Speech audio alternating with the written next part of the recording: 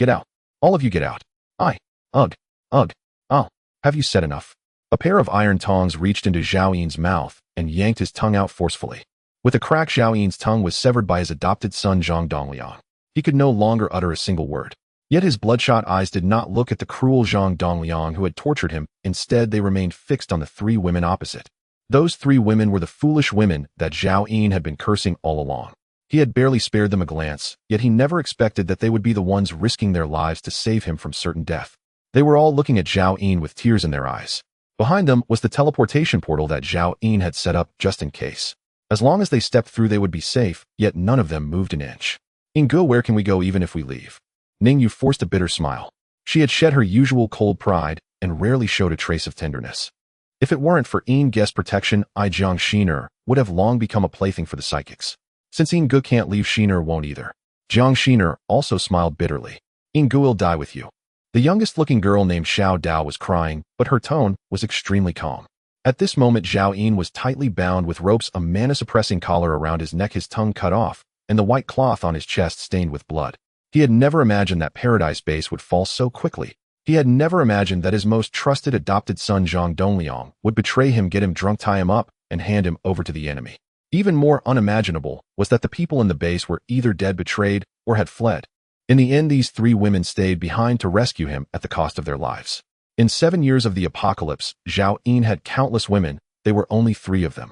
If it weren't for the dead, and he might never have known who among those around him was human, and how many were dogs. But it was all too late. Obviously, those 3 women without any abilities could not save him. Tonight, no one leaves. At that moment, a tall and handsome man stepped out from the crowd.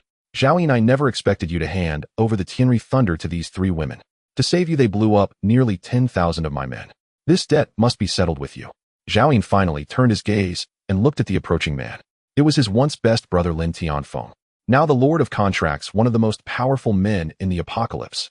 Zhao Yin had met Lin Tianfeng at the beginning of the apocalypse. Back then, Lin Tianfeng was powerless, and Zhao Yin saved his life, so Lin Tianfeng called Zhao Yin his big brother. The two had shared countless life and death experiences. Unlike Zhao Yin, who had only awakened a level ability and survived by wit and schemes, Lin Tianfeng had awakened the SS level ability. Contract Soul. 2 years ago, they fell out over a trivial matter. In fact, Zhao Yin knew that even without that incident, Lin Tianfeng had long planned to drive him away. As Lin Tianfeng's power grew, Zhao Yin could no longer keep up with his pace. In the eyes of outsiders, a level ability user like Zhao Yin making the noble Lord of Contracts call him Big Brother was practically a disgrace to Lin Tianfeng. 2 years ago, Zhao Yin led a group of people left the base he and Lin Tianfeng had founded together and built a new base on his own. He thought that from then on they would live like water and oil, never interfering with each other. Unexpectedly, Lin Tianfeng had long since turned his adopted son against him and was now determined to destroy him. Lord of Contracts has always been benevolent. I have just sworn allegiance to him as my adoptive father, Zhang Dongliang said. The iron tongs in his hand still held half of Zhao Yin's tongue, dripping blood. Zhao Yin smiled bitterly, staring at his former groveling adopted son and the brother he had trained himself. In this damned apocalypse, was there still such a thing as benevolence? The reputation of Lin Tianfeng's benevolence was earned by Zhao Yin with his own hands, and it was also Zhao Yin who personally planned the world for him. Otherwise, with Lin Tianfeng's pig-headedness, he wouldn't even have survived long enough to grow. In the first few years after the apocalypse, it was Zhao Yin who sheltered that Lord of Contracts. But unfortunately, no matter how smart the mind, when faced with a fully grown SS-level ability user, it all ended up being nothing but a joke.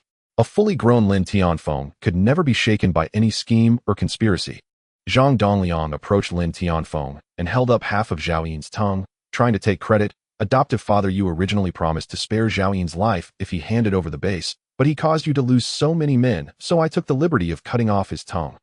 Dealing with 3 useless women still requires my personal intervention. What use is this adopted son of mine? Lin Tianfeng said indifferently. Hearing this, Zhang Dongliang's face changed color. Just as he was about to explain, a man behind him suddenly drew his knife. Flash! The blade pierced through Zhang Dongliang's back and emerged from his chest. His eyes bulged as he looked down in disbelief at the tip of the knife, piercing his heart. He had thought that by betraying his gracious foster father Zhao Yin, he would live a more comfortable life. He never expected to end up like this. Lin Tianfeng.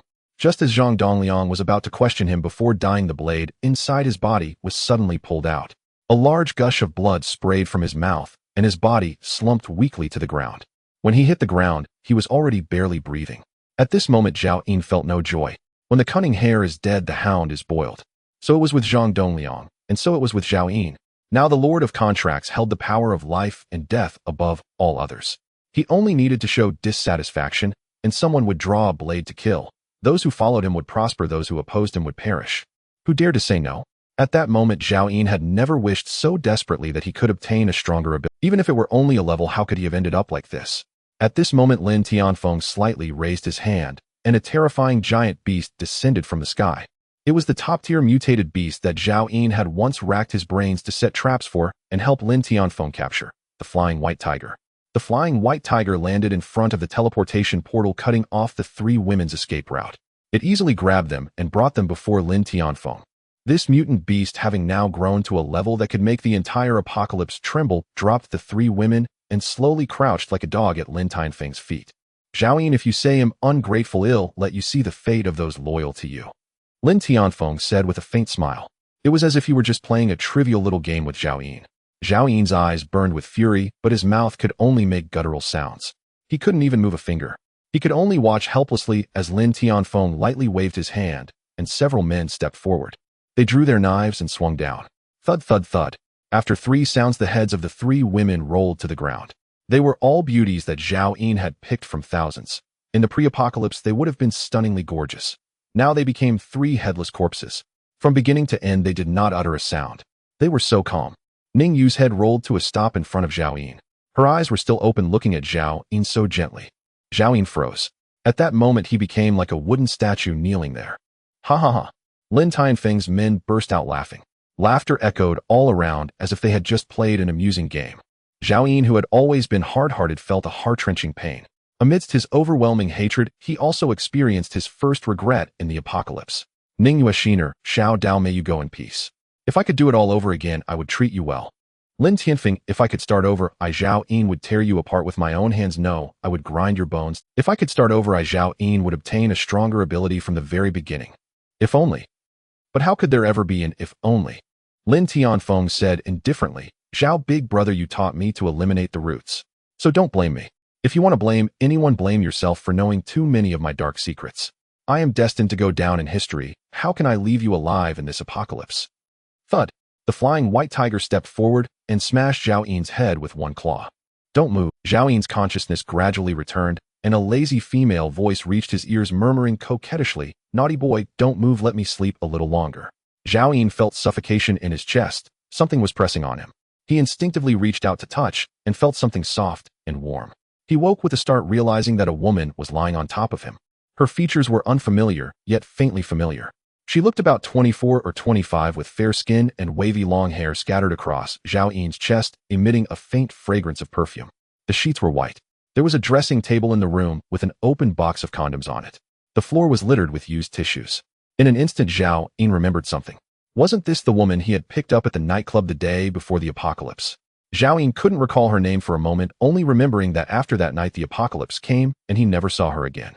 The scene before him was exactly the same as that day. After 7 years in the apocalypse, the strong psychological resilience he had developed quickly made Zhao Yin realize the truth. He had died in the 7th year of the apocalypse and returned to before it began. You little scoundrel, I told you not to move, and you really didn't. The woman's face was still buried in Zhao Yin's chest, her slender waist's graceful curves twisting restlessly, her voice lazy with discontent. When sister goes out with men, she never gives a second chance. Think it over, are you really not going to take the chance to play? The next moment, the woman felt the man beneath her roll over, directly flipping her off the bed. She fell onto the floor, clutching her chest and screaming curses. What the hell, are you crazy? Zhao Yin paid her no attention, jumped off the bed, and stood in front of the full-length mirror. He looked at the young face. Unlike the weathered look of the apocalypse, the 22-year-old Zhao Yin had fair skin, appeared somewhat thin, and carried a hint of scholarly grace. Furthermore, his height of 185 meters made him exactly the lean and slim type that fangirls adored before the apocalypse. Zhao Yin's heart began to race. You motherfucker, help me up. Wang Xiaola glared at Zhao Yin. I've been around, but I've never seen a man as heartless as you. Zhao Yin snapped back to reality, turned around silently, and began to put on his clothes. In his memory, tonight at midnight was the moment the apocalypse would arrive. He didn't want to waste time on a woman like this. To him, such women were merely tools for release. In his past life, he had no attachments, and in this life, he would never let her become his stumbling block. What are you doing, just leaving like that? The woman grew angrier and began to dress herself as if ready to fight Zhao Yin. Though she wasn't a novice at this, she felt as if she had been seduced and abandoned. Zhao Yin finally put on his shoes and socks, grabbed the cigarette's lighter, phone, and the open condom box from the table and stuffed them into his pocket. Suddenly remembering something, he turned and walked toward the woman. "You? What are you going to do?" Fear finally surfaced on the woman's face. Only then did she notice that the sweet puppy dog from last night seemed like a completely different person today. Just one glance at Zhao Yin's eyes made the woman feel a chill run through her entire body. Zhao Yin stopped before her, took out his wallet, pulled out a 1,000 yuan note, slowly bent down, and tucked it into her chest, casually pinching her cheek. "I never play for free." With that, he turned and walked out of the hotel room. He almost forgot his past life habit of paying a woman after finishing payment made they were quits. Early morning, the road was bustling with traffic, the sidewalks crowded with people, elderly couples walking hand in hand, women leading children, and office workers hurrying to work. Everyone shared one characteristic: they were all clean and tidy. The aroma of fried dough sticks and steamed buns wafted from roadside breakfast shops nearby. There were roast duck stores, braised meat shops, cake shops, milk tea shops. A long-lost feeling surged in Zhao Yin's heart, leaving him with mixed emotions. In the past, he never appreciated this peaceful life, but after the apocalypse, how many times had he dreamed of returning to this very scene? Had he really come back? Zhao Yin slowly raised his head and looked toward Guangzhou No. 2 High School. Lin Tianfeng, the future master of the contract, should still be teaching there. But now was not the time to deal with him. He would wait until after the apocalypse erupted and use Lin Tianfeng to find the star crystal carrying the SS level ability. In this life, Zhao Yin did not plan to build any bases. He understood that only personal power was ever. As for Ning Yue, Jiang Xiner, and Xiao Dao, Zhao Yin had met them in the 6th year of the apocalypse and never bothered to learn their pasts. Now among the vast sea of people, he could not find them. He would have to deal with it later. For now, in this peaceful world, only Zhao Yin knew that fireworks were fleeting. The present prosperity was merely the brilliance before the apocalypse erupted. Tonight at midnight, an unprecedented meteor shower would descend from the sky, countless meteors hurtling down to smash the blue planet full of holes. The entire world would become an apocalyptic furnace. Most buildings would be destroyed by meteors, and the supplies humans relied on would be buried in ruins, especially food. Even if some remained, most would rot under high heat. 1 month later, unknown radiation would fill the earth. 98 of humans would turn into zombies, and the survivors, animals and plants, would begin to mutate. Zhao Yin sorted through his thoughts and resolved to stockpile supplies. After the apocalypse, all ordinary food would rot quickly, while new supernatural food would appear. So he didn't need to stockpile too much, just enough to survive until the meteor storm ended. Zhao Yin took a car back home. It was a high-end residential area in the center of Guangzhou, left to him by his parents. His parents had been executives at state-owned enterprises and died in a car accident when he was 15. The inheritance and compensation from his parents' death allowed Zhao Yin to live a more comfortable life than ordinary people before the apocalypse. Combined with the lack of discipline, he developed a wild and unrestrained personality. In the previous life, when the apocalypse erupted, Zhao Yin was asleep at home. His villa luckily escaped the meteor impact, so he decided to stay home when the apocalypse came. He walked straight into the garage, got into his Audi A6, and drove straight to an ice cream factory 10 kilometers away. The meteor shower would last a full month, and the initial phase would generate terrible heat.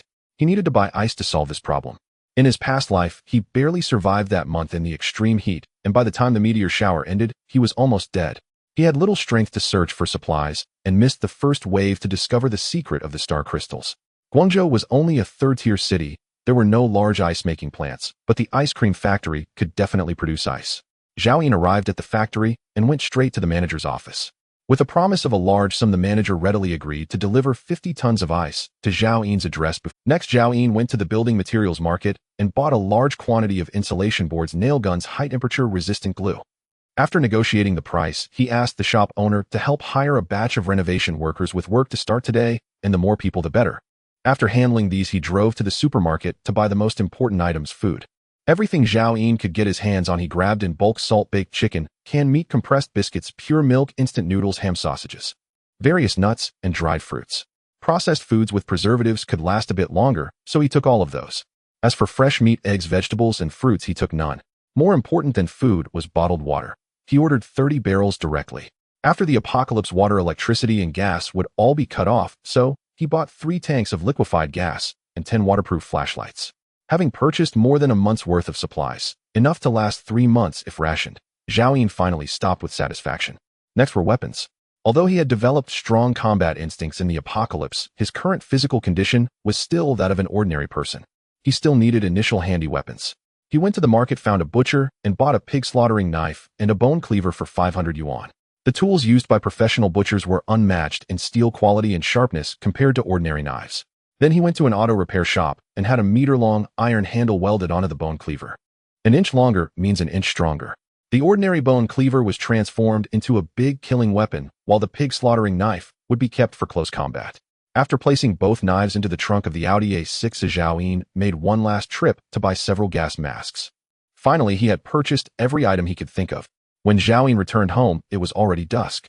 The setting sun cast oblique rays, and the sky was filled with red clouds illuminating the earth, giving the world a dreamlike hue.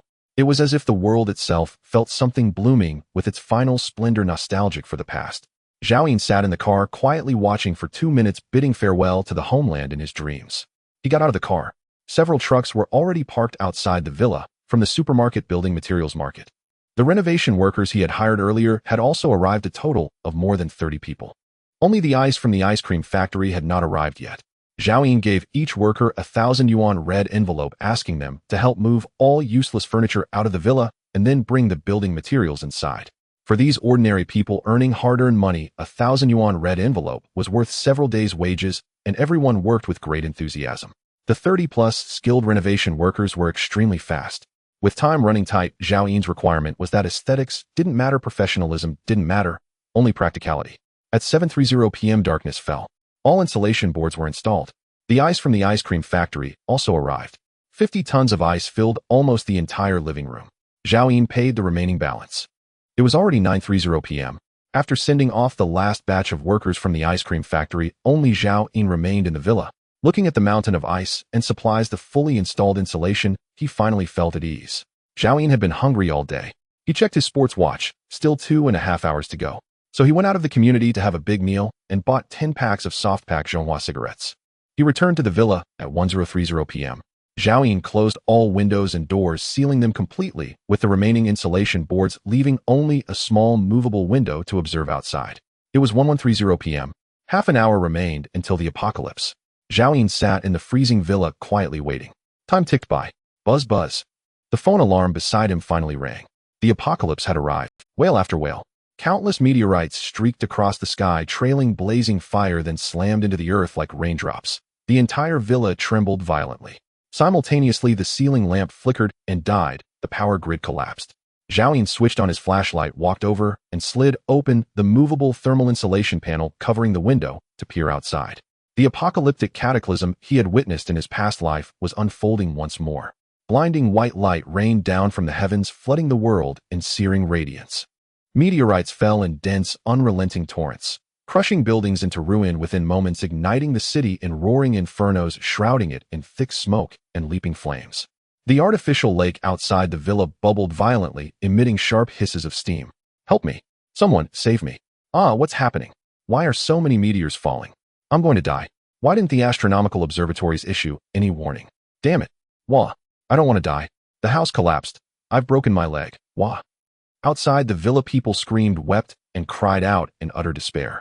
With a sharp crack, an ancient osmanthus tree before the villa snapped under the impact of a meteorite the size of a rice bowl, and quickly burst into flame amid the relentless barrage. A choking wave of acrid smoke laced with scorching heat rushed through the slightly opened window. Zhao slammed the thermal insulation panel shut and swiftly sealed it with high-temperature resistant adhesive. The brutal onset of apocalypse could not stir the numbness that had long settled in Zhao Yin's heart. Screams faded only at dawn. Perhaps everyone nearby had perished. Zhao Yin boiled water, prepared a packet of instant noodles, and ate them alongside a salt-baked chicken leg. No one yet knew that hidden among the countless meteorites were shards of crimson crystal, later dubbed stellar crystals, in the post-apocalyptic world. Each stellar crystal randomly yielded items vital for survival, perhaps extraordinary supplies, weapons, or armor, or even in rarest cases awakened transcendent abilities. Post-apocalyptic surveys revealed most crystals yielded only low-tier supplies, only a handful granted gear or evolutionary serums, and those bestowing innate abilities were rarer than phoenix feathers. Likewise, all such items, supplies, equipment, and even awakened abilities, varied in potency. A standardized classification system emerged from Frank up to SS rank. Zhao Yin shook his head, dispelling these thoughts. After eating his fill, he retrieved his late father's military greatcoat. Outside the villa, fires raged unchecked. Yet inside, where ice blocks filled every corner, the temperature plummeted rapidly. Zhao Yun donned the greatcoat and lay down to sleep. Within minutes, his steady snoring echoed through the silent villa. 7 years of apocalypse had forged in him the uncanny ability to fall asleep or awaken at will. What did the world's annihilation matter to him? Bang, bang, bang. Suddenly, frantic pounding shook the door. Is anyone there? Open up, let me in. Zhao Yun frowned, only then recalling a fragment from his past life. Outside stood Dong Jun, the neighborhood security guard who'd survived the first hours of the apocalypse by sheltering in the underground garage until it too had collapsed. Zhao Yun's villa was the sole surviving structure in the entire residential complex. Having narrowly escaped the garage's collapse, Dong Jun had spotted it and come running. In his previous life, Zhao Yun had let him in. At first, Dong Jun had thanked him profusely. But as stored food dwindled, Dong Jun bared his fangs, using his superior strength to enslave Zhao Yun. When the meteor shower finally ended a month later, Zhao Yun was too weak from starvation to scavenge, largely because of Dong Jun's gluttony. Had Dong Jun not devoured so much precious sustenance, Zhao Yun might have uncovered the secret of the stellar crystals far sooner. Yet just days later, after squandering vast quantities of food, Dong Jun met his end, slain in his sleep by an enraged Zhao Yun, hacked apart with reckless fury. Having endured too much darkness and bloodshed across the apocalypse, Zhao Yun had deliberately buried those memories, so this particular recollection surfaced only slowly. Zhao Yun, are you in there? I saw you return today. Open up, otherwise I'll break the door down. Dong Jun's voice grew impatient, ringing sharply from beyond the threshold. A cold smile flickered across Zhao Yun's face. He would not repeat that fatal mistake this time. He seized the cleaver beside him, strode to the small window, pried it open, and murmured softly, Brother Dong, is that you? Zhao Yun, you're really here. Quick, open up.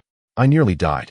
As Dong Jun spoke, a meteorite struck inches from his feet, sending him leaping backward, voice cracking with panic. Brother, I'll do anything. Just save me. I can't be certain you're truly Brother Dong. What if it's someone dangerous? Zhao Yun replied, voice low. How could I possibly be dangerous? It's really me, Dong Jun. You passed by the security booth that day. You even offered me a cigarette. Don't you remember, brother? Brother Dong, come closer. Let me see your face. At Zhao Yun's words, Dong Jun, overwhelmed by unbearable heat, rushed to the window and pressed his face against it. A raw, fire-scorched visage flushed crimson. It's really me, brother. Thrust. A cleaver shot through the opening, plunging deep into Dong Jun's eye socket. When withdrawn, crimson blood and milky brain matter erupted in a violent spray. Zhao Yun retracted the cleaver and swiftly resealed the window, as though nothing had ever occurred. In this lifetime, Dong Jun had not yet inflicted harm, but Zhao Yun felt no remorse for killing him. Dong Jun would never leave. If left waiting, he would inevitably smash the door, exposing the villa to lethal heat without its protective barrier. In his previous life, unprepared, Zhao Yun had clung to survival during the first days solely by virtue of the villa's insulation. But soon the walls grew blisteringly hot, forcing him to dig through the floor and bury himself and Dong Jun in the cool earth below. Fortunately, filthy wastewater from the sewer trickled through the sand into their pit, solving both thirst and overheating, allowing Zhao Yun to endure that agonizing trial. This time he refused to relive that torment. Dropping the cleaver, he returned to sleep, and soon his rhythmic snoring resumed. For days afterward, no one approached the villa. Indoor temperatures remained several degrees below zero. He ate when hungry, slept when full, and trained his frail body within the villa's confines upon waking. Time slipped by swiftly. 29 days into the apocalypse, even with insulated panels installed, 50 tons of ice had nearly melted away, flooding the rooms with stagnant water, yet the chill remained deeply entrenched. Compared to the agony of his former life, this month had been remarkably comfortable. Half his food and water remained, and he had even gained weight. Zhao Yun opened the small window to observe the meteor shower had dwindled to scattered sporadic falls. Sometimes hours passed without a single impact. Everything flammable in the city had burned out 29 days ago. Temperatures continued dropping, thin veils of smoke curled across the ruins. Survivors, human or animal, had vanished without trace. Zhao Yun knew some supplies had escaped destruction. The meteor shower couldn't reach every corner. Some lay buried, others hid within specially reinforced structures. Even ordinary surviving buildings like his own villa existed. Yet common supplies held little interest for him now. He coveted Lin Tianfeng's SS-Rank awakened ability above all. Moreover, he intended to gather as many stellar crystals as possible before anyone else discovered their secret. At last the meteor shower ceased. Zhao Yun prepared meticulously and removed the thermal insulation panel from the main door. He opened the villa's front gate. The temperature is around 40 degrees and the air is mixed with lingering wisps of smoke. The area is pockmarked and the buildings within the community have mostly been destroyed, with only the blackened roots of plants remaining. Zhao Yin wears a gas mask, a simple supply of food and water packed in his backpack, and he carries a bone-cutting knife in one hand. A roll of magazines is taped to his left forearm with a cleaver stuck there. The entire world is engulfed in silence. In this apocalypse, he has long grown accustomed to solitude. Zhao Yin walks alone, as if he were the only person left in this world, stepping into the hazy smoke. He heads straight for the Guangzhou No. 2 middle school staff quarters. Along the way, Zhao Yin sees countless corpses. Some are partially burnt by flames, others have been struck by meteorites. The apocalypse arrived in the early hours when most people were indoors, ultimately buried under the rubble. However, these corpses have not decayed due to the high temperature. Zhao Yin knows that tonight at midnight all the dead will rise again. As they devour flesh and blood, their broken bodies will regenerate, and they will continue to feast on flesh and star crystals, evolving into the nightmares of the survivors. As Zhao Yin passes a shopping mall that has not completely collapsed, he vaguely feels a gaze watching him. He pauses his steps, turning his indifferent gaze towards it. The upper floors of the mall have collapsed, but the ground floor remains intact due to the quality of the construction. Inside the mall there is an abundance of food and water, and the area is spacious, with good fireproofing and insulation. It is not surprising that some have survived. Zhao Yin chooses to ignore it and continues walking forward. At this moment in an office within the mall, a dark face is peering from behind a crack in the wall, bright eyes fixed intently on Zhao Yin's back. As Zhao Yin disappears into the ruins, the expression of the boy slowly relaxes. He is a 15 or 16-year-old boy, his school uniform dirty and tattered, almost unrecognizable in color. All right, he's gone and there won't be another person to share our food. Brother, isn't it bad for us to do this? In the corner behind the boy there is a little girl about 11 or 12 years old. One of her arms is clearly broken, bound with burnt wooden planks and torn cloth with dark brown bloodstains. The supermarket food section has collapsed, and we don't have much food left. How can we support another person? But didn't Brother Wang go to the collapsed area to look for food? The little girl pouted in defiance. Brother Wang has been gone for 3 days. Are you sure he will come back? The boy countered. The little girl fell silent, slowly lowering her head. The boy stepped forward and gently patted the little girl's head. Xiao Dao, when our parents left, I promised them that I would take you with me to survive. I swear by the name of Song Xiaojian. If Zhao Yin were here, he would definitely recognize that the little girl, now only 11 or 12 years old, is Xiao Dao. Zhao Yin is unaware of what he has missed as he swiftly navigates through the ruins. Along the way, he senses several areas where survivors are present, but he pays them no mind as he is not far from the Guangzhou No. 2 middle school staff quarters. Suddenly, Zhao Yin halts, turning to look at a meteorite crater not far away. In the dim sunlight, a faint blood-colored light is glimmering. He quickly jumps into the meteorite crater and begins to dig with his bone-cutting knife. In no time, he grasps a blood-colored crystal the size of a walnut in his hand. Star crystal. Zhao Yin did not expect to find the first star crystal so quickly. In his past life, information about star crystals was ingrained in the blood of every survivor.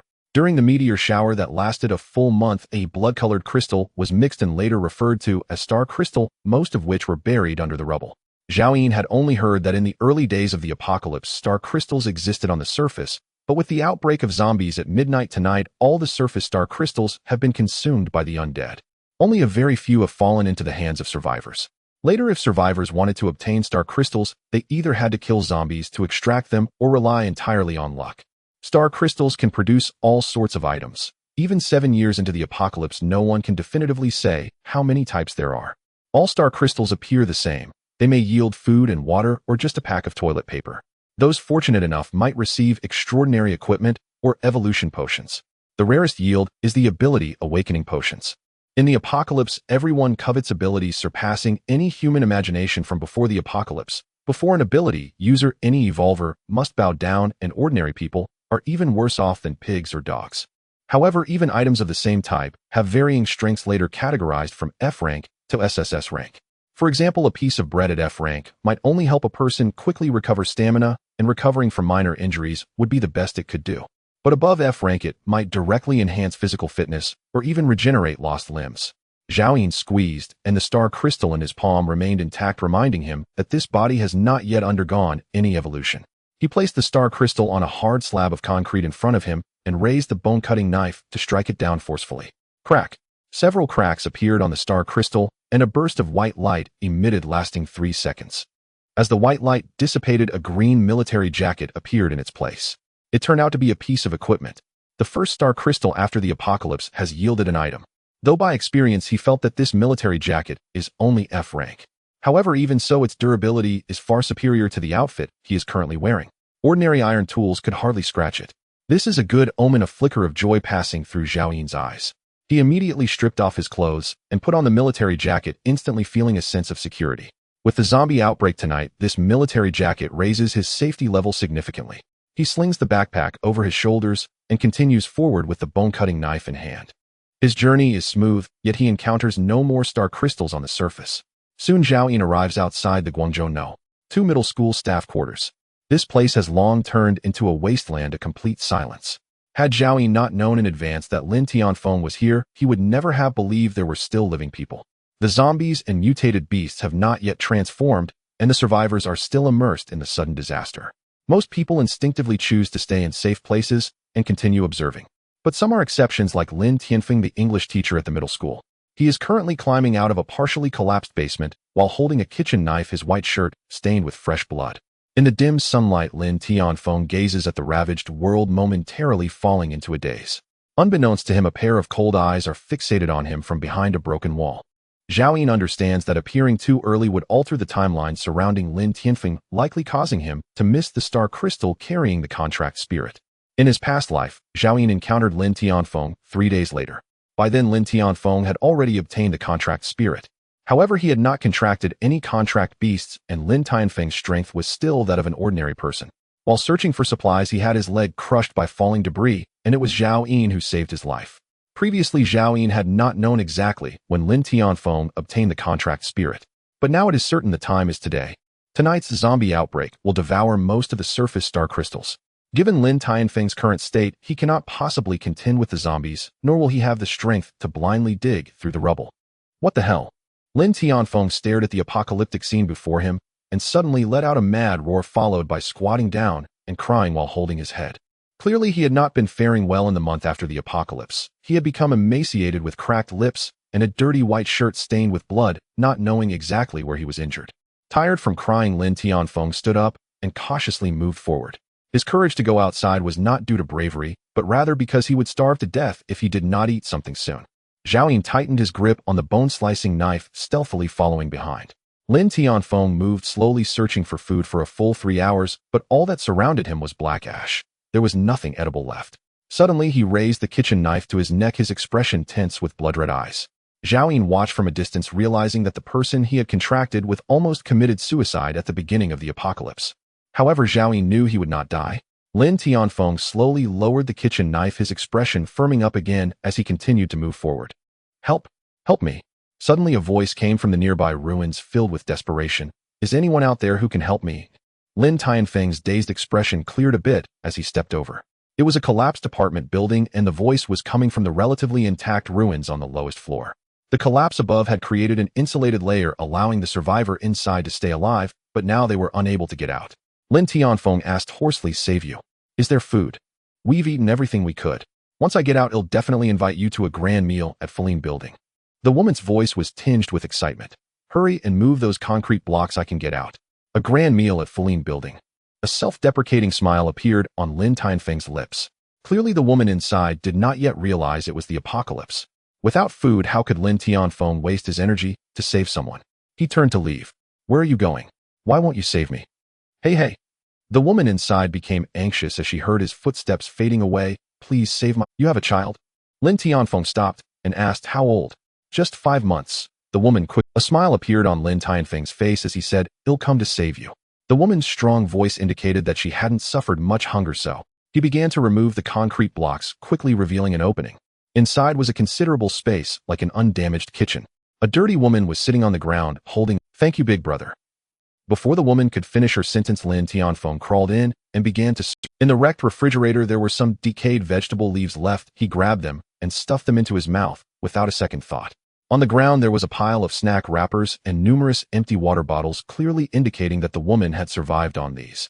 Lin Tianfeng twisted open the empty water bottles, letting the remaining drops of water drip into his mouth. He then picked up the snack wrappers, licking them clean of any food remnants. He was far too hungry. This little bit of food was utterly insufficient. Confirming that there was no leftover food, he turned his blood-red gaze towards the woman. "Big brother, The woman sensed Lin Tianfeng's obvious malice and instinctively shrank back, while the baby in her arms also seemed to sense something and began to wail. "Why didn't you leave me some food?" Lin Tianfeng asked hoarsely.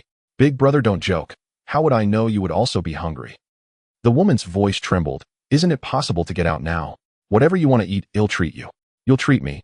Lin Tianfeng sneered and muttered. "It's the apocalypse. I've only seen you as a living person. Where can you treat me?" "What are you talking about, big brother?" The woman was startled. Lin Tianfeng did not respond, his gaze growing colder as he suddenly focused on the baby in her arms. "Where's the baby's formula? Where did you hide it?" He had changed his mind about coming to save her after hearing she had a child. Surely even if she did not eat, she would have left some food for her child. "The formula is in the bedroom, but it has long since collapsed. The child survived because I—" The woman stopped speaking abruptly, instinctively looking down at her chest. Lin Tianfeng's gaze dropped, and he immediately understood something. With a gulp, he swallowed hard and stepped towards the woman. "Big brother. You. Help." In the woman's terrified screams, Lin Tianfeng snatched the baby from her arms, casually tossing it to the ground, and ripped the woman's clothes apart. After about 10 minutes, Lin Tianfeng stood up feeling rejuvenated as he had finally eaten and drunk enough. My child. My child." After being released by him, the woman crawled toward the baby that had been discarded on the ground, only to find that the baby's head had hit a steel bar and had long since lost its breath. Zhao Yin was hiding outside the hole, listening to the woman's heart-wrenching cries. His face showed no emotion. In the aftermath of the apocalypse, humanity had vanished and most had become beasts. Countless others were worse off than the woman. What does it have to do with him, Zhao Yin?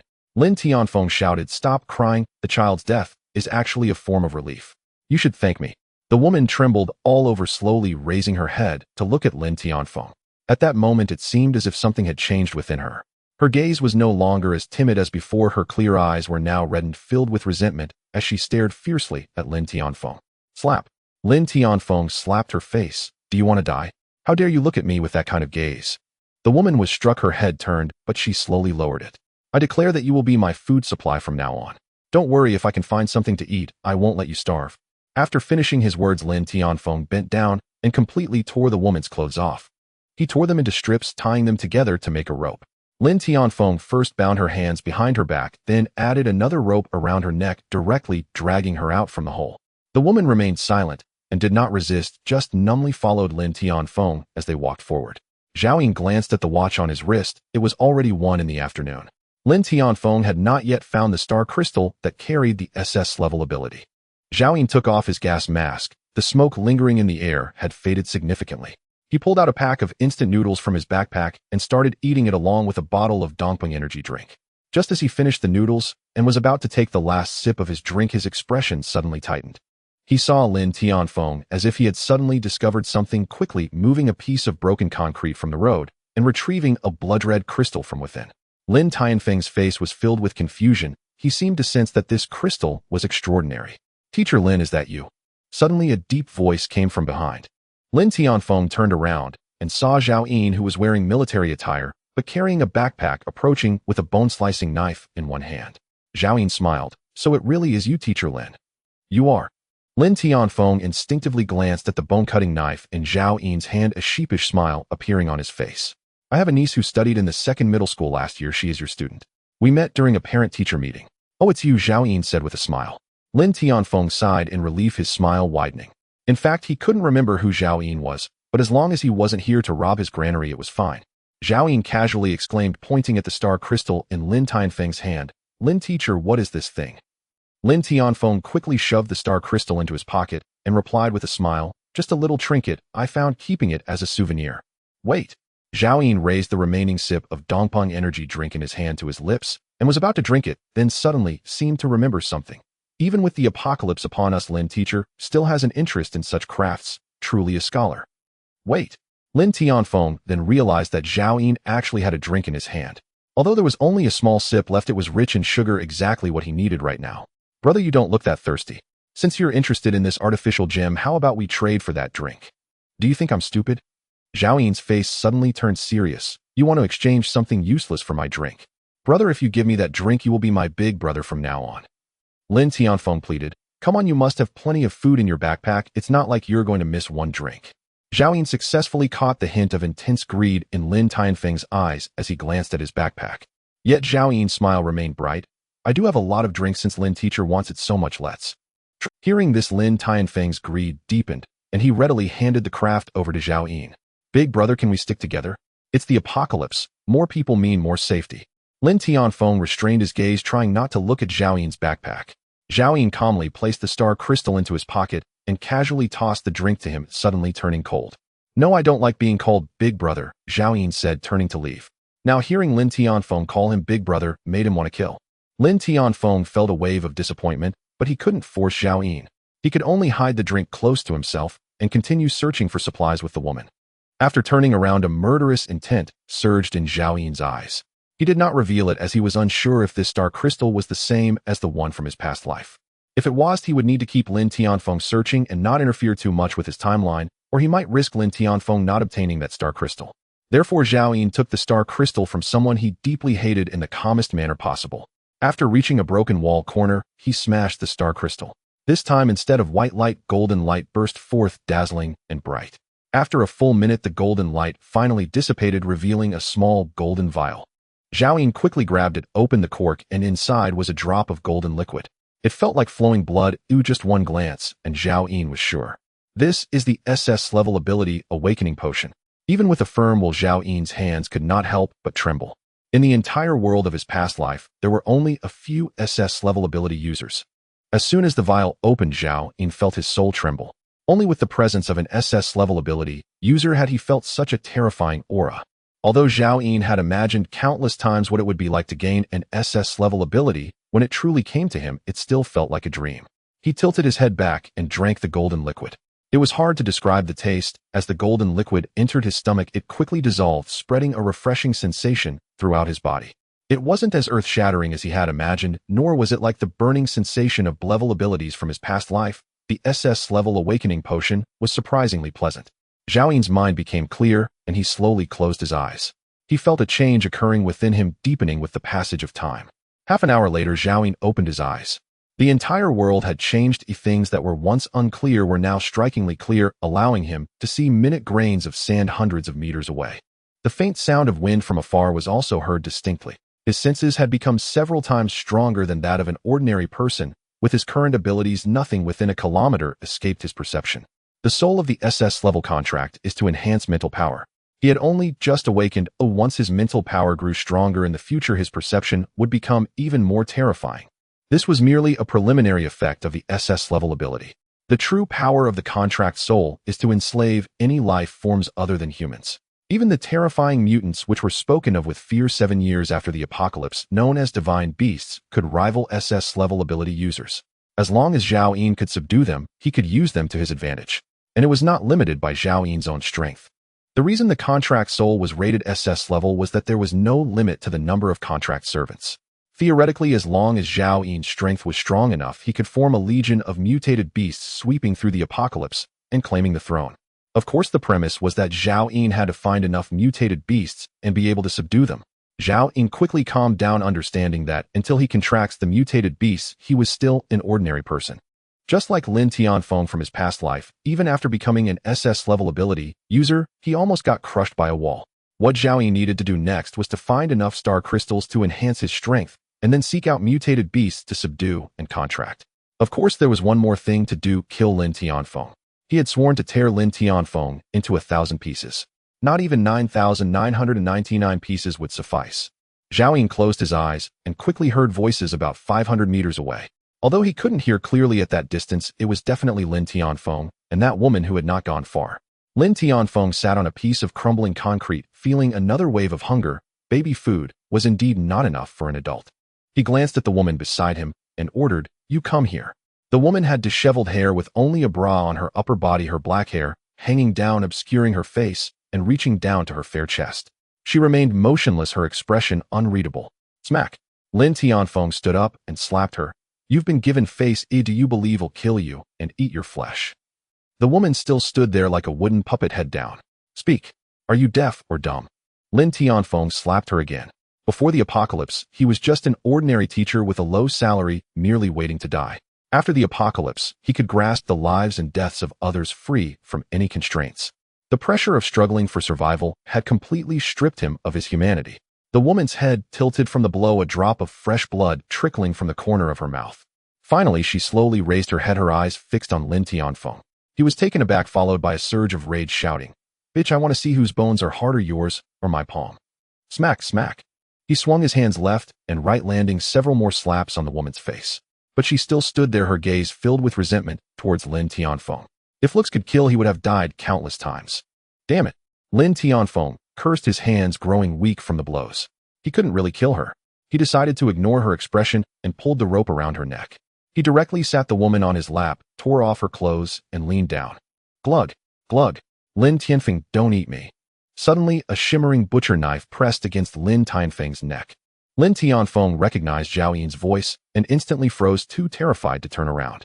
Brother, brother, I've never wronged you. What is this about? Kneel down. Zhao Yin commanded, his voice icy and sharp. Brother, we bear no grudge. Indeed, we are old acquaintances. Why must you do this? Before Lin Tianfeng could utter another word, Zhao Yin pressed the cleaver slightly deeper, the blade slicing cleanly through his neck. A sharp sting flared. Lin Tianfeng cried out, "No, no. He'll kneel. Right now?" With that, he shoved the woman off him and dropped to his knees with a heavy thud. Brother, does this satisfy you? At that moment, a scene from Zhao Yin's past life surged vividly into his mind. 3 foolish women, their heads severed by Lin Tianfeng's blade. Ning Yu's head rolled to Zhao Yin's feet, her eyes still wide open. And Zhao Yin himself had perished beneath the very flying sky white tiger claws he had helped Lin Tianfeng bind. Thwack, thwack. From behind, Zhao Yin drove the cleaver deep into both of Lin Tianfeng's scapulae. As he wrenched it free, torrents of blood gushed forth, splattering across his pale face, lending it a grotesque, savage cast. "Art, brother, you damned bastard." Lin Tianfeng screamed, his voice raw with fury. His arms hung limp, useless. Searing agony twisted his features beyond recognition. "Does it hurt?" Zhao Yin stepped calmly before him, gazing down with cold detachment. "Good, it should. What follows will hurt far more. What in hell do you even want? If it's this woman you desire, take her. Why inflict such cruelty? You..." Lin Tianfeng spat the words through gritted teeth. "I only want your life." Zhao Yin spoke quietly, and then with a wet thrust drove the cleaver upward through Lin Tianfeng's jaw. He twisted the blade violently, ripping out Lin Tianfeng's tongue in the crudest, most brutal fashion. Lin Tianfeng's eyes bulged with terror. His face was a mask of incomprehension. He still had no idea why this was happening. He opened his mouth to beg, but no sound emerged, only a flood of crimson. Instead, he slammed his forehead against the ground again and again, 3-4 times, until blood soaked his brow. Lin Tianfeng, Zhao Yin said slowly, "I swear, I will tear you limb from limb. Do you understand?" At that moment, Lin Tianfeng resembled Zhao Yin himself in his former life, emitting guttural bestial cries, his eyes pleading for mercy.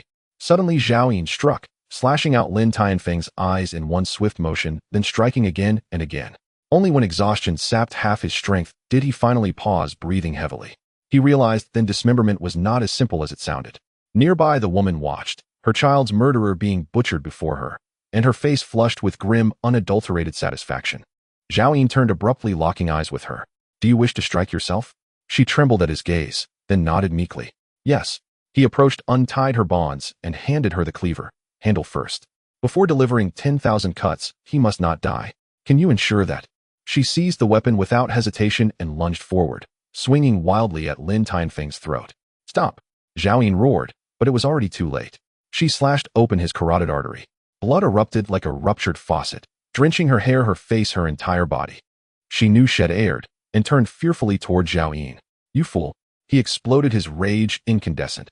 He had made his instructions perfectly clear. He kicked her hard to the ground, snatched back the cleaver, and barked, "Staunch the bleeding." Now? Trembling, she scrambled to press her palms against the wound, but the torrent would not be stemmed. Blood pulsed between her fingers. Lin Tianfeng convulsed violently, his life ebbing away before their eyes. Zhao Yin, blinded by fury, knew full well with the meager supplies he carried, saving Lin Tianfeng was impossible. He could only watch helpless as death took him. "Idiot!" Zhao Yin snarled, wishing he could slaughter her on the spot. She shrank back, trembling, uncontrolled. With no recourse left, he offered her the cleaver once more and asked, "Can you mince filling for dumplings?" "Yes," she answered hastily. Zhao Yin gave a curt nod. "Then mince him, 10,000 cuts." She grasped the cleaver, her grimy face twisting into something feral. Hair wild, body slick with gore, she charged forward again, madder than madness itself. Zhao Yin ceased caring. He sat upon a crumbling slab of concrete, pulled out half a pack of Huazi cigarettes, lit one, and watched in silence. Thud, thud, thud. The wild-haired woman swung the cleaver with desperate, frenzied force. Ugh. Meanwhile, inside a nearby mall, far from the carnage, Xiao Dao doubled over and vomited. Beside her, Song Xiao Jian's face had gone chalk white. Before the apocalypse, they had been blossoming youths, sheltered, cherished, shielded from such horrors. Brother, how can anyone be so cruel? Was someone really killed? After retching, Xiao Dao burst into tears. They're not filming a movie, are they? Song Xiao Jian remained silent, unable to comfort his sister. After a long pause, he whispered, little sister, if one day I too am slain like that, you must live on, strong and unbroken. Xiao Dao clapped her hands over his mouth, sobbing anew. I won't let you die. I'll stay with you forever. Song Xiao Jian gently stroked her hair and sighed deeply. His sister was still too young to grasp the true meaning of apocalypse. Xiao Dao breathed a shaky sigh of relief. Thank goodness that monster didn't come here. Ugh, he's terrifying. If you ever cross paths with him, flee. Run as far as you can. Song Xiao Jian cautioned. Xiao Dao nodded fiercely. Then abruptly Song Xiao Jian changed his tone. No, if you ever meet him, obey him without question. Whatever he commands, do it. Only then will you survive longer. He sensed Zhao Yin's danger instinctively, cold, numb, utterly unflinching in slaughter, and daring to venture outside mere moments after the meteor shower ceased. Such a man would likely thrive where most others perished. After witnessing Zhao Yin kill Song Xiao Jian, understood the apocalypse's stark, merciless truth. At 15, he knew he lacked the strength to protect his little sister. Should he fall, how could 12-year-old Xiao Dao possibly endure? With a protector like Zhao Yin, her chances of survival would multiply manyfold. Brother, I won't obey that monster. Listen to me, Song Xiao Jian replied gently. Though cruel, he harmed neither the woman nor her child. Perhaps there is cause, reason we cannot see. What we witnessed may not be the whole truth. He may not be evil at all. In the worst case, obedience remains the wisest course. If Zhao Yin is not evil, compliance may win his favor, and thus his protection. These thoughts he kept to himself. I understand, brother. You'll be fine, and I'll never meet him. Though reluctant, Xiao Dao voiced no protest. Song Xiao Jian sighed again. We have almost nothing left to eat. If Brother Wang doesn't return today, I'll go out to scavenge. Brother, the outside is dangerous. Xiao Dao's face paled instantly. Song Xiao Jian tenderly ruffled her hair. Others have already ventured forth. Better to risk it than starve. Zhao Yin had slain Lin Tianfeng, his long-sought vengeance fulfilled. As if some invisible shackle had dissolved in the void, his entire being felt suddenly lighter. Having lived 2 lives, his heart had hardened into unyielding iron. Yet at this very moment, 3 women surfaced unbidden in his thoughts. They still lived somewhere in this world, though he knew not where. Should fate grant them another meeting, he would strive to secure for them a life of peace and safety. But should it not, he would not waste precious effort searching. After all, his own survival remained paramount. Without overwhelming strength, even reunion would offer no protection. Only a cruel reenactment of their tragic past.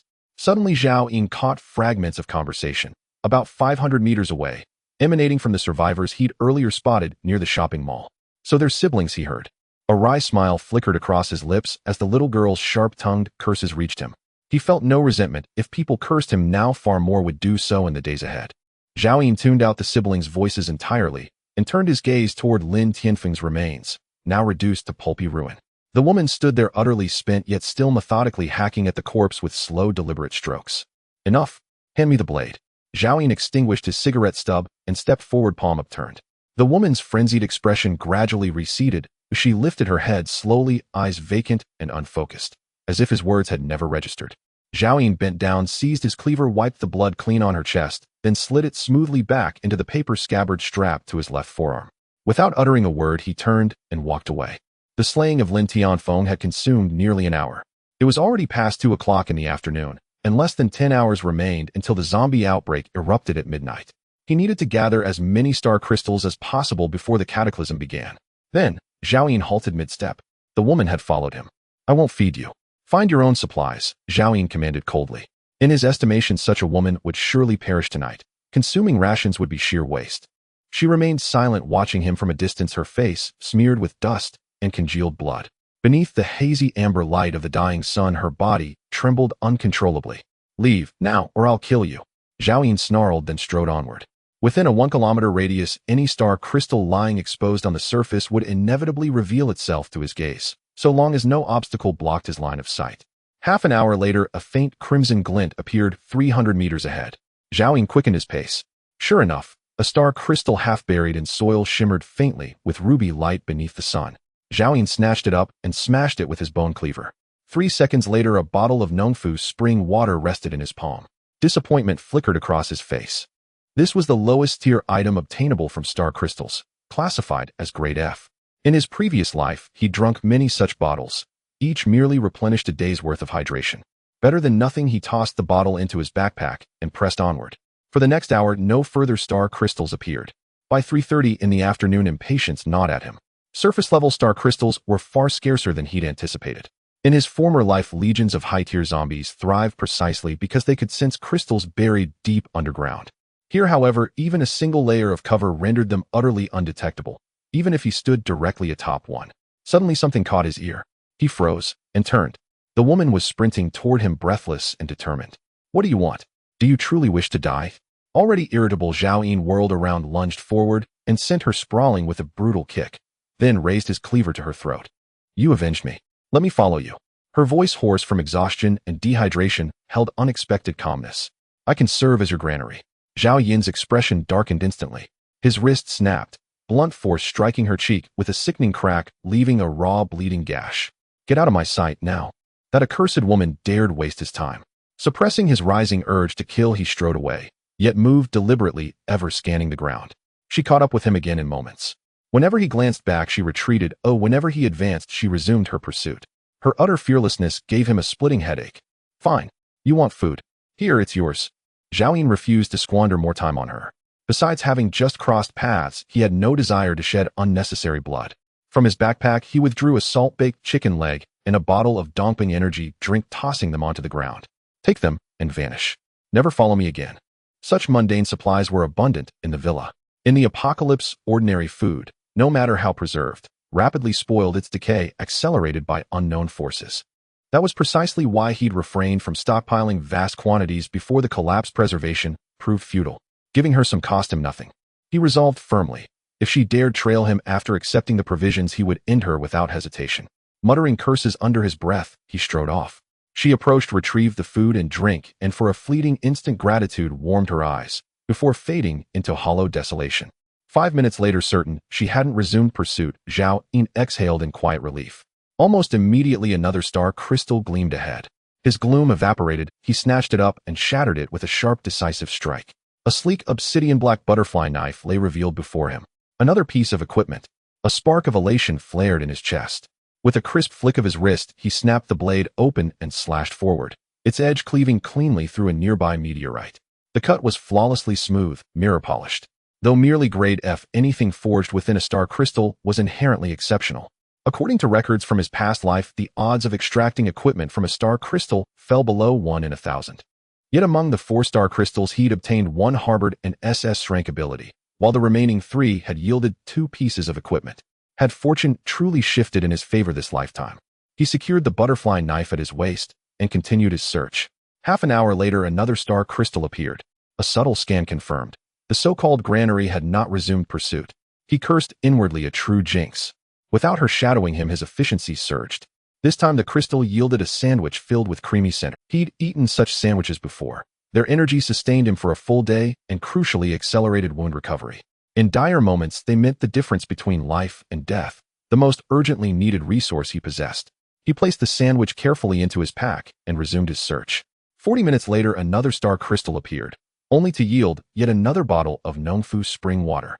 Truly, equipment was no easy prize to claim. Soon the crimson sun sank behind the horizon and twilight thickened into oppressive gloom. The airborne haze had vanished completely. Without sunlight's refraction, star crystals grew exponentially harder to detect. As night descended, even star crystals blended seamlessly with common stones. At that moment, 3 freshly acquired star crystals rested in his pocket. He'd postponed opening them to conserve time. Now, seizing the lull, he cracked them all open. The first yielded a packet of instant noodles, satiating and protective against freezing cold. The second produced yet another bottle of Nongfu spring water. Another goddamn Nongfu spring. Zhao Yin growled. This marked his 3rd such bottle. He dismissed it outright and turned his attention to the final crystal. As it shattered, radiant white light bloomed anew. His breath caught. Within the fading luminescence, the unmistakable silhouette of an artifact emerged. Soon the white light dissipated, and when Zhao Yin clearly saw the equipment he had obtained, he was momentarily stunned. A pair of black fishnet stockings. Zhao Yin never expected to receive such an item. At this moment, he was lacking lower body equipment. Did it expect him to wear them? Zhao Yin, a 7-foot man, would rather be bitten to death by zombies outside than wear women's stockings. He secretly made up his mind, raised his hand, and threw the fishnet stockings away for over 10 meters. The action was extremely carefree, radiating an endless masculine charm. Then Zhao Yun strode away, his silhouette brave and fearless in the night. A true man, even without pants, would never wear such a thing. Although the fishnet stockings seemed to be of a higher grade than Flevel, even with those stockings his safety would be more assured. Just wear them once to see how it feels. Zhao Yun accidentally found himself back at the discarded fishnet stockings, frowning as he bent down to pick them up, a look of disgust on his face. Then he quickly tore off his pants and put the fishnet stockings on his fluffy legs. He had never seen such fishnet stockings in his past life, and without the Blevel ability True Vision, he could only try it out to know the effect. Zhao Yun exerted a bit of force under his feet, and in an instant his whole person shot forward rapidly, covering nearly 100 meters in just 3 or 4 seconds. The wind whistled past his ears, and his speed had already surpassed human limits. Even the fastest runners of the pre-apocalypse would have to eat dust. Zhao Yun came to a stop, taking a deep breath of air, a happy smile appearing on his face. Actually, as long as I don't take them off actively, no one would know I'm wearing them. Zhao Yun thought to himself, so comfortable. This was definitely a level equipment. With Zhao Yun's current physical condition, he still couldn't fully unleash its maximum potential. Before long, Zhao Yun calmed down, put his pants back on, and lit up a cigarette. He took a deep drag of the cigarette, quietly calculating that so far he had acquired 3 pieces of equipment: a Flevel military jacket, a butterfly knife, and a level fishnet stockings. In addition, there were 3 bottles of Nongfu Spring, a piece of sandwich bread, and a piece of instant noodles.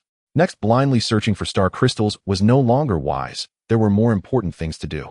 It was time to retrieve the Blevel ability True Vision from his past life. There was an old site of a zoo that he remembered clearly, approximately 10 kilometers away from here. Furthermore, Zhao Yun recalled that the star crystal which granted True Vision was on the surface, remaining untouched for 3 months, not devoured by zombies, because a mutated monkey was present there. The purpose of this journey was twofold: to reclaim True Vision and to see if he could subdue that mutated monkey. Zhao Yun picked up his bone-cutting knife and headed there.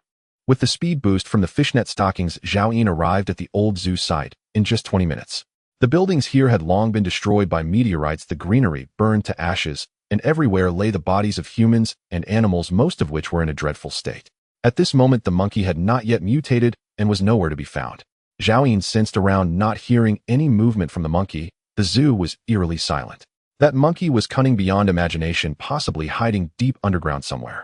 In his past life, Zhao Yun had gone to great lengths to help Lin Tianfeng capture it, failing several times, and ultimately had to buy a level trapping net at a high price to catch what was already a clever monkey. Its growth talent was exceptionally astonishing, making it one of the most promising beasts Zhao Yun had ever seen. Unfortunately, later it died in the 2nd year of the apocalypse, while saving Lin Tianfeng, having grown to Blevel by that time. The urgent matter was to obtain True Vision first. Zhao Yun headed directly to the place where he had found that star crystal, remembering it was an unremarkable meteorite crater.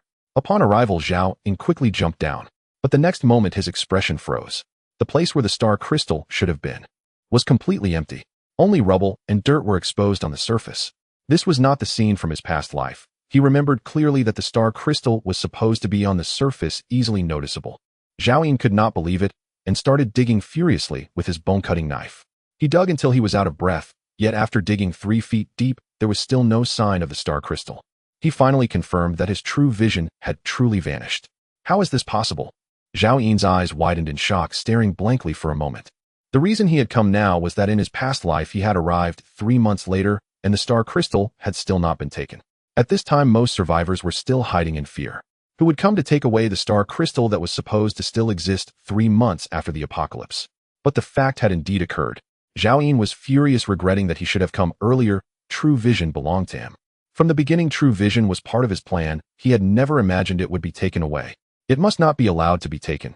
Whoever dares to take my Zhao Yun's belongings must die. Zhao Yun gritted his teeth with hatred. Soon he calmed down, realizing that the thief might not have gone far, and immediately strained to listen carefully. A few seconds later, Zhao Yun suddenly opened his eyes wide, his face filled with anger, and his figure shot out instantly. About 1,500 meters away, he heard the faint footsteps of a human, which had been picked up by the furious Zhao Yun. Filled with murderous intent, Zhao Yun appeared less than 100 meters behind that person in less than a minute.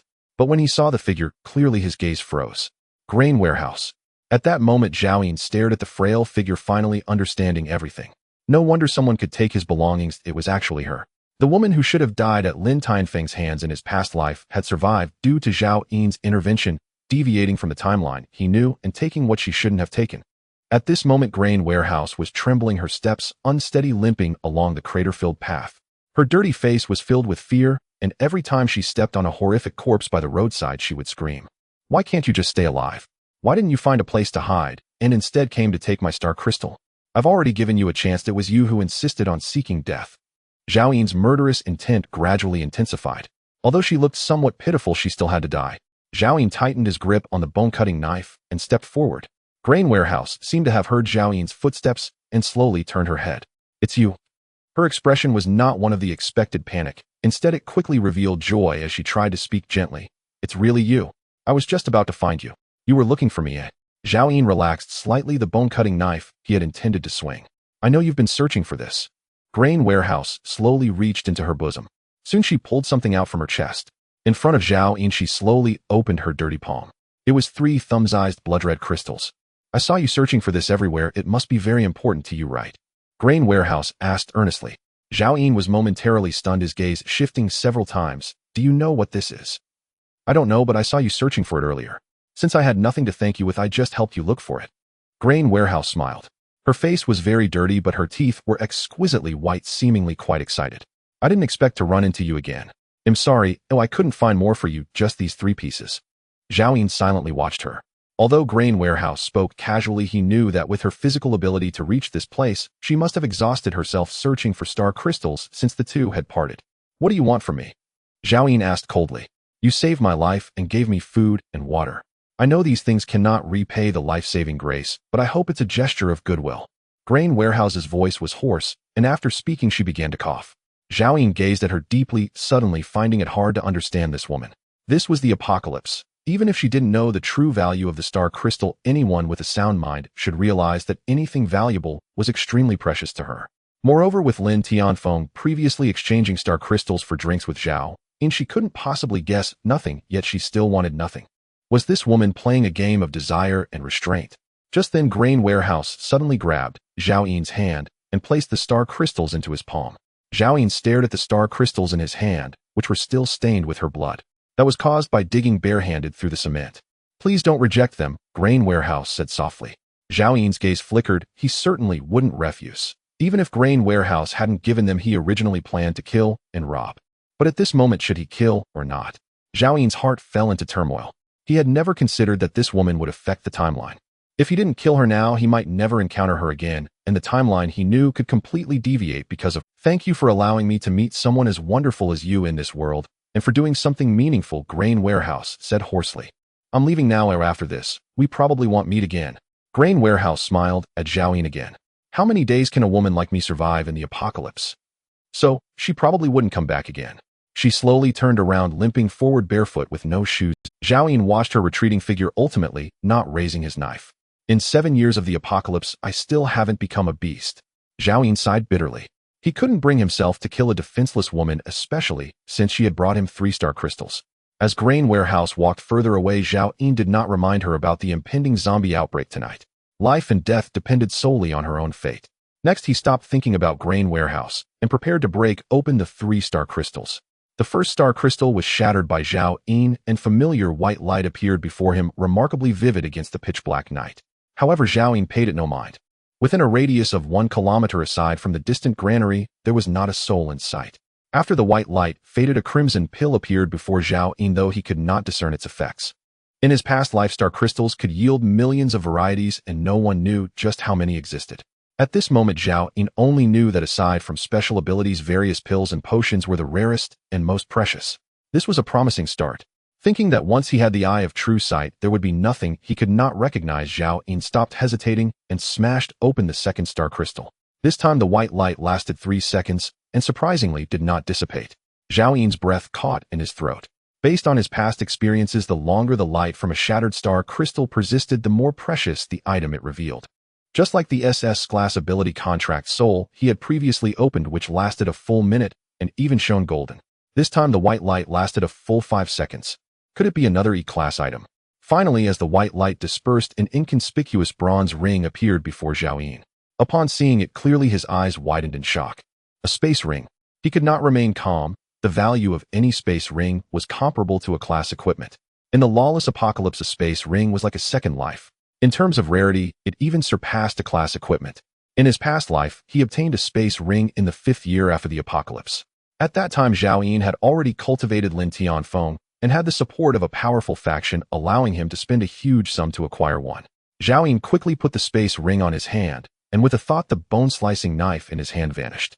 He felt that the knife was quietly resting in a 10 cubic meter space. With Zhao Yin's intention, the bone-slicing knife reappeared in his hand. No doubt about it, it was a genuine space ring. Although it was not as spacious as the one from his past life, it was more than sufficient for Zhao Yin at this moment. Zhao Yin's mood took a long time to settle. Finally, he stopped toying with the space ring, raised the bone-slicing knife, and smashed open the 3rd star crystal with determination. After the white light faded, a bottle of blue potion appeared. Class ability, Eye of True Sight. In his previous life, it was the existence of the Eye of True Sight that allowed him to survive until the 7th year of the apocalypse. This ability had long since merged with Zhao Yin's soul, having shared life and death with him. Thanks to the Eye of True Sight, he had avoided countless dangers. Days and nights seemed like they were just yesterday, leaving Zhao Yin feeling complex. Though it was not a combat ability, despite being only classed, the Eye of True Sight could perceive the information of all things. In his past life, many powerful ability users sought Zhao Yin to appraise treasures, which not only earned him a handsome commission, but also cultivated valuable relationships. Thus, in that apocalypse, many people would show Zhao Yin some respect, which was one of the reasons he could establish the pair. Zhao Yin set aside his scattered thoughts, collected all his belongings into the space ring, and turned towards the location of the old zoo. In his previous life, absorbing the class ability Awakening Potion had been extremely painful and lasted 3 hours. During that time, he needed to find a safe place. To capture that mutated monkey, Zhao Yin planned to spend the night at the old zoo. The mutation of animals and the outbreak of zombies began simultaneously at midnight. He intended to awaken the Eye of True Sight before that. Upon arriving at the old zoo, Zhao Yin came to the collapsed office building using the space ring to collect intact cement blocks and meteorites that had not been buried due to the building's collapse. Zhao Yin prepared to build a temporary shelter. After filling the space ring, he chose a relatively flat area to set up, first using several larger concrete fragments to create a triangular space large enough for him to fit, then stacking concrete and meteorites around the outer layer. He transported materials continuously until a temporary shelter resembling a grave mound 5 to 6 meters high was formed. Only then did Zhao Yin bend down and crawl into the narrow space, which was hardly larger than a coffin. Then he released all the concrete blocks from the space ring, completely sealing the entrance and exit. After finishing everything, Zhao Yin deliberately ignored his fatigue, took out the Eye of True Sight Awakening Potion, and without hesitation drank it down. In an instant, a burning sensation spread in his stomach, quickly sweeping through his body. In the blink of an eye, Zhao Yin felt as if he were in a bonfire, beads of sweat rolling down his forehead. His face, however, bore no expression as he lay motionless within the grave mound. Long-awaited pain. So exhilarating. The zombies haven't even erupted yet, and I already possess 2 abilities. Who can compare with me in this life? No one knew that in this desolate world, in a certain corner, a man was enduring pain beyond ordinary comprehension, laughing madly. Time passed second by second, with each second feeling as long as a year. Though Zhao Yin possessed an indomitable will, this body was still merely that of an ordinary person. He did not know when he lost consciousness. Unlike his past life, the SS-class ability Awakening Potion had already saturated this ordinary body, making it exceedingly difficult to absorb any other abilities. By the time dawn arrived, he still had not awakened. Roar. At that moment, the entire silent world seemed to come alive. The earth trembled, the ruins rolled, and countless buried corpses slowly crawled out from underground. At that moment, 30 kilometers away, within a dilapidated shopping mall, a 12-year-old girl suddenly awoke. What sound is that? Is my brother back? Bang, bang. Before Song Xiaojian went out to search for supplies, noises came from the blocked door, as if someone was knocking hard. Brother, stop knocking. I'm coming to open the door. Song Xiaodao joyfully said as she walked over to unlock the door, pulling it open with a swift motion. However, in the next moment, half a dark face reflected in Zaidao's eyes, with its head blown off. A fist-sized piece of facial flesh dangling from a white skull by a blood vessel swayed back and forth. Xiaodao froze, instantly overwhelmed by fear, forgetting everything as she instinctively screamed and turned to flee. But it was still a step too late. The zombie grabbed her collar and pulled Xiaodao in front of it, opening its foul-smelling mouth to bite down. Help! Xiaodao cried out loudly. Bang! At that moment, the zombie's body stiffened, collapsing along with Xiao. Wounded all over, Song Xiaojian dropped the iron rod and kicked the recently headshot zombie away, quickly scooping up his sister and shutting the door. Little sister, are you okay? Song Xiaojian asked, his face filled with concern, lowering his voice. Xiao Dao looked up to see her brother Song Xiaojian and burst into tears, but he quickly covered her mouth. Don't cry. Those who have died have come back to life. Just now I saw Mom and Dad with my own eyes crawling out of the collapsed mall. Song Xiaojian's eyes were bloodshot, his voice trembling. They have all turned into zombies just like in the zombie movies. Xiao Dao stared blankly at her brother upon hearing this. She had also watched zombie movies and thinking about it made her face turn pale. Don't be afraid with your brother around, I won't let the zombies eat you, but you must remember to obey. Song Xiaojian continued, lowering his voice. Xiao Dao pushed him away and went to look outside through a crack. More and more zombies crawled out from various places outside the mall, some from the dirt, others from the rubble. Xiao Dao even saw a female zombie struggling violently inside a deformed car, its lower half trapped by the vehicle, moving in a bizarre manner. Crack. It seemed something had snapped. The female zombie suddenly crawled out, its lower half still caught in the car, yet its upper body crawled rapidly, intestines dragging black blood all over the ground. Xiao Dao began to retch, but dared not make too much noise, tears streaming down her face. Song Xiaojian did not stop. He understood that his sister would eventually have to face all of this. Xiao Dao, we are still safe for now. If we conserve our food, we can last for 3 days. Perhaps after 3 days these zombies will perish. Song Xiaojian said. It was as if he was comforting Xiao Dao, but more like he was comforting himself. However, just as the words left his mouth, chaos erupted outside the wall, followed by a figure charging in directly towards the mall. Song Xiaojian, Xiao Dao, are you still alive? Quickly open the door. The person shouted from afar. Xiao Dao recognized the figure and was startled. Brother, it's Brother Wang returning. Song Xiaojian frowned, staring intently at the gathering zombies behind Wang Quan, stopping his sister from opening the door. No, you can't go. Brother, it was Brother Wang who saved us when Mom and Dad were crushed. Xiao Dao said, if we don't let him in, he will die. Song Xiaojian gritted his teeth, beads of sweat appearing on his forehead, caught in a struggle. Song Xiaojian, Xiao Dao, I found a lot of food.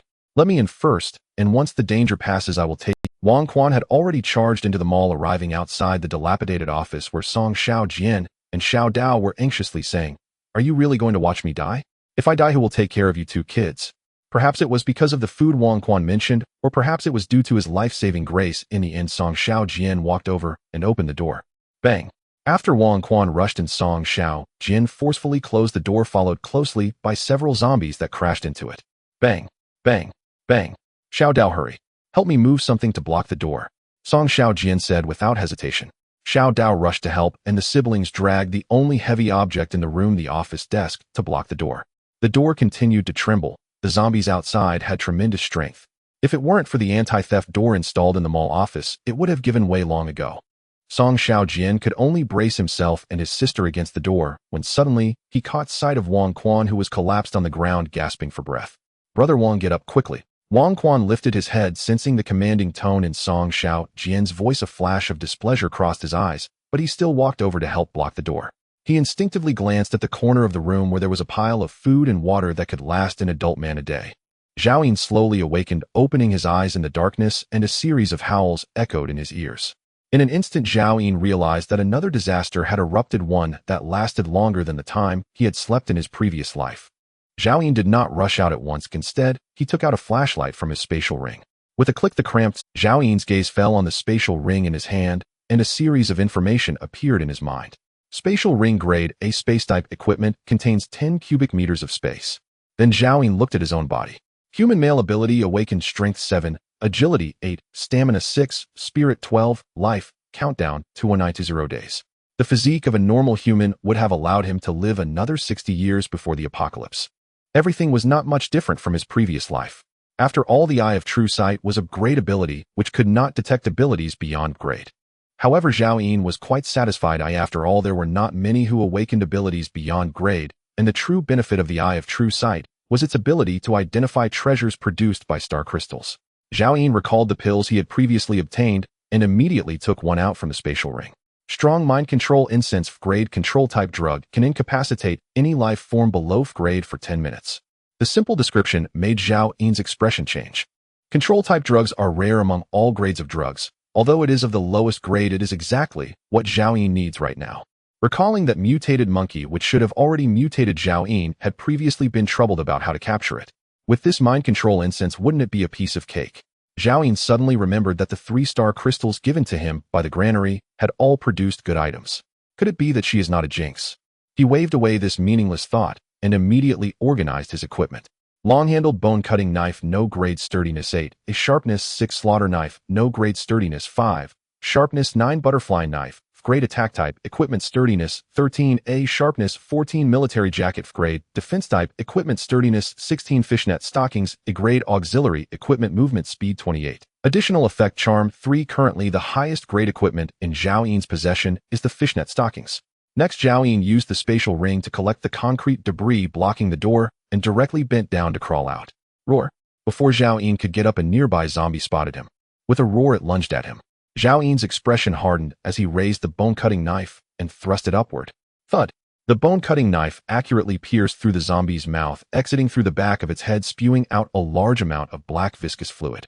Male zombie, no evolution, strength 8, agility 6, spirit 0. Zhao Yin climbed up from the ground and glanced at the first zombie he had killed. From its tattered clothes, he could tell it was a staff member from the zoo when it was alive.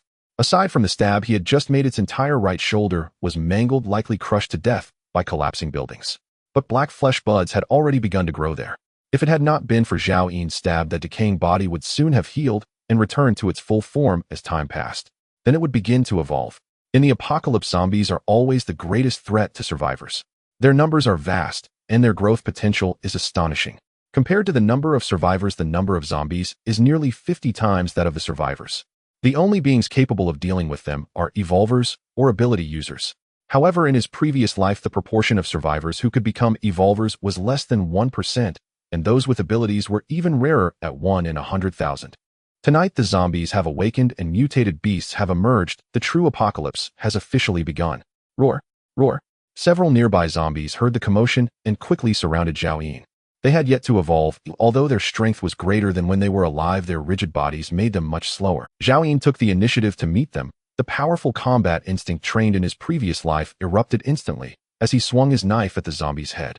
To deal with zombies, only a headshot can kill them completely.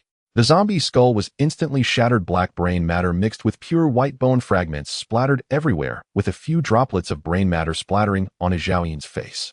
He showed no expression, swiftly turning to face the second zombie, similarly smashing its head with a knife. At this moment, the remaining 6 zombies had already closed in. Zhao Yin turned and ran out, relying on the speed boost from the fishnet stockings. He quickly dashed out of the encirclement, then turned back and swung his knife, shattering the head of the zombie behind him. Following the same tactics, soon the remaining zombies were all dealt with. With Zhao Yin's current stamina, killing 8 ordinary zombies had left him gasping for breath.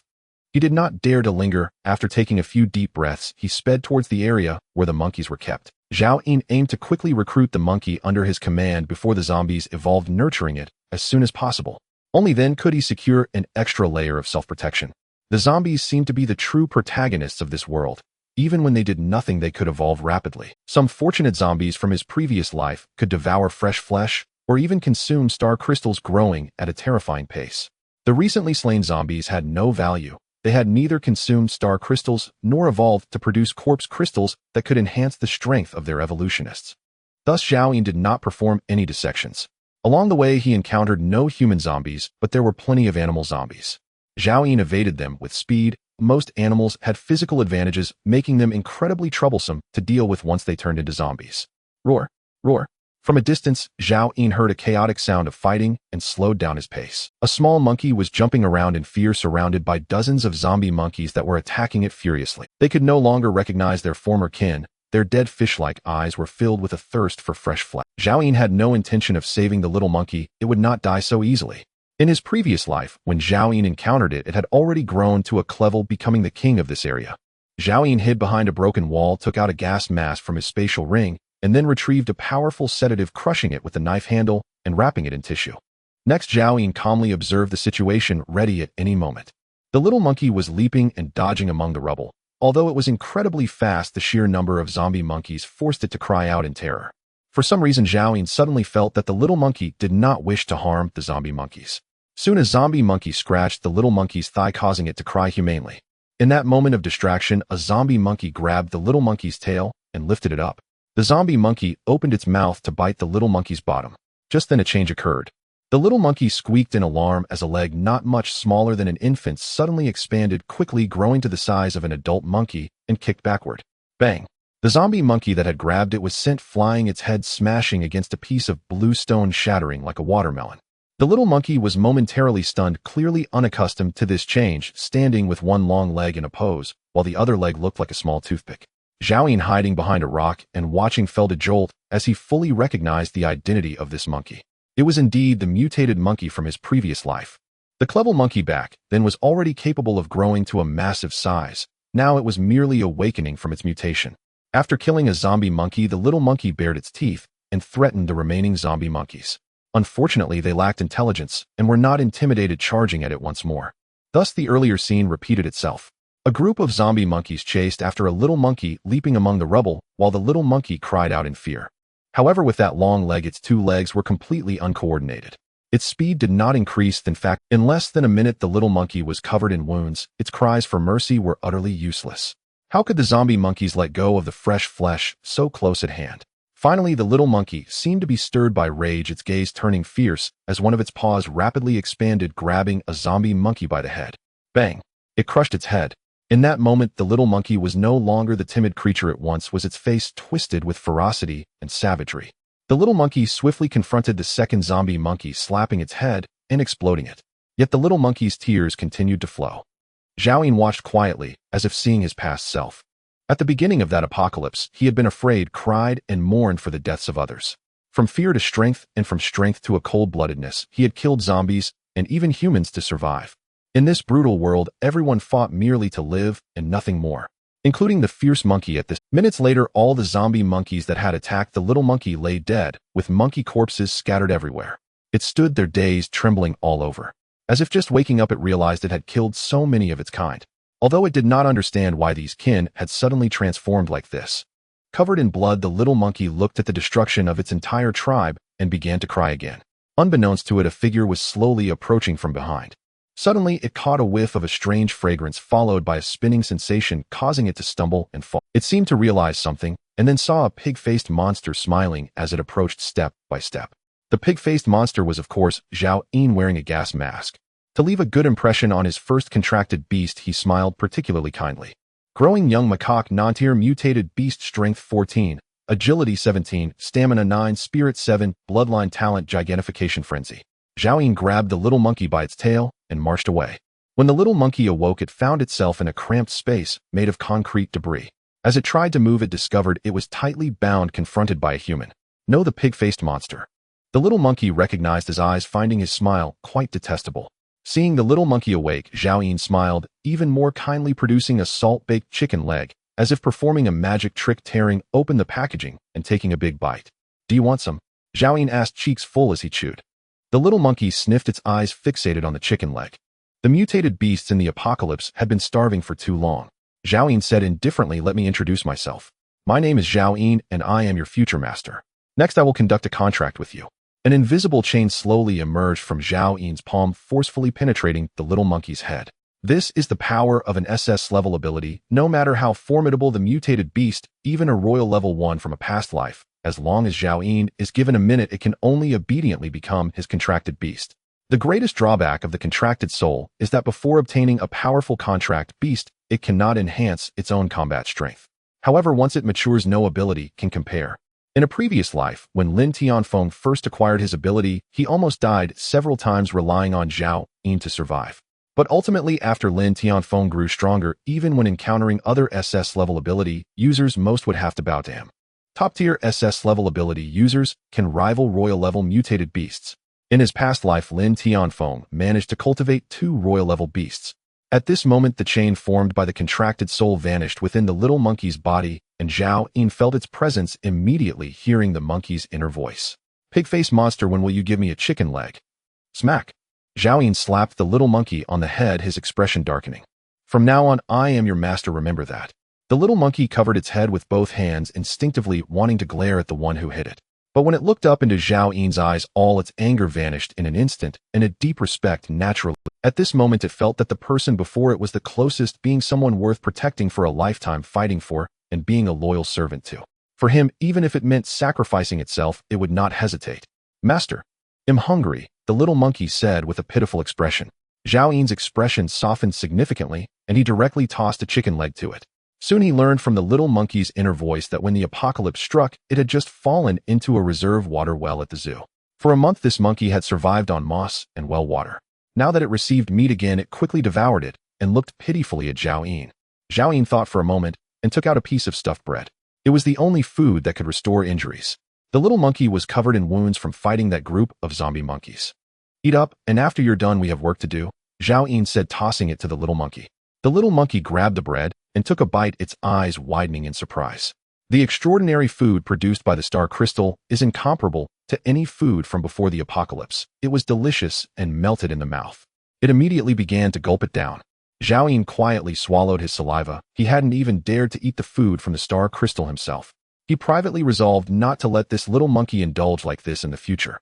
After the little monkey finished the bread, its wounds began to emit faint glimmers, visibly healing. It seemed completely unaware and continued looking at Zhao Yin with a pitiful expression. Master, I'm still hungry. Shut up and get to work. Zhao Yin snapped irritably. Right now he was very poor. How could he afford to let this little monkey be so demanding? After saying this, Zhao Yin used his spatial ring to start collecting the concrete debris blocking the door. The food from before the apocalypse would quickly spoil after the zombie outbreak until it vanished, replaced by new species. The chicken leg he had just tossed was already stale. There was still plenty of food inside the villa. Zhao Yin planned to go home and retrieve it all, storing it in the spatial ring for safekeeping. Eating it shouldn't be a problem. He secretly planned to continue searching for star crystals after retrieving the food. At this moment the sky had already brightened.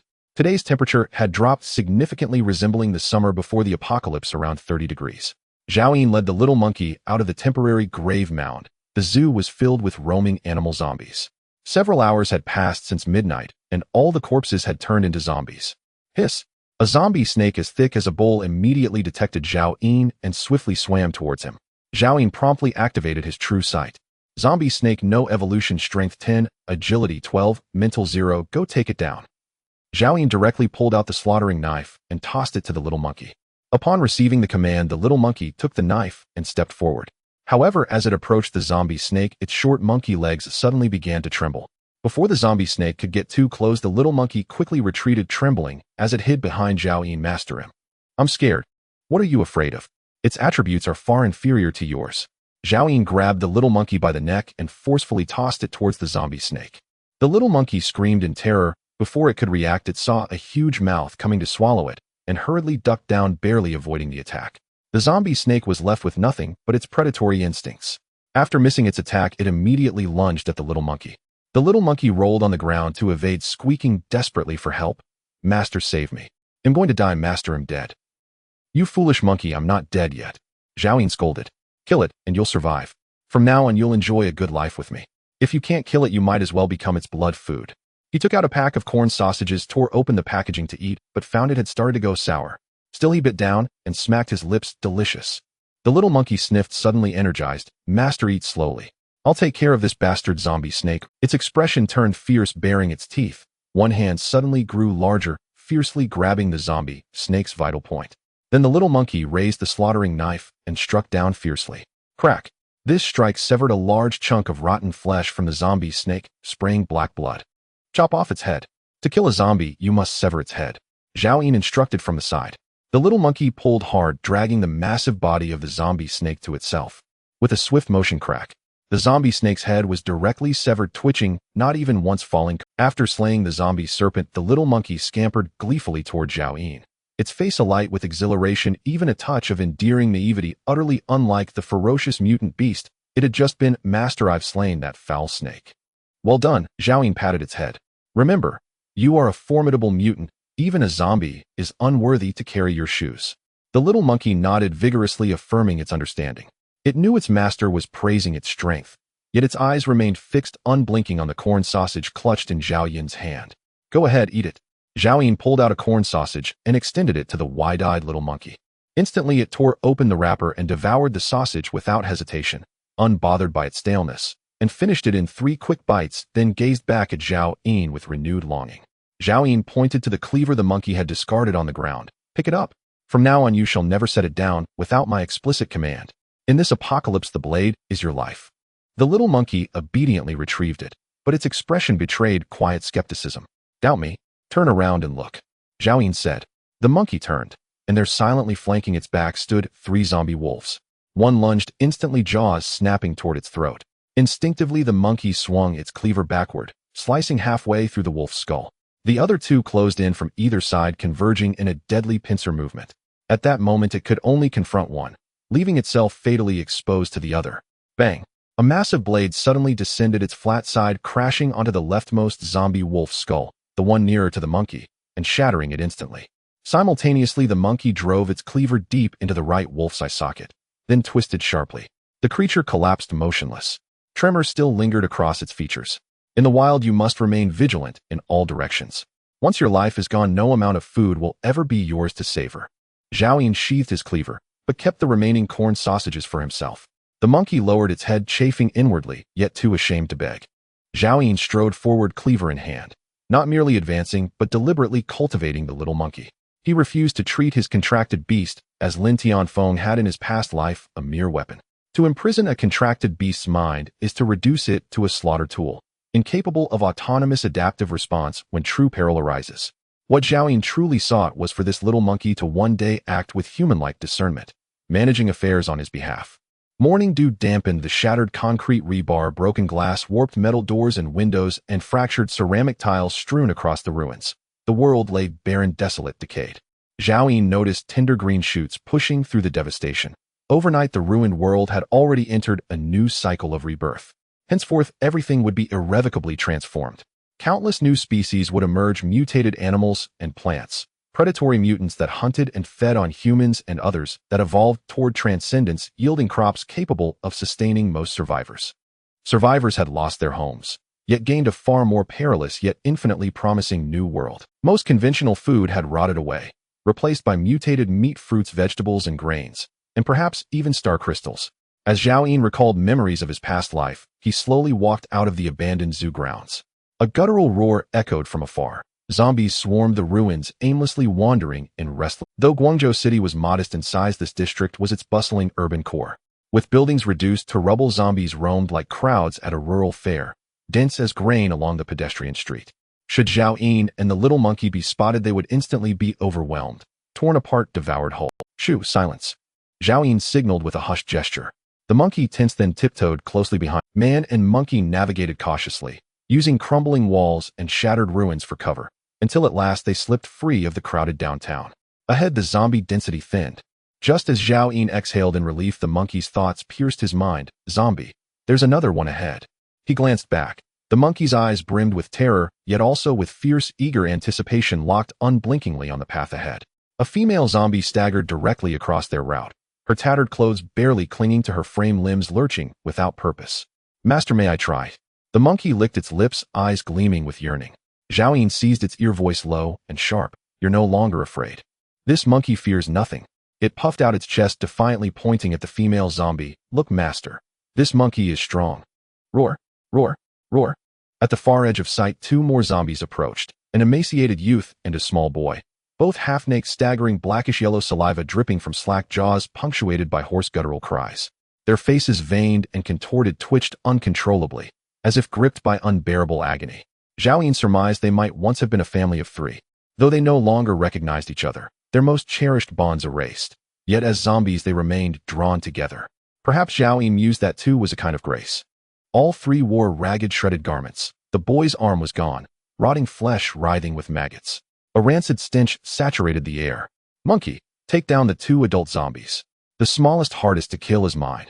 Zhao Yun whispered, voice edged with lethal intent. Master, is the smallest truly so difficult to kill?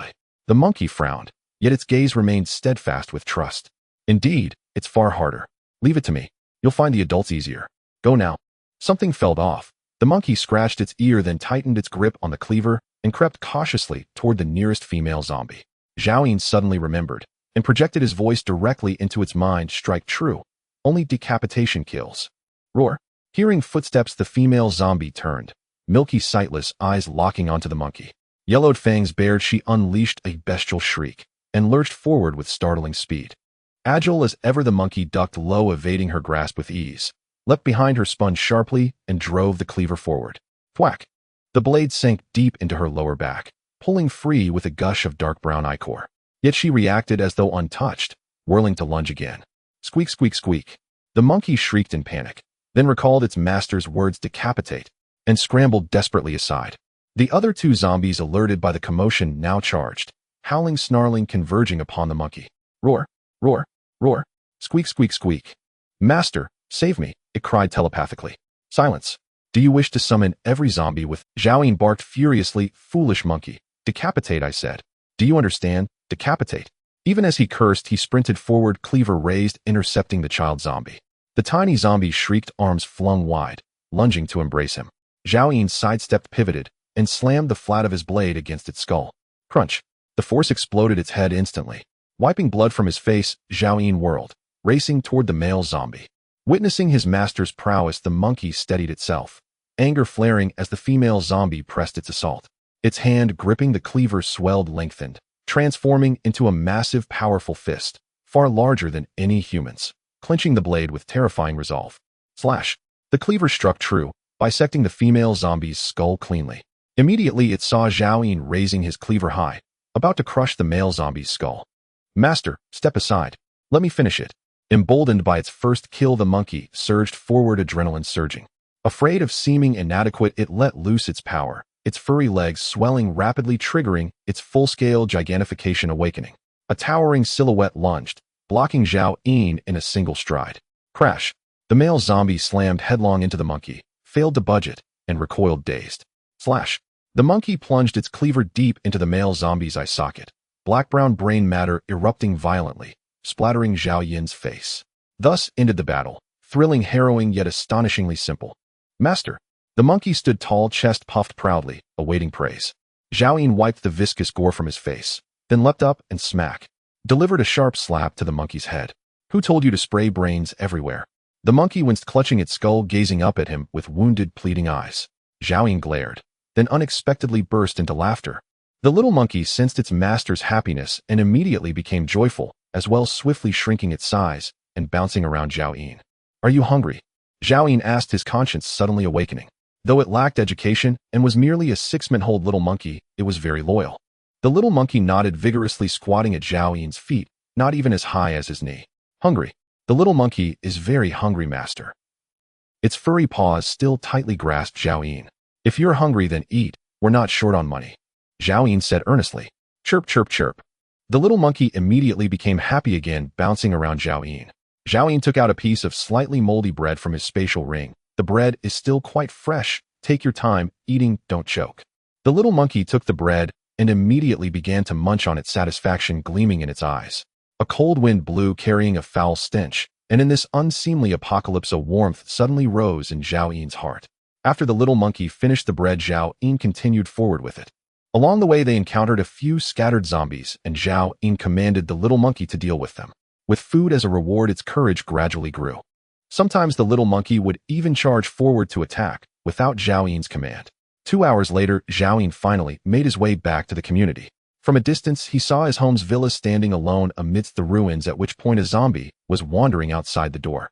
Zhao Yin immediately recognized it as the community security guard Dong Jun, whom he had personally taken down, now transformed into a zombie. This time, Zhao Yin did not let the little monkey take action. He stepped forward himself and smashed the zombie's head with the back of his knife. Following that, he brought the little monkey inside the house. The supplies in the house were still intact, showing no signs of being disturbed. Perhaps they should thank the zombie Dong Jun. Unfortunately, during this time the food in the house had deteriorated even further. Zhao Yin had anticipated this and quickly stored everything into his spatial ring. In the days that followed, Zhao Yin took the little monkey out during the day to hunt zombies and search for star crystals. Now all the star crystals on the surface had been devoured by returning zombies, and the only way to obtain more was to extract them from the zombies' bodies. 3 days passed in the blink of an eye. Zhao Yin encountered a total of 9 zombies that had consumed star crystals, obtaining 9 star crystals in return. The previous 7 star crystals yielded 1 stuffed bread, 3 bottles of Nongfu Spring, 1 instant noodle, 1 can of tuna, and 1 piece of compressed biscuit. All were grade food and water. Zhao Yin was not surprised by this. In his past life, most of the supplies obtained from star crystals were the lowest grade food and water, and luck like 3 days ago was not something to expect frequently. Among them, the tuna and compressed biscuits were supplies that had not been obtained 3 days prior. Tuna can grade type extraordinary food effect grants immunity to grade viruses for 24 hours. Compressed biscuit grade type extraordinary food effect maintains energy for 72 hours. At this moment, Zhao Yin held the 2 star crystals he had just obtained, exhaling deeply. For 3 days he had returned home with the little monkey only late at night to rest. This body was still just an ordinary person, and the intense battles had left Zhao Yin utterly exhausted.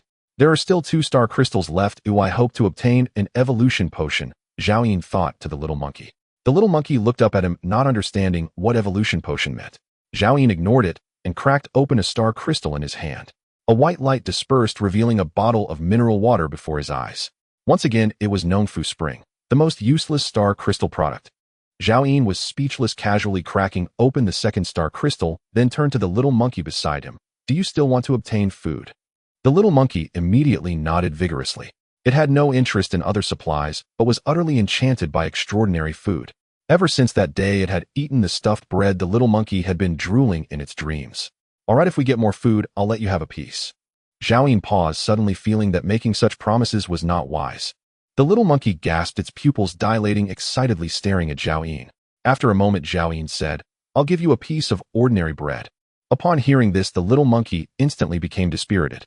However, it no longer had the courage to curse Zhao Yin in its heart, having realized that the pig-faced master could hear its thoughts.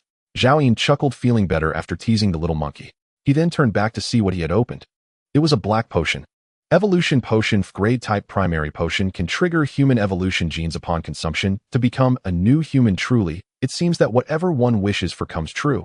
Could it be that his luck has improved after being reborn? The description of the true sight I had become much longer. Zhao Yin picked it up directly and exclaimed joyfully, Monkey, today I'll give you another piece of bread, no 2 pieces. The little monkey looked at the evolution potion in his hand, sensing the fluctuations of its master's heart, and weakly chirped twice. After tossing the little monkey 2 pieces of moldy bread, Zhao Yin quickly locked the door, taking out all the extraordinary food from his spatial ring. Except for that can of tuna which could grant immunity to viruses, he took everything else out. In response to the little monkey's pitiful gaze, Zhao Yin tore open all the extraordinary food packaging and gulped it down. The little monkey was instantly stunned, the moldy bread in its hands unconsciously dropping to the ground.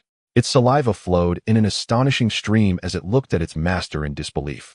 2 days ago, the master mentioned that these extraordinary foods were reserved for emergencies. Why are they all gone? Didn't the master say that extraordinary food could save the little monkey and his life in critical moments? So it turns out the master kept it all for himself, not giving even a piece to the little monkey. Zhao Yin continued eating the extraordinary food. In fact, all he wanted was the ability to stave off hunger.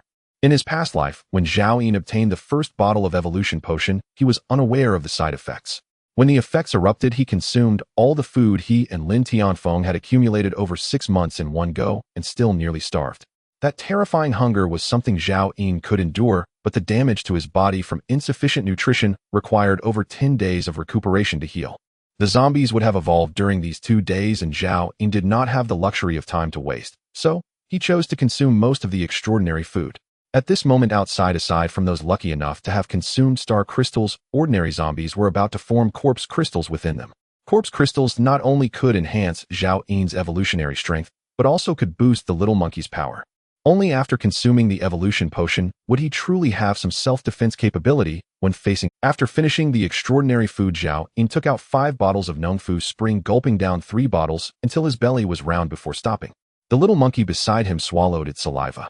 Zhao Yin said, Once I become an evolved being, we'll go kill more zombies tomorrow, and I'll definitely let you eat extraordinary food first.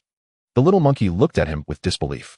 Zhao Yin then took out nearly 100 pounds of spoiled ordinary food from his spatial ring, piling it all in front of him for backup.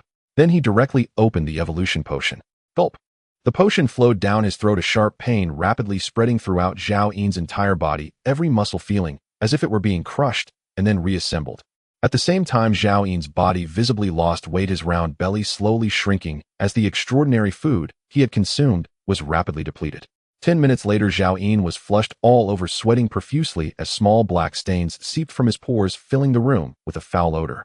This terrifying pain was hard for an ordinary person to bear. It was said that many in the past had committed suicide because they could not withstand it, and some with weak willpower had even died from the pain. Zhao Yin gritted his teeth, unable to suppress the groans escaping his mouth. His face twisted in agony, trembling, he reached out to grab the Nongfu Spring in front of him, downing it in one go, then began tearing open the packaging of the spoiled food. The little monkey saw Zhao Yin's hands trembling and hurried over to help tear the packaging. Surprisingly, it didn't steal any for itself. All the opened food was fed into Zhao Yin's mouth, and then it poured water into him. At that moment, this little monkey seemed like it was serving its sick father. An hour later, Zhao Yin's body finally stopped trembling and the pain began to subside. 2 hours later, even after Zhao Yin had eaten extraordinary food and 50 to 60 pounds of ordinary food, both sides of his face had sunken in due to weight loss. 3.5 hours later, after consuming over 100 pounds of food, Zhao Yin lay on the bed completely exhausted and fell into a deep sleep. Before falling asleep, he commanded the little monkey, "Protect me well. When I wake up, I'll take you to find extraordinary food." The little monkey grabbed Zhao Yin's bone-chopping knife, squatting at the foot of the bed, not leaving his side. Looking obedient like a child. Roar. Dozens of kilometers from Zhao Yin's villa, a middle-aged zombie, its form eerily human, broke through concrete and seized a star crystal, then lay back with a guttural, reverberating shriek. In the next instant, it tossed its head back and swallowed the crystal whole. Though over a dozen zombies surrounded it, restless, agitated, trembling with primal hunger, not a single one dared step forward to challenge or seize it. This was the second star crystal it had consumed, and already it towered above all others in sheer power. Its wounds had long since healed completely, now its body visibly swelled, muscles rippling beneath taut skin. The mysterious substance dispersed by the meteor, suspended in the air like invisible mist, was drawn inward as if magnetized by the star crystal, pulsing within its core, flooding its flesh and reforging its very constitution. Within minutes, the middle-aged zombie had surged to over 2 meters in height. Its business suit burst apart, revealing a torso of corded iron-hard muscle, broad pectorals like forged steel plates, arms thick as water barrels, legs like gnarled ancient tree trunks.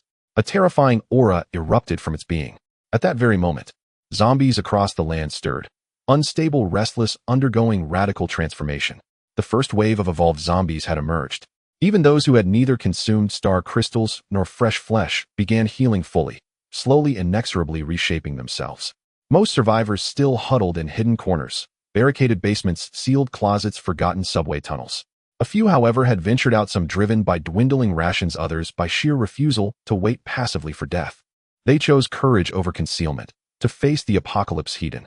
Mutated beasts hunted survivors for sustenance, others fed on zombies. And yet both beasts and survivors alike could become prey for either the undead or each other. Before Zhao Yin's villa gate, a tender green sprout, planted 3 days prior, had grown into a slender sapling over a meter tall. Along the artificial lakes, short emerald green spread silently. Zhao Yin stirred awake, gently, slowly. On the morning of the second day, he sat upright, effortlessly, feeling no strain, only a deep, resonant surge of strength coiling through his limbs. He clenched his fist. A familiar current flowed within him, the unmistakable vitality of an evolved being returned from his past life. Squeak, squeak, squeak. A small monkey bounded joyfully up and down before Zhao Yin's bed, waving its arms wildly. Its inner voice chirped, "Master isn't dead. Thank heavens. Master is alive. Now I'll have food again." Smack. Zhao Yin slapped the monkey squarely on the head. For a fleeting moment, hearing the first half, he felt a quiet warmth, a rare, fragile comfort, knowing at least one creature in this ruined world truly cared. But the second half shattered the illusion. He nearly struck again, this time to end the gluttonous little beast outright. "All you ever think about is food," he snapped. The monkey cradled its head, shrinking back with wide, fearful eyes. A sharp pang of hunger gripped Zhao Yin. From his spatial ring, he withdrew several standard-issue compressed biscuits and ate them slowly, washing them down with bottled water.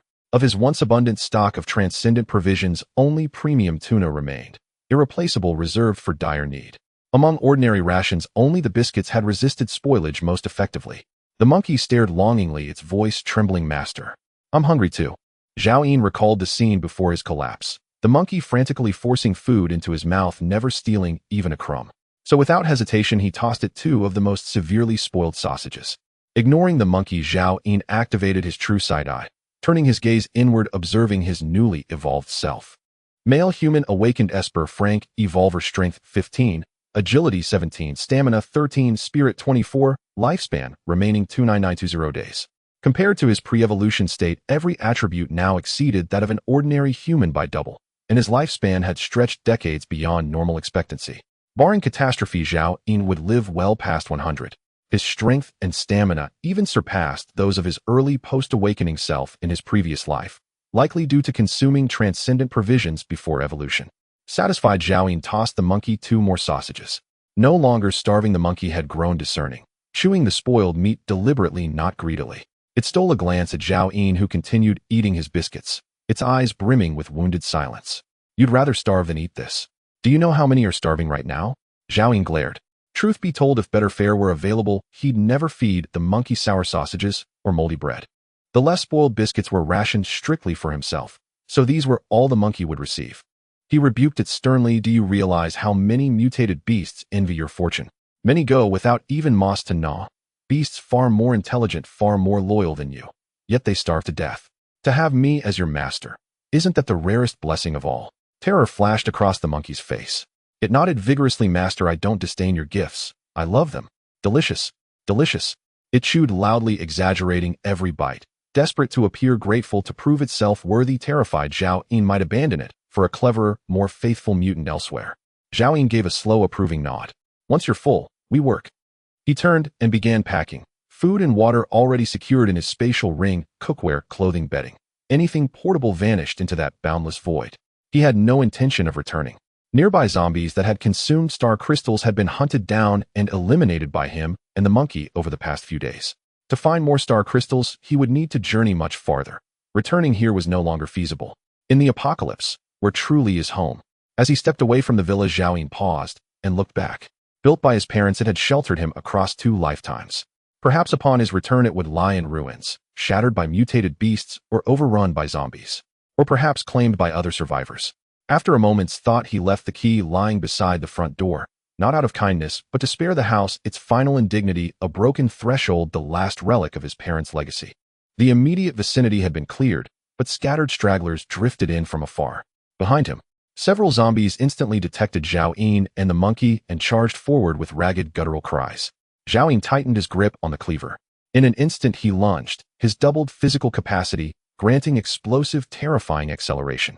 His speed, already extraordinary, surged further under the enhancement of his rank gear, the fishing net stockings, blurring his silhouette until he became little more than a streak of motion, trailing a violent gust in his wake. Crack! One zombie hadn't even registered his presence before its skull exploded. Only then did the others sense him, snarling, lurching, hurling themselves toward him. To Zhao Ying's heightened perception, they moved like sludge, pathetically slow. He raised the cleaver. 3 thunderous impacts echoed. Thud, thud, thud. Every skull shattered. Thick dark brown cerebral matter splattered across the ground. Zhao Ying stood still, sheathing the cleaver, wiping grime from his face.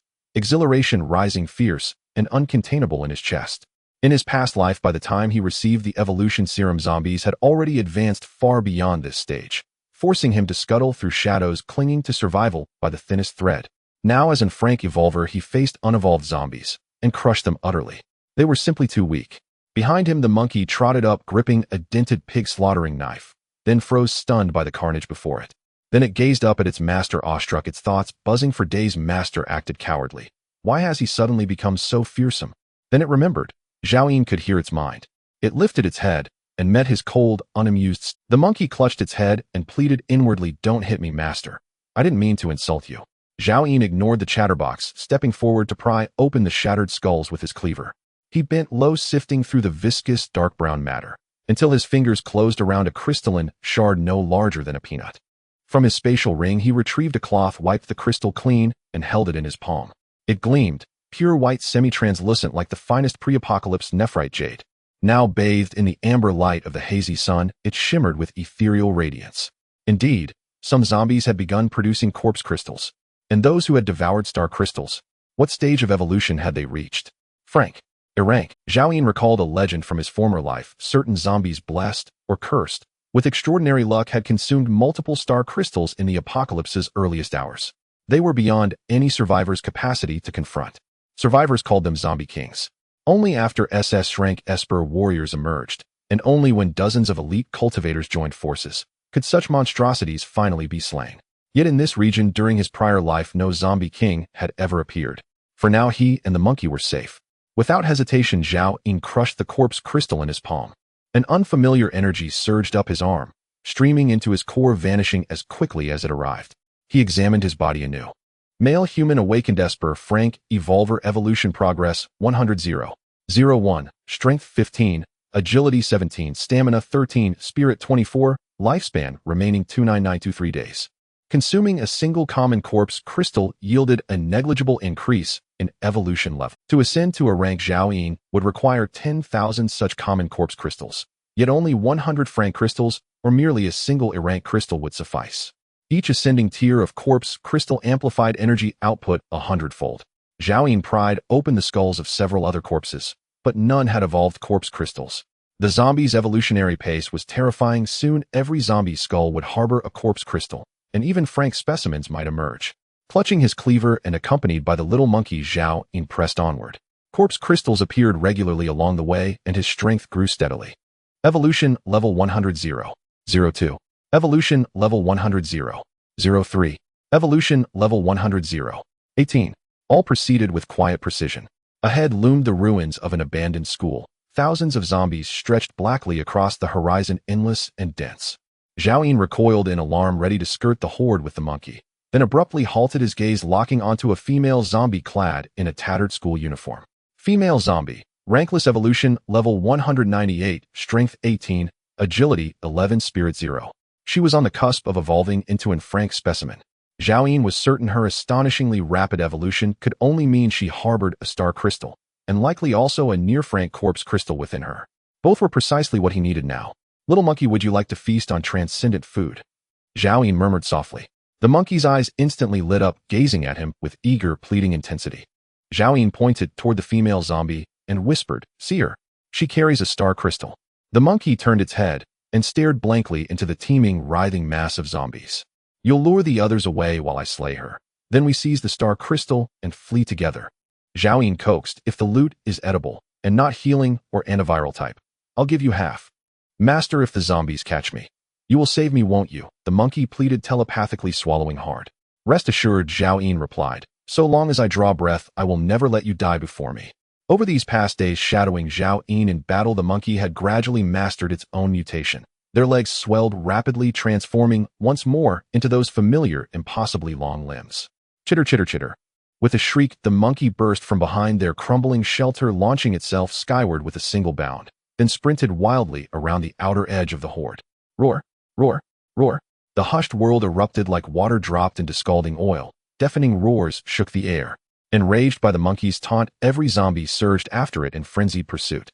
The monkey moved with blinding speed. From Zhao vantage, it was but a crimson rump bobbing up and down, a frantic, terrified blur circling the school's athletic field. Only the female zombie remained motionless. Having recently devoured a star crystal, her body still brimmed with saturated energy, and thus felt no urgent hunger for flesh, unlike the others. It was precisely this awareness that had led Zhao to deploy the monkey as bait. "Help! Master, help me!" The monkey screamed again and again as the pursuing horde thickened behind it. It occasionally wheeled about to strike down a pursuer, then darted off anew. Zhao ignored its cries, waiting until the last few zombies strayed from the female's side, then exploded forward, his speed surging to its absolute peak. In truth, Zhao knew he was sending the monkey into mortal peril. A rankless, mutated beast exhausting its power could not endure long. Should the monkey lose those elongated limbs, even for an instant, it would be torn apart and devoured. Wind howled past Zhao ears. At 7 or 8 meters from the female zombie, he launched himself skyward, cleaver raised high, and brought it down in a devastating arc toward her skull. Only then did the female zombie seem to sense his descent, slowly lifting her head to gaze upward at Zhao plummeting from above. Her dead fish eyes held no flicker of emotion. Instinct alone drove her to raise her hand and grasp the descending blade. Crack! The cleaver severed her right wrist clean off, and the sheer force hurled her body backward, flung violently through the air. Zhao landed and sprang up again without pause. His cleaver whistled through the air, slashing downward with brutal finality. Roar! The female zombie knew no evasion. She simply opened her jaws and bit down. Crack! The cleaver locked between her teeth. Its edge sliced deep into both corners of her mouth, oozing dark brown blood. Her yellowed fangs pierced straight through the blade, evidence that her evolution had begun with her teeth, which had already reached frank potency. Zhao made no attempt to wrench the cleaver free. Instantly releasing it, he summoned a butterfly knife from his spatial ring into his palm. Bolstered by the fishnet stocking's speed enhancement, Zhao blurred behind the zombie, and the butterfly knife parted her neck as effortlessly as slicing soft tofu. He whirled, seized her hair, and wrenched her head clean off. The cleaver remained clenched tightly in her jaws. "Monkey, run! Back this way!" Zhao bellowed. Far away, the monkey trembled violently, surrounded on all sides by countless zombies. In mere minutes, it had burned nearly all its energy. Spotting the severed head in Zhao hand, the monkey let out an excited chitter and bolted straight toward him. "Master, don't forget the transcendent food you promised me." It meant to communicate telepathically, but froze mid-thought watching as Zhao Yun broke into a full sprint, vanishing from sight in the blink of an eye. The monkey's mind filled with bewildered question marks. Hadn't he sworn, so long as he drew breath, he'd never let it die first? Zhao Yun ran 5 kilometers without pause. Only then did he feel safe. He dropped the severed head with a heavy thud and collapsed onto it, gasping for breath. He'd ordered the monkey to retreat along the familiar path they'd taken. Surely that foolish creature wouldn't perish, would it? Crunch, crunch. Beneath him the head still gnawed fiercely at the cleaver. Zhao Yun gripped the hilt and yanked it free, only to find the blade pitted with curled iron shavings. Its load-bearing spine snapped clean through. Clearly it was ruined. A pang of regret struck him. Securing a reliable long weapon had just become his most urgent priority. Chitter, chitter, chitter. At last the monkey staggered into view. Its massive legs now shrunk back into stubby limbs. Blood streamed from wounds on its right upper arm and chest. Master, master, I'm back. It spotted Zhao Yun, and its somber expression dissolved instantly into pure unguarded delight as it dashed toward him. Zhao Yun coughed softly, gazing upon the monkey who trusted him so utterly, and a sudden wave of guilt washed over him. Little monkey, you've earned your rest. I shall reward you. The little monkey looked at Zhao Yun with great excitement, flattering him. I knew my master wouldn't let me work for nothing. Zhao Yun took out the bone-cutting blade he had just stored away, raised it high, and struck down forcefully onto a piece of meteorite on the ground. As the little monkey wondered what his master was doing with a clatter, the already broken bone-cutting blade suddenly fell. Zhao Yun held out the only and a half-meter-long rebar knife, handled generously, to the little monkey. Here, take this, your new weapon. The little monkey jumped up and down excitedly, as the butcher knife, rewarded by his master, had already been rendered useless after the recent battle. He took the rebar handed over by Zhao Yun and swung it a few times vigorously, his dark eyes filled with gratitude. Thank you, master, you are too good to me. Zhao Yun let the little monkey continue his excitement while he retrieved the head of the female zombie beneath him. At this moment, the head of the Sunto evolved grade zombie was still not fully dead, its teeth still chattering in the air. Zhao Yun kicked the head to the little monkey's feet and instructed, try its power, smash it. The little monkey, already wanting to test his new weapon, raised the steel rod and struck down. Smash! The female zombie's head burst like a watermelon, with brain matter splattered everywhere. Zhao Yun stepped forward and retrieved 2 crystals from the brain matter. One of them was slightly larger than a peanut, resembling sheep fat white jade, the corpse crystal of the female zombie. It was only a hair's breadth away from being an F-grade corpse crystal. The other one, of course, was the star crystal that Zhao Yun favored the most. Zhao Yun pondered for a moment and did not immediately absorb this corpse crystal, instead looking at the little monkey, who was carefully wiping the brain matter off the steel rod. Its movements were extremely serious, treating the new weapon rewarded by its master with a tenderness reminiscent of Zhao Yun's care for his little lovers before the apocalypse. Now Zhao Yun needed nearly 100th grade corpse crystals to evolve to a grade.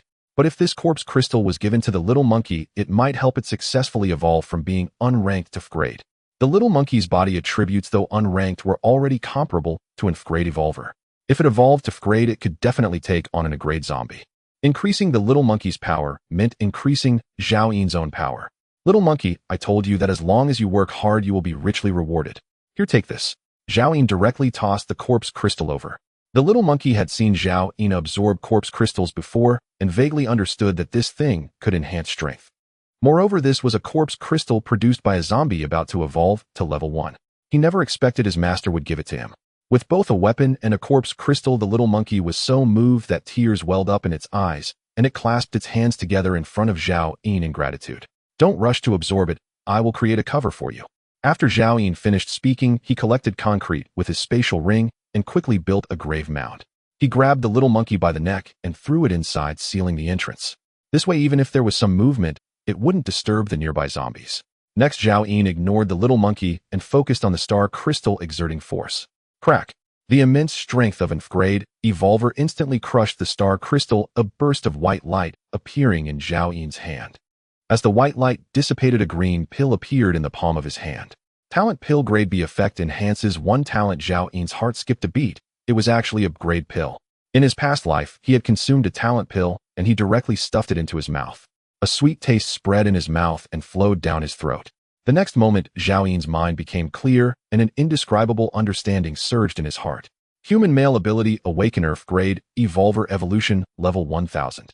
39, Strength 15, Agility 17, Stamina 13, Spirit 24, Talent grade, Shooting life, countdown, 29,923 days. This talent pill actually enhanced Zhao Yun's shooting talent. Humans inherently possess various talents differing only in strength. At this moment, Zhao Yin felt that he could skillfully operate firearms and bows, even outshining those professional athletes from before the apocalypse. Zhao Yin had an impulse to immediately acquire a ranged weapon. However, creating a ranged weapon from a star crystal was temporarily unfeasible, so he could only start with ordinary weapons. Soon Zhao Yin recalled something. In his past life, he had heard people mention that there was a shooting range in Guangzhou where the owner had collected a sniper rifle in his office before his death.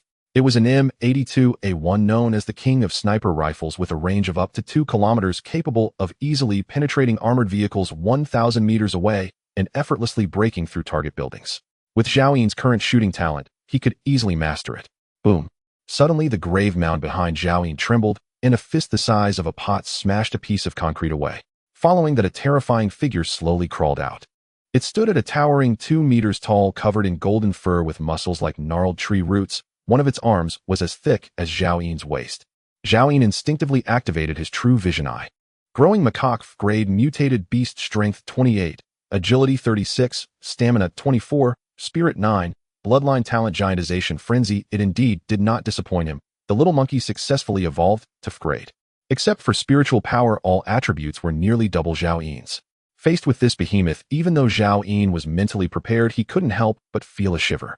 Now the little monkey could fully giantize, and even with all of Zhao Yin's equipment, it might not be able to contend. Hoo-hoo. The little monkey shook off the dirt covering its body, scattering it all over Zhao Yin. Slap. Zhao Yin jumped up and slapped the little monkey on the head. You think you're something now that you've just evolved? The monkey quickly shrank back to its original form, instinctively covering its head with its hands, communicating telepathically. I'm sorry, master, it was too dark inside and I was scared. So it took the initiative to come out. Zhao Yin beckoned with his finger, and the little monkey immediately scampered to his feet, bowing and trying hard to please him.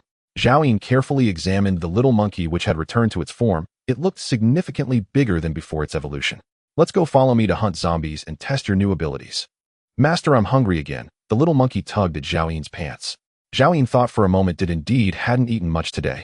Actually, the best food for mutated beasts is mutated beast meat, but Zhao Yin had only encountered this little monkey since the apocalypse began. Otherwise Zhao Yin still wouldn't give the beast meat to it. He would just have one more contracted beast by his side. Zhao Yin sensed the supplies in his spatial ring, and there wasn't much food left. He decided to take out the most severely spoiled bread, a total of 6 pieces, and toss them all to the little monkey. Watching it gulp them down, Zhao Yin also took out a piece of compressed biscuit and chewed on it with some mineral water. After both the man and the monkey were full, they set off again on the path of hunting zombies, heading towards the shooting range that Zhao Yin remembered. In this apocalypse, to survive, one must continue to kill. Supplies and strength are always the core. They walked intermittently, and time passed unknowingly. Song Xiaojin, go lure those zombies away. I can safely enter with your sister. Outside the mostly collapsed shooting range, Wang Quan hid behind a half-meter-high piece of concrete and spoke to Song Xiaojian beside him in a commanding tone. Brother Wang, you've eaten all the food. My brother hasn't eaten for days, and he almost got into trouble just killing that zombie. We can't. Song Zaidao's words were interrupted coldly by Wang Quan. I ate that food because I need to recover. Moreover, the food was initially given by me to you. My body hasn't recovered yet. Are you going instead of Song Xiaojian? Song Xiaodao wanted to say something more, but Song Xiaojian raised his hand to stop her. Song Xiaojian looked at Wang Quan. Brother Wang, you were the one who brought my sister and me into that office. We are both very grateful. You say the food was given by you. I want to argue, but I really can't run anymore. If I die here, who will do errands for you in the future? All I know is that if no one draws those zombies away, the 3 of us will starve to death here. Wang Quan said coldly, his left hand secretly reaching behind him. Let's look somewhere else, Brother Wang, please. Song Ziojian's face was pale, her lips cracked, and she spoke weak. There are zombies everywhere. After searching for a long time, this is the only place that hasn't completely collapsed. Where else can we go? Wang Quan suddenly pulled out a dagger from behind. He pressed it against Song Zaidao's neck. If you don't go, we'll kill your sister. Little knife. Song Xiaojian exclaimed in shock. Brother Wang, what are you doing? Let go of little knife. Brother, I have no choice. I'm sorry, but if you don't go, we will all die. This is the only way. Wang Quan said coldly. Although he usually spoke domineeringly, he was after all the savior of the 2 siblings. They never imagined that he would do something like this. Brother Wang, let me go. Song Xiaodao struggled fiercely. You can't let my brother go. I can run faster than him now. Besides, Brother Wang, your leg is fine. Why can't you go instead? Slap. Wang Quan slapped Song Xiaodao hard across the face. The young girl's tender cheek instantly swelled up and blood trickled from the corner of her mouth. I didn't tell you to speak. Wang Quan glared fiercely. Song Xiaodao was momentarily stunned, seemingly unable to comprehend how someone could turn so quickly. Roar, roar, roar. A few zombies not far away were startled by the sound of the slap, and quickly, Wang Quan did not expect to attract the attention of the zombies. His face changed drastically, and he shouted with a tremble, Song Xiao, Jian, if you don't go now, your sister and I will die here. Is it just you who dies, or both of you siblings? Think it through. Song Xiao Jian's face turned pale instantly. He had almost no choice. Brother, you can't go, Song Xiaodao said tearfully. Song Xiao Jian forced a bitter smile, suddenly unsure of what to say to his sister.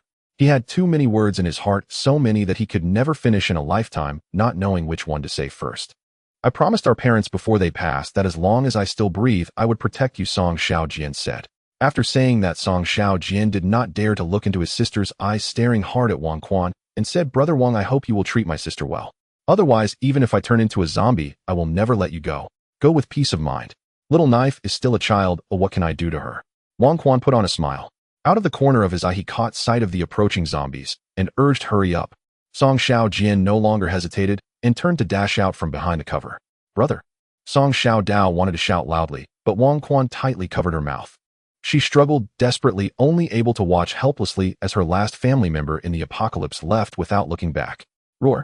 A few zombies saw Song Xiao Jian and went into a frenzy, quickly chasing after him. Song Xiao Jian ran through the uneven ruins, his steps faltering. All he wanted was to lead the zombies further and further away. Only then could his sister survive. In truth, Song Xiao Jian knew that as soon as Wang Quan encountered danger, he would let Song Xiaodao die first. Behind Song Xiao Jian, more and more zombies gathered. The nearby horde was drawn in, and as the noise grew louder, even more distant zombies heard the commotion approaching.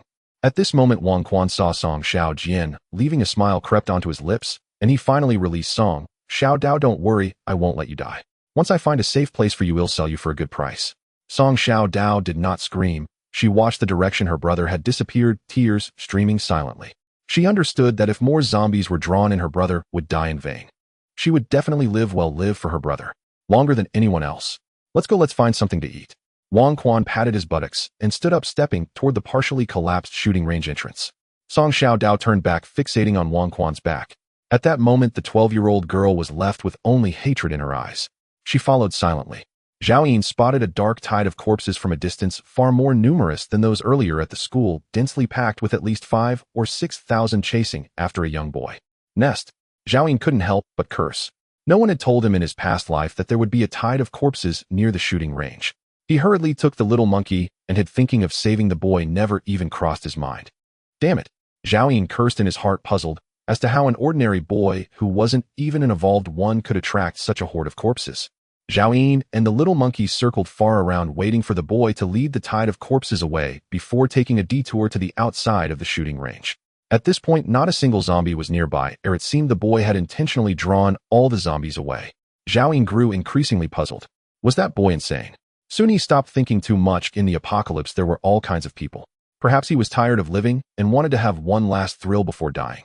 Zhao Yin entered the shooting range directly. The buildings that hadn't collapsed were riddled with cracks and precarious. He led the little monkey directly to the old office site. According to information he had received in his past life, the owner of the shooting range lived there, and he had a little secretary in the office break room. When the apocalypse struck, the office building was crushed by a meteorite, and the sniper rifle was in the basement of the lowest floor of that building, the place where the owner had kept his mistress in life. Zhao Yin quickly found the entrance to the basement. A large concrete slab weighing about 3 or 4 tons revealed a corner of a metal door similar to what was described by that person in his past life. For an ordinary person, it would take immense effort, but Zhao Yin merely activated his spatial ring, and the massive concrete block instantly vanished from its place. He then took out a butterfly knife and thrust it in with a bang. Suddenly piercing the electronic lock, he forcefully twisted it to cut the spring. Go open the door, Zhao Yin commanded, pulling out the butterfly knife. The little monkey stepped forward immediately, its body rapidly swelling. The terrifying giant covered in golden fur appeared once again, its presence like a mountain, exuding a tremendous sense of pressure. The little monkey's massive hand grasped the doorknob and slowly exerted force. Creak, creak. The ear-piercing sound of metal scraping followed, and then the deformed metal door was forcibly pulled down. Roar. At that moment, a shadow burst out from inside the door, lunging at the little monkey. Zhao Yin saw clearly that it was a middle-aged male zombie that had not yet evolved, dressed in the attire of the shooting range's owner. The little monkey directly extended a giant hand like a fan and slapped down. The zombie's head instantly sank into its chest cavity, its hands still gripping onto the thick fur of the little monkey, but it couldn't even pull out a few hairs. Feeling humiliated, the little monkey raised the huge metal door panel in its hand and slammed it down. Dark brown blood splattered everywhere, and the previously slightly moldy basement was instantly filled with a putrid smell. When the door panel was lifted, the zombie was directly smashed into a meat pancake. "Look what you've done to the room." Xiaoyin glared at it. The little monkey also realized it had used too much force and scratched its head in embarrassment. Xiaoyin pinched his nose as he walked in, and suddenly another zombie rushed out from the inner room. It appeared to have been a young girl in life looking to be in her early 20s, completely ragged. Even as a zombie, one could tell she had been an absolute beauty before her transformation. "Master, isn't that a steamed bun?" The little monkey drooled instantly, completely forgetting the last lesson. Xiaoyin swung his butterfly knife, directly splitting the beautiful zombie's head in half, and turned back, saying, "It's not a steamed bun." He bent down with the butterfly knife and poked around in the brain matter of the two zombies, not finding any crystal, and was about to move forward when he suddenly caught sight of the little monkey still drooling over the dead, beautiful zombie. Xiaoyin sensed its thoughts, so big too. "If only it were a steamed bun." "Stop looking. Once we find some mutated wheat, I'll steam you a pot of steamed buns every day. Let's go." Xiaoyin sighed. He didn't know what the little monkey was growing up for. Looking at it like this was making the child hungry. The little monkey reluctantly followed Xiaoyin into the inner room. A wave of foul stench hit them, and the floor was covered in feces, used condoms, toilet paper, and food wrappers. One can imagine that after the apocalypse, the shooting range owner and his secretary engage in all their activities in this bedroom. Eventually, their food ran out, and the sweltering heat outside prevented them from venturing out. The two perished here, having turned into zombies 4 days prior.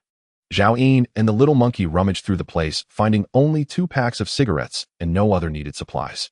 The food and water had long been consumed by that despicable couple, and the sniper rifle was nowhere to be seen.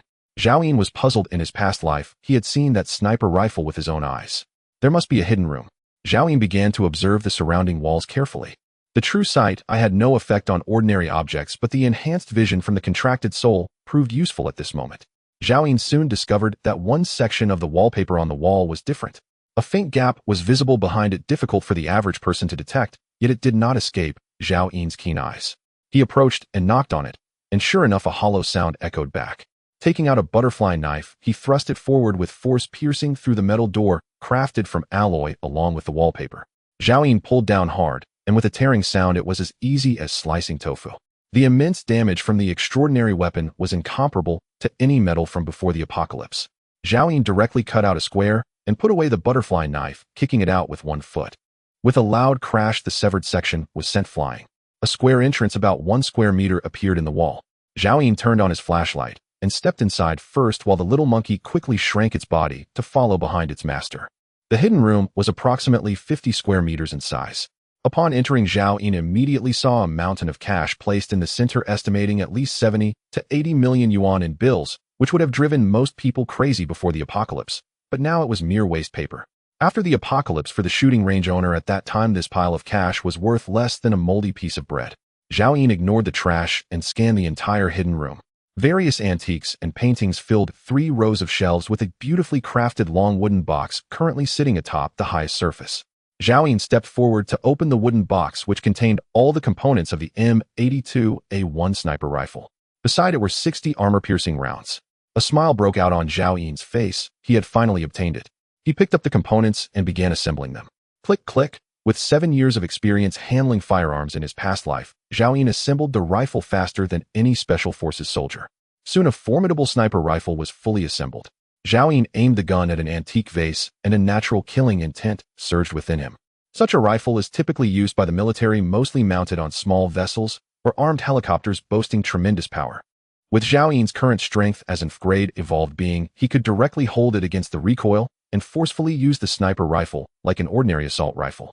Xiaoyin had no intention of testing the rifle immediately. He stored it in his spatial ring. There were only 60 rounds, and he couldn't afford to waste them lightly before it became critical. His gaze fell upon another shelf where he had previously noticed a Tang Dao. Xiaoyin walked over and picked up the Tang Dao, which weighed about 7 to 8 jin. Drawing the blade from its sheath, it gleamed coldly. It was indeed sharpened. The spine and back of the blade were thicker than ordinary Tang Dao, measuring 1 meter in length with a blade length of 1.2 meters. Before the apocalypse, few could wield such a Tang Dao. the shooting range owner likely considered it merely a collectible, which now benefited Zhao Yin. The little monkey looked at the stylish Tang Dao in Zhao Yin's hand, then at the steel rod in its own hand, and immediately began rummaging energetically, seemingly wanting to find a real weapon as well. Unfortunately, this hidden room was where the shooting range owner stored valuable items, and common weapons would never be placed here. Zhao Yin searched again, but there was nothing usable left in the hidden room. Just as he was about to leave the basement with the little monkey, he casually picked up the metal door lying on the ground. Previously, when the little monkey had grown large, it swung the metal door and directly smashed a zombie into mush. At a critical moment, handing it over to the little monkey to unleash its full powers would surely allow it to sweep away a large area. Zhao Yin did not leave the shooting range immediately. He had not forgotten where this place was. In his past life, the person had left after acquiring the sniper rifle, but failed to mention the weapon store at the shooting range, as they had been unable to excavate it at that time. But Zhao Yin was different. Although the shooting range's weapon store had collapsed, he believed that there must still be some firearms and ammunition that had survived. The shooting range was a large open area easily identifiable. The weapon store should not be far from the shooting range, as the buildings nearby had all collapsed. As Zhao Yin led the little monkey through the ruins, he suddenly heard voices. It was a man and a young girl's voice, however he couldn't quite make out what they were saying. Were there still survivors in the shooting range? Zhao Yin planned to grab the weapons and leave. The rest was none of his concern. As for whether they would cause trouble, Zhao Yin did not consider himself a soft target and was indifferent to killing a few people. Soon Zhao Yin discovered a piece of bulletproof glass with red lettering that read Weapon Warehouse. This was originally a standalone building, and the collapsed concrete was sturdier than the surrounding structures, marking it as the weapon store of the shooting range. Zhao Yin immediately began moving the concrete with his spatial ring, while the little monkey enlarged its now grade mutated beast. The little monkey could maintain its powers for longer than before. If it fully activated its ability to grow, Zhao Yin estimated it could last at least 3 minutes. If it only enlarged its arms, the little monkey could definitely hold on for half an hour. With one person and one monkey working tirelessly, after a little over 10 minutes, the ruins atop the weapon store were cleared away, revealing crushed tables and chairs, deformed metal cabinets, and various broken bows and arrows. Zhao Yin and the little monkey continued to sift through the debris and found several compound bows that had not been completely destroyed. Although they were severely deformed, Zhao Yin managed to extract quite a few usable parts. In the end, he assembled 3 complete compound bows. Look for arrows, see how many are still usable. Zhao Yin immediately instructed. The little monkey quickly enlarged its arms to forcibly break open several deformed large iron boxes, spilling out thousands of arrows. Most were severely damaged, and Zhao Yin counted there were about 100 arrows still usable. Arrows, unlike bullets, can be reused, so as long as Zhao Yin is careful, they can last for a long time. The significance of these 3 compound bows even surpassed that of the recently acquired sniper rifle, as there were too few bullets. Next, the little monkey unearthed a severely deformed large safe from the clutter. Zhao Yin handed the butterfly knife to the little monkey, which quickly cut it open. Inside were all firearms and ammunition. The long guns had been crushed and deformed, rendering them unusable, but several handguns, being smaller in size, had been preserved.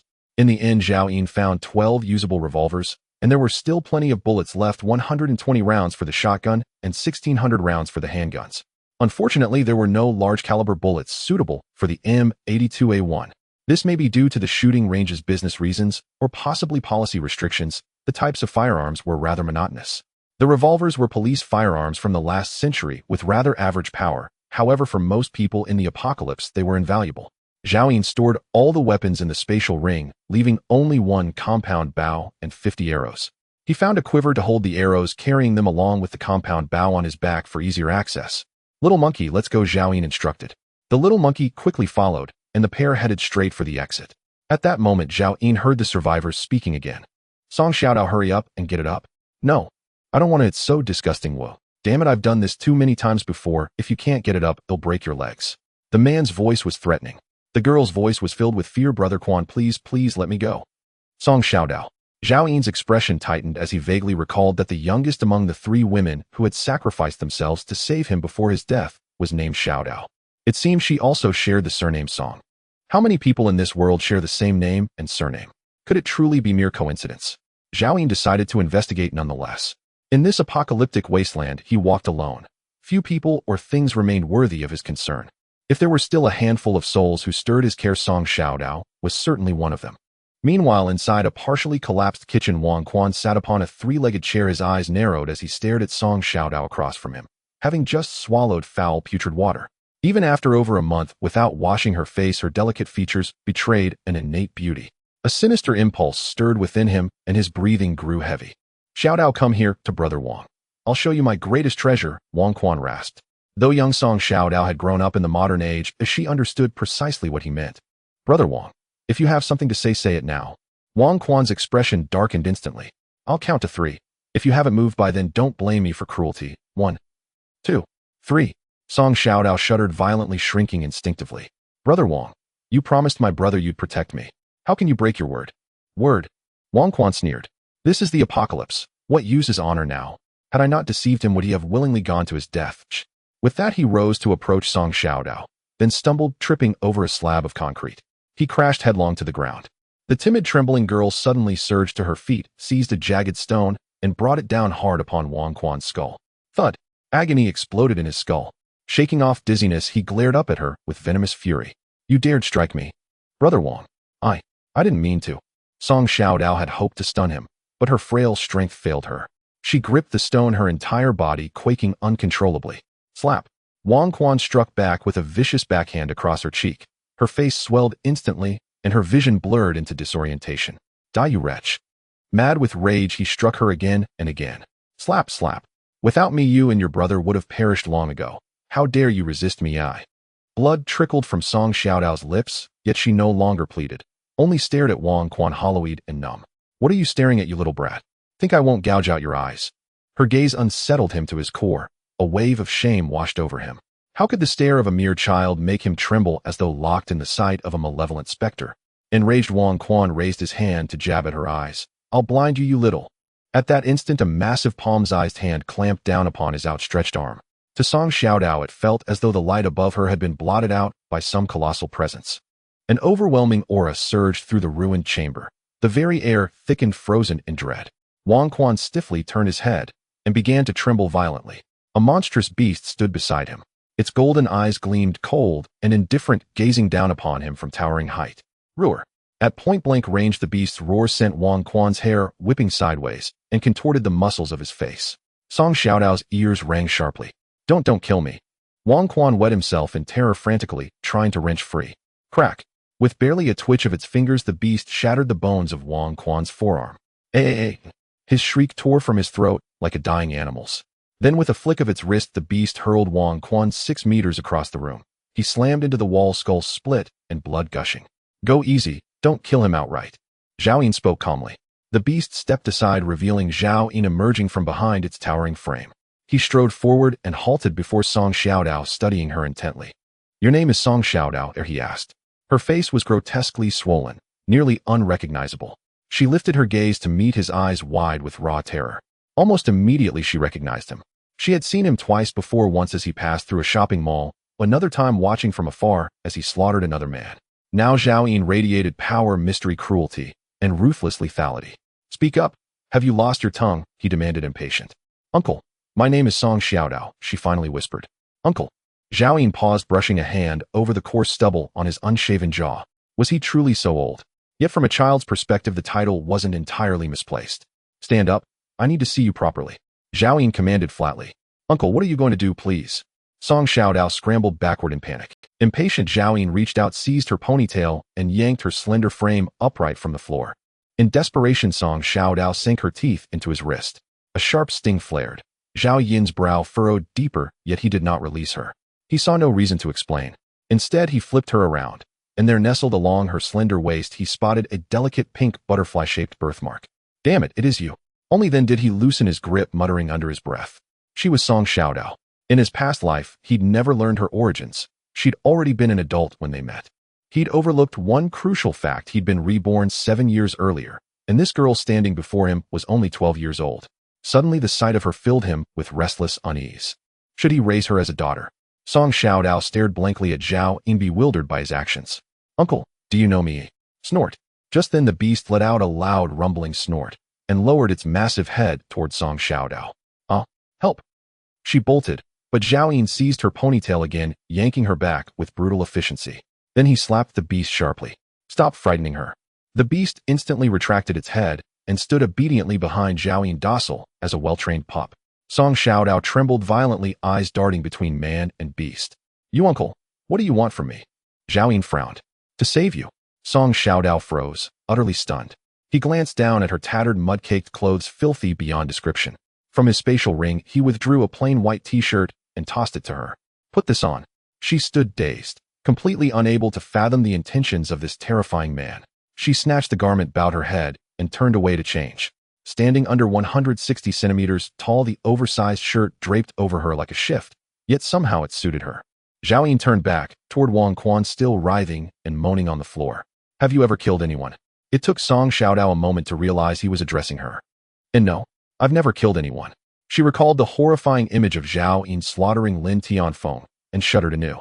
He treated you like this. How do you wish to deal with him? Zhao Yin asked. Song Xiaodao bit her lip. Uncle, can you kill him for me? Clang. Zhao Yin unsheathed his tang sword and hurled it with lethal precision. The blade embedded itself in the floor inches before Song Xiaodao's feet, the hilt vibrating fiercely. Are your hands broken, or is your weapon missing? Zhao Yin said coldly. Aye. Song Xiaodao's face instantly paled. For a child newly thrust into the apocalypse, killing, regardless of motive, remained a distant, unimaginable act.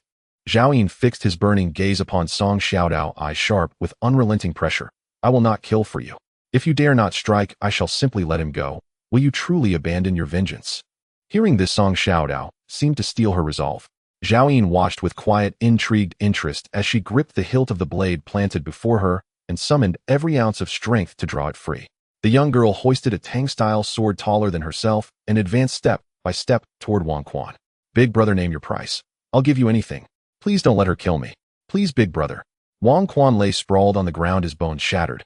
How many no one could say, by the monkey's brutal toss. Zhao Yin smiled, a cold, hollow smile. Even if Song Xiaodao were a burden, she would have to become a useful one. This man would be the first she killed in the apocalypse, an inevitable stepping stone on her path to survival. In her past life, Song Xiaodao had earned a place in Zhao Yin's inner circle, not merely as beauty, but as rarity. Among countless gifted women drawn to a powerful esper, only unwavering fortitude could have won his regard. Wang Quan, my brother treated you as a savior, risked both our lives against the zombies to rescue you. Song Xiaodao's voice cracked raw and trembling. We called you big brother. We shared our last morsels with you. Yet still you betrayed my brother. Xiaodao, brother Wang made a mistake. Just a momentary lapse of reason. Wang Quan pleaded desperately. Until in the next breath, thwack. Song Xiaodao brought the blade down hard across his thigh. Eh. Wang Quan shrieked like a slaughtered pig. Xiaodao. Xiaodao, hear me out. She clenched the hilt with both hands, raised the sword high, and plunged it down again. Wang Quan, if my brother dies, it will be you who killed him. Do you understand? Thwack. This time the blade sank deep into his lower abdomen. Blood gushed forth as she wrenched it free. F you little bitch. Go ahead and kill me already. Wang Quan roared curses. Now certain death was inevitable. He would beg no more. Song Xiaodao spoke no further. She lifted the sword and struck again, the sickening shunk of steel parting flesh, splattering crimson droplets. Yet her slender frame lacked the strength to deliver a killing blow. Each wound only deepened his agony. Under the relentless, excruciating torment of blow after blow, Wang Quan's cries escalated into wails, until at last his will shattered, and he wept, begging anew. Xiaodao, kill me, please. Exhausted, Song Xiaodao stood gasping, chest heaving. Aim for the heart. Only one strike is needed to end it. Zhao Yin spoke calmly, instructing her in the art of killing. She turned to him, and for the first time fear no longer clouded her gaze. Uncle, he forced my brother to lure away the zombies. I want to feed him to them. Such words should never pass a 12-year-old's lips. Yet Zhao Yin's eyes flickered, not with disapproval, but with unmistakable approval. At last this so-called liability no longer seemed utterly worthless. Monkey, take him. Let's go, Zhao Yin commanded. The monkey retracted its power, shrinking back to human size, then seized Wang Quan's leg and dragged him unceremoniously toward the shooting range exit. A long, dark trail of blood streaked behind him. Zhao Yin met Song Xiaodao's eyes, voice grave and deliberate. You now face two paths. First, follow me. I vow to preserve your life to the fullest extent within my power. But should danger exceed my capacity, I will abandon you without hesitation. Second, I'll leave you rations and this sword. Beyond that, your fate is yours alone. Uncle, why are you being so kind to me? Song Xiaodao studied Zhao Yin's face. She did not believe him a paragon of virtue. What if I told you? I've known you for 7 years. That you are one of the women who will belong to me. Would you believe me? Zhao Yin held her gaze calm and unblinking. Song Xiaodao nodded. I believe you. Zhao Yin paused, genuinely taken aback, then looked at her anew soberly. He let out a soft, wry laugh. What does a 12-year-old girl truly understand? Uncle, I'll follow you, Song Xiaodao whispered, biting her lip. Her answer was unsurprising. Any fool knew which choice meant survival. Zhao Yin turned and strode after the monkey. Let's go. Feed your enemy to the zombies. Outside the shooting range, the zombie horde lured away by Song Xiaojian had dispersed, though scattered stragglers now wandered aimlessly nearby. The monkey shrieked once, and instantly drew the attention of two distant zombies. The coppery stench of Wang Quan's blood sent them into frenzied, mindless rage. They lunged forward without pause. The moment the shriek faded, the monkey retreated slowly, slipping behind the doorway where Zhao Yin and Xiao Dao stood watch. Wang Quan, nearly unconscious, snapped awake at the sight of the approaching undead. Xiao Dao, save Brother Wang. I don't want to die. Don't feed me to them. Yeah, FYU Xiao Dao. The two zombies descended in an instant, ripping open his chest, tearing out heart, lungs, and entrails with savage wet crunches. His mouth hung wide. Even in death, his eyes burned with bitter, unyielding resentment. Steam rose from the fresh blood as the zombies tore and devoured with feral hunger. Zhao Yin glanced back at Song Xiaodao, not flinching, not retching, unlike most survivors witnessing such horror for the first time. Tears shimmered in her eyes, but at the corners of her mouth a faint, fierce smile lingered. That expression suited Zhao Yin perfectly. He reached out and gently ruffled her hair. Let's go. Uncle, where are we going? Song Xiaodao asked. To survive. Zhao Yin offered only those 3 words, simple, absolute, final. Song Xiaodao's spirit tightened. In the apocalypse, survival was the sole, singular imperative of every living soul. Uncle, the kitchen back there still has some food. It's just rotten meat and moldy rice, but boiled long enough it's still edible. Song Xiaodao reminded him. Earlier she and Wang Quan had eaten a porridge of spoiled meat. Starvation had long since dulled her palate. Whether it harmed the body mattered little when starvation loomed. Countless survivors likely subsisted on such fare, many no doubt desperate for even that. I still have provisions, Zhao Yin replied, not turning back. In the post-apocalyptic world, food decayed with terrifying speed. Even the supplies sealed within his spatial ring were nearing spoilage. So imagine the state of whatever remained in the shooting range's kitchen. He would never sink so low as to consume such filth, nor waste precious space in his 10 cubic meter ring on rotting refuse. Zhao Yin frowned. Another mouth to feed. He'd need to secure sustenance soon. Uncle, there's a zombie ahead. Won't you avoid it? Song Xiaodao called out as he walked straight toward the shambling figure. Before her words fully settled, a composite bow materialized in Zhao Yin's hands. Twang twang. 2 arrows flew true, blasting the skulls of the 2 zombies feasting on Wang Quan like overripe melons. Instantly, the monkey darted forward, deftly prying open their shattered craniums. Stop. Zhao Yin's voice cut sharp and clear. He turned to Song Xiaodao. From now on, you handle this. The monkey shot her a look of unmistakable displeasure. Before, every time it retrieved necrocrystals for its master, it earned a rare, approving smile. Now that privilege had been usurped. Zhao Yin paid no heed to the monkey's silent grievance. He retrieved his arrows, then knelt beside the corpses, extracting 2 pristine, unevolved necrocrystals from their ruined heads. After just 1 day, necrocrystals had become increasingly common. Even ordinary zombies now bore them. This is a necrocrystal. Study it well. Every zombie carries one in its skull. Your duty is to retrieve my arrows and extract these crystals. He held up the brain-smeared crystal.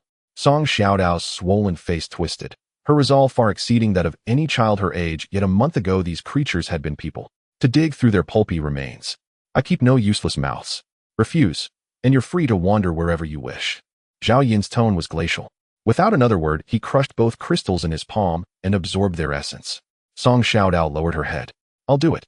Whatever you ask, uncle, I'll do it. She stepped forward, trembling, ready to sift through gore. There's nothing left there. Each zombie yields only. Zhao Yin spoke, and as she turned he saw it clearly, her once swollen cheeks, now ghostly pale, tears tracing silent paths down her skin. To a 12-year-old girl, Zhao Yin's methods were merciless. But this was the apocalypse. No one could remain a princess. You will face far more such trials. I will make you slay zombies with your own hands, battle mutated beasts, and fight other humans. The tranquil peace of the pre-apocalypse is gone forever. You may die at any moment. His expression held no warmth, no mercy. If you choose to walk with me, you will learn my secrets, and I will conceal nothing. So know this, should you ever seek to leave me afterward, I will kill you myself.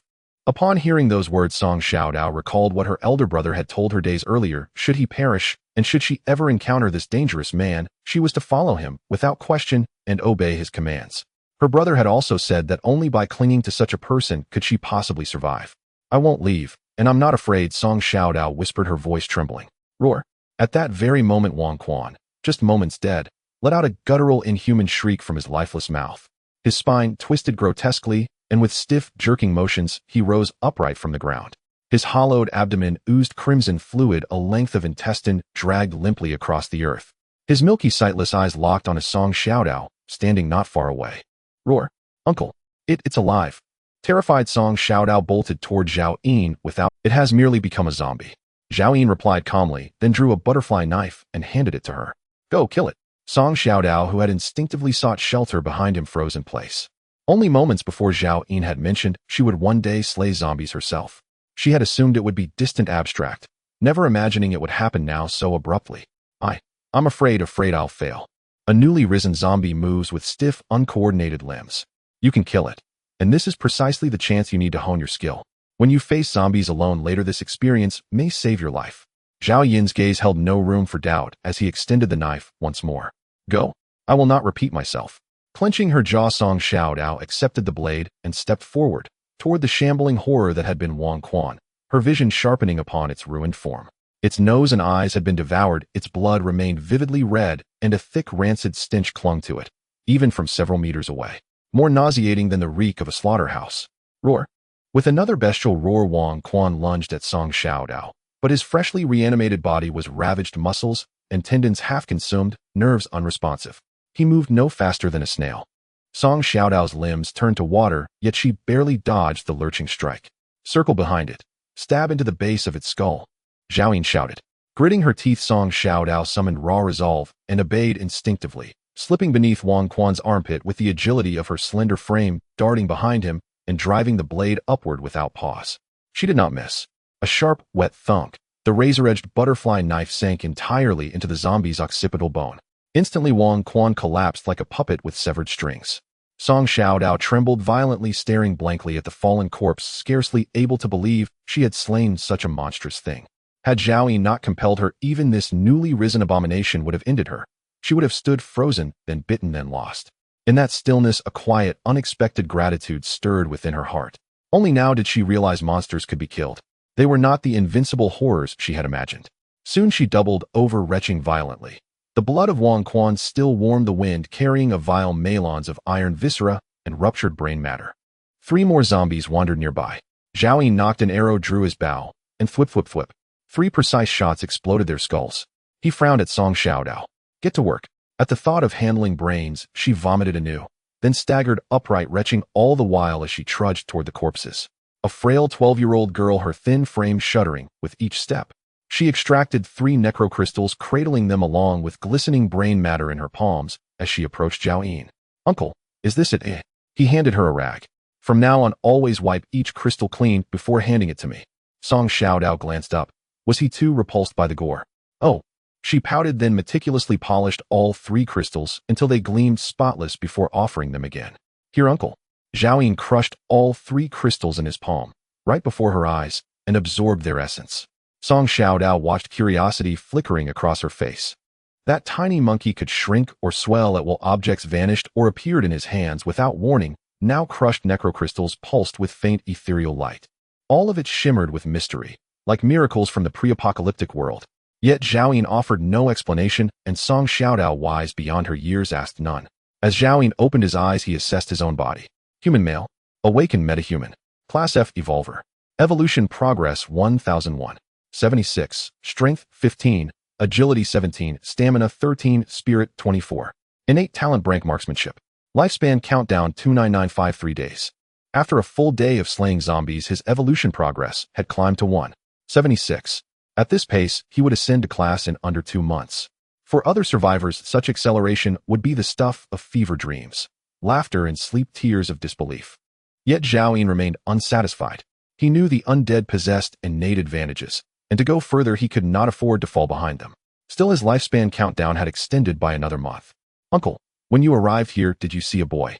About your height, 16 or 17, my elder brother Song Xiaojian. Song Xiaodao asked suddenly.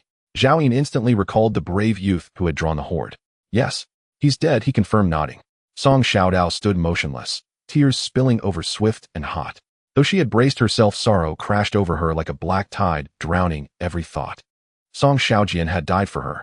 From this moment, she was utterly alone, No brother left, no last kin remaining in the world.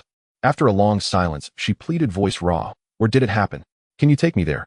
Fear of Zhao Yin still coiled tight in her chest, but for her brother, she would brave anything. He became a zombie. Who knows where he wanders now? Zhao Yin frowned, speculating aloud. If you wish to end him and grant him burial, I'll pass that way en route. Should we meet him, I'll lay him to rest, for you. But I won't delay for such a trivial matter if we don't. Song Xiaodao hadn't expected him to agree, so she bowed her head gratefully. Thank you, uncle. If we don't find him, I won't trouble you further. Zhao Yin rubbed his stubble, then his expression darkened sharply. Never call me uncle again, ever. Each time she uttered it, he nearly struck her. He was barely in his early 20s. Yum, then what should I call you? Brother. Would that be acceptable? Song Xiaodao, having completed 7 years of compulsory education before the collapse, understood basic courtesy. But Zhao Yin's scowl deepened. In this life, he would be neither a surrogate father nor an elder brother to anyone, ever. My name is Zhao Yin. With that cold pronouncement, he strode ahead, deliberately avoiding the direction where he had last seen Song Xiaojian. Even if Song Xiaojian still lived, Zhao Yin would not rescue him. A man's greatest perils in life are 2 young men, one a neighbor from across the sea, the other his sister's husband. He knew nothing of Song Xiaojian, and would not burden himself with another liability. Millions had perished in the collapse. Why should Song Xiaojian be any exception? Zhao Yin pressed onward, cutting down zombies as he went.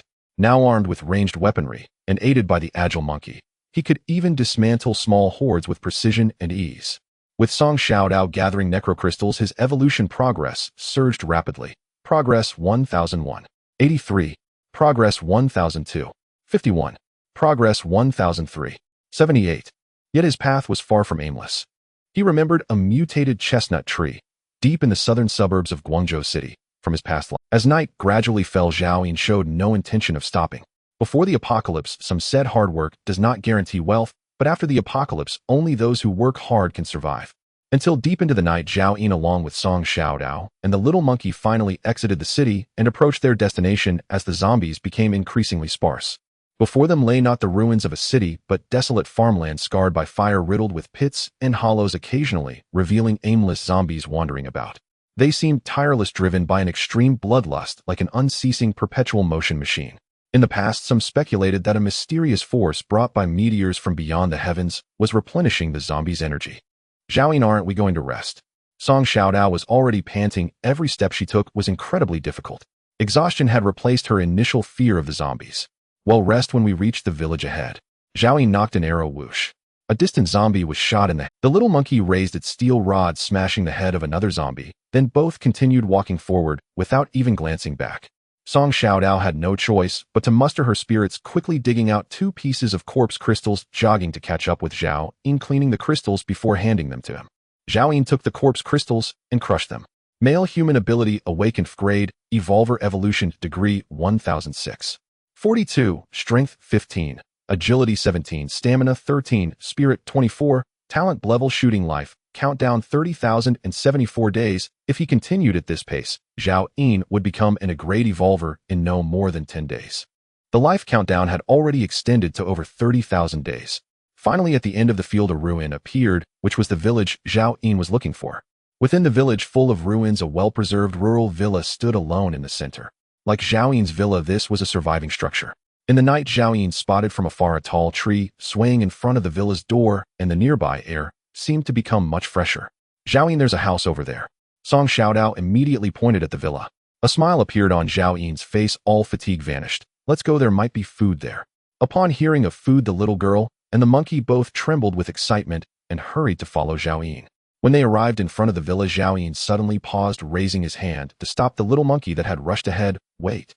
The little monkey was pulled back by its tail, looking up at Zhao Yin with confusion. Just then roars erupted. The quiet world suddenly erupted, countless zombie howls bursting forth from within the villa, shattering the tranquility of the night. The door was violently slammed open and dozens of zombies surged out. Fall back, quickly, Xiaodao, run.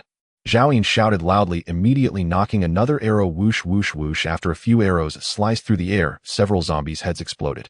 However, the zombies behind seemed endless, from the not overly large rural villa, 100 or 200 zombies. Moreover, these zombies had varying degrees of evolution, with 2 of them already reaching grade, their speed hardly slower than that of Zhao in the evolver. Zhao Yin had no time to ponder why these zombies had evolved so quickly, or why they were hiding in that villa. After shooting a few arrows, he turned and started to run madly. If he were surrounded by these zombies, he might not die on the spot, but as long as he were scratched or bitten even slightly, he would be infected. He currently only had one can of tuna that could resist the zombie virus, which was not worth risking his life over. Song Xiaodao's short legs could hardly run fast, scared and crying loudly, but the more she cried, the more zombies were attracted. At this moment, the little monkey grabbed Song Xiaodao, lifting her by the collar and sprinting forward. Monkey let go of Song Xiaodao and take down those 2 fifth-grade zombies. Zhao Yin commanded loudly from behind. He let Song Xiaodao run first, not for the monkey to run. What was in 5th-grade mutated beast afraid of? While shouting, Zhao Yin turned to shoot arrows, whoosh, whoosh, whoosh. 3 more arrows shot out in quick succession. The 2 fifth-grade zombies, seemingly having awakened some wisdom from their past lives, quickly dove into the horde to evade. However, Zhao Yin's arrows were not aimed at them. The 3 ordinary zombies in front were shot precisely in the head. At this moment, the horde was only a few meters closer, and Zhao Yin dared not linger, turning to continue running forward. Monkey, what the hell are you waiting for? Seeing his master fighting solo, the little monkey let go of Song Xiaodao, its body rapidly expanding, transforming in the blink of an eye into a massive creature covered in golden fur. Whoosh, the little monkey snorted, discerning the 5th-grade zombies from its master's words, and charged forward. The horde of zombies did not understand fear. Seeing living flesh and blood rush towards them, they immediately abandoned their pursuit of Zhao Yin and surrounded the little monkey. Zhao Yin felt a wave of relief and turned to see the enlarged little monkey had already fallen into the insert. It swung the steel rod in its hand, knocking a zombie down with each strike, but there were simply too many zombies, and soon it was surrounded tightly, countless hands grabbing at the little monkey's thick fur, some zombies opening their mouths to bite. It quickly became covered in blood.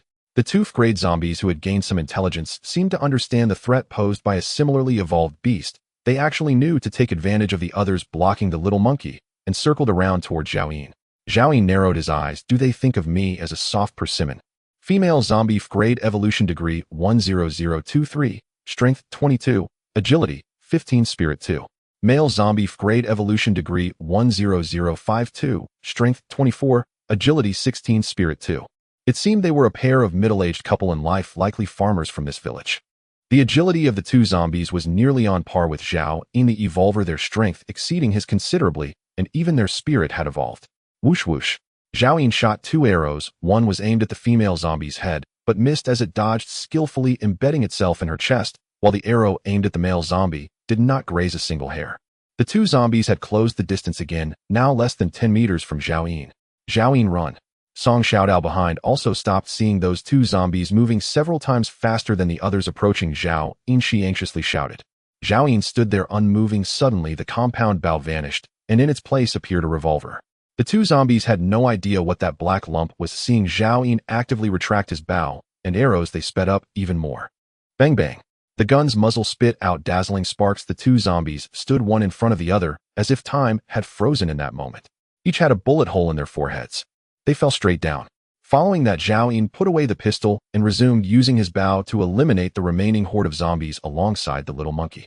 Song Xiaodao was stunned. That gun of his is so powerful. Bang.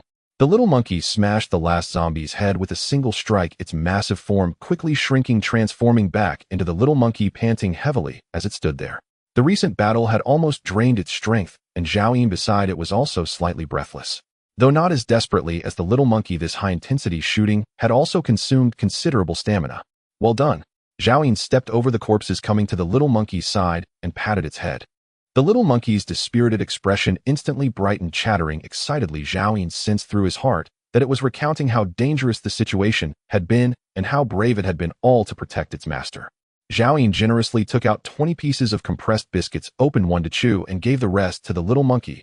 Eat, this is your reward. The little monkey happily hugged the biscuits, circling around Zhao Yin several times. Master, I will definitely work even harder in the future. At this moment, Song Xiaodao's eyes widened, even forgetting her shock at Zhao Yin and the little monkey's strength, her gaze fixed on the compressed biscuits in the little monkey's hands. Gulp. She couldn't help but swallow.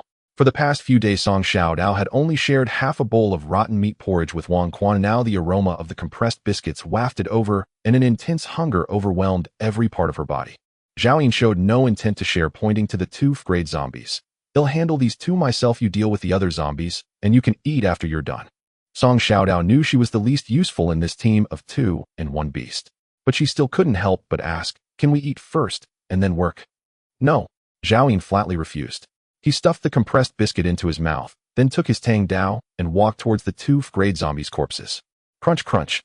As if slicing through a watermelon, he swiftly cut open the zombies' heads, moving the Tang Dao back and forth until he quickly found 2 corpse crystals and 2 star crystals.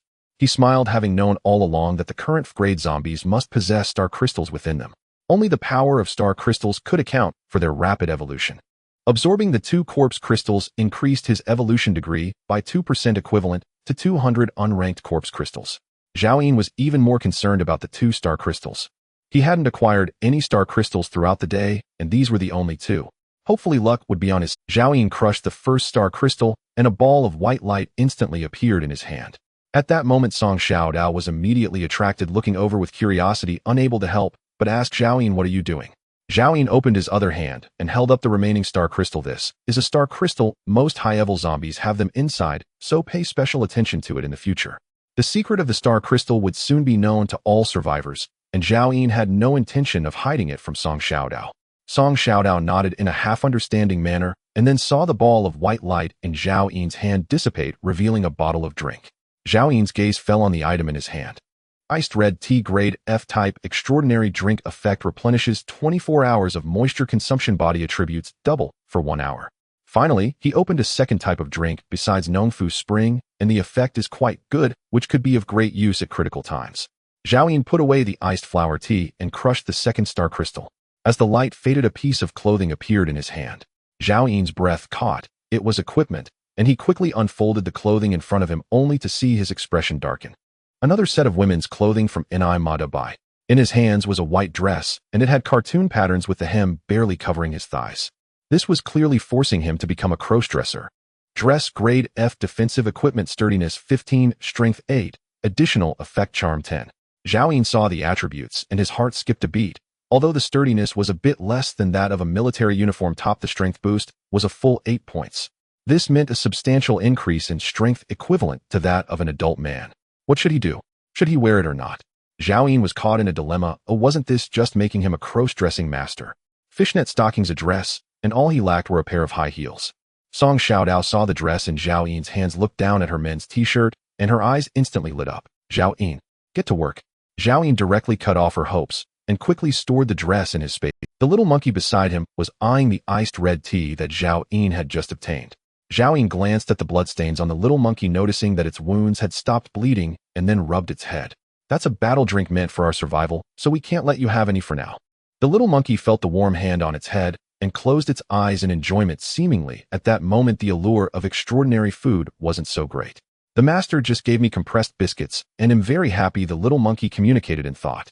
Zhao Yin didn't care if it was truly happy. Oh, anyway, there would be chestnuts soon. Any spoiled, ordinary food would just be digested by the little monkey, otherwise he would feel guilty about discarding it. After all, many people in the apocalypse had nothing to eat, and wasting food was shameful. "Let's go, there's an honorable task I need to assign to you," Zhao Yin said. The little monkey immediately perked up. "I like the tasks the master assigns me." Every time it completed a task, it could see the master's appreciative gaze.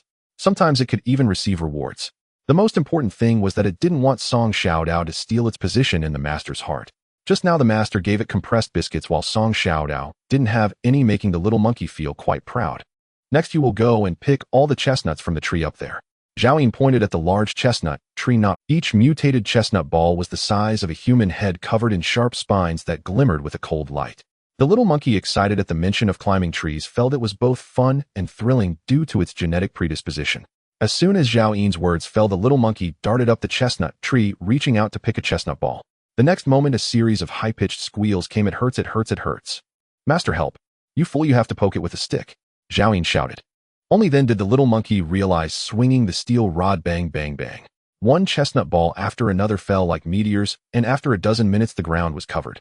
Soon the little monkey knocked down the last chestnut ball, and many branches and leaves were also accidentally destroyed by it covering the ground. The little monkey came down from the tree, its monkey face filled with excitement, scurrying to Zhao Yin's feet to take credit. "Well done," Zhao Yin generously praised. After praising the little monkey, he turned his attention to the chestnut balls on the ground, counting them. There were over 300 of them, with each one conservatively estimated to yield 10 pounds of mutated chestnuts. This meant that Zhao Yin would at least get 3,000 pounds of mutated chestnuts this time. Any mutated plants in the apocalypse produced fruits that would not rot as easily as those before the apocalypse, and the energy contained within was more than 10 times that of similar fruits from before. If a regular person before the apocalypse could feel full from eating a pound of chestnuts, then a pound of mutated chestnuts would be enough for an ordinary person to eat 10 meals. If consumed regularly, it could slowly improve physical quality. In his past life, Zhao Yin had a subordinate who had never obtained supernatural abilities or evolution potions, but had a fortunate chance to acquire hundreds of pounds of mutated soybeans. After eating for 2 years, that subordinate's strength was enough to match an great evolver. Zhao Yin looked up at the pitiful chestnut tree feeling a bit regretful. He didn't know when it would bear fruit again. He couldn't wait here. Zhao Yin had no means to store life and couldn't take the tree with him, so he simply ignored. He took out his Tang Dao and began to cut the chestnut balls. After peeling 300 chestnut balls, it was already 2 hours later. Zhao Yin thought for a moment and decided to also store the sharp spines he cut off in his space ring, as they might be useful later. At this time, Song Xiaodao had also collected over 100 unevolved corpse crystals. Zhao Yin, I really can't go on anymore. The swelling on her face had reduced a bit, but her eyes were filled with exhaustion. In fact, she had managed to keep up with Zhao Yin until now solely through willpower. Song Xiaodao handed Zhao Yin a small package wrapped in a tattered cloth torn from an unknown zombie, containing a small bundle of corpse crystals. Here, all of them are here. Zhao Yin raised his hand to take the corpse crystals and directly began to absorb them.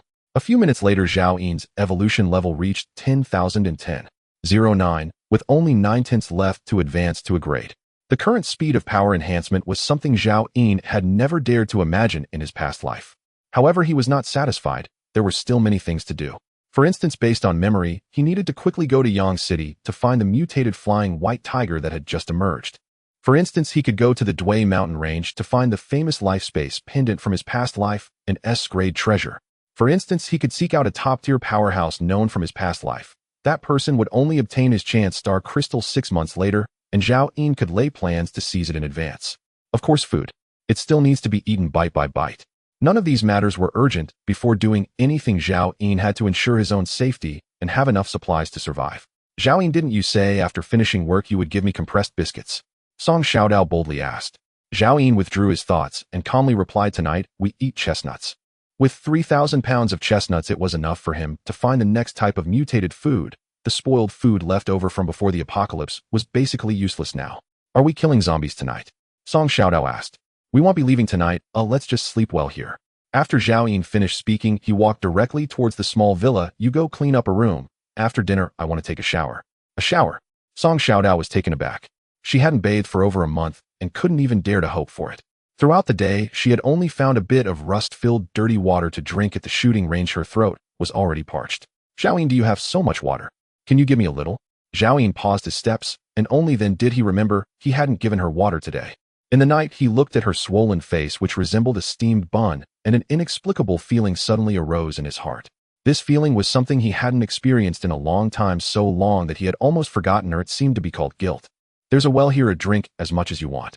Later I'll make sure you're full, and you can also take a shower, Zhao Yin said. Zhao Yin had been here in his past life and remembered that there was an ancient well in the backyard of the small villa with spring water leading to an underground river, clear and clean.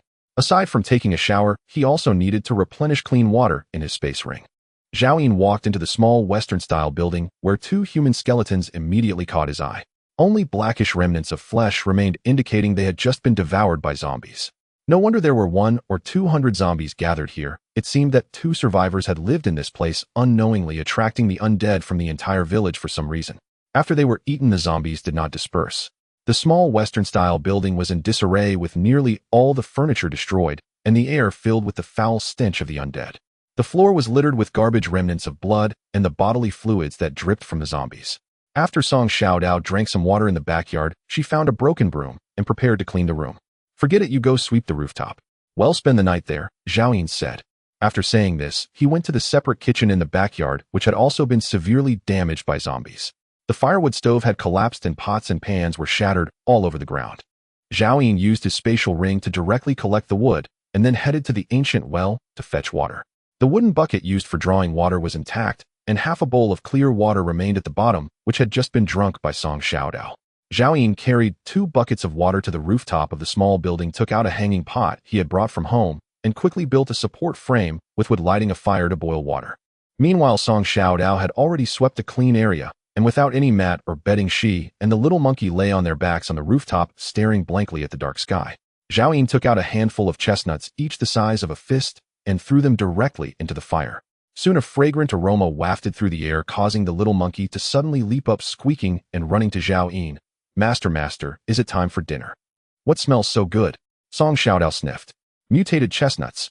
Zhao Ying used his tang knife to dig out the charred outer skin of the chestnuts, picked one, and split it open, revealing golden chestnut flesh. The fragrance in the air became even stronger. Song Xiaodao and the little monkey were instantly captivated. Come over and eat together, Zhao Ying said. The little monkey immediately grabbed a chestnut and started munching on it without fear of getting burned. Zhao Ying, not intending to overly restrict the animal's instincts, cut a chestnut in half and handed one piece to Song Xiaodao. The water in the hanging pot had already boiled. Zhao Ying poured in some salt and filled 3 bowls with salt. Zhao Ying leisurely gnawed on the chestnut with salted water, while the little monkey had already finished one and was eagerly staring at the remaining ones in front of Zhao Ying. In the past there wasn't that much food, but from now on we won't go hungry anymore, Zhao Ying said. Really, master? The little monkey thought, widening its eyes in disbelief. The food intake of mutated beasts and evolved beings was several times greater than before their evolution. Since joining Zhao Ying, the little monkey had hardly ever felt full. Eat up, Zhao Ying said without further explanation. He himself devoured 3 chestnuts in one go, weighing about 3 to 4 gene, enough to equate to 30 or 40 gene before the apocalypse, and he could eat no more. The little monkey ate 7 or 8 chestnuts, its round belly full and satisfied, lying back down on the clean spot. Song Xiaodao, however, had only eaten a few bites before burping and suddenly put down the chestnut, tears streaming down her face. What are you crying for? Zhao Ying asked. Zhao Ying, I miss my brother. We haven't encountered him on our journey, sob. Song Xiaodao sniffled, big tears rolling down her cheeks. He went to lure zombies under pressure from Wang Quan for my sake. If he died, he wouldn't have had a full meal in life, sob. Zhao Ying furrowed his brow and said he must have died and turned into a zombie able to eat people and won't go hungry anymore. Originally meant to be comforting, Song Xiaodao upon hearing this cried even harder. Sob, sob, sob. Zhao Ying ignored her, pouring the remaining water into the pot, bringing it to a boil before returning it to the bucket, and then he descended from the rooftop. Arriving at the previous well, Zhao Ying stripped off his clothes and took out soap and a bath towel from his spatial ring to wash his body. After more than a month without a bath, only hot water could cleanse him properly. Feeling the disgusting stench of the zombies gradually dissipate, Zhao Ying finally felt like a normal person again.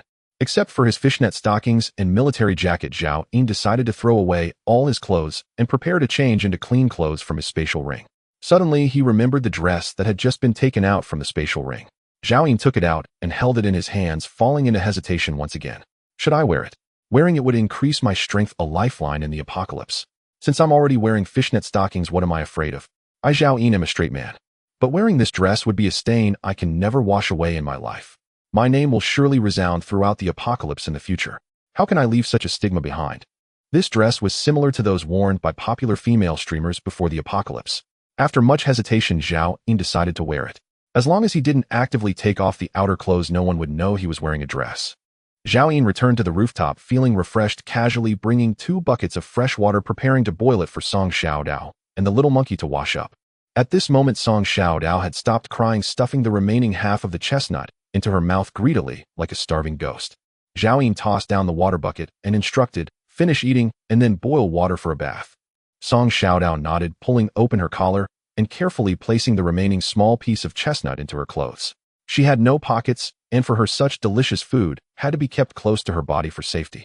Immediately after, Song Xiaodao began to boil water, while Zhao Ying took out the tent from his spatial ring and set it up beside the campfire, laying down a moisture-proof mat and bedding inside.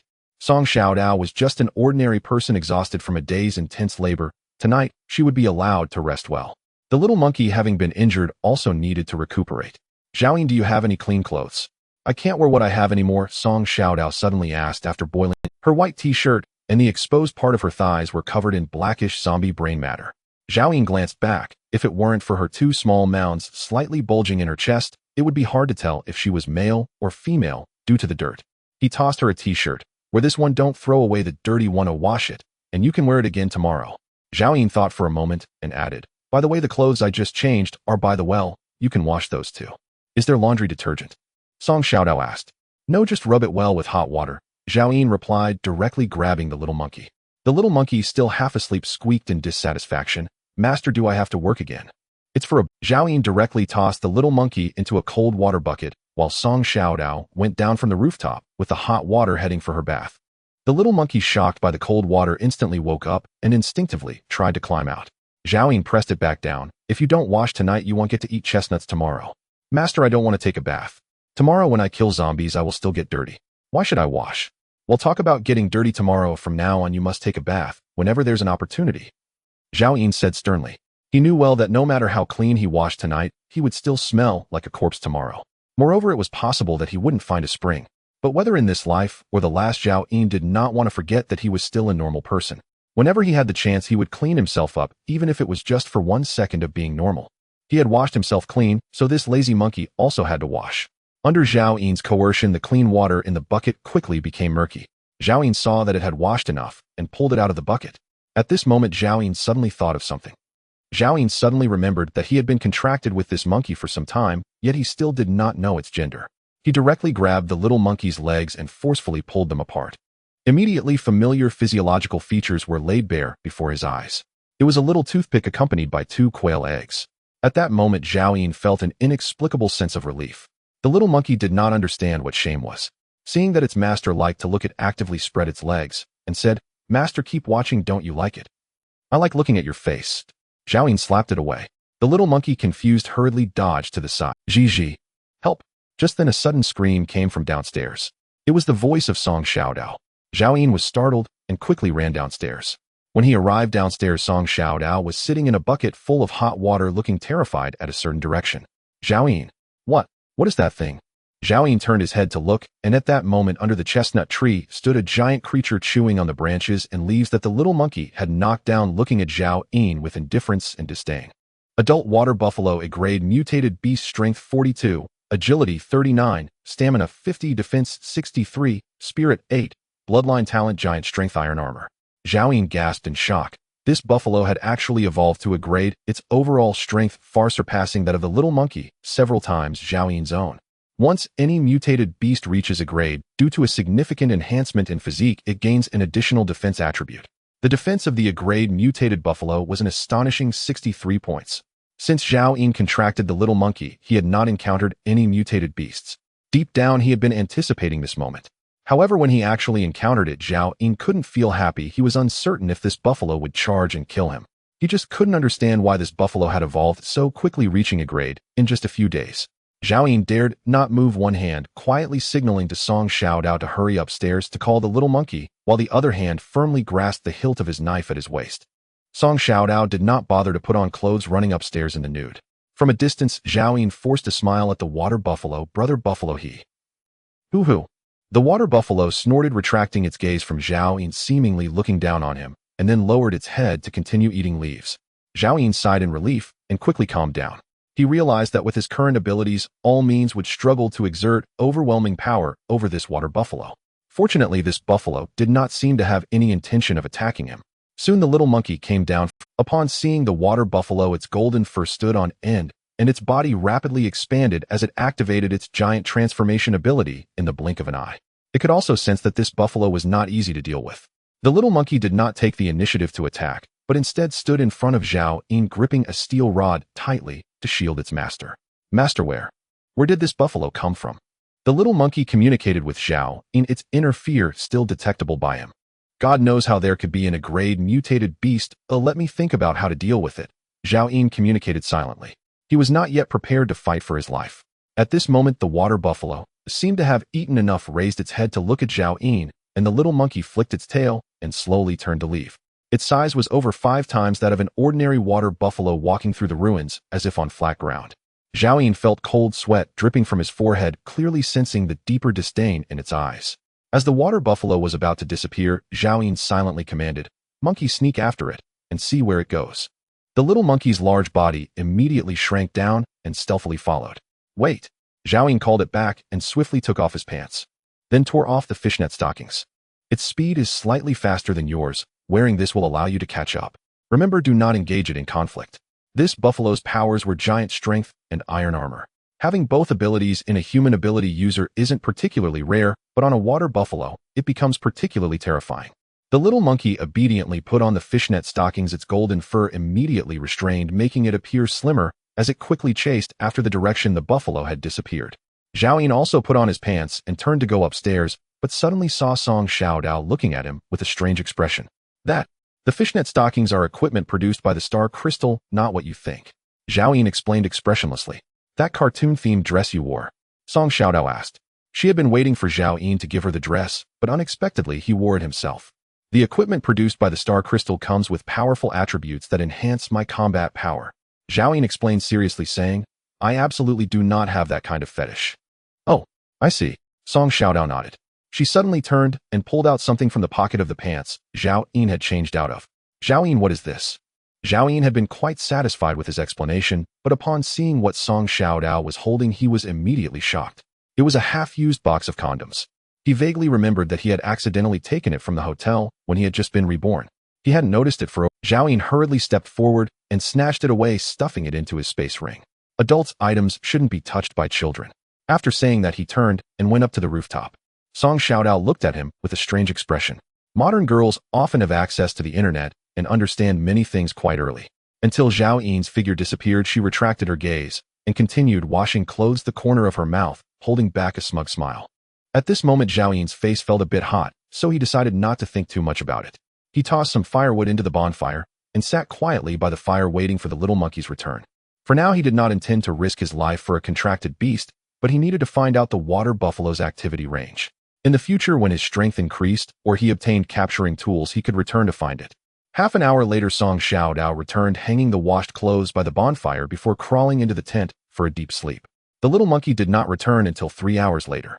It came back holding a steel rod covered in zombie blood and brain matter, its lower half still in fishnet stockings, and it had gained quite a few injuries. After asking, Zhao Ying learned that these injuries were not caused by a fight with the buffalo. The buffalo had seemingly gone mad. After leaving here earlier, it had run all the way to the west suburbs industrial park of Guang City. That place was the most densely populated area in Guang City, which had formed a massive gathering place for zombies after the apocalypse broke out. Recently, Zhao Ying had not dared to go there. The buffalo charged into the industrial park like a mad beast, crashing through and killing countless zombies along the way, even managing to crush 5th or 6th grade zombies.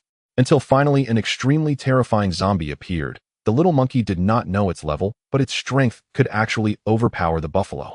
A battle broke out between the zombie and the buffalo, and in the end, that terrifying buffalo was actually defeated and fled with injuries. The little monkey, also having followed the buffalo deep into the industrial park, was caught in a horde of zombies and barely managed to escape after desperately activating its powers. At that moment, the little monkey was utterly terrified, unable to follow any longer. Zhao Ying tossed a few chestnuts into the fire and gently patted the little monkey's head, saying, No wonder after you finish these chestnuts you should rest. The little monkey was suddenly flattered, not expecting its master to offer it food. It eagerly said, Master, if I encounter that bull again, I will kill it for you and bring back beef. Zhao Ying frowned. That was a mad bull. If they couldn't catch it in the end, they would have to find a way to kill it for meat. Zhao Ying pulled out the half-cooked chestnuts from the fire, rolling them in front of the little monkey. It quickly picked them up and gobbled them down. In just a few minutes, the little monkey finished, and its deflated belly became round again. Go to sleep. There are still 2 hours until dawn. Zhao Ying looked up at the sky and said, Master, I can also keep watch. The little monkey communicated telepathically. As a mutated beast bound by a contract spirit, protecting its master was instinctive. Go sleep, don't chatter, Zhao Ying ordered. The little monkey still needed rest to recover from its injuries. After dawn, Zhao Ying would continue to hunt zombies. It remained the main force. Now, with only this one contracted beast, many dangerous tasks that Zhao Ying was reluctant to undertake had to be entrusted to this monkey. The little monkey was moved to tears, crawled into the tent, and moments later snoring could be heard. After the intense battle, it was exhausted. Zhao Ying heard the snoring and crawled into the tent, quickly yanking off the little monkey's fishing net stockings. The life-saving item was definitely more important for him to wear himself. When leaving the tent, Zhao Ying glanced at Song Xiaodao beside him and was surprised to see that the swelling on her face, which was supposed to last several more days, had actually gone down. At this moment, her facial features were not much different from her previous life, just a bit too youthful. Woo, brother, please don't leave me. Perhaps in her dream, she saw her brother again, tightly hugging a leg of the little monkey, tears streaming down her. Zhao Ying took a glance and then exited the tent, sitting by the fire to rest.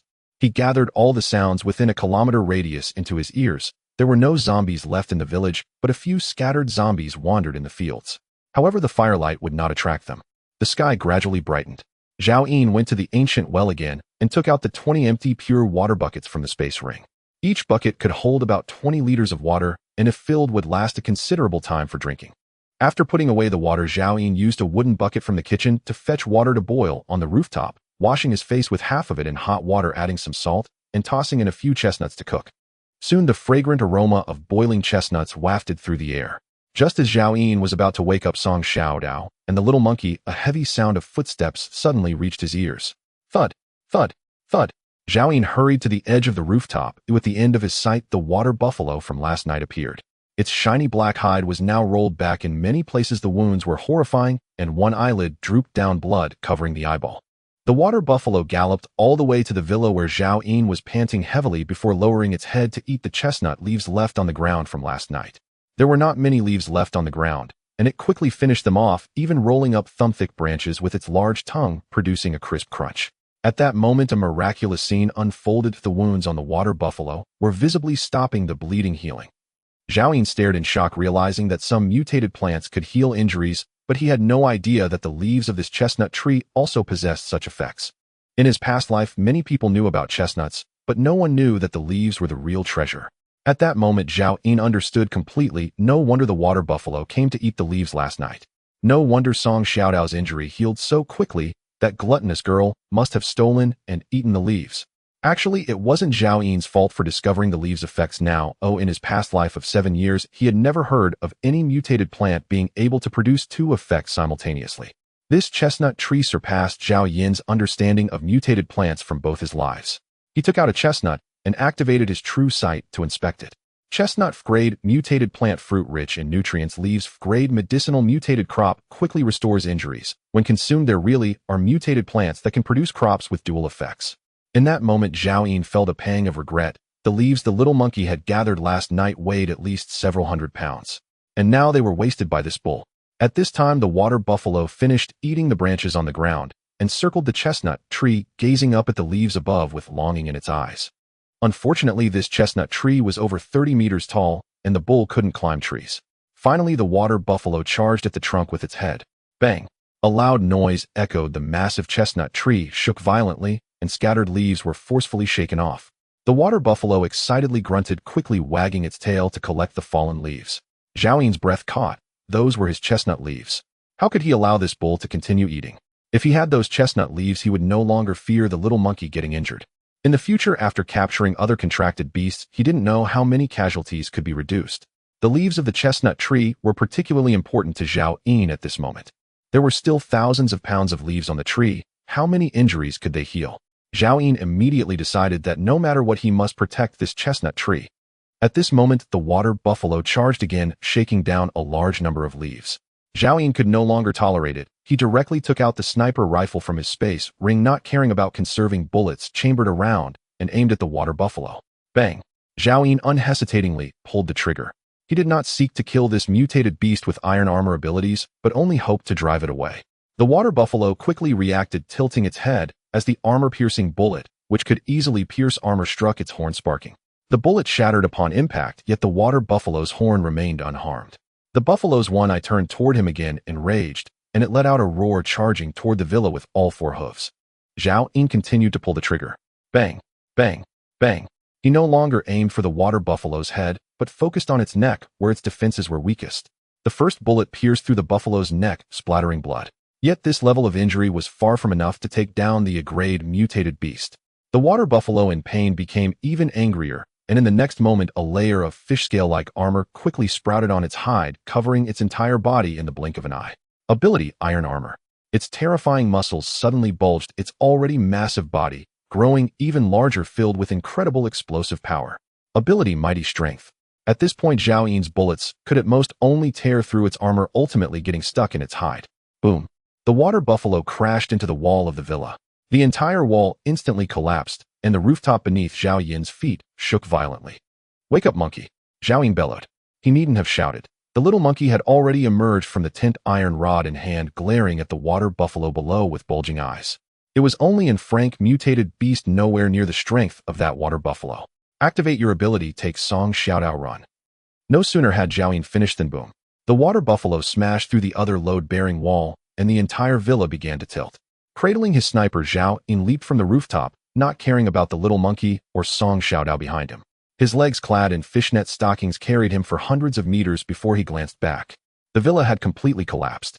The little monkey, enlarged by its gigantification ability, carried Song Xiaodao in one hand and followed at a distance. Zhao Ying hesitated. His base agility was 17, and with the stockings boost, he could outpace the water buffalo. He swung the rifle around and aimed at the beast. "Come on, you damned animal." Bang! A shot struck the buffalo's foreshoulder, doing little damage but delivering a grave insult. The water buffalo, its single-eyed bloodshot, charged at speed.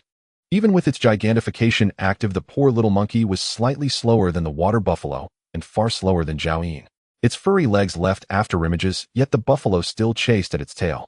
Master, it's going to ram my backside. Didn't you say last night you'd help me kill that buffalo and eat it?" Zhao Ying snapped. Besides gigantification, the monkey possessed a berserk ability, but it could only be unlocked at a rank. The berserk power consumed too much energy for its juvenile body to sustain. In truth, the little monkey's potential was no less than the water buffalo's. "Why has that buffalo come back?" the monkey asked, bewildered and utterly unaware of the events. "Take it away from that chestnut tree," Zhao Ying ordered. Bang! He fired another shot to stall the buffalo for an instant, then turned and ran on. Fortunately, the little monkey was more nimble. Though not as fast as the buffalo, each time a collision seemed imminent, it twisted its red rump and dodged perfectly. Poor Song Xiaodao was jostled into retching. He vomited bitter bile all over the little monkey. 10 minutes later, the collapsed villa and the chestnut tree were out of sight. Zhao Ying fired shot after shot to keep the water buffalo at bay, and via telepathic link told the monkey, "Monkey, I'll hold it off. You take Xiaodao and run. Remember to circle back to the chestnut tree. Once I lose the buffalo, I'll come collect the leaves.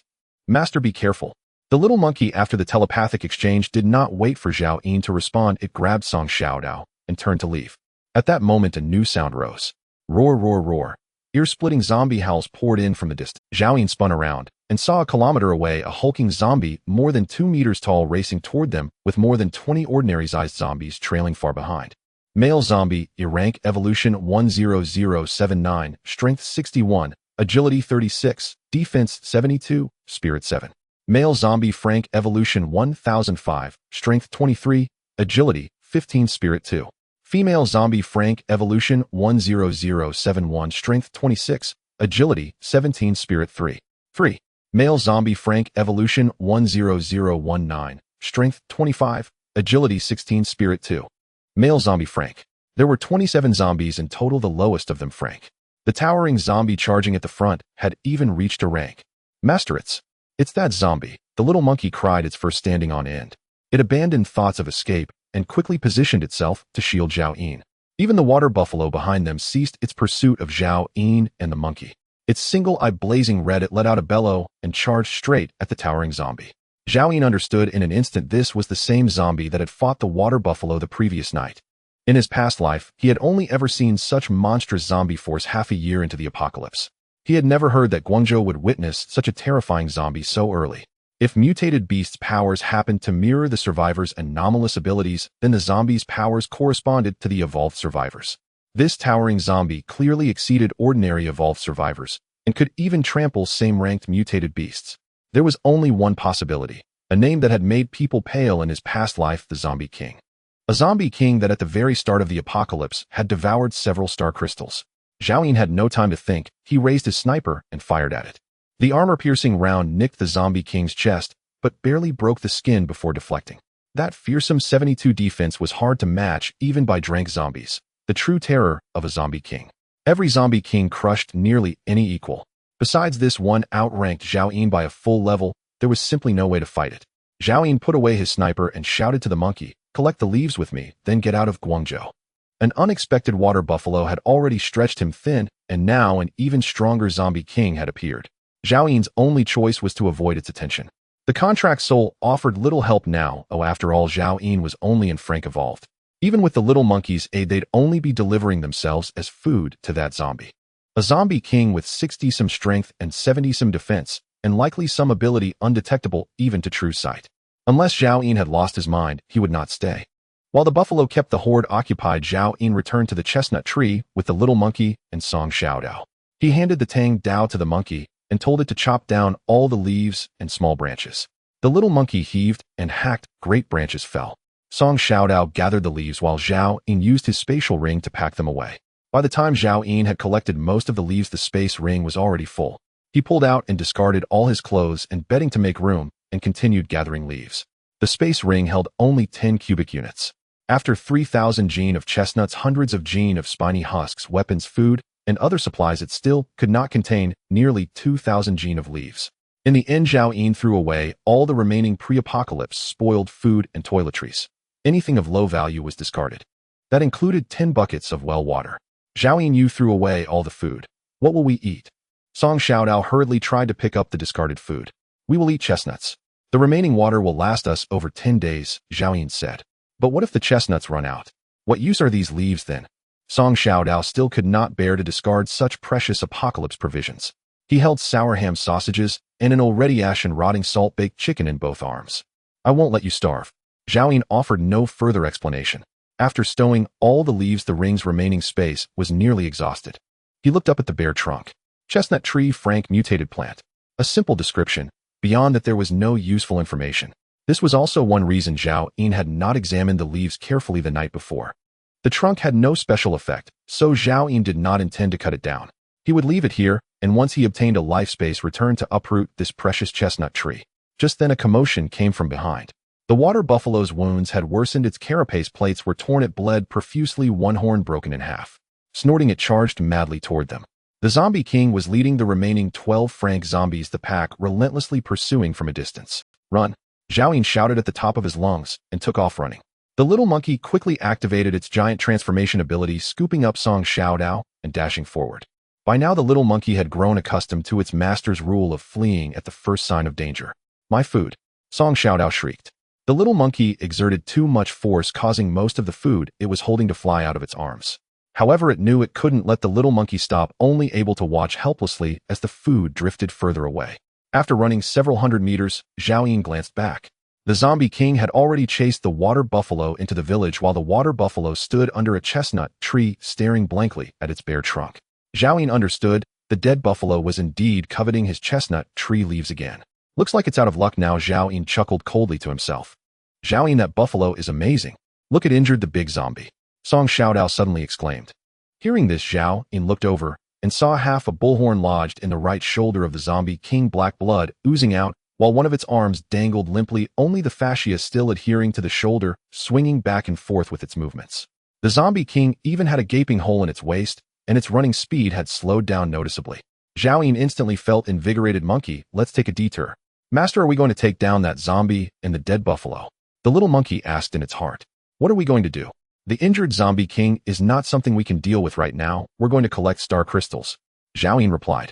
With the zombie king's strength significantly diminished, Zhao Yin felt a bit safer, and his mind began to race. He remembered clearly that there were a total of 26 level zombies following the zombie king earlier. Now only 12 remained, indicating that the other 14 had already been taken down by the water buffalo. The location where the water buffalo had fought the zombie king was not far from here. Zhao Yin could reach it in just a minute. He dashed forward, quickly arriving at the scene, where the previously uneven farmland was now a complete mess, with fresh soil turned over as if it had gone through a magnitude 10 earthquake. Dozens of Flevel zombies lay there, their bodies crushed by the water buffalo's iron hooves. Some were in tatters, with only their heads intact, opening and closing their mouths as they saw Zhao Yin approach. If Zhao Yin hadn't arrived within a day or two, their broken bodies would have been repaired by some unknown energy. But clearly these zombies no longer had that chance. Without needing Zhao Yin's orders, the little monkey immediately released Song Xiaodao, and the two of them began to smash the zombies' heads. Soon 14 star crystals and corpse crystals appeared in Zhao Yin's hands. He directly collected them and shouted to the little monkey, go. But before he could take a step, urgent footsteps. Blood flowed from the water buffalo's mouth and nose, and a large hole had opened in its belly with intestines spilling out. It charged forward in the blink of an eye, followed by the zombie king, but the 12 level zombies were nowhere to be seen. With a single red eye, the water buffalo glared at Zhao Yin with a face full of resentment, as if it had realized that the leaves that could have healed its wounds had been taken by this human. It was this human who had caused it harm.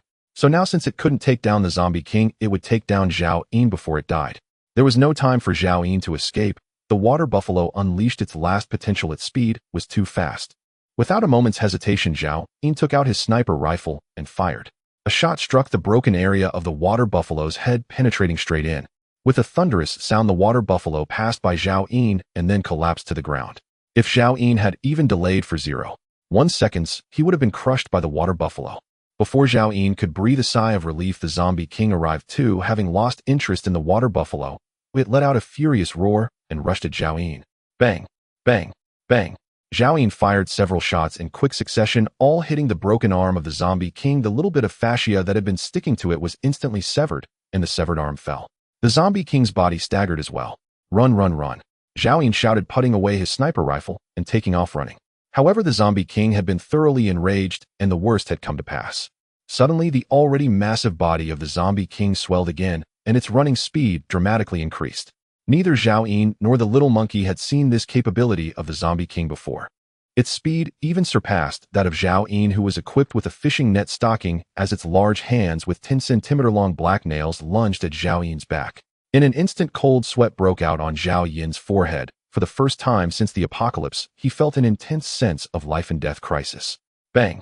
Zhao Yin was directly sent flying by the slap, his body diving forward rapidly, while the Flevel military outfit on his back was shredded by the zombie king's claws. He landed in the mud over 20 meters away, rolling several times before finally coming to a stop. Zhao Yin spat out a mouthful of fresh blood, feeling as if his organs had been dislocated. His face instantly turned pale. If it weren't for the extraordinary equipment blocking the blow for him, he would have already been pierced through by the zombie king. Gritting his teeth against the excruciating pain, he raised his gun and continued shooting. Bang! Bang! Bang! The armor-piercing rounds hit the zombie king, sparking in showers, but they could only slow its advance. Soon the zombie king bore the immense impact of the armor-piercing rounds and took several steps to reach Zhao Yin, raising its foot to stomp down on his head. Zhao Yin had anticipated this. He rolled out of the way while shooting to slow the zombie king's speed, desperately moving his body in an attempt to create distance. But the power gap between them was too great. The fishing net stocking had only increased Zhao Yin's movement speed, but in terms of agility, the zombie king's score was a staggering 36, more than twice that of Zhao Yin. With a single turn, it grabbed Zhao Yin by the collar and lifted him up. Roar! The zombie king stared at Zhao Yin, roaring angrily, as if accusing this little ant of daring to break its arm. Zhao Yin found himself suspended in midair, never having imagined that one day he would be lifted like a chick by a zombie king. The foul stench from its gaping maw was overwhelming, and he could see its rotten teeth up close. Roar! An angry roar came from behind the zombie king as the little monkey had already reacted, but the zombie king's speed was too fast. It just rushed over. The little monkey fully activated its giant transformation ability, smashing the iron rod in its hand down onto the zombie king's head. With a loud bang, the rebar twisted and deformed, getting stuck on the zombie king's head. The zombie king paid no heed, slowly turning its head to look at the little monkey. Perhaps to it, the human and the monkey before it were nothing but a joke. Bang! The next moment, the little monkey was sent flying by a kick, its massive body crashing down like a... Zhao Yin remained remarkably calm. The zombie king before him had almost no weaknesses, possessing extreme speed, terrifying power, and impenetrable defense. The only weakness was the damage inflicted on it by the water buffalo. Yes, its weakness was the injuries caused by the water buffalo. Zhao Yin directly thrust his sniper rifle into the gaping hole in the zombie king's abdomen, pulling the trigger violently at close range. Bang! Bang! Bang! Armor-piercing rounds tore violently through the zombie sovereign's body, shredding its internal organs. Its entire frame convulsed. Thick black blood and viscera gushed from the gaping wound in its abdomen. Yet it did not fall. With its sole remaining arm, it seized Zhao Yin and hurled him away with brutal force. Zhao Yin felt as though a sledgehammer had struck his chest. Still airborne, he spat a mouthful of blood before tumbling several times and crashing heavily onto the ground. He tried to rise at once, but his limbs were drained of all strength. Each breath seared his chest with searing agony. Plop! The sniper rifle lodged in the zombie sovereign's abdomen finally slipped free and clattered to the earth. Roar! Enraged, it charged toward Zhao Yin, as if to crush this insignificant ant who dared wound it. Xiao Hozi had no time to intervene. Zhao Yin, get up! Cried Song Xiaodao, his youthful face contorted with terror. He lunged forward, wrapping both arms around the zombie sovereign's leg, and drove his butterfly knife deep with all his might. Clang! Even this extraordinary weapon only sliced a shallow cut into the creature's thick hide. Song Xiaodao's frail strength was utterly insufficient. Against the zombie sovereign's impenetrable defenses, he could not even draw true blood. Provoked now by this even weaker adversary, the zombie sovereign whirled and lashed out with a devastating kick. Ah! Zhao Yin! Song Xiaodao's slight frame spun wildly through the air before hurtling over 20 meters, landing deep in the mire, motionless, fate unknown. Yet that brief delay gave Xiao Hozi another chance to close in. His steel rod had long since vanished, lost somewhere in the chaos. Enlarged to monstrous scale, Xiao Hozi leapt onto the zombie sovereign's head, crouched upon its shoulder, and drove his elongated claws deep into both eye sockets. Bang! The zombie sovereign swung its solitary arm and slammed a crushing blow across Xiao Hozi's skull.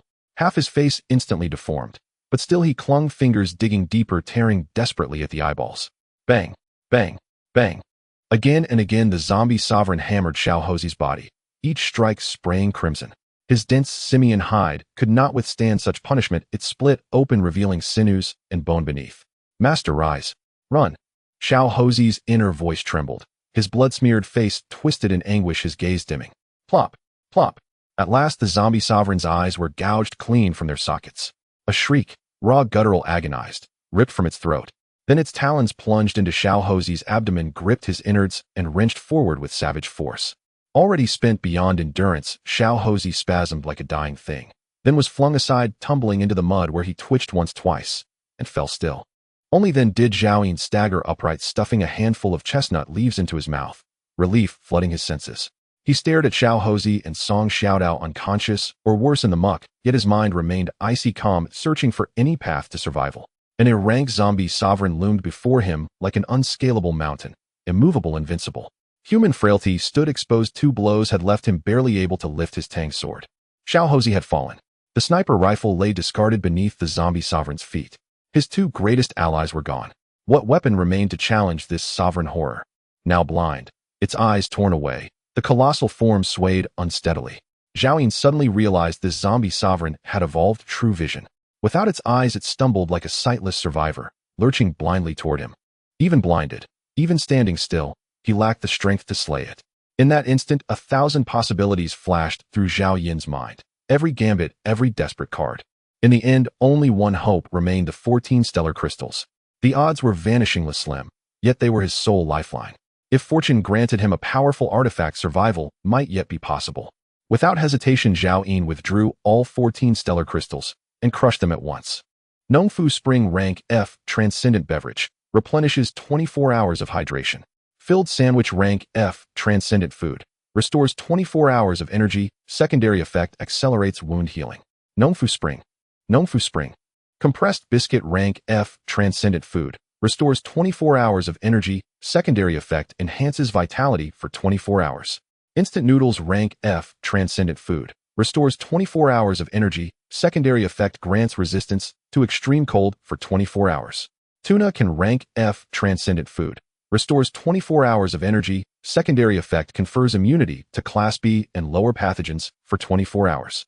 Iced Black Tea Rank F Transcendent Beverage replenishes 24 hours of hydration. Secondary effect: doubles physical attributes for 1 hour. Wolf Tooth Club Rank D Transcendent Weapon durability 54, attack 52, secondary effect 20 strength. Women's Suit Rank E Defensive Gear durability 31, agility 28, secondary effect 5 charisma. Nongfu Spring. Nongfu SP. His eyes locked onto the Wolf Tooth Club, and his entire being surged with exhilaration. Salvation had truly manifested. A Rank D Transcendent Weapon. With a staggering 52 attack power and an additional 20 strength, combined with Zhao Yin's own 15 strength, crushing the rank zombie sovereign would be effortless. Zhao Yin stuffed another fistful of chestnut leaves into his mouth, then tore open a healing-filled sandwich and devoured it without pause. Still not satisfied, he uncapped a bottle of iced black tea and drank deeply, gulping it down. As the sandwich dissolved within him, warmth bloomed, far more potent than the leaves, spreading swiftly through his limbs. The numbness and agony receded like retreating tides. Simultaneously, the iced black tea's doubling effect ignited. A torrent of raw, surging power flooded his veins. In that moment, Zhao Yin smiled, a crimson fire blazing in his eyes. He bent, seized the wolf-tooth club, and lifted it high. So the zombie sovereign is mighty, is it? Today I shall slaughter one myself. I nearly died. I was this close. You filthy abomination. The zombie sovereign advanced with thunderous strides, its lone fist drawn back, and smashed downward with annihilating force. This time Zhao Yin did not evade. Instead, he launched himself skyward, swinging the wolf-tooth club in a brutal descending arc straight toward the monster's head. Bang! Fist met club, the air cracked with a sonic boom. Then came the sickening snap of splintering bone. The zombie sovereign's fist crumpled inward, grotesquely deformed. Its horrifying visage betrayed no expression, yet it faltered, stunned. Zhao Yin landed coiled, and exploded upward once more, bringing the club down in a second crushing blow. Crack! Instinctively raising its arm to block, the zombie sovereign's forearm shattered. It roared, lunging to strike Zhao Yin, but its limb hung limp, useless, refusing to obey. The wolf-tooth club descended again, aimed squarely at its skull. The zombie sovereign twisted aside, but the blow struck its neck instead. Boom. The towering monstrosity crashed to the earth like a felled mountain. You stinking, rotting bastard. Zhao Yin planted a boot on its chest and brought the club down again and again, stroke after stroke, until the zombie sovereign's skull lay pulped and lifeless. Only when absolute certainty settled over him did Zhao Yin cease his assault. He collapsed gasping, his breath ragged, his body hollowed out. The wolf-tooth club, weighing 300 to 400 Jin, slipped from his grip and thudded to the ground. Wiping blood from his lips, he lifted his gaze toward Xiao Hozi and Song Xiaodao. There in the mire, two small figures lay buried in sludge, utterly still. "Xiaodao, little monkey," Zhao Yin called. Neither answered. The memory of how they had thrown themselves between him and death earlier pierced his hardened heart like an unexpected ache. "Are you dead?" Zhao Yin, too dizzy to collapse, forced himself to limp forward. The little monkey's skull had been split open, the brain exposed, patches of fur were torn away as if the zombie king had feasted, and a huge hole in its belly leaked intestines like the water buffalo before it. Song Xiaodao's chest had caved in completely, blood still poured from her mouth and nose as she lay unconscious. Fortunately, both still drew breath.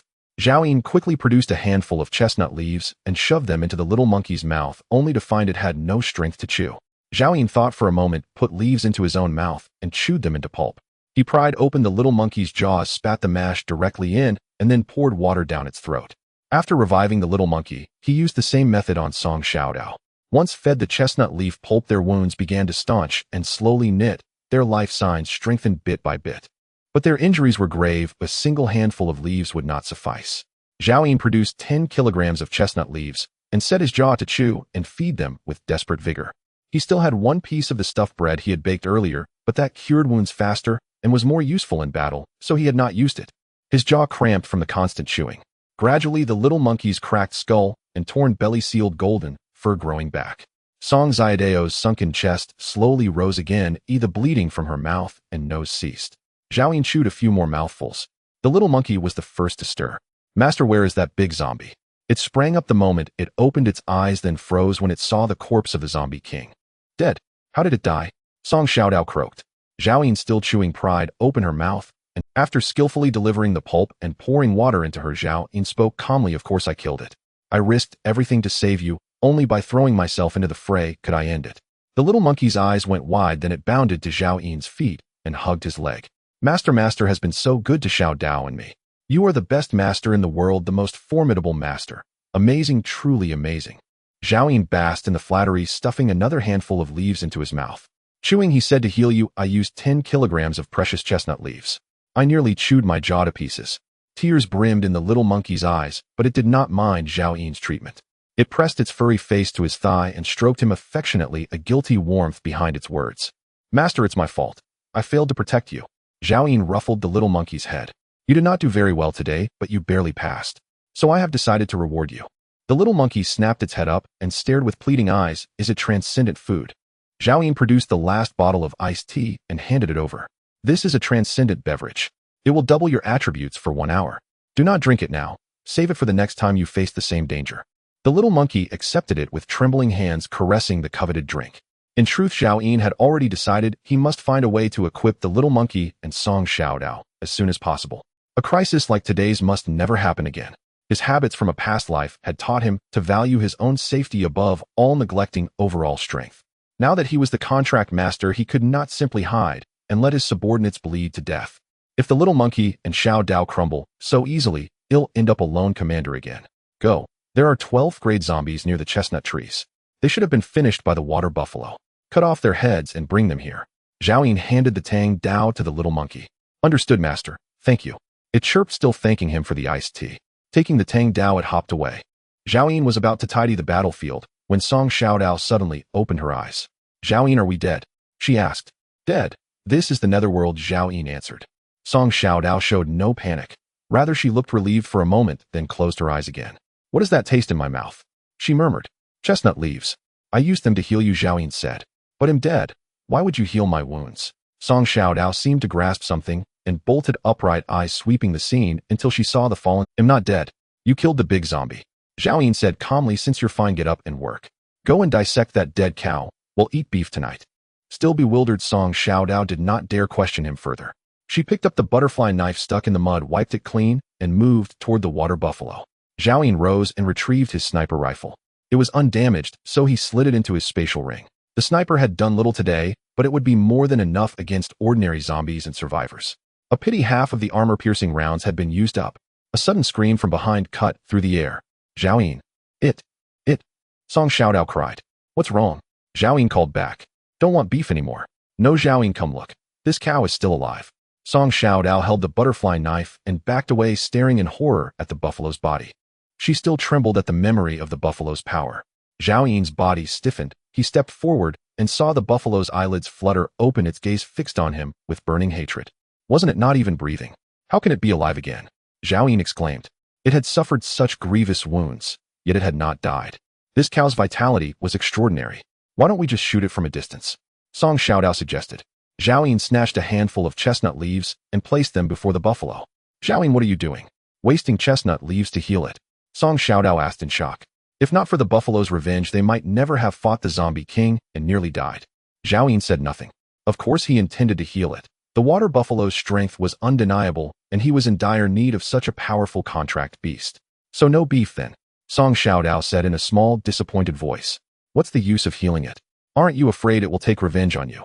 In her view, Zhao Yin was not a saint, but he was hardly an endlessly kind softy either. Sweat broke out on Zhao Yin's brow. The buffalo might die at any moment. He grabbed a fistful of leaves, chewed them, pried open the buffalo's jaws, and spat the pulp in. Song Xiaodao's eyes widened as she watched. Zhao Yin had opened a bucket of water and poured it into the buffalo's mouth, while continuing to chew. Green juice glistened at the corners of his lips. Her stomach turned as she bent over and vomited. Seeing the regurgitated mixture, water and chewed chestnut leaf pulp, made her retch even harder. Zhao Yin, how can you do this? Ugh, Song Xiaodao demanded with reddened eyes. Zhao Yin, as if oblivious, kept chewing. After roughly 2 kilograms of leaves had been chewed and fed, the buffalo's life force swelled noticeably. Its eyes opened wide, and it fixed Zhao Yin with a look of pure seething hatred. Bang! Zhao Yin decisively kicked, causing the water buffalo's head to tilt aside. Your life was saved by me, and you dare to glare at me. Zhao Yin cursed. Gurgle. The water buffalo emitted a weak sound from its throat, still glaring at Zhao Yin, showing no gratitude. Zhao Yin raised his foot again, but ultimately chose not to kick. What was the point of arguing with a stubborn bull? As long as he could contract it, the soul of the contract would naturally change its mind.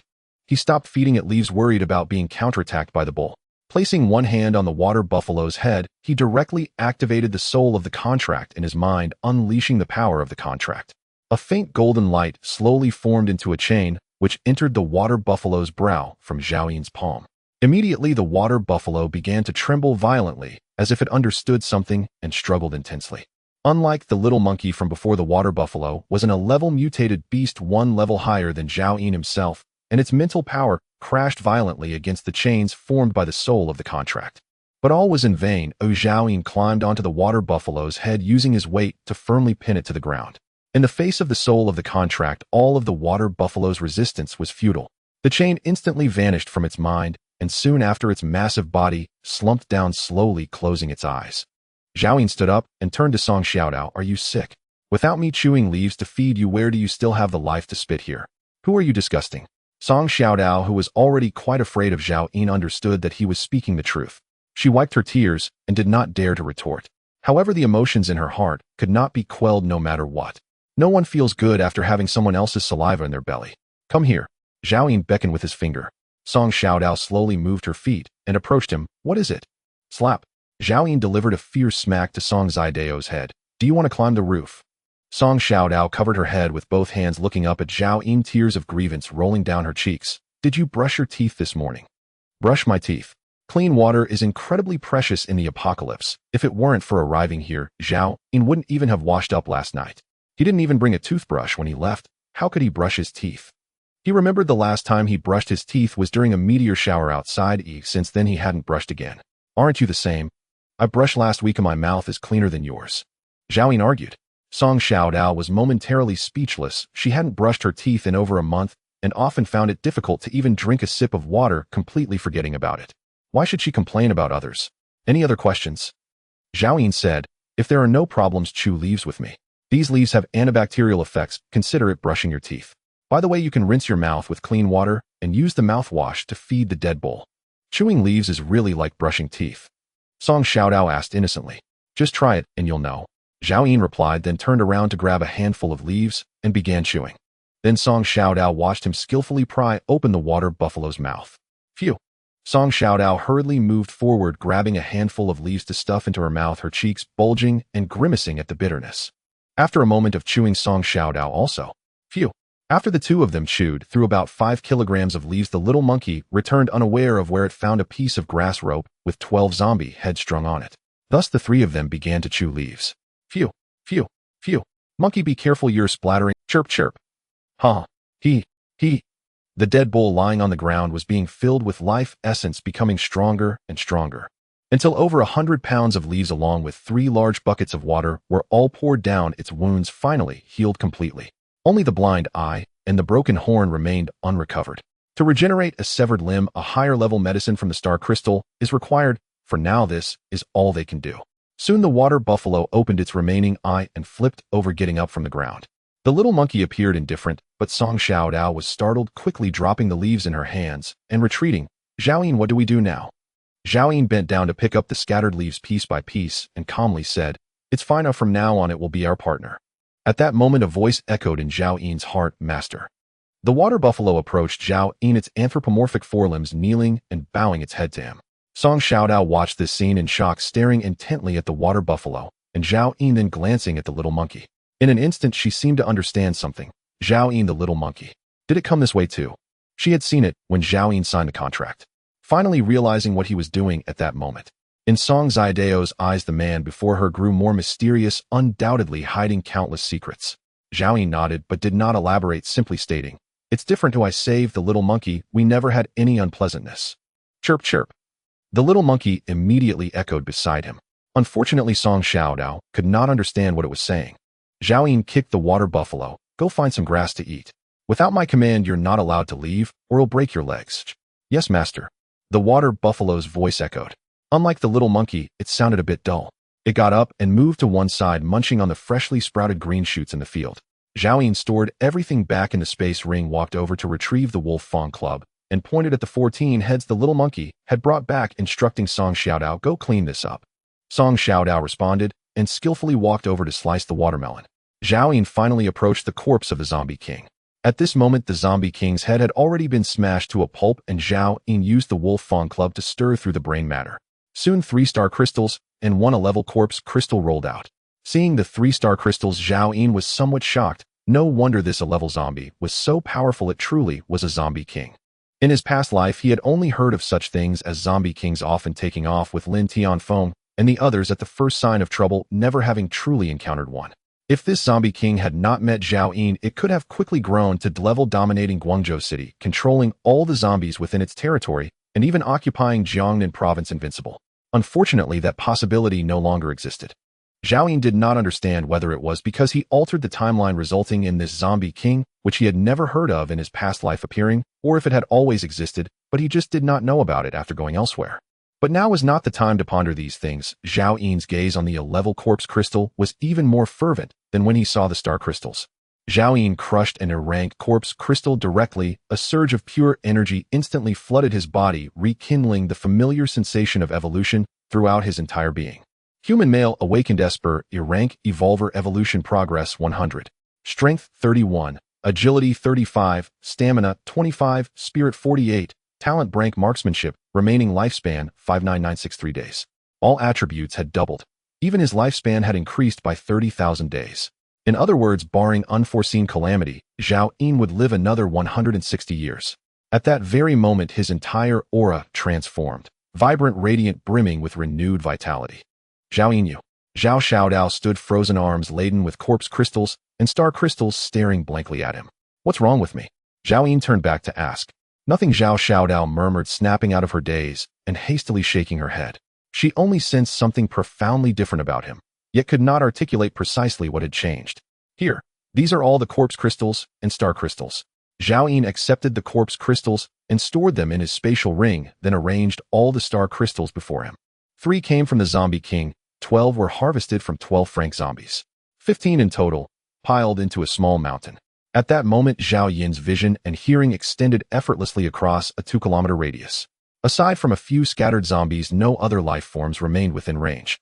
Zhao Yin sat cross-legged on the muddy ground and began opening the star crystals one by one. Evian Spring Water Rank F Transcendent Beverage replenishes 24 hours worth of bodily hydration upon consumption. As expected, it began with Evian Spring Water once again. Filled Sandwich Rank F Transcendent Food restores 24 hours energy expenditure and additionally heals injuries. Compressed Biscuits Rank F Transcendent Food restores 24 hours energy expenditure and grants heightened vigor for 24 hours.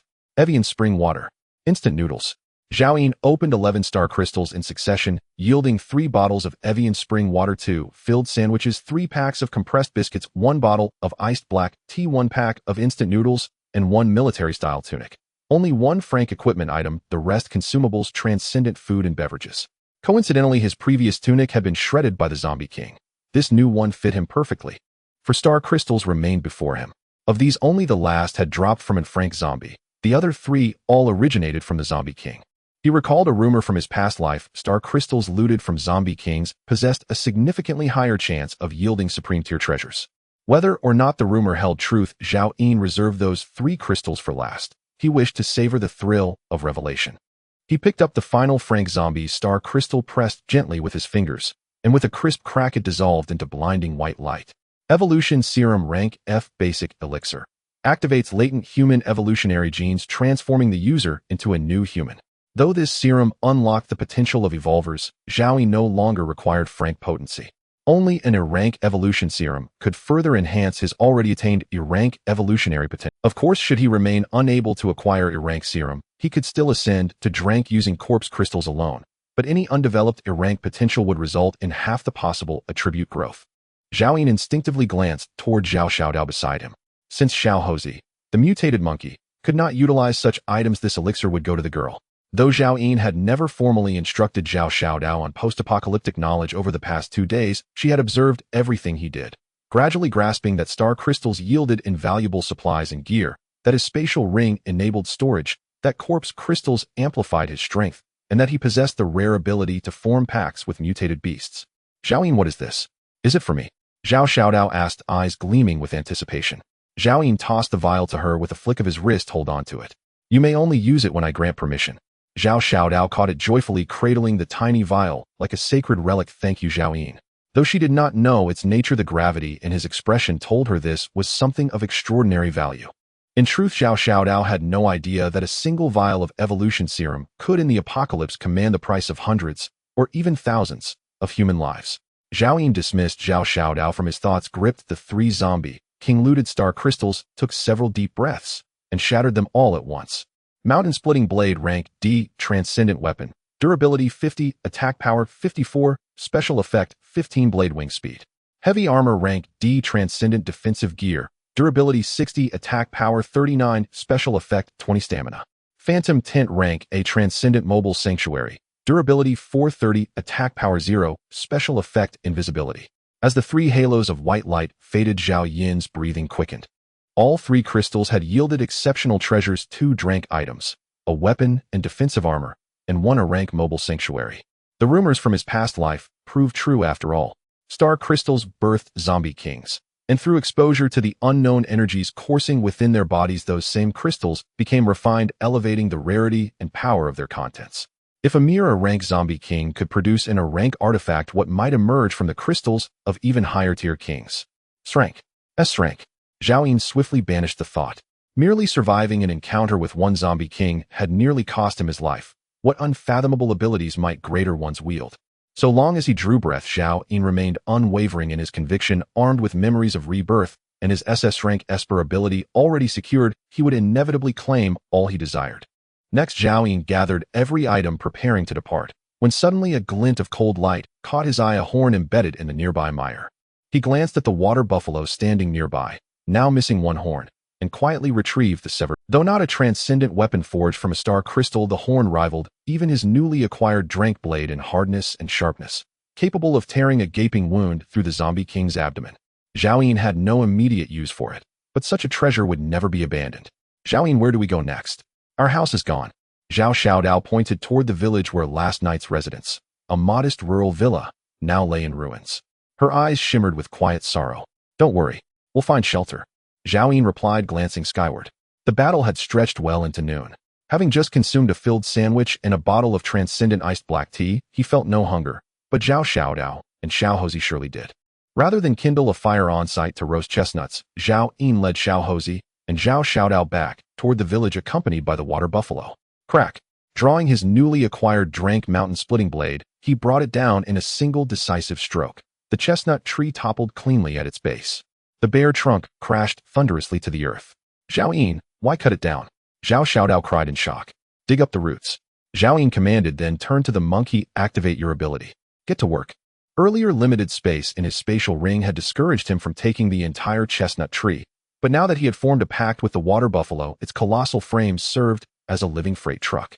Xiao Hozi immediately activated his gigantification ability. His massive hands tore furiously at the earth, digging at speeds rivaling pre-apocalypse excavators. Within minutes, he unearthed the entire root system, a dense 3-meter-wide mass. Straining, Xiao Hozi hauled the heavy root cluster from the pit. Zhao Yin snapped his fingers sharply. Old ox. The water buffalo trotted over eagerly, its solitary eye gazing at Zhao Yin with unmistakable affection. From now on you will carry this root wherever we go, and you shall not set it down without my explicit command, Zhao Yin declared sternly. The buffalo nodded obediently, its mental voice rumbling warmly. Understood, master. Zhao Yin carved a section of useless chestnut wood with his mountain-splitting blade, one side shaped to match the buffalo's scapula, the other smooth flat, then slotted it snugly over the beast's shoulder. He stripped tattered clothing from nearby zombies, tore it into strips, twisted them into sturdy ropes, and secured the wooden brace tightly around the buffalo's forelimbs, creating a stable load-bearing harness. Finally, he directed Xiao Hozi to lift the root cluster onto the brace and reinforced it thoroughly with additional rope bindings. Henceforth, watering the root with a single bottle of transcendent Evian spring water every 2 or 3 days would keep it alive for 6 months, and once he acquired a living space artifact, he could transplant it whole. Having completed all preparations, Zhao Yin located a clear patch of ground and withdrew the phantom tent. Gazing upon this newly acquired rank artifact, anticipation gleamed in his eyes. He could scarcely wait to test its power. In his palm, the phantom tent resembled nothing more than a palm-sized gossamer veil. With a mere thought, it levitated gracefully, then expanded rapidly. It swelled until it enveloped a 300-square-meter area, descending slowly to settle upon the ground, shrouding Zhao Yin, Zhao Xiaodao, and both mutated beasts in seamless absolute invisibility. The two mutated beasts and Song Xiaodao looked at Zhao Yin's actions, all with faces full of shock. Zhao Yin felt as if he was inside a giant Mongolian yurt with exquisite fabric, a cerulean ceiling embroidered with the sun, moon, and stars, and round cloth walls adorned with mountains, rivers, flowers, birds, fish, and insects. Even the uneven wasteland had transformed into a smooth wool carpet. Zhao Yin, is this what you just created? Song Xiaodao couldn't help but ask. Zhao Yin nodded. This is called an invisibility tent with over 400 defense points. Currently, there isn't anything in this apocalyptic world that can break through it. Our safety is further guaranteed. In a good mood, Zhao Yin finished speaking and stepped outside the tent. Song Xiaodao hurriedly followed, and the little monkey quickly trailed behind, while the water buffalo, feeling the need to fit in, also moved its host to join. Zhao Yin stepped outside the tent, turned around to look back, and saw the same wasteland as before. Suddenly, a small figure appeared out of thin air. It was Song Xiaodao, who had just exited the tent, followed closely by the little monkey and the water buffalo. If it weren't for the tent that Zhao Yin personally set up, even his powerful spiritual sense would not have been able to detect its existence. Old bull, charge forward with all your strength, Zhao Yin commanded. The water buffalo was taken aback, staring at the empty space before it. Despite not understanding much, it still activated its immense power ability. The water buffalo suddenly charged forward. The master said to use all its strength, so it had to prove just how strong it was. A loud rumble echoed. The water buffalo seemed to have hit an air wall and was knocked back, falling straight to the ground. Carrying several tons of weight, it took a while to slowly get back up. The little monkey looked at the water buffalo with glee, while Song Xiaodao stared wide-eyed at the invisible wall. A smile appeared at the corner of Zhao Yin's mouth as he drew the mountain-splitting knife and swung it forward with force. Bang! He struck with full force, causing his arm to go numb, almost losing grip on the mountain-splitting knife. In his perception, there wasn't even a scratch on the invisibility tent. Grade items were indeed that powerful. After testing the tent's defense, Zhao Yin returned to the tent with Song Xiaodao and the two mutated beasts. It's time to eat, Zhao Yin said. The two beasts and Song Xiaodao immediately gathered around, all eagerly looking at Zhao Yin. He took out 30 raw chestnuts, not bothering to roast them, and directly tossed 20 to the little monkey, while giving only 10 to the water buffalo. Clearly favoritism was at play. "Thank you, my great, handsome, invincible, most revered master," the little monkey exclaimed, jumping around Zhao Yin with joy upon seeing the water buffalo's chestnuts were half of its own. Monkeys are the most vengeful, but had not forgotten how the water buffalo nearly harmed its master. The water buffalo glanced at the little monkey's chestnuts, then at its own, and its one-eyed expression immediately fell. In its heart it thought, "The master is biased, a little bull is very unhappy. If you want to be like the monkey, you should work hard for me from now on." Zhao Yin scolded, "Also don't call yourself little bull, oh look at your size in the mirror. From now on you'll be called old bull, got it?" The water buffalo lowered its head, not daring to speak. "Zhao Yin, what about me?" Song Xiaodao asked anxiously from the side. "Why didn't you give me any chestnuts?" The two mutated beasts received chestnuts, but it seemed Zhao Yin had forgotten about her. Instinctively, Song Xiaodao placed her hand on her chest, where she had hidden a small piece of roasted chestnut from last night. Zhao Yin reached out to wipe at her waist where the butterfly knife was tied with a ragged cloth strip. He seized it and sat down on the wool carpet. Zhao Yin took a pile of chestnuts and placed them in front of him. The blade sliced through the chestnut shells, immediately revealing a cut, and with a gentle rub of his fingers the shells fell away. Golden yellow chestnut meat was revealed. After a few minutes, Zhao Yin had peeled a dozen or so, then looked up at Song Xiaodao. "These chestnuts are all for you." "All for me?" Song Xiaodao's spirit perked up instantly. What mattered to her was not how many chestnuts Zhao Yin had given her, but that he had personally helped her peel them. After the apocalypse, apart from her brother, no one had ever treated her this well. Zhao Yin did not notice the little girl's gaze and calmly said, "Before eating the chestnuts, drink the potion I gave you." "All right." Happy she did not ask what kind of potion it was, and drank it eagerly. Glug. Song Xiaodao smacked her lips and exclaimed, "Zhao Yin, it's delicious." "Yes, it's sweet and sour," Zhao Yin nodded. The next moment, Song Xiaodao's little face suddenly flushed red, her eyes widening as she stared at Zhao Yin. "Wait, I have a stomachache." "Zhao Yin, what is this potion?" "It's an grade evolution potion. It can unlock the hidden evolution genes within you. If you can withstand it, you'll gain strength like mine. If not, you'll either die or become an idiot." Zhao Yin spoke calmly. "Why didn't you tell me in advance?" Song Xiaodao complained, her complexion changing rapidly from red to white, then to green in just a few seconds. Soon sweat soaked her hair at the front, and the white shirt was drenched, clinging tightly to her immature body. Song Xiaodao visibly began to lose weight. Zhao Yin understood the pain after taking the evolution potion and grabbed a chestnut. "Do you want me to feed you?" Song Xiaodao was about to nod in agreement, but suddenly remembered Zhao Yin's earlier feeding of leaves. She bore the pain and took the chestnut, biting into it. Zhao Yin continued peeling the chestnuts, eating one himself in the process. It was crispy and sweet. He calmly watched Song Xiaodao. In his past life, she had remained an ordinary person until her very end. In this life, Zhao Yin had given her this opportunity. He would not keep idle people around him, even if he appreciated her sacrifice for him in his past life. That was all. He had given her the best he could offer. Whether she could seize it depended on her. She would either become his powerful ally or die. Song Xiaodao chewed on the chestnuts, her small body trembling more and more violently, occasionally letting out muffled groans from her nostrils, yet she did not stop eating. As long as she could not bear the pain and stopped even for just a minute, she would starve to death. Zhao Yin glanced at the remaining dozen or so chestnuts in front of him and stopped peeling, knowing they were enough for Song Xiaodao to endure until the evolution ended. He began organizing the extraordinary supplies within his spatial ring. Today he had killed 26 grade zombies and won a grade zombie king, which was quite a haul. 9 bottles of Nongfu spring water, 2 packs of instant noodles for warmth, 3 packs of healing sandwich bread, 3 packs of energy-boosting compressed biscuits, 2 cans of tuna to resist grade viruses, and only 1 bottle of iced red tea left that doubled attributes within an hour. The little monkey had another bottle of iced red tea. The original military jacket had been damaged, and he had obtained a new one today.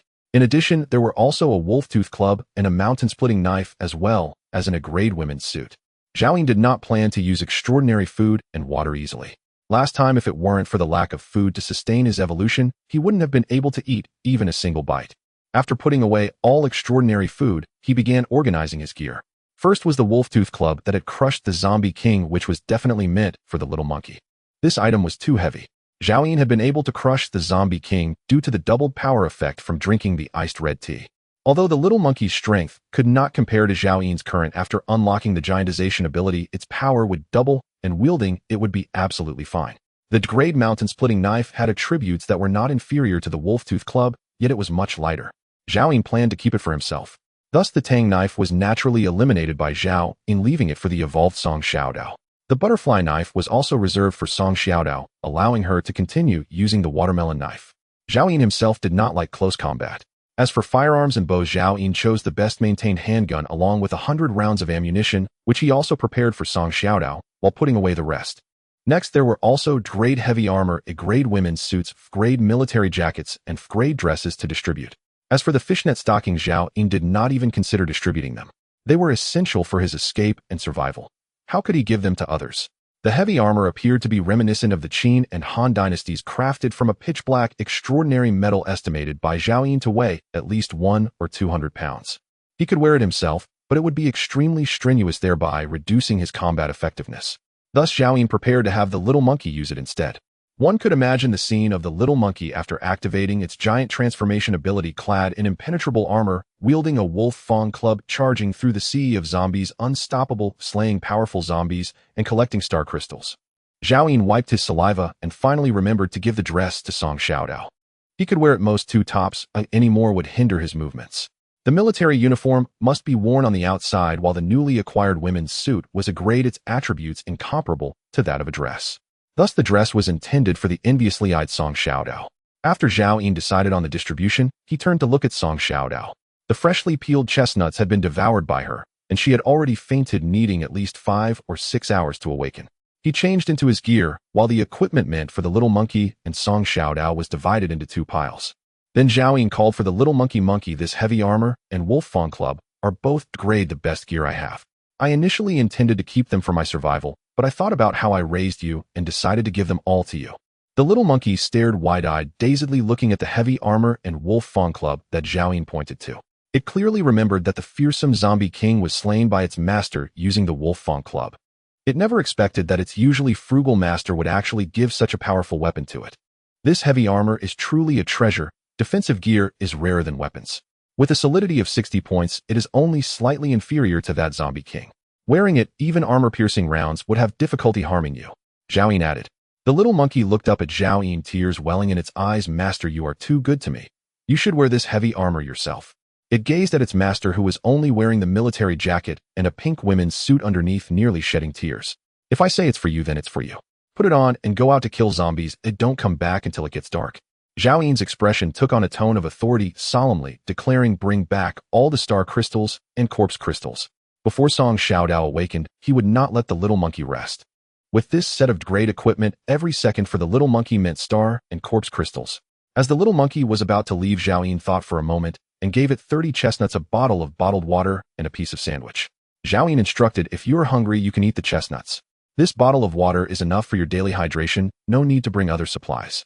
However, the sandwich and that bottle of iced tea I gave you are precious, but do not use them casually until it's critical. The little monkey nodded repeatedly. Although it craved extraordinary food, it had also been influenced by Zhao Yin and understood the rarity of such provisions, deciding to conserve them. Extraordinary defensive gear can change size at will with the wearer's body shape. After putting on the heavy armor, the little monkey, which had not yet activated its powers, found it quite strenuous, dragging the wolf fang club as it staggered out of the tent. Inside the stealth tent, silence fell. Only Zhao Yin, the unconscious Song Xiaodao, and the old ox remained. Master, I also want to make a contribution. The old ox's deep voice echoed. As Zhao Yin's contract beast, the little monkey had the wolf fang club, the heavy armor, as well as extraordinary food and water. The old ox was enviously distressed. Do you also want to earn star crystals and corpse crystals for me? Zhao Yin turned to ask. The old ox lowered its head to look at its front hooves. It could certainly kill zombies, but even if it did, it had no hands to dig out the corpse crystals and star crystals. Master, the old ox is willing to kill zombies for you, but I have a big secret to tell you. The water buffalo thought to itself. Zhao Yin raised an eyebrow in surprise. A big secret. It seemed this water buffalo truly harbored a secret. Only a few days had passed since the animal mutation began, and it had evolved to a grade even faster than the little monkey that followed Zhao Yin, which was definitely suspicious. Earlier, the old ox almost caused you trouble because of this secret. The story begins with how I became enemies with that group of zombies. This water buffalo was not the plowing ox that Zhao Yin imagined, nor did it live in this village before the apocalypse. It was merely a meat buffalo purchased from a slaughterhouse in Guangzhou, hastened to maturity by technology and harsh living conditions, actually only a year old. In the slaughterhouse, it witnessed its companions being killed, their skins cut open, while still alive, water injected into their muscles, ultimately turned into various beef products. Such scenes made it live in terror every day, harboring deep hatred for humanity yet feeling helpless. Finally, over a month ago in the dead of night, it was also dragged into the production workshop thinking it was about to die. Unexpectedly, the meteor shower descended. The production workshop collapsed and the water buffalo was crushed. Fortunately, there was a slaughter frame supporting it, leaving some space for survival, while a few cows that had been slaughtered left behind their stomachs containing some leftover grass and moisture. The water buffalo endured for a month, and finally days ago, when it was on the brink of death, it suddenly regained strength and broke through the ceiling of the workshop. It stepped into this apocalypse. At first glance, the water buffalo saw the butchers it once knew, each of them having transformed, wandering amidst the ruins of the slaughterhouse. The water buffalo did not understand what was happening. In anger, it charged forward, knocking them all down, trampling them into meat paste with its iron hooves. It discovered its strength was outrageous. It slaughtered madly, but eventually it began to sustain injuries, having to avoid large groups of zombies seeking dirty water when thirsty and eating newly sprouted grass shoots when hungry. Until 2 days ago, the water buffalo inadvertently wandered into that industrial park and discovered a shrub with 2 bright red fruits. From a distance, the water buffalo could smell the fragrance. That peculiar fragrance captivated the water buffalo to this day. It only ate one back then, and an intense pain surged through its body, causing it to collapse. When it awoke, it found its strength had increased significantly and acquired a kind of armored ability. The water buffalo regained its confidence and prepared to eat the remaining fruit, but unexpectedly, the zombie king of the industrial park suddenly appeared. Thus began the battle between the cow and the zombie. Ultimately, the water buffalo was injured and escaped to the outskirts, where it encountered Zhao in the night before. At that time, the water buffalo had smelled the leaves of the chestnut tree from afar. It only felt that the leaves of the chestnut tree bore some resemblance to that shrub, so it began to eat, discovering it could actually heal its wounds. The water buffalo knew the leaves had been placed there by Zhao Yin, thus it ultimately chose not to kill Zhao Yin and left after healing its injuries, planning to return to the industrial park to seize the remaining fruit. The subsequent events were witnessed by the little monkey and conveyed to Zhao Yin. Is that shrub's leaves needle-like with colorful branches covered in a layer of golden fluff, and the fruits are bright red with a hint of golden threads? Zhao Yin inquired. The old ox's eyes revealed astonishment. Master, how do you know? Zhao Yin's breath grew slightly heavier, suddenly realizing he was all too familiar with that fruit, having picked it for Lin Tianfeng in his previous life. However, that was 3 years after the apocalypse. Lin Tianfeng's rise during the apocalypse and his overwhelming strength against other SS-level ability users were closely tied to those 3 fruits. When Zhao Yin first obtained this type of fruit in his past life, Lin Tianfeng gratefully asked him to name it, and Zhao Yin called it Golden Silk Fruit. The Golden Silk Fruit could elevate class mutated beasts by 1 level, but its greatest effect was to directly awaken a special ability within the mutated beast.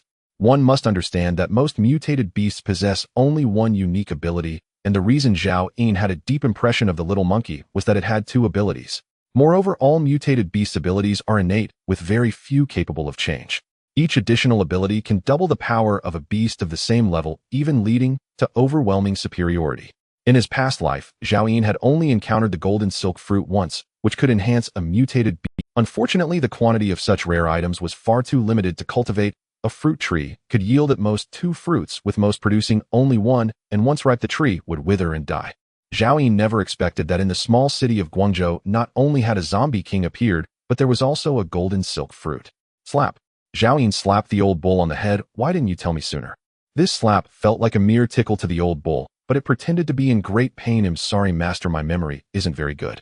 In truth, the old bull had only been Zhao Yin's mutated beast for less than 3 hours, and Zhao Yin had been busy, leaving it no chance to inform him. Zhao Yin changed his tone. When you make a mistake, you must admit it. I want to erase your contributions. If we acquire that golden silk fruit, you can choose any 3 extraordinary foods, plus it'll reward you with 100 chestnuts. The old bull immediately expressed immense gratitude. It had never eaten extraordinary food before, but seeing how eager the little monkey was, it imagined it must taste excellent. At this moment, Song Xiaodao had not yet awakened, and Zhao Yin could not take her to search for the golden silk fruit. The journey was far too dangerous. Zhao Yin also couldn't afford to split his vital forces in 2. His principle during the apocalypse: always prioritize safety above all. Therefore, Zhao Yin planned to wait for Song Xiaodao to awaken before picking that golden silk fruit. That place was an industrial park, the area with the highest density of zombies in all of Guangzhou, making it unlikely for others or mutated beasts to harvest the fruit first. Zhao Yin stepped out of the invisible tent, and the old bull hurriedly followed, acting like the most loyal bodyguard. Soon after, Zhao Yin used his spatial ring to clear up the old villa's ruins. The old bull was puzzled about Zhao Yin's intentions, too scared to even breathe. It still remembered that the villa had collapsed due to its actions. Eventually, Zhao Yin found a deformed tent in the ruins and continued searching, quickly uncovering a warped pot that still contained a few half-cooked chestnuts. Earlier that morning, when the old bull crashed into the old villa, Zhao Yin had instructed the little monkey to grab Song Xiaodao and run, leaving these items buried here. Zhao Yin casually knocked the warped pot around a bit. It didn't look so bad anymore, and he stored it in his spatial ring. He then proceeded to the place where he had discarded food and supplies. After a long while, the discarded food had lost the protection of the spatial ring and had deteriorated further. The self-heating rice and instant noodles were covered in green mold, while the salt-baked chicken, cooked beef, marinated eggs, and ham sausage had all rotted and stank. Zhao Yin took a glance and stopped caring. He packed up the daily necessities he had previously discarded along with the 10 barrels of well water. Then he made a wooden frame to secure all the recovered supplies onto the old bull's back. With this beef truck, how could Zhao Yin not make use of it? The old bull was panting heavily, carrying a huge tree root on its back along with these supplies, making it feel like it was bearing a small mountain. Zhao Yin nodded in satisfaction. Work hard. Ooh, I won't forget your contributions. When the opportunity arises, I will make you an even more powerful mutated beast. Thank you, master. Keep it up. Zhao Yin patted the old bull's head, feeling like a cult leader. He casually tossed a few half-cooked, dirt-covered chestnuts to the old bull.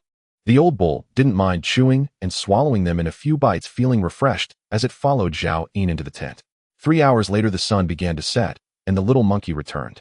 It was clad in armor that clinked, holding a bloody wolf fawn club in one hand and a bundle made of tattered Master, I got 3-star crystals and 3 glass corpse crystals, plus 536 unranked corpse crystals. The little monkey exclaimed proudly. Which zombie group did you wipe out? Zhao Yin asked in surprise. He never expected the little monkey to be so bold. It must have taken down at least 500 or 600 zombies, including 3-class ones. The little monkey proudly communicated telepathically. It was that school, the zombies there dared to scratch my butt yesterday, and today I wiped out most of them. Zhao Yin instantly remembered that school where he encountered the female zombie. He recalled that he had instructed the little monkey to lure away the horde, and indeed it had come back with a hurt posterior. A day had passed, and the little monkey was now capable of independently eliminating half a zombie horde. You're not hurt, right? Eat some chestnuts and rest well. Zhao Yin took out 10 chestnuts and accepted the package handed over by the little monkey. The little monkey had finished all the chestnuts it brought and had drunk the entire bottle of Nongfu Spring. Now clad in heavy armor and dragging a few hundred pounds of wolf fawn club, its stamina was heavily depleted. The little monkey continued to boast, Master, if I hadn't held back from drinking the iced tea, I could have wiped out the entire zombie horde. It's not worth wasting extraordinary food on ordinary zombies. You did well, monkey. Zhao Yin continued to brainwash. No, praise it. Then he turned to the old bull. Did you see that? Learn from it in the future. The old bull looked at the little monkey with envy, nodding repeatedly. It thought of the greater rewards it would receive after Zhao Yin harvested the golden silk fruit and could hardly contain its excitement. After dismissing the little monkey and giving the old bull a nudge, he opened the package. More than 500 unranked corpse crystals contained energy equivalent to about 5 glass corpse crystals. With the 3 glass corpse crystals, Zhao Yin's evolution level rose to 10,026. This growth rate seemed slow, but it was the fastest way for an evolver to enhance their strength. In fact, if this rate of acquiring corpse crystals were to be compared to Zhao Yin in his past life, he would have been immensely shocked. To rapidly increase evolution speed, one could only kill zombies of equal or higher levels, but how easy was that to accomplish? After using the corpse crystals, Zhao Yin took out 3-star crystals and opened one directly. Nongfu Spring. Again, starting with the most useless Nongfu Spring. Zhao Yin had become accustomed to it, and then he cracked open the 2nd-star crystal. Beef canned food grade E-type extraordinary food restores energy consumption for 24 hours upon consumption, permanently adds 1 to strength. Finally, it was no longer a one-time consumable class food, and Zhao Yin felt a surge of joy. Though it only increased strength by 1 point, Zhao Yin understood that this had no upper limit. In his past life, Lin Tianfeng had consumed over 1,000 cans of this type of canned food, enabling him to crush other evolvers purely through strength. Zhao Yin planned to eat it when he was alone. His image in front of his subordinates was always that of frugality and setting an example, ensuring that the gluttons never saw him consume. Zhao Yin cracked open the 3rd-star crystal. Zhao Yin looked at the transparent glass bottle in his hand with a complex expression. The liquid inside the bottle exhibited a captivating amber hue. Within 10 minutes, the strength would increase by a full 80 points. Coupled with Zhao Yin's own strength attributes and the attack bonuses from his equipment, he was confident he could take down even a D-level zombie. But the side effects were too severe. 3 hours of mental confusion. In the pre-apocalypse world, that might not have been an issue. But in this apocalyptic setting, even 3 minutes could cost him his life. Zhao Yin had yet to decide how to use this item, but he stored it in his space ring. At that moment, Song Xiaodao finally opened her eyes. Human female Flevel Evolver Evolution Degree 1000, Strength 16, Agility 17, Stamina 12, Spirit 11, Life, Countdown 31,057 days. Her attributes were not much different from Zhao Yin's at Flevel, except she had not awakened any powers, and her mental strength was less than half. Zhao Yin, I'm hungry. Song Xiaodao noticed Zhao Yin was lost in thought and called out his name again. She climbed up from the ground and squatted down beside him, playfully hugging her shoulders and asking, "Is there anything to eat?" Zhao Yin took out 3 chestnuts and handed them to her, pointing at the pile of dresses, tang knives, butterfly knives, a pistol, and 100 rounds of ammunition beside him. "These pieces of equipment are yours. From today onwards, you will fight zombies alongside me." He firmly stared at Song Xiaodao's expression. Upon hearing she would have to fight zombies, she immediately shook her head vigorously, even hesitating to take the chestnuts Zhao Yin offered. "Zhao Yin, I should just help you with decapitation. After all, you need someone to collect the star crystals and corpse crystals. Those fighting and killing tasks should still rely on the little monkey. In the apocalypse, killing is fundamental to survival. If I were to die in the future, how would you survive?" Zhao Yin interrupted Song Xiaodao, stating firmly, "Young people should learn more. Relying on others is ultimately inferior. Only what you learn truly belongs to you, enabling you to face any crisis." At this moment, Song Xiaodao realized that Zhao Yin was genuinely considering her. It turned out he cared about her. At that moment, Song Xiaodao felt Zhao Yin's figure growing taller, gradually overlapping with the image of her brother in her heart.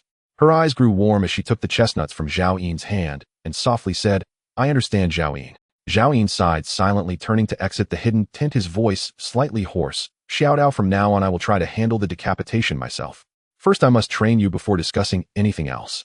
Having said that, Zhao Yin's tall figure vanished outside the tent, and his voice continued, "I gave you the dress you like, put it on. A girl should look beautiful. As the master of the contract, he should remain behind the scenes while his subordinates did the fighting. Walking along the river, how can one avoid getting wet?" Today's zombie king reminded Zhao Yin that he should try to avoid risking his life in battle. Song Xiaodao's eyes were moist, unable to regain her composure for a long time. She tightly gripped the chestnuts in her hand, her knuckles turning white. "Mom, Dad, brother, do you know? I met a good person." Song Xiaodao put on the dress and, mimicking Zhao Yin, strapped the butterfly knife to her arm, hanging the tang knife and pistol on either side of her waist. The extra bullets were wrapped in a rag and stuffed into her chest. She quickly finished the 3 chestnuts, and suddenly the light before her brightened as Zhao Yin stored the hidden tent. "Zhao Yin, where are we going next?" At that moment, Song Xiaodao felt that as long as this man was present, any place in this apocalypse felt like home. Back to Guangzhou to kill zombies. Unbeknownst to him, the desolate world had begun to stir the wind, tousling Zhao Yin's short hair even more. He also looked at Song Xiaodao, and the little girl seemed to have grown a little taller after her evolution. The dress fit her well, creating a lovely silhouette. However, she was still barefoot, standing in the mud. Zhao Yin looked down at his own sneakers that exposed his toes and sighed inwardly. There were already many pieces of equipment obtained from the star crystals, but why were there no pants or shoes? "Monkey, old bull, have you eaten enough? If you're full, it's time to work," Zhao Yin said, raising his hand to point towards Guangzhou City. "Target the industrial park. Monkey, lead the way. Xiaodao, provide cover. Old bull, stay close to me for protection." Squeak. Roar. Both the little monkey and old bull were invigorated.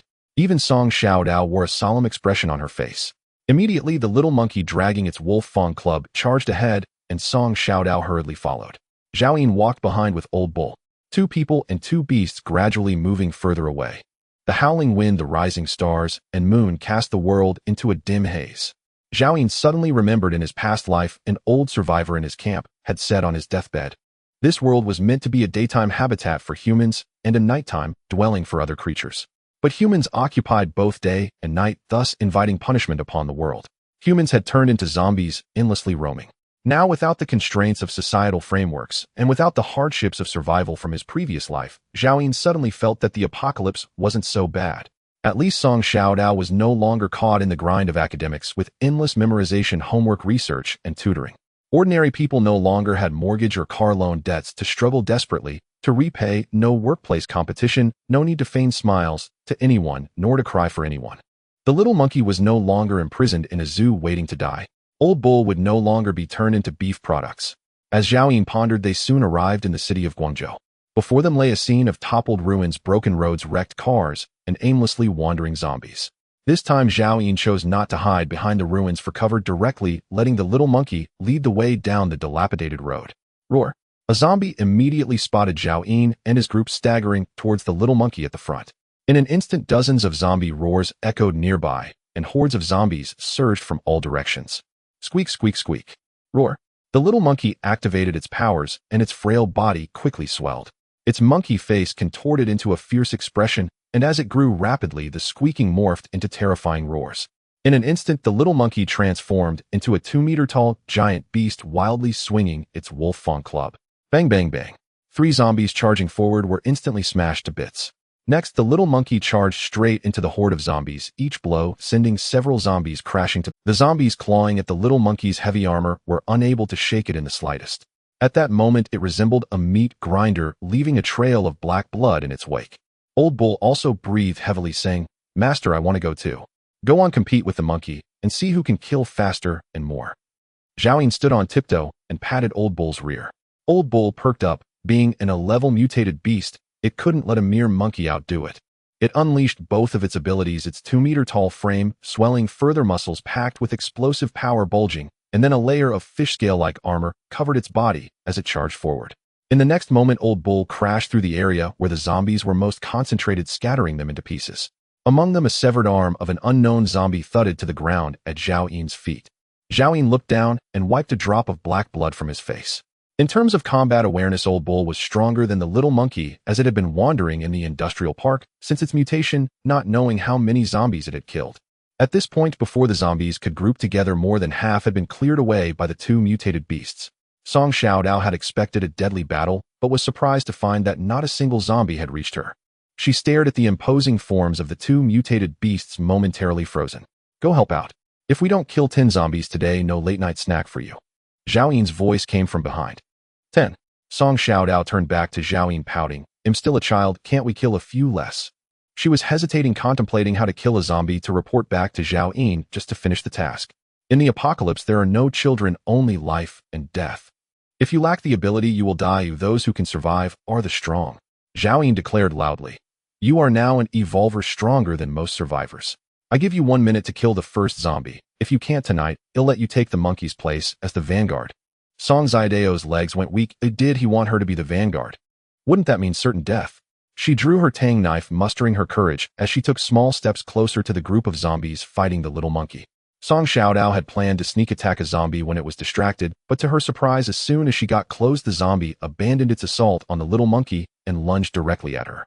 Terrified, she frantically swung her tang knife. Thud!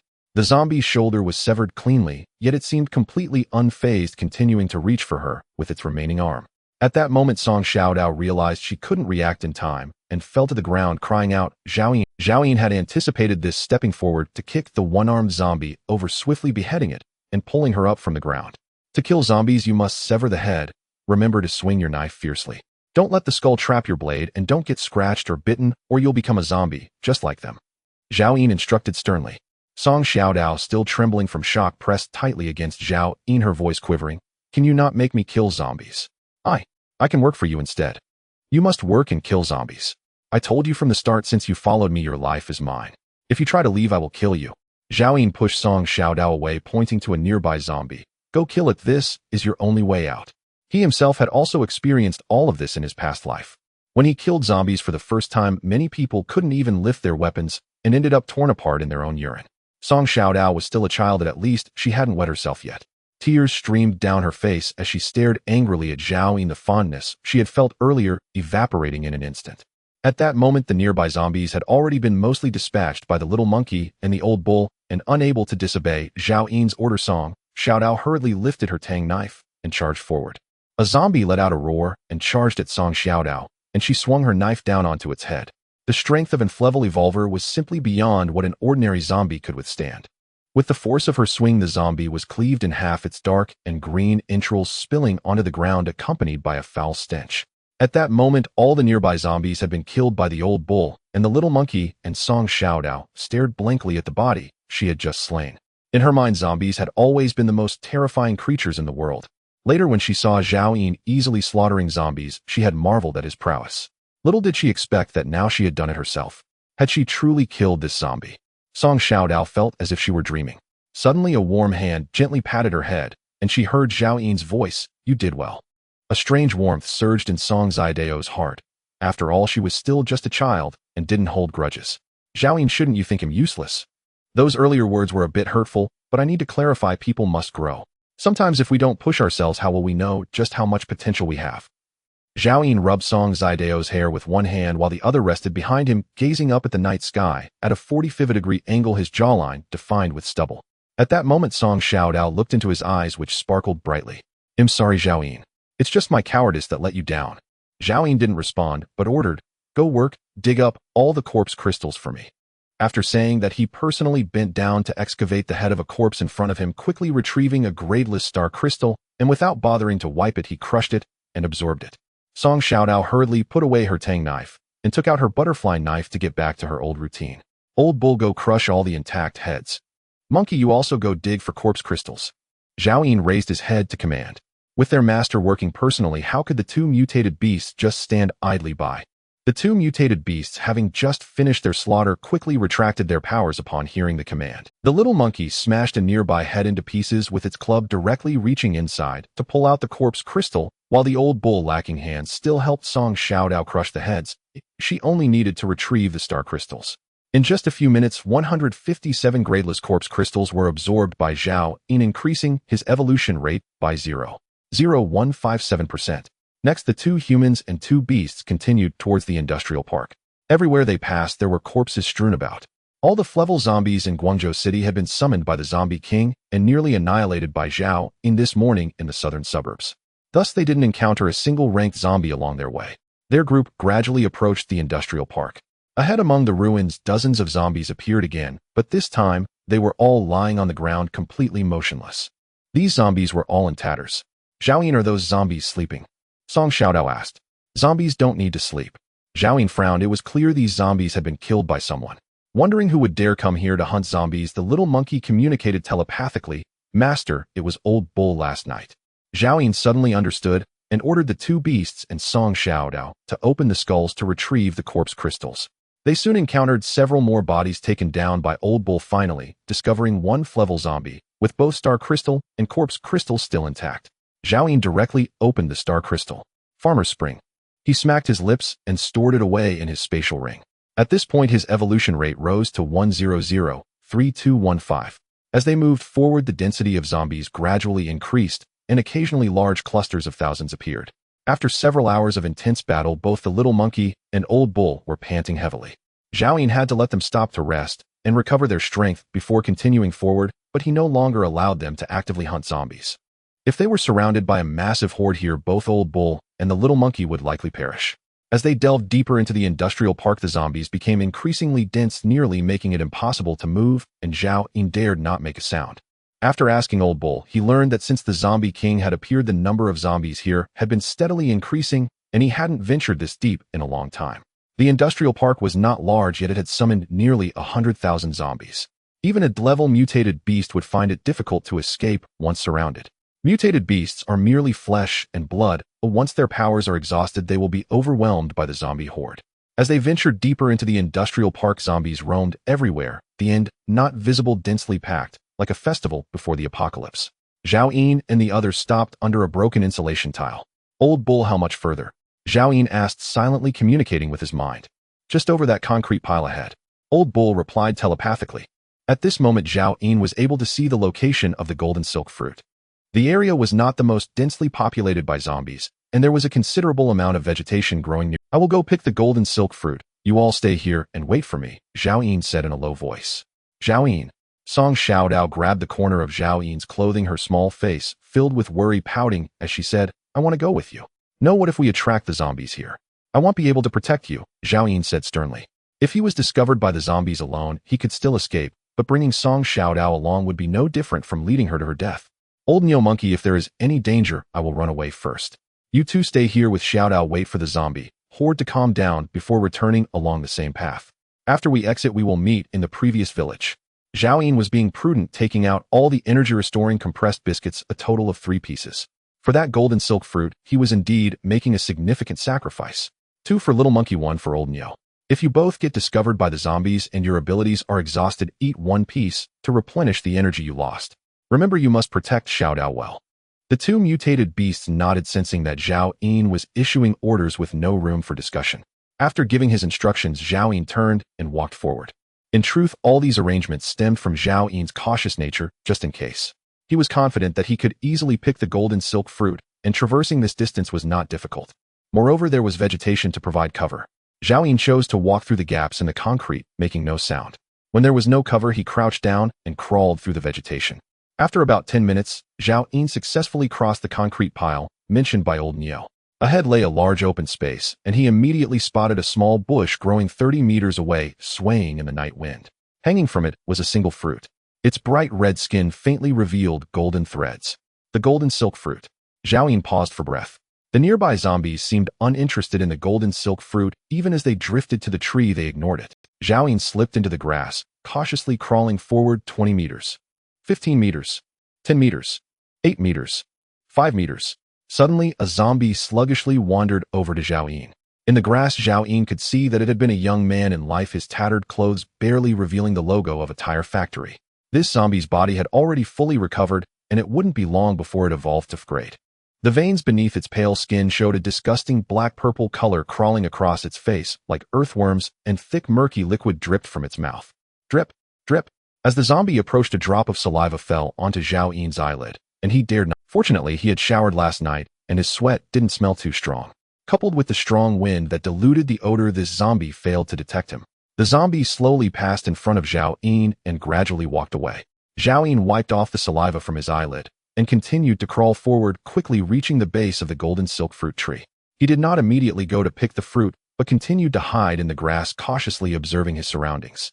Until within 10 meters, all the zombies had their backs turned. At that moment, Zhao Yin suddenly leaped up. He precisely grabbed the golden silk fruit, and as his body descended, yanked the fruit off the tree. Immediately after, Zhao Yin's body fell back into the grass. Completing all this took Zhao Yin no more than 2 seconds. Not a single zombie noticed.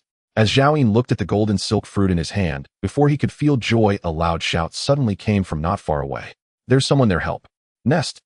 Zhao Yin cursed under his breath, realizing it was a middle-aged, balding man in a dirty suit, holding a 5 or 6-year-old boy. The man was crawling out from a crack that was barely recognizable as a former sewer well. "Finally, someone has come. Help save my son," the man shouted as he quickly ran toward Zhao Yin. Roar, roar, roar. The nearby zombies instantly surged, and from a high vantage point one would see that the once-dead industrial park was now like a swarming ant nest. Countless zombies crazily gathered around the man and Zhao Yin. At that moment, Zhao Yin had no hesitation. He stood up and ran. If he were surrounded, even if his strength multiplied several times, he would probably still perish. Once the zombies surrounded him, the grass could no longer conceal his figure. At that time, escape would be difficult. The only thing Zhao Yin could do would be to release an invisibility. These ordinary zombies could not breach the tent's defenses, but doing so would only cause more zombies to gather outside, ultimately trapping him there. Brother, you are the first person I have encountered in over a month. Please don't run. Please save my son." The man shouted loudly behind him, his voice trembling.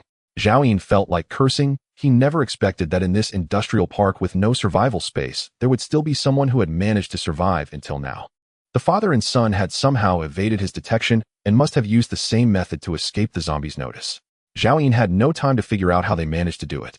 The man's cries grew more frantic, and as the zombie horde quickly closed in, Zhao Yin became a target, attracting the zombies' attention. He directly took out the last bottle of iced red tea from his spatial ring and gulped it down. Without saying a word, Zhao Yin's speed increased significantly as he chose the weakest point in the horde, desperately running, nearly losing his pants in the process. "Bastard, how can you just watch and not help? I can die, but why not save my son?" The zombies had already surrounded the man and the boy, countless hands reaching out toward them as the boy cried loudly. In the next moment, the horde instantly engulfed the father and son, grabbing hands and feet, scrambling to tear it. The man desperately tried to protect the little boy in his arms, when suddenly, with a crack, a zombie yanked off the boy's head. As blood gushed out, the nearby zombies grew even more excited. Son, the man screamed in agony. Ultimately, he too was brought down by the zombies, and in an instant his flesh was torn apart, yet he still held on tightly to the headless body in his arms. "Son, our food is finished, there's no water, and Daddy doesn't know how to save you." Soon the man was ripped to shreds by the horde, leaving not even bones behind. Until the very end, he never saw that guy turn around. Throughout, Zhao Yin did not say a word or look back, focused solely on escaping. Zhao Yin was still surrounded by the horde, even though he had exerted all his strength to flee and reach the edge of the industrial park. However, ahead of him the zombies had formed a wall, leaving not even a sliver of space. Puff! Zhao Yin directly drew his machete, chopping down 4 or 5 zombies in front of him. While the horde had not yet managed to surround him, he quickly stepped forward, swinging the blade. This intense slaughter allowed him to slowly move outside the industrial park. Countless zombies' sharp claws scratched at his body. Although ordinary zombies could not break through the defenses of his military uniform and fishnet stockings, Zhao Yin's exposed skin had already suffered numerous wounds. He killed a few zombies beside him and quickly took out a can of tuna to resist the virus, opened the lid, and quickly grabbed a handful to shove into his mouth. Due to this delay, several zombies bit his arm, thigh, and chest. Although they could not rip through his clothes, the bites were painful. If he hadn't dodged at the last second, his neck would have already been bitten through by one zombie. Zhao Yin was furious, swinging his machete wildly. The bloody scent left by the bald man and his son wafted through the air. Even though they had been devoured completely with not even a bone fragment remaining, countless zombies rushed in that direction, falling over each other in haste. Normally, zombies would just wander aimlessly, turning around when encountering obstacles, but the allure of flesh drove the horde into a frenzy. So much so that a few who climbed the broken walls fell into the crevice where Song Xiaodao and the two beasts were hidden. Bang! Bang! Bang!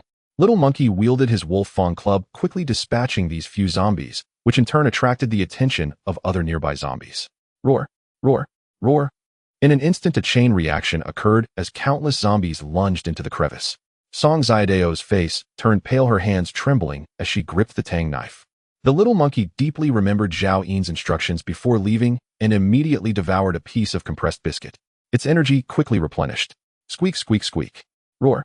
It activated its giant transformation ability, effortlessly tossing Song Xiaodao onto its shoulder and leaping out of the crevice. Before it lay an endless horde of zombies. The term zombie wall was no longer sufficient, it should be called a mountain of zombies. The little monkey plunged into the horde of zombies, instantly engulfed by countless undead. The heavy armor sparked with every slash from the zombies' sharp claws, while the spiked club swung relentlessly out. With each strike, several zombies were smashed into pieces. Boom! A loud crash beside. It was Old Bull charging and scattering a pile of zombies around the little monkey, instantly relieving its pressure. For a moment, the two beasts appeared incredibly fierce, turning countless zombies into mere pulp with their combined. In just a few minutes, the two beasts had slain thousands of zombies. But there were simply too many corpses. They had hardly moved a few meters, and as time passed, their stamina quickly dwindled. First, the little monkey swinging the spiked club found its speed slowing down. Thud! A zombie with a broken leg crawled to its feet and bit down on its calf, a spot unprotected by heavy armor. At that moment, the little monkey was busy smashing down the few zombies in front of it, but its reaction was just a bit too slow, and a large chunk of flesh from its leg was torn away by this zombie. Blood gushed out instantly, and soon all surrounding zombies were drawn to the scent, pouncing on the little monkey's legs. They were merely following their instinct to bite, yet they had found the weak spot in the heavy armor. In the blink of an eye, the little monkey's legs were covered in zombies, bloodied and mangled. The flesh in many areas was eaten raw, exposing its stark, white bones, leaving it barely able to stand. Roar! Pain flickered across the little monkey's fierce face, but even more, it was filled with rage. It swung its club, fiercely smashing all the zombies beneath its feet. In the next moment, it disregarded everything and pulled out the iced red tea, the cream sandwich, and the second piece of compressed biscuit that Zhao Yin had given it. "Little monkey, I'm here to help you," said Song Xiaodao, who was riding on the little monkey's neck. The little monkey immediately handed the supplies in its hand to her and continued smashing the approaching horde of zombies, while Song Xiaodao quickly tore open the cream sandwich and stuffed it into the little monkey's large mouth. Next came the compressed biscuit and the iced red tea. The little monkey swallowed all the food in one gulp, barely having time to savor it, and in the next moment its leg wounds visibly stopped bleeding, healed, and new flesh began to grow. Its energy rapidly replenished, and then a tremendous power surged forth from its body, doubling its attributes. At that moment, its strength directly surpassed that of Old Bull, the rank mutated beast. The monkey's face twisted as its form grew larger again, muscles ballooning rapidly. Roar! Roar! It seemed to be enduring intense pain, and after several roars, its height had risen to over 3 meters with arms as thick as water buckets. Its golden fur grew wild, quickly reaching half a foot long, dancing wildly in the night wind. Ability: Rampage. Finally, this monkey activated its second ability for the first time in its life. Even Zhao Yin had never seen the little monkey activate its second ability in this lifetime. It should have only activated upon reaching a rank. Yet with the little monkey's strength skyrocketing, its inner fury erupted uncontrollably. Boom! The terrifying figure suddenly swung the spiked club, creating a horrific sonic boom. The wall of zombies before it was instantly blasted away, sending corpses flying and toppling. Many more numerous zombie bones were shattered. The fearsome monkey dawned in heavy. Broken corpses flew in all directions, creating a bloody path. Behind Old Bull was invigorated, not expecting that this monkey also possessed a second ability, seemingly even stronger than its own second ability, iron armor. Then Old Bull snapped back to reality and quickly followed in the monkey's footsteps. Zhao lay in the crevice among the ruins, his face a bloody mess, barely recognizable. His left hand revealed stark, white bones, and a large hole in his neck gushed with blood. He gasped heavily, struggling to pull out a cream sandwich and swallow it, then closed his eyes. After several minutes, Zhao Yin's injuries finally healed, but he had lost too much blood, and his complexion remained pale. He opened a bottle of Nongfu Spring, gulped down more than half, then stuffed a handful of chestnut leaves into his mouth, chewing as he crawled out of the rubble. Zhao Yin climbed to the highest point of a nearby broken wall and looked toward the industrial park. There a tide of corpses surged wildly, suggesting that the little monkey and the others had fallen into a heavy encirclement. The monkey still has a bottle of iced red tea, and both it and Old Bull have compressed biscuits. They should be able to break through, right? Old Bull's horn is comparable to a drank weapon. Overall its strength is greater than mine, which is also a rank. After drinking iced red tea, the little monkey's strength also surpassed mine. If even they can't break through, then if I go to rescue them, it'll just cost me another life. In the apocalypse, who can be safe forever? To survive, one often has to fight desperately. They must do so, and so must I. Zhao Yin could only comfort himself like this. Thus he quickly brushed away the guilt in his heart. After orienting himself, he realized he had strayed from his original direction, and so he picked up the mountain-cutting knife and headed south. At dawn, Zhao Yin finally returned to the old site of the village in the southern suburbs. He did not set up the invisibility tent. Instead, he lit a bonfire among the ruins, set up a hanging pot, and tossed several chestnuts into the pot to boil. He also tossed another 70 or 80 chestnuts into the fire. Gradually, the aroma of food wafted through the air. The roasted chestnuts were incredibly tempting. Yet Zhao Yin did not take a single bite. He himself did not know whether he was waiting for Xiao Dao and the two beasts to return. Suddenly, Zhao Yin felt an emptiness, a sense of loneliness. For the first time since his rebirth, he regretted being greedy for that golden silk fruit and leading them into danger at the industrial park. An hour later, the little monkey and the others had not returned. 2 hours later, they still had not returned. The firelight flickered on Zhao Yin's face, illuminating him in shadows, and a breeze blew past, carrying away the sparks from his clothes, leaving his pale face expressionless. They haven't returned. Are they dead? He told himself in his heart that he had already done his best for Song Xiao Dao. If they died, it was simply her misfortune. As for that monkey and that bull, two dual ability mutated beasts, they were rare. Losing them meant that he, the contract master, would become utterly powerless. In his thoughts, Zhao Yin began to contemplate where to find his next contract beast. At that moment, a sudden sound of footsteps came from afar. Old Bull was still loaded with the supplies tied to its body, its hide covered in wounds, blood flowing freely, accompanied by a short figure. Song Xiao Dao's hair was disheveled like a bird's nest in the wind. She had not been seriously injured, but tears were still streaked across her face. "You're back, are you okay?" Zhao Yin stood up, revealing a smile. He looked behind Old Bull and Song Xiao Dao and asked, "Where's the monkey?" Before Zhao Yin could finish his sentence, Song Xiao Dao pouted and began to cry. "The little monkey. The little monkey is dead, woo woo woo." Beside her, Old Bull also wore a face of sorrow, its spirit shrouded in silence. "You didn't die, so how could the monkey be dead?" Zhao Yin asked loudly. This was a harsh statement, but it was his most genuine thought at that moment. "Woo-woo. Little monkey, the little monkey sacrificed itself to protect me. Woo-woo." Song Xiao Dao cried as if finding support in Zhao Yin, sobbing uncontrollably. "Master, there are too many zombies, and we almost couldn't make it back. It was the monkey that activated its berserk ability and led us to the edge of the industrial park, but it also exhausted itself to divert the zombie horde for us." The old ox's thoughts were filled with despair. Zhao Yin had not anticipated that the monkey would have such a spirit of sacrifice. "Did you see it die, eh?" "No, we didn't see it." Song Xiao Dao quickly shook his head. "Master, even though I didn't see it at that time, the monkey had already run out of supplies. Alone it stood against the horde of zombies, and it would be hard for it to survive." Zhao Yin calmed down, suddenly recalling something. He closed his eyes, sensing the soul of the contract in his mind. After a moment, Zhao Yin opened his eyes and said with certainty, "The monkey is not dead yet." In his mind, the breath belonging to the little monkey was still there. In his previous life, Lin Tianfeng had mentioned to Zhao Yin that a contract master and their contracted beast could sense each other's life and death. However, the time was too long, and Zhao Yin almost forgot. He had not paid attention to this aspect recently. "Really?" Song Xiao Dao immediately stopped crying, raising his tear-streaked face. The old ox also perked up looking at Zhao Yin. Although they had not been with the little monkey for long, they had experienced life and death together. Nothing could strengthen a bond more than surviving together. Everyone eat something. Once the old ox's injuries heal, we will go look for the monkey, Zhao Yin said. Several hours passed. Since the little monkey was not dead, it should have already left the horde. Currently, the only strong combat power beside Zhao Yin was the old ox. It had not healed yet, and approaching the horde recklessly was a dangerous matter. Zhao Yin took out chestnut leaves and placed them in front of the old ox, which immediately bent down to eat. The chestnuts in the pot had already turned into mush. Zhao Yin found 2 large bowls from the old ox's back, filled one for Song Xiaodao, and said, "Eat up." Song Xiaodao wiped away his tears, took the bowl, but stared blankly at the fire without taking a bite. Zhao Yin also filled a bowl for himself, leaving the remaining chestnut mush entirely for the old ox. The 70 or 80 roasted chestnuts were already well cooked. Zhao Yin gave 3 to Song Xiaodao, kept 5 for himself, and divided the rest into 2 portions, giving half to the old ox and the other half he kept for the little monkey.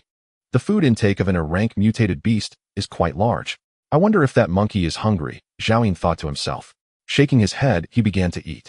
Zhao Yin, I can't eat anymore, Song Xiaodao said after a long time. If you can't eat, then don't. If we get surrounded by zombies later and can't escape, don't expect me to save you, Zhao Yin said, chewing on the chestnut mush, his words muffled. If we encounter danger again, will you still abandon us and run away alone? Song Xiaodao asked with a hint of complaint. Do you want me to die alongside you? Zhao Yin replied. Song Xiaodao fell silent and started drinking the chestnut mush. After the meal, the old ox's injuries had mostly healed. Although the chestnut leaves were not as effective as the sandwich, the old ox's injuries were not fatal. Zhao Yin still had 1 sandwich, but he intended to save it for the little monkey.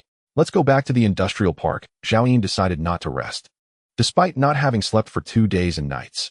3 hours earlier, in the endless tide of zombies, the little monkey watched the old ox carry Song Xiaodao away, a hint of human-like sadness appearing on its monkey face. A zombie bit into the little monkey's neck, ripping away a large chunk of flesh.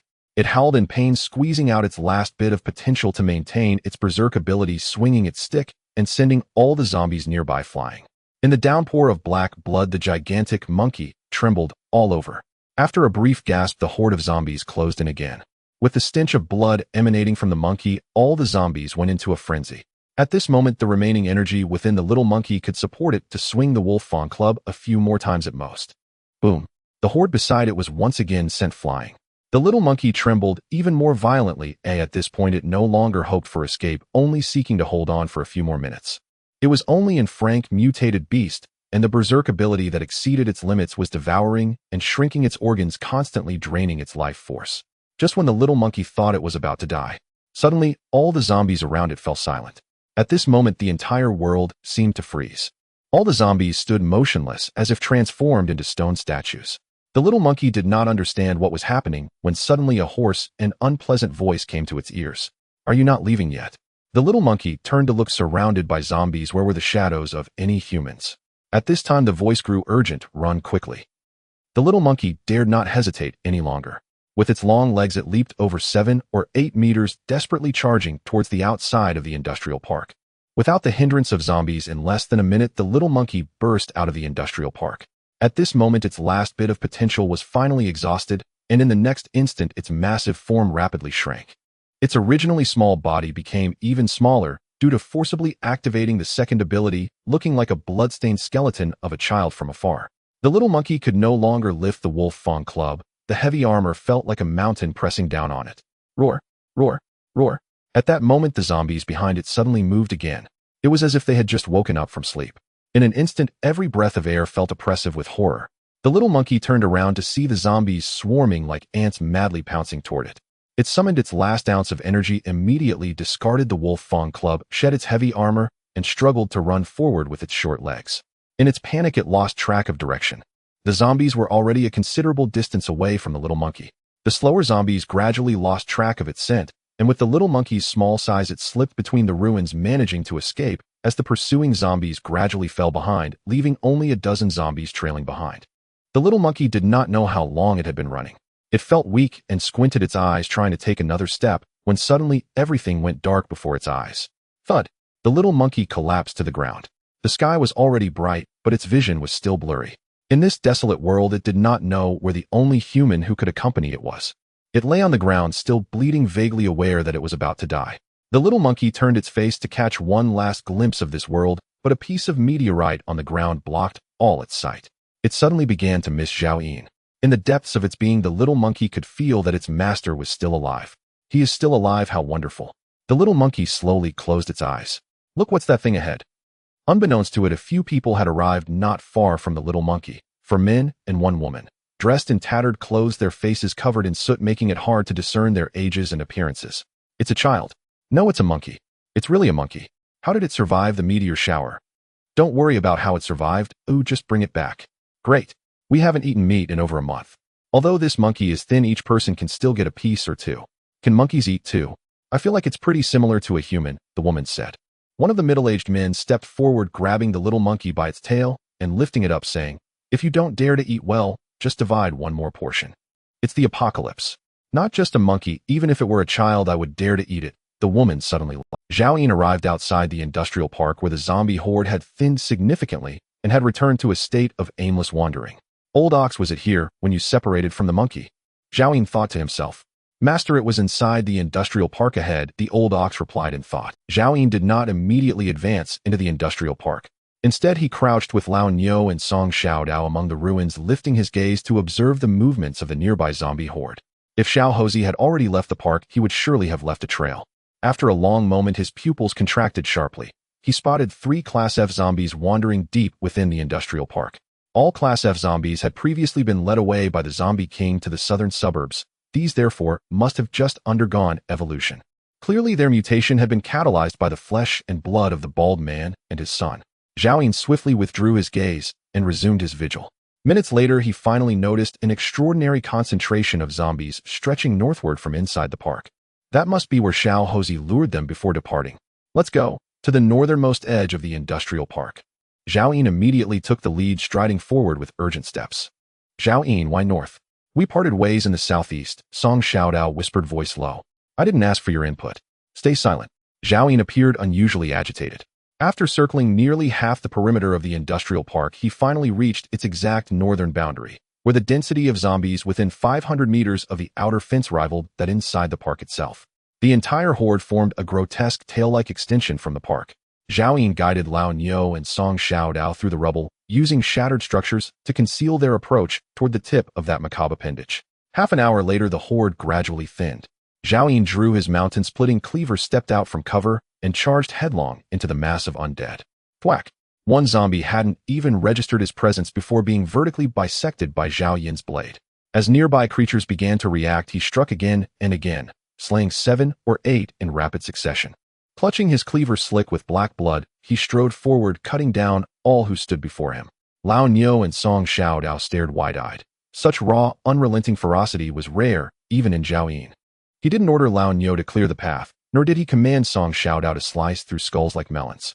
In that moment, it seemed as though spirit crystals, the hard-won spoils of slaughter, had lost all value in his eyes. Dark brown gore coated his hair, face, military tunic, trousers, and boots.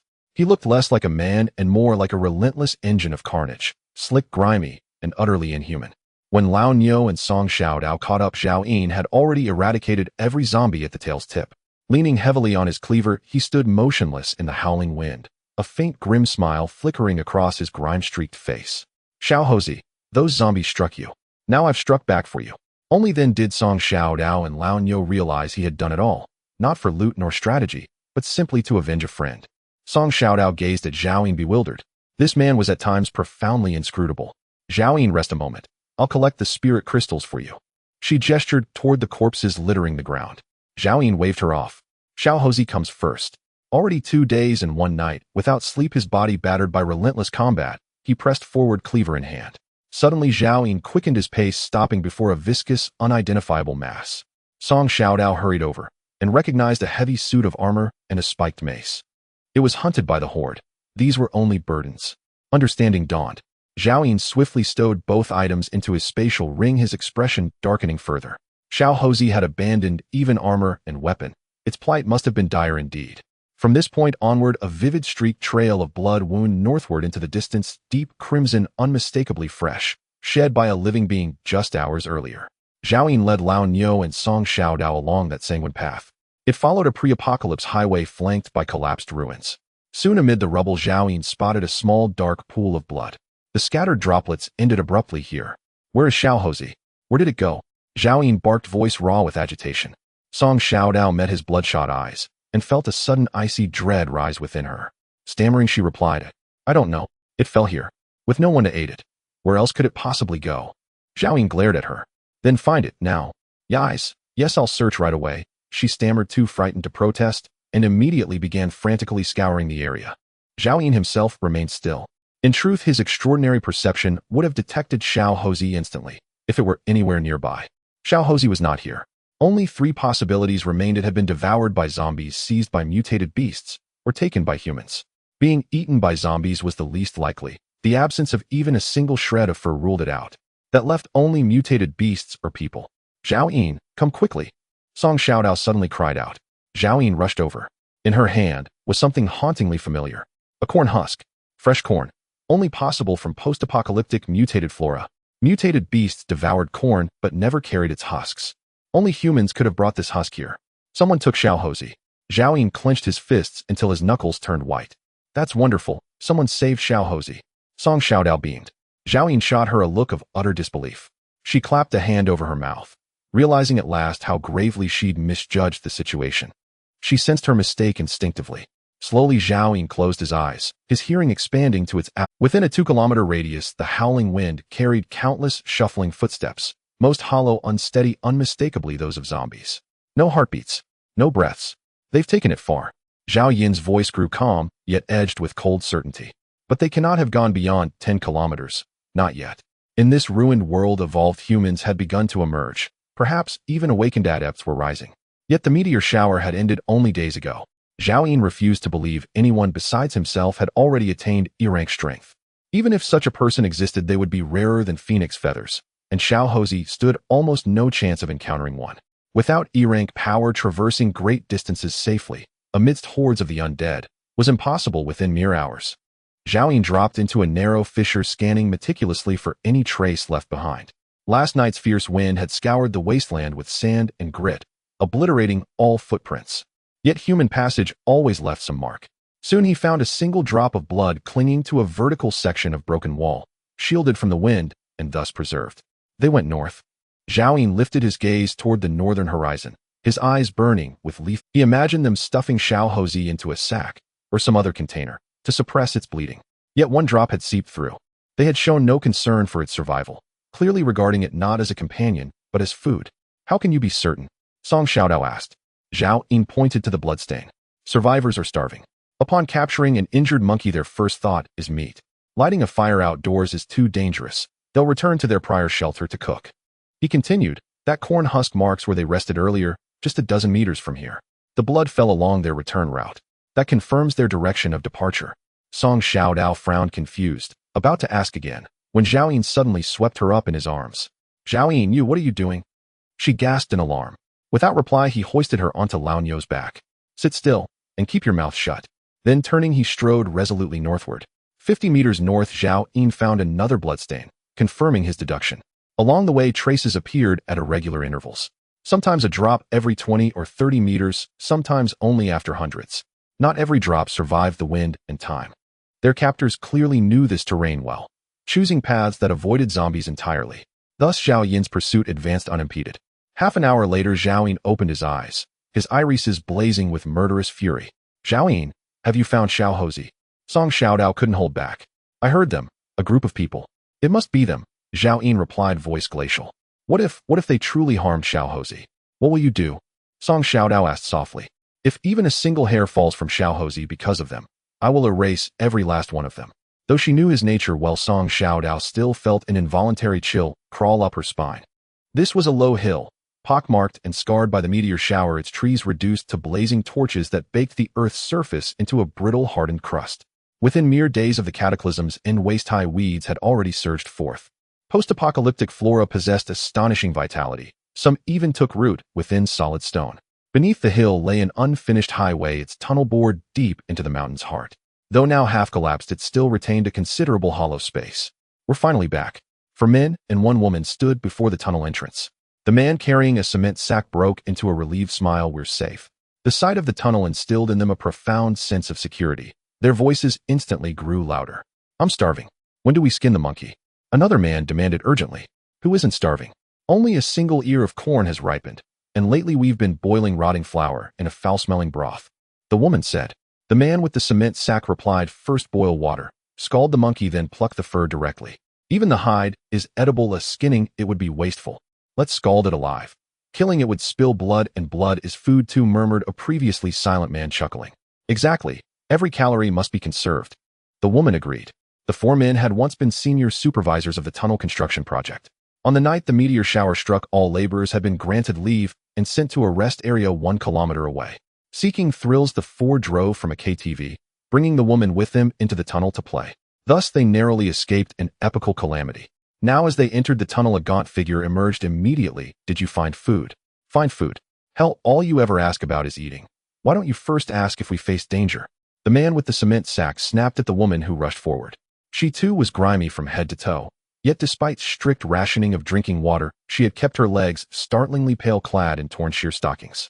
But none of the four men spared her a glance. Every eye was fixed on the prospect of meat. One fetched firewood and kindled a blaze. Another retrieved the inner pot of an electric rice cooker and strode to a nearby puddle. This was their sole source of drinking water. Water dripped intermittently from the tunnel ceiling, pooling into roughly 7 or 8 liters of clear liquid. Carefully the man filled the pot halfway and returned to the fire to begin boiling. At last the man lowered the cement sack with a heavy thud. Out tumbled a small blood-licked monkey, motionless upon the ground. The woman in stockings widened her eyes. What kind of animal is this? We'll have meat. No one answered. Instead, the woman who had accompanied them on the supply run said, you may not have lifted a finger, but you won't go short. You can have the monkey's tail. Where's the meat on a tail? She retorted, aggrieved. How am I not pulling my weight? Didn't I stay behind to guard old Cheen? It was Manager Wei himself who insisted someone remain, and I risked my life searching for food among the zombies. Why should you lounge here in comfort? The supply scout shouted. Before the apocalypse, both women had worked at the same KTV. Afterward they competed bitterly, knowing full well that survival hinged entirely upon staying with these men. Yet to wield that leverage they could rely only on beauty, so each viewed the other as a rival. Has old Cheen run off? Manager Wei, the man who'd carried the monkey back, cut sharply through their quarrel.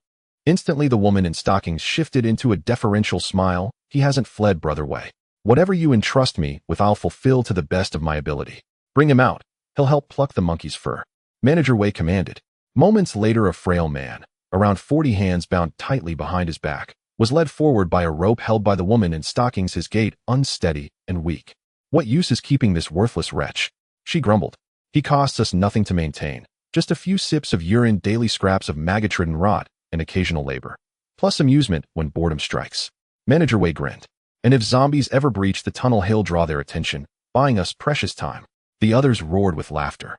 Old Cheen's face remained utterly blank, until his gaze fell upon the small monkey lying on the ground, still faintly breathing.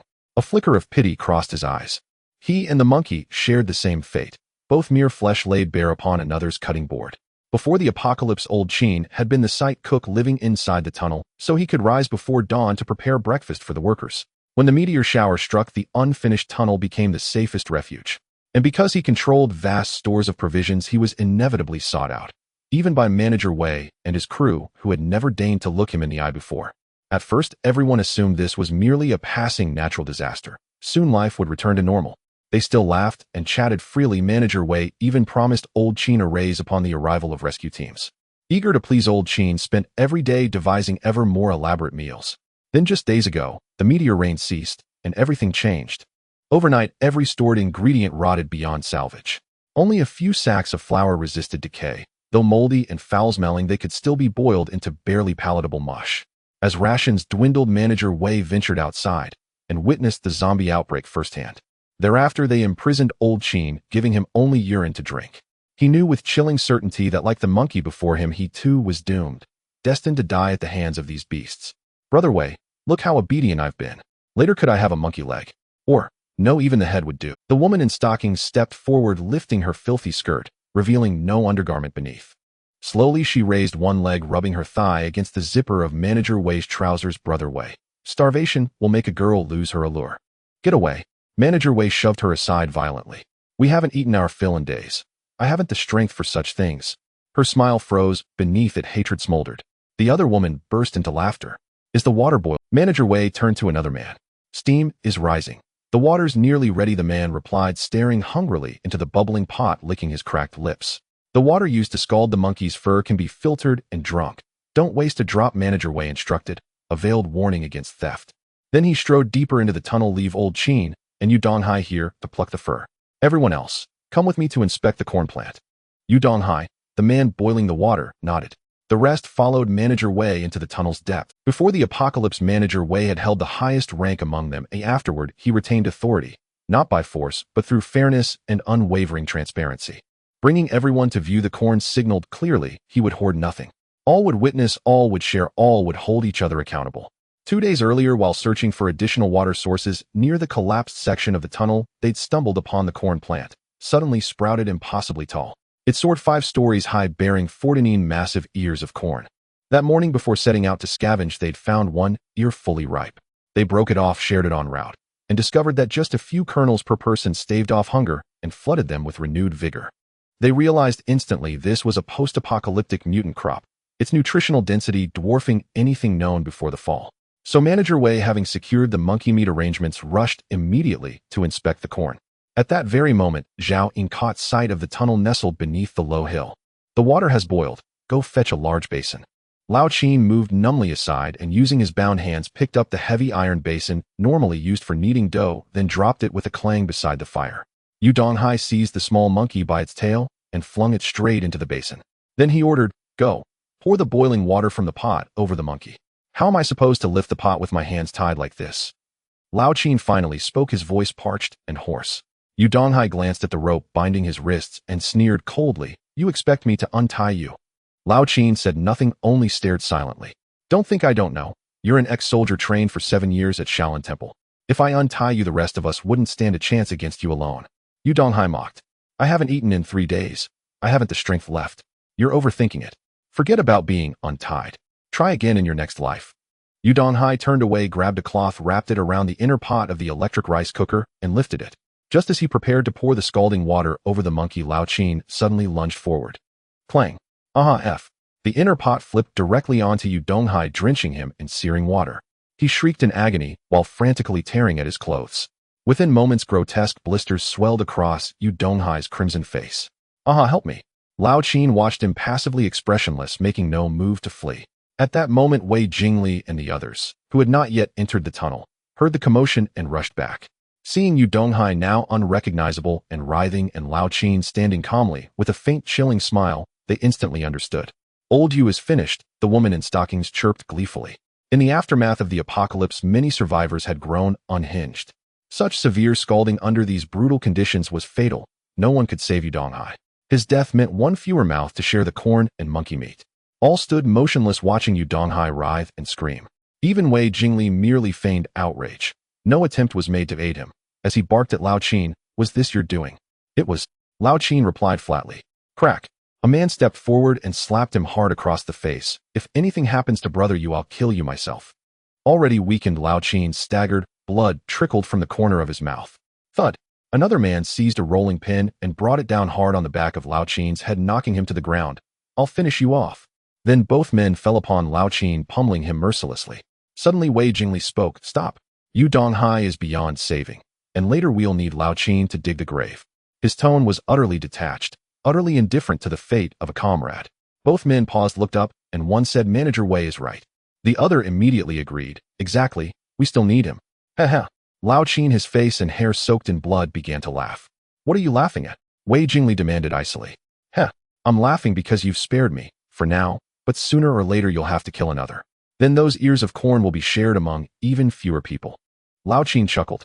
Everyone knew Wei Jingli's true intention, but when laid bare like this, all eyes turned toward Wei Jingli himself. "You want to die, eh?" Wei Jingli exploded in fury. He strode forward, kicked Lao Qin, just as he tried to rise, back to the ground, then drew a dagger from his waist and drove it deep into his thigh. Lao Qin continued laughing as if the wound were not his own. "Brother Wei, kill him," the woman in stockings urged.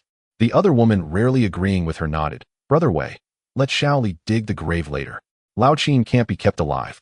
They knew full well, facing Lao Qin, the ticking time bomb, they as women were the most vulnerable. If anyone would fall victim to him, it would be them. Exposed, Wei Jingli had no choice but to eliminate Lao Qin, to prove his innocence before the group. And perhaps that was exactly what Lao Qin himself desired. Death was inevitable, so he sought a swift, clean end. Go ahead, kill me. Otherwise, given half a chance, I'll kill every last one of you, Lao Qin declared. Wei Jingli yanked the dagger free, and with murderous intent blazing in his eyes, thrust it toward Lao Qin's throat. Just then, bang! A gunshot echoed sharply through the tunnel. A little girl strode in, gripping a handgun, its muzzle still trailing wisps of white smoke. All eyes locked onto Song Xiaodao, stunned disbelief etched across their faces. In this apocalyptic wasteland, beyond their own circle, could there truly be another living soul who'd reached this place? Quickly they relaxed. She was just a girl of 11 or 12. What real courage could she possibly muster, even with a gun in hand? Wei Jingli concealed the dagger behind his back and forced a smile. Little sister, that toy in your hand isn't very fun. Put it down, please. Song Xiaodao lowered the gun. At that moment, everyone saw a tall, broad-shouldered man enter, followed closely by an enormous, powerfully built water buffalo. You've all seen it, Zhao Yin announced. I'm sorry, Zhao Yin. I'll obey you from now on, Song Xiaodao murmured. Earlier she believed not everyone here deserved death. So after Zhao Yin arrived and confirmed the monkey wasn't dying imminently, he'd sent her outside to observe. Children, after all, must grow. Now every person in the tunnel studied Zhao Yin intently. Seeing no weapon on his person, they collectively exhaled, then turned their ravenous gazes toward the water buffalo, eyes hollow with starvation. How many meals would such a massive beast yield? Brother, would you sell this buffalo? Wei Jingli asked instinctively. Zhao Yin countered, can you afford it? I cannot. Wei Jingli truly couldn't fathom what currency, amidst the ruins of civilization, could possibly purchase such a creature. He laughed awkwardly, immediately shifting to camaraderie. Brother, you're seeking shelter here, aren't you? Since you've arrived, you're one of us. Zhao Yin didn't spare him a glance. He walked straight past, heading toward the monkey. Wei Jingli's smile stiffened, and he subtly signaled the woman in stockings. She glided silently toward Song Xiaodao, her peripheral vision fixed on the gun in the girl's hand. Little sister, may I see that toy? Move away. Song Xiaodao glared up and snapped. I don't speak to the dead. They tried to kill the monkey, and Zhao Yin had vowed to slaughter everyone here. To Song Xiaodao, they were all the dead. The woman in stockings blinked. Then her eyes flickered with venomous malice. Oh, little sister, how clever you are to joke. In an instant she seized Song Xiaodao's gun-wielding wrist and lunged for the weapon. I gave you face.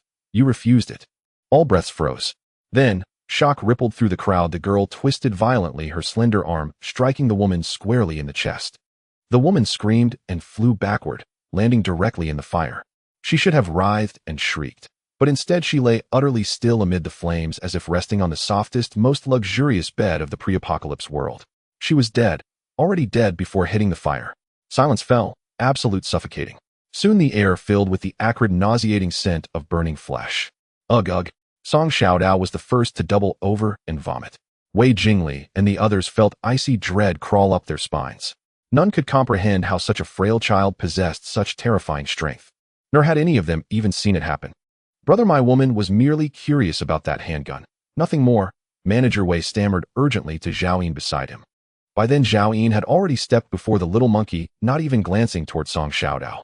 He bent low and carefully lifted the blood-soaked creature from the basin. He held it cradled in his arms, gazing at its tiny closed eyes. And in that instant, a faint sharp pang pierced his long-frozen heart.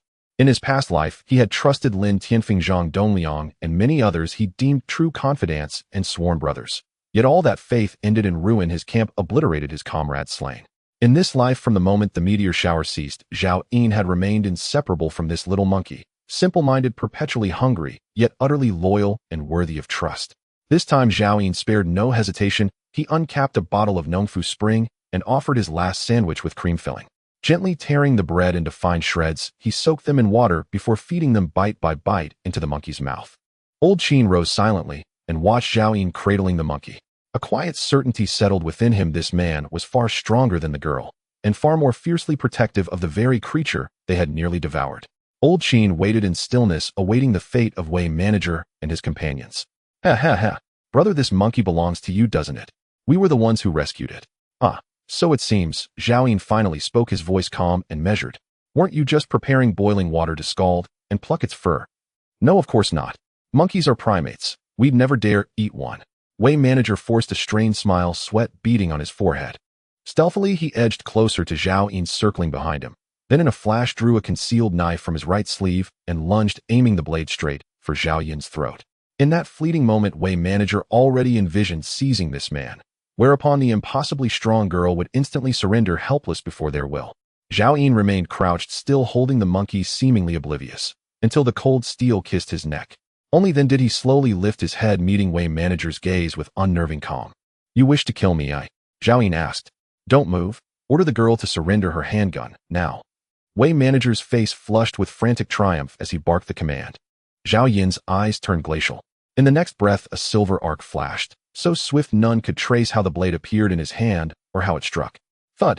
Wei manager's right arm severed cleanly at the shoulder, tumbling to the ground. The knife clattered beside his feet. Blood erupted like a geyser. Only then did his scream tear from his throat. Zhao Yin uttered 3 words, tone devoid of inflection: "Kill them all." The survivors scattered in blind panic. None had ever witnessed such cold, lethal precision. Even the undead seemed less terrifying than this man. At that very instant, the water buffalo they had coveted stirred, its massive frame surging forward to block the tunnel entrance. With a thunderous thrust of its horn, it impaled the man, sprinting ahead straight through the abdomen. "Ah, save me!" The man shrieked as the horn burst forth from his back, suspending him grotesquely midair, arms flailing helplessly toward his fleeing companions. But no one came to his aid. With a violent toss of its head, the bull's horn sliced him cleanly in two, the halves flung aside like ragdolls, before it charged the next man. Boom! Song Xiaodao fired once, dropping a man beside her. Instantly, Zhao Yin dropped his stoic composure, wincing as if each bullet cost him dearly. "Conserve ammunition. Conserve every round. Their lives aren't worth my bullets." Oh! Song Xiaodao, who'd just imagined herself a heroine from a police thriller, felt her fantasy collapse under Zhao Yin's pragmatism, and drew her tang sword instead, cleaving down a fleeing woman in one clean stroke. Within seconds, the 4 men and 2 women, lay dead. Even Yu Donghai, blistered by scalding water, met his end beneath the buffalo's crushing hoof. Only old Qin remained rooted in place, eyes blazing with astonishment, truly awestruck. After a long silence, seeing neither the girl nor the buffalo move against him, he ventured cautiously, "You won't kill me." No reply came, not even a glance. The buffalo itself turned its head, casting him a look of unmistakable disdain, as if asking, "Do you even warrant the effort?" Earlier, when Yu Donghai had raised the kettle to boil the monkey alive, it was old Qin who had intervened, and both Song Xiaodao and the buffalo had witnessed it. So Zhao Yin said nothing, and neither did they raise a hand against him. By then, Zhao Yin had fed the monkey the entire sandwich. Soon, countless pinpricks of soft white light shimmered across the monkey's wounds. Bleeding slowed, flesh-knit scars faded. Its eyes fluttered open, and the first face it saw was Zhao Yin's. Dark pupils widened in dazed confusion, then lit with sudden radiant joy. "Chirp chirp, master. I thought I'd never see you again. Chirp chirp chirp." Overjoyed, it leapt from Zhao Yin's arms, bounding around him in dizzy circles, then collapsed with a thud. Zhao Yin snatched it up instantly. "Your injuries aren't fully healed yet. Stay still." With that, he cradled the monkey like a child, a rare, tender smile softening his features. From his pack, he withdrew several roasted chestnuts saved earlier, and peeled each one himself before offering it to the monkey. The monkey had never known such warmth. Chewing slowly, tears welled in its eyes. "Master, you're too... Look at you. Nearly killed by zombies is one thing, but almost becoming someone's snack. Pathetic," Zhao Yin muttered, feigning disgust. "Trash." The monkey tilted its head, puzzled. Then its gaze drifted to the corpses strewn across the tunnel, fragments of memory, returning human voices heard just before blacking out. It had assumed the voice belonged to the same person who'd frozen the zombies and rescued it from the industrial park. And so it relayed everything, the entire ordeal, in silent, heartfelt communion with Zhao Yin. "All the zombies froze in place?" Zhao Yin asked, startled. The monkey nodded emphatically. "Not just the zombies. The wind itself stopped." But his voice sounded strained, as if holding them motionless took immense effort. Zhao Yin's brow furrowed. To halt both the undead and the wind. In his memory, only 2 kinds of espers possessed such power. 1 spatial espers, 2 temporal espers, both exceedingly rare. In the 7 years following the apocalypse in his past life, he had encountered only a handful wielding such abilities. Though their powers varied in strength, even the weakest among them bore SSS-Rank abilities. And now, here in Guangzhou City, stood an esper whose power exceeded even that, while Zhao Yin hadn't yet laid eyes on a single evolved human. The industrial park held riddles, events diverging sharply from his past life knowledge. What did he look like? Did you see his face? Zhao Yin pressed. The monkey shook its head. "Too many zombies. I had no time to look." "Male or female? Surely you sensed that?" Zhao Yin asked again. Still the monkey shook its head, couldn't tell. Zhao Yin raised his hand as if to strike, then paused, lowered it, and sighed. Idiot. He couldn't fathom the stranger's motive. Was it chance? Or had he come specifically for the monkey? And if the latter, what did he seek? An rank water buffalo emerged from the park. A zombie king that had consumed 3-star crystals. 2 Father Anson victims devoured by the undead. Ordinary men, neither espers nor evolved, yet somehow evading Zhao Yin's acute hearing. Nothing about that place was simple. One day I'll return to that industrial park, Zhao Yin resolved inwardly. Soon the last chestnut vanished and the monkey's wounds, aided by the healing properties of the sandwich, had nearly sealed completely. Zhao Yin turned toward Manager Wei's corpse. Old Qin watched baffled. Had Zhao Yin truly been speaking to the monkey? Yet the creature responded as if understanding every word. The mystery clinging to this man stirred Old Qin's curiosity. Zhao Yin knelt stripped the dead man's sneakers, discovering a pair of limited edition Jordans valued at 5 or 6,000 yuan before the collapse. Lucky grandson, Zhao Yin scoffed, kicking the corpse. Then Old Qin watched stunned as Zhao Yin peeled off his own tattered shoes, revealing grimy, calloused feet, and slid the pristine Jordans onto his feet. Zhao Yin grinned, slightly tight, but they'll stretch after a few days. Song Xiaodao mimicked him, instantly stripping a pair of sneakers from a female corpse. She'd walked barefoot for days, her delicate soles blistered raw. As she laced up the new shoes, her face lit with the same quiet, unguarded delight as Zhao Yin's. Go on, strip the trousers off every one of them, Zhao Yin instructed the monkey, now sated with chestnuts. Without hesitation, the monkey squatted and set to work, tail bobbing, utterly shameless. Within moments, the lower bodies of the fallen men stood starkly bare. Old Qin beside him was dumbfounded. Who is this guy? Not even the pants of the dead are spared. He looked at the little girl again, only to see that she had already stripped the 2 women's corpses clean. Old Qin's eyes widened in shock. Bandits. This is definitely a group of bandits. This was Old Qin's first thought. At this moment, Song Xiaodao was holding 2 bras in his hands, frowning, as he said to Zhao Yin, they're too big, I can't wear them now. Why do they have to be so big? It's not that they are big, bits that you are too small. Zhao Yin glanced at the airport in front of him. Oh, it's because I'm too young. When I grow up, I'll be able to wear such beautiful bras. Song Xiaodao completely misunderstood Zhao Yin's words and shouted, Zhao Yin, quickly help me put these clothes into your space ring. Recently, none of the star crystals have produced pants, as if Zhao Yin was destined to be unrelated to pants. Every day his pants and shoes suffered damage, leaving him with very few pieces. He looked at the pile of pants and shoes on the ground, satisfied as he collected them all. Then he said to Song Xiaodao, go find old Nio, I'll let him carry your things. No way. Old Nio has to fight the zombies. What if he gets damaged? Song Xiaodao held the 2 bras and the torn stockings that she cared about the most. The other clothes were piled on the ground. You want these? Zhao Yin glanced at the airport in front of her. What? Song Xiaodao's little face immediately flushed red, and she said unhappily, I'm turning 12 soon. I'm going to grow up. Are you going to help me collect them or not? Regarding this matter, the little girl was not prepared to compromise with Zhao Yin. Zhao Yin shook his head, too lazy to argue with her. He walked over and helped her collect the things. Next, Zhao Yin's gaze fell on the large metal basin on the ground. He collected it, just right for bathing the little monkey and Song Xiaodao. He then saw the inner pot of a rice cooker, picked it up, and sized it up as a helmet. However, after wearing it, it would cover his eyes, so he took out a mountain knife and carved out the face area on the pot before placing it directly on his head. Not bad, right? Zhao Yin asked Song Xiaodao. Song Xiaodao immediately nodded, very cool. If a person is good-looking, any helmet looks good. Zhao Yin nodded. The little monkey and old Nio also nodded in agreement. This pot helmet would definitely block ordinary zombies' attacks. If he had this helmet last night, Zhao Yin wouldn't have gotten so badly injured. There was nothing Zhao Yin needed in the tunnel anymore. He scanned the area and finally his gaze fell on Old Qin's face, his expression immediately darkening. Where is the corn? What? Old Qin was taken aback by the sudden question and couldn't react for a moment. Corn, the food? Zhao Yin asked. They only gave me urine to drink, and I ate the maggots on the rotten meat. Oh, there is indeed corn in the tunnel. A corn tree. Old Qin stammered. He wasn't afraid of death anymore, but for some reason he felt a bit nervous in front of this man. Upon hearing this, Zhao Yin turned around and walked deeper into the tunnel with the little monkey and old Nio hurriedly following. Zhao Yin, wait for me. Song Xiaodao followed as well. Only Old Qin was left standing there in a daze, hesitating whether to follow. But he was not familiar with the other party, and that man looked rather unapproachable. What if the other party thought he had ulterior motives? But if he didn't follow, where else could he go? Zhao Yin quickly found that corn, or rather what should be called a corn. The main trunk was thicker than a water barrel, at least 5 stories tall. The branches were lush, resembling a towering tree that reached the top of the tunnel. Zhao Yin counted. The tree had a total of 48 ears of corn. One spot had signs of being picked, and Zhao Yin guessed it was related to the corn husks discarded by Manager Wei and the others. He used his true vision to inspect the corn tree from top to bottom. Corn flevel mutated crop rich in nutrients countdown to maturity 52 hours. Corn flevel mutated crop rich in nutrients countdown to maturity 61 hours. Corn countdown to maturity 49 hours. Corn seedling flevel mutated plant. This corn tree did not have the ability to grow two types of crops like the chestnut tree. But that was normal. In his 2 lifetimes, Zhao Yin had only seen the chestnut tree as particularly special. At this moment, the little monkey excitedly looked up at the ears of corn above, drooling and wanting to climb up. Wait. Zhao Yin spoke up to stop him. These corns are not ripe yet. We need to wait a few more days. The little monkey could only climb down in disappointment, occasionally looking up at the ears of corn above. Zhao Yin, are we going to wait here for a few days? Song Xiaodao asked.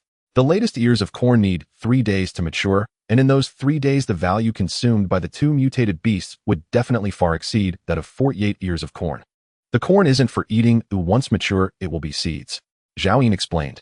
He didn't lack food now. What he lacked was variety in food. Let's wait for 3 days and rest here. After saying this, Zhao Yin led everyone out of the tunnel, preparing to find a spacious place to set up an invisible tent. As they passed the tunnel entrance, Zhao Yin saw Old Qin still standing there. You're not leaving yet? Zhao Yin asked in surprise. Old Qin was somewhat reserved in front of Zhao Yin, instinctively bending slightly, as he had before the apocalypse. Little brother, I don't know where else I can go. Can you let me follow? No. Zhao Yin interrupted Old Qin before he could finish. He had seen too many people like this in his past life, survivors who couldn't make it. Often when they see a strong person, they would cling to them like a dog, hoping to find a place to shelter from the wind and rain, but once a crisis arises, they would run faster than anyone else. Upon hearing this, Old Qin's face instantly turned a dead gray. After a moment, he nodded. I understand. With that, he didn't linger and turned to leave. You're just going to leave like that? Zhao Yin asked, slightly surprised. Old Qin turned back and asked, little brother, do you have any other instructions? The pants and shoes are nice, take them off. Zhao Yin ordered directly. Old Qin broke out in a cold sweat. Following that, Old Qin forced a bitter smile, not understanding why such a strong person was so obsessed with pants, but he could only obey and take off his pants and shoes. After Zhao Yin took them, he waved his hand. Let's go. These were a pair of old liberation shoes, and the size seemed quite suitable for Zhao Yin. In the apocalypse, such durable shoes were more practical than ordinary sneakers. Zhao Yin had killed Manager Wei and the others and occupied the tunnel. According to the rules, Old Qin was his captive, including the clothes on his body. Old Qin slowly walked out of the tunnel, feeling neither much gratitude nor hatred towards Zhao Yin. A pair of pants and shoes exchanged for a life that Old Qin didn't even consider valuable. Of course it wasn't, because Zhao Yin was kind enough to save him. He had just coincidentally killed his enemies. When Old Qin reached the tunnel entrance, he saw the place where he used to cook and pointed to a kitchen knife. Can I take this? Zhao Yin didn't say anything and nodded. Old Qin grabbed the kitchen knife and slowly stepped out of the tunnel. Under the dim sunlight, wearing only a pair of briefs, his legs were very pale. Squeak, squeak. Master, he is a good person. I want to share some of my chestnuts with him. At that moment, the little monkey suddenly tugged at Zhao Yin's clothes. You don't have enough chestnuts to eat yourself, and you want to give him some? Zhao Yin frowned and asked. Give it to him, he helped me. The little monkey said firmly.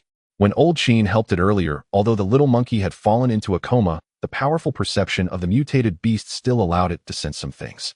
In fact, Zhao Yin didn't want to occupy this tunnel, nor did he necessarily want to drive Old Qin away. He was mainly worried that an outsider would steal his corn. After thinking for a while, Zhao Yin took out 5 chestnuts, a handgun, and 50 rounds of ammunition, handing them to Song Xiaodao, saying give these to him, and tell him the gun is for dealing with survivors. Shooting casually will attract zombies. After receiving the items, Song Xiaodao chased after him. Zhao Yin chose a flat spot at the tunnel entrance and raised his hand to release the invisible tent. Then he took out the golden silk fruit and said, Monkey, you protected old Nio and Xiaodao this time. This is a reward. The little monkey clearly remembered that its master had ventured deep into the industrial park for this fruit, nearly losing his life. Of course I would never mistreat a loyal servant. Zhao Yin replied. The old cow beside him immediately looked over, his eyes filled with envy. This golden silk fruit had been on its mind for a long time. Now it had fallen into the hands of that monkey. However, recalling how the little monkey had risked its life to save him earlier, the old cow felt it would be inappropriate to compete with it. Each mutated beast can only consume 1 golden silk fruit in their lifetime. Eating more would be futile, Zhao Yin stated, directly extinguishing the old cow's hopes. The little monkey wanted to flatter and express its gratitude towards its master, but Zhao Yin shot him a glare, interrupting, Aren't you going to eat it? The little monkey dared not hesitate any longer, fearing that the duck would fly away from its mouth. It immediately stuffed the golden silk fruit into its mouth, cheeks puffed as it chewed. Moments later, the little monkey suddenly collapsed on the ground, convulsing. The old cow beside him showed a look of glee he had experienced with eating golden silk fruits. Last time he endured immense pain until he fainted. Fortunately, the zombie king was not present then. However, if we talk about experience, Zhao Yun knew more about the golden silk fruit than anyone else. The golden silk fruit could directly elevate a mutated beast by one level and grant an additional special ability. Such an extraordinary effect required enduring significant pain. But the monkey would definitely be fine. Zhao Yun simply took out a blanket, spread it on the carpet, lit a cigarette, and slowly fell asleep. When he awoke, 5 hours had already passed, and the sky had grown dim. Song Xiaodao had returned at some point, curled up beside Zhao Yun. Zhao Yun had been heavily injured last night. Although he had recovered from his wounds thanks to a sandwich, his blood-depleted body had not fully healed, leading him to sleep deeply. The little monkey and the old cow exchanged blank stares, both lost in thought. Zhao Yun activated his true vision on the little monkey. Growth stage macaque, E-class, mutated beast, strength 40, agility 42, stamina 48, defense 32, spirit 15, bloodline talent gigantism, frenzy, fire control. Mutated beasts like zombies gain an additional defense attribute upon evolving to E-class. What Zhao Yun truly cared about was that this time the little monkey had evolved with the talent of fire control. Fire-related abilities are undoubtedly among the best in combat powers. Zhao Yun had previously worried that the little monkey might evolve with a useless ability. Unexpectedly, it turned out to be fire-related. Monkey, activate your fire control ability and show me. Wait, do it outside the tent, Zhao Yun said, fearing that the little monkey might burn the tent. Seeing Zhao Yun awake, the little monkey was also excited, communicating eagerly, Master, I feel so strong now. Of course, after evolving to E-class, it was stronger than before. Zhao Yun led the little monkey out of the tent, sat down on a plastic chair, lit a cigarette, and quietly waited for the monkey's performance. His heart was filled with anticipation. The little monkey, wary of burning his master, stood about 20 meters away and suddenly focused, slowly raising its hand towards a pile of wood not far away. Puff! A flicker of flame ignited between its fingers, no larger than a soybean, and it extinguished almost immediately after lighting. The little monkey's eyes widened in surprise, staring blankly. Zhao Yun was also confused. Was this its fire-related ability? Master, I haven't eaten enough. I don't have the strength to activate my ability. The little monkey communicated awkwardly. Zhao Yun frowned. In his past life, when he found the golden silk fruit for Lin Tianfeng, the little monkey had already died. Having dual abilities as a mutated beast was exceedingly rare. Even Lin Tianfeng at that time was merely opening a second ability for his contracted beast. As for a third ability, it only existed theoretically. A first one must find a dual ability mutated beast and then utilize the effect of the golden silk fruit to make it possible. In fact, Zhao Yun had never seen such a thing himself. Was the limit of mutated beasts really dual abilities? Zhao Yun could not ascertain the truth, watching the little monkey with a calm expression, yet secretly regretting that golden silk fruit. Master, can you give me extraordinary food? Once I'm full, I can show you my flames, the little monkey communicated. No need, I don't want to see. Zhao Yun stood up and walked toward the hidden tent. His heart ached. That was a golden silk fruit. Master, chestnuts will do, just let me eat my fill, and I will show you. The little monkey followed closely behind Zhao Yun, tugging at his clothes. Wait until Xiao Dao wakes up, then we will eat together, Zhao Yun said. For the next 2 days, Zhao Yun stayed in the tunnel with Song Xiaodao and the two beasts until the morning of the third day, when he ventured alone to the depths of the tunnel. The corn trees had gradually withered and the leaves had started to yellow. Zhao Yun broke off the last corn cob, stored it in his spatial ring, and called for Song Xiaodao and the two beasts to prepare for their departure. Next, he did not plan to return to Guangzhou City. His determined direction was the Dawei mountain range. In his past life, during the second year of the apocalypse, Zhao Yun had helped Lin Tianfeng set traps in the Dawei mountain range, capturing what was then merely a class mutated beast, the flying white tiger. That mutated beast later grew to become a royal-level creature. In this life, he wanted to live better. Not only did he need to enhance his strength, but he also needed to continuously gather supplies. Currently, what Zhao Yun lacked the most was a life space. Zhao Yun vaguely remembered that in the fourth year of the apocalypse, a life space had appeared in the Dawei mountain range, and the one who obtained it was a powerful ability user. When this news reached Zhao Yun, it was in the 5th year of the apocalypse. The most talked about event was how that powerful ability user had teamed up with more than a dozen A-class evolutionaries to slay the zombie king. In the end, only that powerful ability user survived, and after obtaining the star crystal, produced an S-level treasure. An S-level treasure. It was enough to make anyone in the apocalypse fight tooth and nail for it, leading to a bloody storm at the time. Even SS-level ability users had intervened, and the one who obtained the life space ultimately bled to death in the mountains. Zhao Yun packed up the hidden tent and walked out of the tunnel with Song Xiaodao and the two beasts. Zhao Yun, look, what is that? Suddenly Song Xiaodao pointed in a certain direction. Whoosh! Old Qin was running frantically, the air in his lungs working like a bellows as a dozen zombies chased him relentlessly. As he ran blindly, the number of zombies he attracted grew quickly, gathering to hundreds, all pursuing him. Heavens, since you let me live, why do this to me? Old Chin lamented in his heart. He knew that continuing like this, he would soon meet his end. At this moment, Old Chin recalled much. Those old friends, those stories, everything was gone, leaving him alone in the desolate world, struggling to survive. Actually, it was quite meaningless. Dying wouldn't be too bad. He had been an orphan since childhood, not knowing what his parents looked like, raised by an old soldier from the war. Growing up, Old Chin also answered the call and joined the army, spending a decade in the military. Once when visiting home, someone had blinded one of his adoptive father's eyes. That person had a powerful background, and his adoptive father could only swallow his anger. In a fit of rage, Old Chin killed the man. Old Chin gripped the kitchen knife, tightly sprinting with his long legs. Suddenly, a horde of zombies appeared on the only path ahead, completely blocking his way. Old Chin turned back to look, seeing a dark mass of zombies, all attracted by his panicked flight. He fell to the ground, gasping for breath. In that moment, the panic in his eyes slowly dispersed, giving way to despair, then acceptance. He no longer had the strength to kill even a single zombie. It was impossible to do so amidst the horde. So he would die quietly. Ideally, he would be completely consumed by the zombies, leaving not even bones behind, for he did not want to turn into a zombie after death, nor did he wish to lie alone in the desolate wilderness. Clang. Old Chin dropped the kitchen knife, watching as the horde drew nearer. Come on, eat me. If you don't finish me off, you're the grandsons. Old Chin laughed derisively, struggling to rise, and actively approached the oncoming zombies. He limped forward, quickly being engulfed by the horde, the air thick with the stench of decay, countless hands reaching out to him. The closest zombie opened its mouth, aiming for his neck.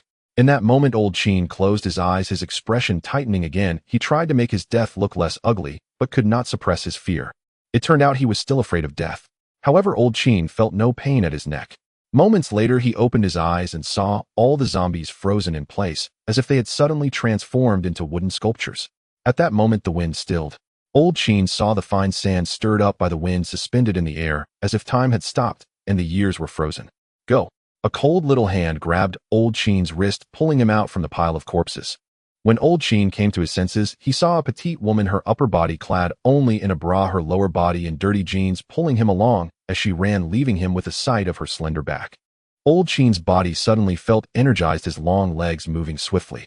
In the swirling wind and sand, the man was bare below the waist, while the woman was bare above, both running desperately. Once they were far from the horde, the woman let go of his hand and turned to look at Old Chin, her gaze sharp as she scrutinized him. Thank you. You're my savior, Old Chin said, only to realize that though the woman's face was dirty, she was quite beautiful. She appeared to be in her early 20s, somewhat resembling a star from before the apocalypse. At that moment, the woman pulled a fist-sized copper lamp from her other hand and tucked it into her pocket, licking her cracked lips as she hoarsely said, "You don't need to thank me. You should thank him." Him? Old Chin asked, puzzled. He didn't kill you, provided you with food and a gun indicating you are worth saving, the woman explained. Old Chin recalled Zhao Yin. Was it because of that man that she saved him? The woman continued, I need a partner to work for me, and he showed me through his actions that you are the right person. Are you interested? Absolutely. Old Chin immediately nodded. No matter what, you are my savior. I will do whatever you ask. He had witnessed the woman's ability. She could freeze those terrifying zombies. Following such a person would not only allow him to repay his debt, but also help him survive longer. After all, he had nowhere else to go. Why not work for her? Suddenly, the woman swayed unsteadily, nearly falling. Old Chin quickly supported her. Are you hurt? Fine. The woman steadied herself, shaking her head. She found a large meteorite to sit on and pulled out a handful of red berries from her pocket, sharing half with Old Chin while slowly eating the rest. Yet her other hand remained tightly gripping the copper lamp in her pocket. Old Chin did not see that her hand had only 4 fingers, and drops of blood were slowly flowing into the lamp's shade. Zhao Yin looked in the direction that Song Xiaodao was pointing. Under the dim sunlight, a bottle of potion sat steadily on a meteorite. Healing potion, grade D effect, heals injuries. Any life below grade D will immediately regenerate severed limbs upon consumption. Zhao Yin was momentarily entranced. How could there be a bottle of grade D healing potion here? Since the apocalypse began, Zhao Yin had never come across such a truly life-saving treasure. In his past life, any potion capable of regenerating severed limbs fetched sky-high prices, even rivaling potions for evolution of the same grade. Zhao Yin was puzzled. Not many knew the secret of star crystals now. Even if a treasure were found, it would likely be kept by the finder, who would carelessly leave it here. Could it be that a zombie lost its nature, chose not to devour star crystals, and inadvertently shattered a star crystal while playing with it, resulting in this bottle of evolution potion? How could that be? Zhao Yin found the thought amusing. Zhao Yun, look, there's writing here. Song Xiaodao pointed to a spot on the meteorite. Zhao Yun's attention had been fixated on the healing potion, so he had not noticed earlier. There in crooked charcoal marks were the words, "I'm sorry." It was written by a human. What unspeakable deed did that person commit? Zhao Yun murmured. Who knows? Perhaps there are other survivors here. Song Xiaodao also said, puzzled. Zhao Yun had not paid attention to the outside commotion while he was busy shelling corn. Now, with his hearing wide open, he noticed that the wind today was louder, making it hard for him to discern if there were any living beings breathing or walking within 2 kilometers. Since he couldn't find a reason, Zhao Yun simply decided not to think too much about it. Even if there were survivors, anything that entered his spatial ring could never be taken out again. Let's go, Zhao Yun said. With that, he quickly left, moving like a thief. Song Xiaodao and the 2 beasts hurriedly followed. It wasn't until they had run 2 kilometers that Zhao Yun slowed down. Song Xiaodao, with her short legs trailing behind, was already panting heavily. Zhao Yun, could it be that someone is apologizing to you? Impossible. Aside from you, I don't know of any other survivors, Zhao Yun stated.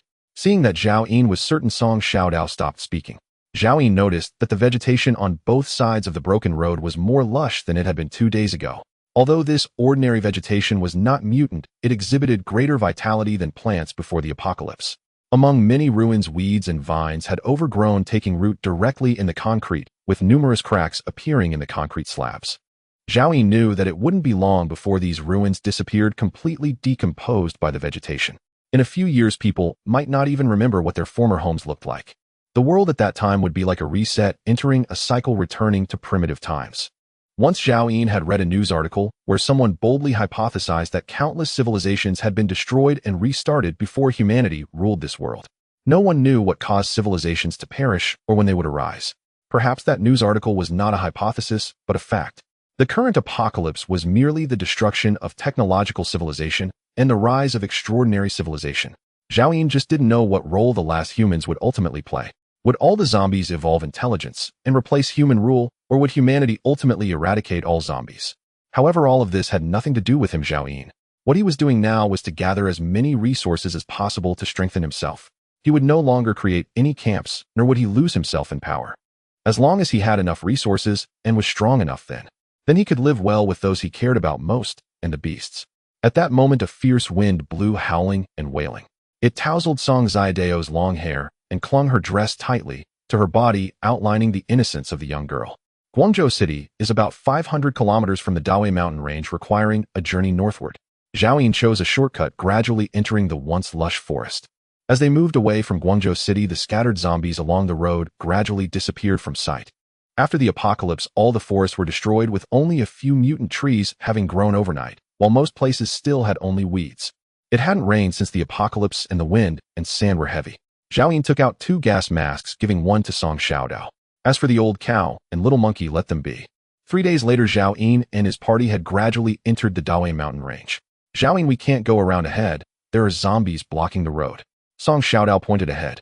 This was once a tourist area, and zombies finally appeared in their line of sight. Monkey, go take them out, Zhao Yun ordered directly. At that moment, on the inevitable path ahead, a flipped minibus lay with 20 zombies wandering nearby. Among them, 3 zombies were actually grade F. Upon hearing Zhao Yun's command, the monkey's eyes immediately sparkled with excitement. It was no longer the timid level 0 mutated beast it once was. Recently, it hadn't killed many zombies, and it worried about losing its sense of presence in front of its master. The little monkey brandished its wolf-tooth club and charged at the 20 or so zombies. Roar! The zombies immediately spotted the little monkey and surged toward it. 2 level zombies were the fastest, quickly leaving the ordinary zombies behind. Unfortunately for them, they were facing a level mutated beast. Roar!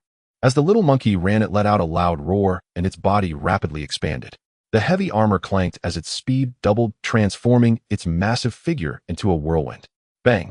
1 level zombie hadn't even gotten close to the little monkey before its head was smashed with a single blow. The mangled corpse splattered dark brown blood and was violently hurled away. The 2nd level zombie had already reached the little monkey and opened its mouth to bite. The little monkey the edge of its heavy armor struck the zombie's face. While it was still dazed, the little monkey brought down its wolf-tooth club with force. In 3 seconds, it had eliminated 2 level zombies.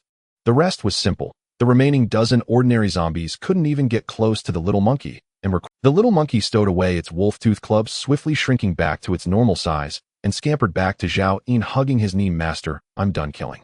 Good job. Zhao Yun patted the little monkey's head and rewarded it with a chestnut.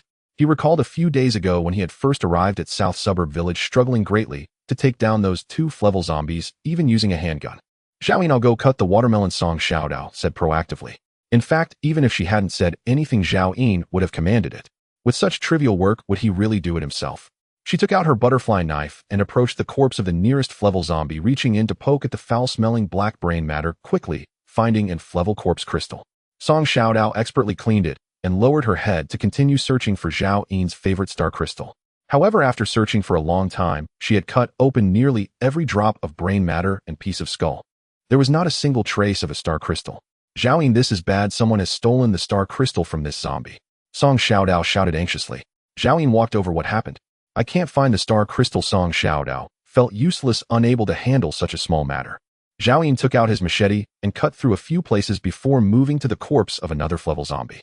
He searched carefully in every spot, just like Song Xiaodao before, but he only found 2 level corpses. No star crystals. Little monkey, did you use too much strength and send the star crystal flying? Song Xiaodao complained while looking at the little monkey. The little monkey was also confused. It had always killed zombies like this. How could it have sent the star crystal flying? Song Xiaodao and the little monkey began searching nearby. No need to look anymore, Zhao Yin said, sheathing his machete. Don't we want the star crystal? Song Xiaodao asked anxiously. These are just ordinary level zombies. They never devoured star crystals. Zhao Yin continued. Calculating the time, nearly half a month had passed since the zombie outbreak. Ordinary zombies should have evolved to level by now. However, Zhao Yin and his group had not encountered any. Now the batch of zombies that had devoured star crystals had mostly evolved to a level, and some might even have reached level. Zombies that haven't devoured star crystals can evolve too. Song Xiaodao's expression changed. Zhao Yin said not only can they evolve, but they will continue to evolve. Although Song Xiaodao didn't know how Zhao Yin knew this, she believed his words without question. Now, although she had become an evolved being by following Zhao Yin, she was still a bit afraid of facing level zombies. One can imagine how difficult the situation is for ordinary survivors now. She couldn't fathom what her life would be like if she had not met Zhao Yin. Would she have been directly eaten by zombies or sold by Wang Quan to someone ultimately living like that old Qin? Song Xiaodao dared not think any further. Suddenly she lunged into Zhao Yin's embrace, tightly holding onto his waist, her small body trembling incessantly. Zhao Yin was taken aback. What are you doing again? I'm fine, Song Xiaodao said with a pale face. I just want to hug you, Zhao Yin. Can I hold you for a while? Zhao Yin stood there feeling the warmth of her small body pressed against him, and surprisingly had a physiological reaction. After thinking for a moment, he still couldn't push her away. Zhao Yin, Song Xiaodao buried her face in front of him. If one day we encounter danger again, will you still leave me and the little monkey behind? I will do my best to protect you. If I encounter a crisis I cannot handle, I will leave alone. Zhao Yin hesitated slightly and said seriously, so you need to become stronger. Song Xiaodao slowly raised her head, pouting, and looked at Zhao Yin. Can't you say something nice? You like being lied to. Zhao Yin looked down, staring at the little girl's clear, yet somewhat naive eyes. Song Xiaodao buried her face in Zhao Yin's chest again. Actually, I prefer the honest you. Didn't you say that in 7 years I would be your woman? Once I grow up, I will marry you. So Zhao Yin, you need to protect your fiancé well. Zhao Yin never expected this girl could say such things. He raised his hand to push her away from his embrace and scolded, go do your work. Song Xiaodao still stood in front of him wide-eyed, asking Zhao Yin, will you marry me in the future? Zhao Yin turned around. Monkey, go take off her equipment and let her see how much she weighs. You jerk. Song Xiaodao immediately let out a sharp scream, hands protecting her front. Can't I just go do my work? After saying that, she went to cut the watermelon with a wronged look. After Zhao Yin collected all the corpse crystals, he set off to continue on their journey. Along the way, Song Xiaodao kept her head down and stopped talking. Unbeknownst to when the hazy yellow sun in the sky disappeared, slowly covered by dark clouds. Soon thunder rumbled and large raindrops began to fall. The wind grew stronger, mixing with the raindrops pattering against Zhao Yin's face. It was icy. Even an level evolved being could feel the cold. Song Xiaodao shivered from the chill, but still didn't speak to Zhao Yin. The two mutated beasts were indifferent. The little monkey frolicked in the rain, running a distance before returning, then running forward again and returning. It seemed to find it amusing. The old cow diligently followed behind Zhao Yin, occasionally taking the chance to nibble on the grass by the roadside, continuously chewing slowly. We'll rest here tonight, Zhao Yin said. He found a clear area throughout the invisibility tent, and Song Xiaodao quickly crawled inside, starting a fire to cook. Zhao Yin sat by the fire reminiscing about his past life. After the first rain in the post-apocalyptic world, the plants would burst forth in growth, and the variety of mutated crops would also increase. Many survivors who had struggled to endure for a month and a half would find relief thanks to this rain. At the same time surviving animals would gradually become active, the jungle was the paradise for animals.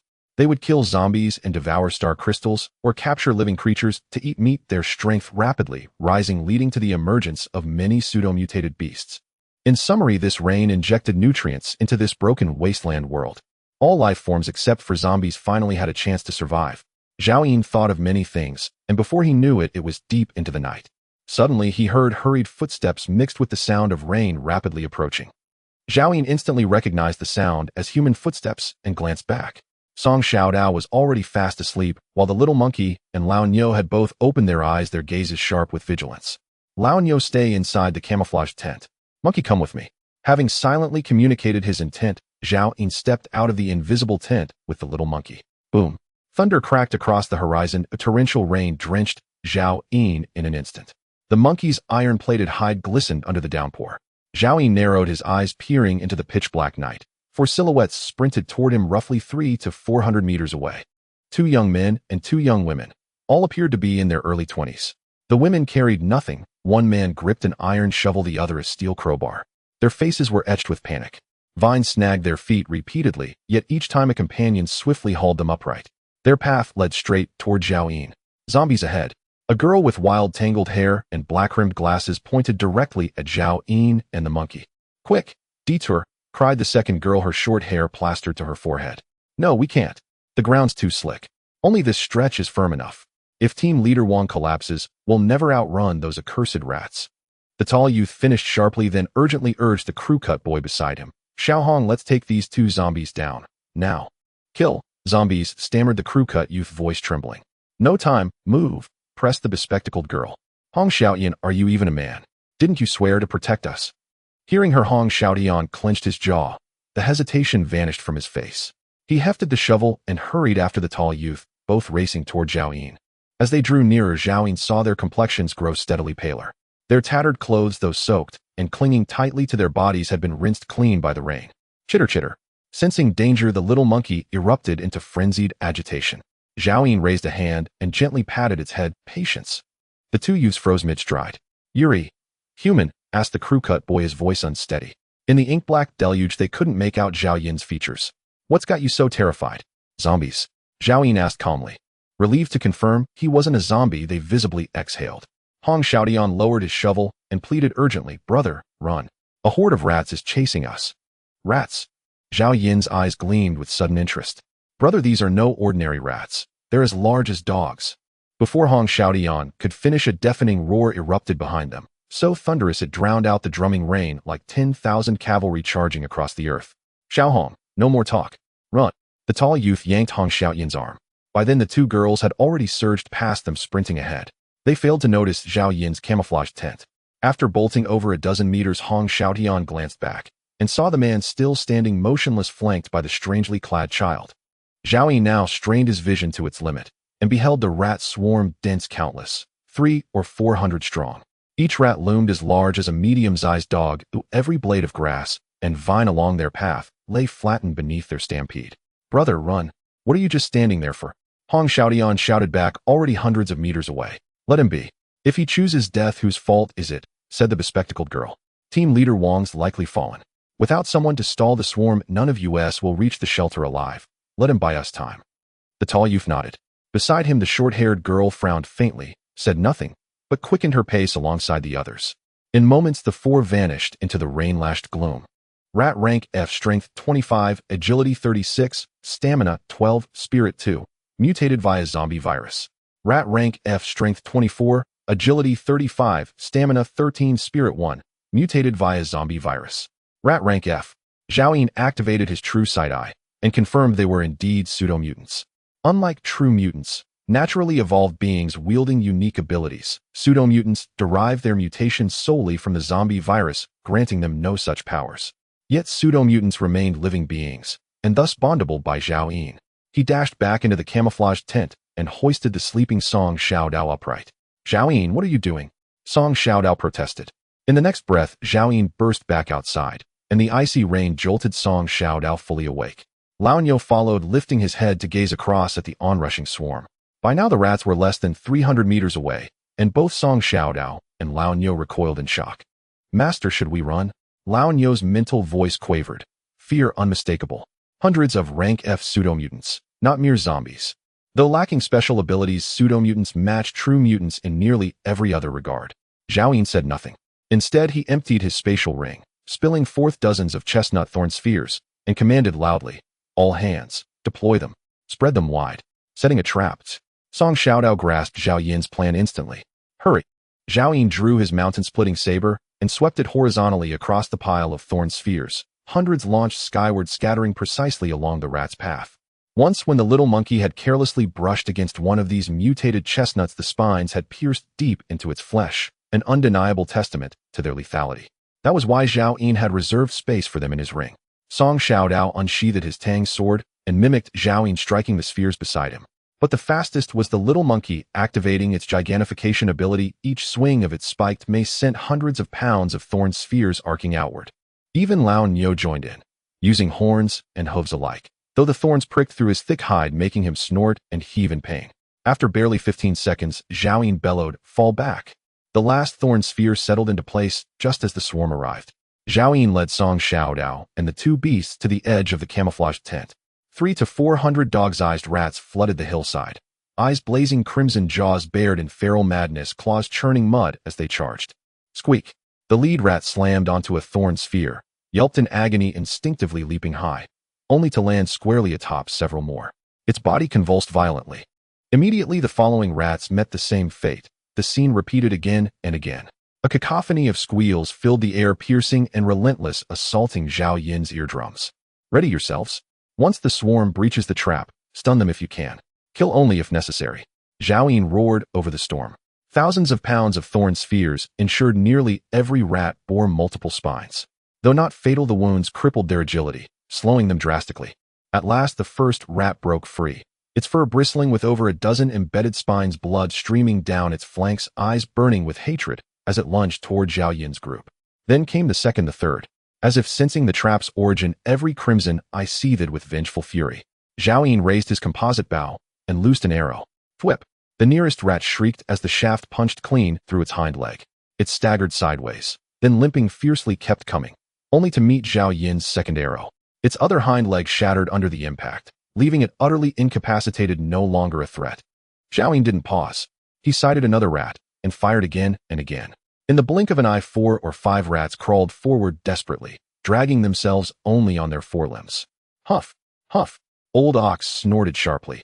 This time it activated its ability before the little monkey, its muscles swelling powerfully as scale-like armored plates rapidly covered its entire hide. Trampling through the mud, Old Ox charged straight into the rat swarm. One rat was hurled airborne by the impact. Upon landing, its entrails spilled from its anus. "Be gentler, damn it. I told you not to kill them." Zhao Yin roared in fury. Each rat was foundational to his contract beast legion. A single death meant irreplaceable loss. Lately, Old Ox had accomplished little and longed to prove itself. "Master," I held back, but still accidentally killed one. A sheepish expression flickered across the ox's face. Nearby, the little monkey burst into delighted, tooth-baring laughter. "Master, watch me." It swung its spiked mace with a thunderous crack. A rat crumpled instantly beneath the blow. Its skull shattered, gray matter oozing forth as its limbs convulsed violently on the ground. "What the hell am I even supposed to look at?" Zhao Yin leapt up, cursing wildly. Were these two deliberately sabotaging him? The little monkey blinked, bewildered. Was this rat truly so fragile? Having recently evolved to E-rank, it had completely forgotten its base strength had doubled. Zhao Yin's heart bled inwardly as he turned his gaze towards Song Xiaodao. She had already stunned 2 rats with the sheathed blade of her Tang sword. Zhao Yin finally exhaled in relief. Observe Song Xiaodao carefully. Learn restraint. Keep acting recklessly and you'll starve tomorrow morning. By now over 100 rats had broken free from the trap. Zhao Yin abandoned the 2 beasts and resumed drawing his bow. Whip! Whip! Whip! In the blink of an eye, Zhao Yin pierced the hind legs of 15 or 16 rats. The little monkey too flattened a wide swath. This time no skulls exploded. Whether they lived or died remained uncertain. Old Ox persisted with brutal efficiency, ramming rats headlong, then stamping them under iron-hard hooves, shattering countless limbs. Soon even Song Xiaodao had stunned her 5th rat. Of the 100 that had surged forth, nearly all lay defeated. None had breached the perimeter around Zhao Yin and Song Xiaodao. Suddenly Zhao Yin bellowed, "No, they're fleeing." At that instant, every rat within the trap, and even those already outside uncontrolled, whirled and bolted back the way they'd come. Song Xiaodao, Back to the tent. Monkey and old ox, follow me. Zhao Yun commanded without hesitation. These were his contract beasts, the very core of his envisioned contract beast legion. Just days earlier, he dreamed of encountering precisely such a swarm, not overwhelmingly powerful, yet vast in number. Even if they were only pseudo-mutants. The trap was dug. The spiky balls had pierced their hides. To let them escape now, just shy of victory, was unthinkable. Zhao Yun swiftly slung his compound bow and drew his mountain-splitting blades, sprinting forward with a... The little monkey finally triggered its berserk transformation. Its massive frame surged taller still, its long legs churning forward with such speed, it outpaced Zhao Yun, carving a gale in its wake. Master, I the monkey shall forever be your most loyal vanguard, your most trusted spearhead. Don't decapitate them, Zhao Yun shouted urgently from behind. Old Ox's eyes blazed crimson, but neither of its dual abilities enhanced agility, leaving it far behind, trailing like a distant shadow. In moments, Zhao Yun and the two beasts vanished beyond Song Xiaodao's sight. She knew her own speed paled against the rats. Her presence would only hinder them. Back inside the tent, she clenched her small fists tightly. I must evolve to E-rank. I must evolve to E-rank. At that very moment, the two men and two women who had fled earlier came to an abrupt halt. 70 meters ahead, standing motionless in the torrential downpour, loomed a colossal rat, many times larger than those they'd faced before. Its emerald eyes gleamed with cruel amusement as they locked onto the four. Terror seized them all. Their legs buckled, their bodies trembling uncontrollably. So huge. My strength is spent. I can't run. We're doomed. Their faces drained of color. The giant rat showed no haste. It swished its tumtor-long tail languidly, gazing down upon them with condescending disdain as it advanced, slow and deliberate. Squeak! An ear-splitting shriek erupted from its maw, shredding their frayed nerves instantly. Both girls collapsed backward onto the sodden earth. Wu Hao, Hong Xiaodian, you promised you'd protect me, the bespectacled girl wept. Silence. Wu Hao, the tall youth, snapped. This is the apocalypse. We're all dying. What protection could we possibly offer? Then from among the four, the perpetually timid, fearful Hong Xiaotian suddenly gritted his teeth and spoke. Wu Hao, take Tang Ting and Peng Jinjin and go first. I'll hold the rat off. The bespectacled girl instantly stopped crying. The short-haired girl turned to stare at Hong Xiaotian. Wu Hao stared incredulous. Xiao Hong, are you certain? You'll die? Then let me die, Hong Xiaotian whispered, his whole body quaking. If no one delays it, none of us escapes. Better one dies than all perish. He looked tenderly at the bespectacled girl, his eyes softening. Jinjin, do you know, ever since high school I've loved you, but I knew I wasn't your type. I'm from the countryside. My parents divorced when I was young. My family's circumstances paled beside most classmates. I'm introverted. My grades were poor. I knew deep down I'd never measure up to you. I meant to keep that secret buried forever, but now I'm about to die. So tell me, have you ever loved me? No. Have you ever considered me even a friend? The bespectacled girl wiped her tears and rose without hesitation. Xiao Hong, how foolish you are. Why didn't you tell me sooner? Truth is, before each of my 6 boyfriends I loved you. Really? Hong Xiaodian smiled. We've been classmates since elementary school. Through university, even our internships brought us to the same company. Would I lie to you? The bespectacled girl replied. Hearing her, Hong Xiaoyan's smile widened, radiant as if he'd just heard the sweetest words in existence. Beneath the rain, he flashed a row of bright white teeth. Thank you. Satisfied, he turned calmly, facing the giant rat with steady, unhurried steps, as if the timid Hong Xiaotian had never existed. He was a hero, dying for the girl he cherished and the friends he held dearest. Go now. The bespectacled girl seized the short-haired girl's hand and fled, while Wu Hao cast one final lingering glance at Hong Xiaoyan's retreating figure. Xiao Hong, take care of yourself. With that, Wu Hao spun and ran. Hong Xiaotian slowly spread his arms wide, his face alight with serene joy, though the glistening streaks on his cheeks blurred rain and tears beyond distinction. Jinjin, thank you. Thank you for lying to me. Just once, at the end. He murmured softly. Then raising his voice to the storm, he cried, come on, eat me. His voice echoed across the rain-lashed night. Peng Jinjin heard it, but did not turn back. For a fleeting instant, the giant rat's emerald eyes flickered with unmistakable human-like rage, as if infuriated that this insignificant human had spoiled its cruel game. It lunged, jaws snapping shut on Hong Xiaoyan's shoulder, then whipped its head sideways. His body flew like a severed kite, flung far into the darkness. Rather than feasting upon him, the giant rat accelerated, becoming a black lightning bolt streaking after the fleeing trio. Seconds later, from a nearby ravine, a woman's scream and a man's agonized cry pierced the night. Then 2 dark figures emerged swiftly from the underbrush, converging upon Hong Xiaoyan's fallen form. Under the veil of night, only their silhouettes were visible, one tall, one short. The taller figure knelt and checked Hong Xiaoyan's pulse. He's still breathing. A middle-aged man's voice confirmed. Carry him, hurry. A young woman's voice commanded. The man lifted Hong Xiaotian onto his back and the three vanished into the downpour. Moments later the giant rat returned, its belly swollen, clearly having devoured Wu Hao and the squeak. Discovering Hong Xiaotian gone, it threw back its head and unleashed a furious sky-rending shriek, then sniffed the air, instantly locking onto the direction taken by the tall and short figures. But before it could give chase, squeak! A far more piercing, commanding rat call echoed from the distance.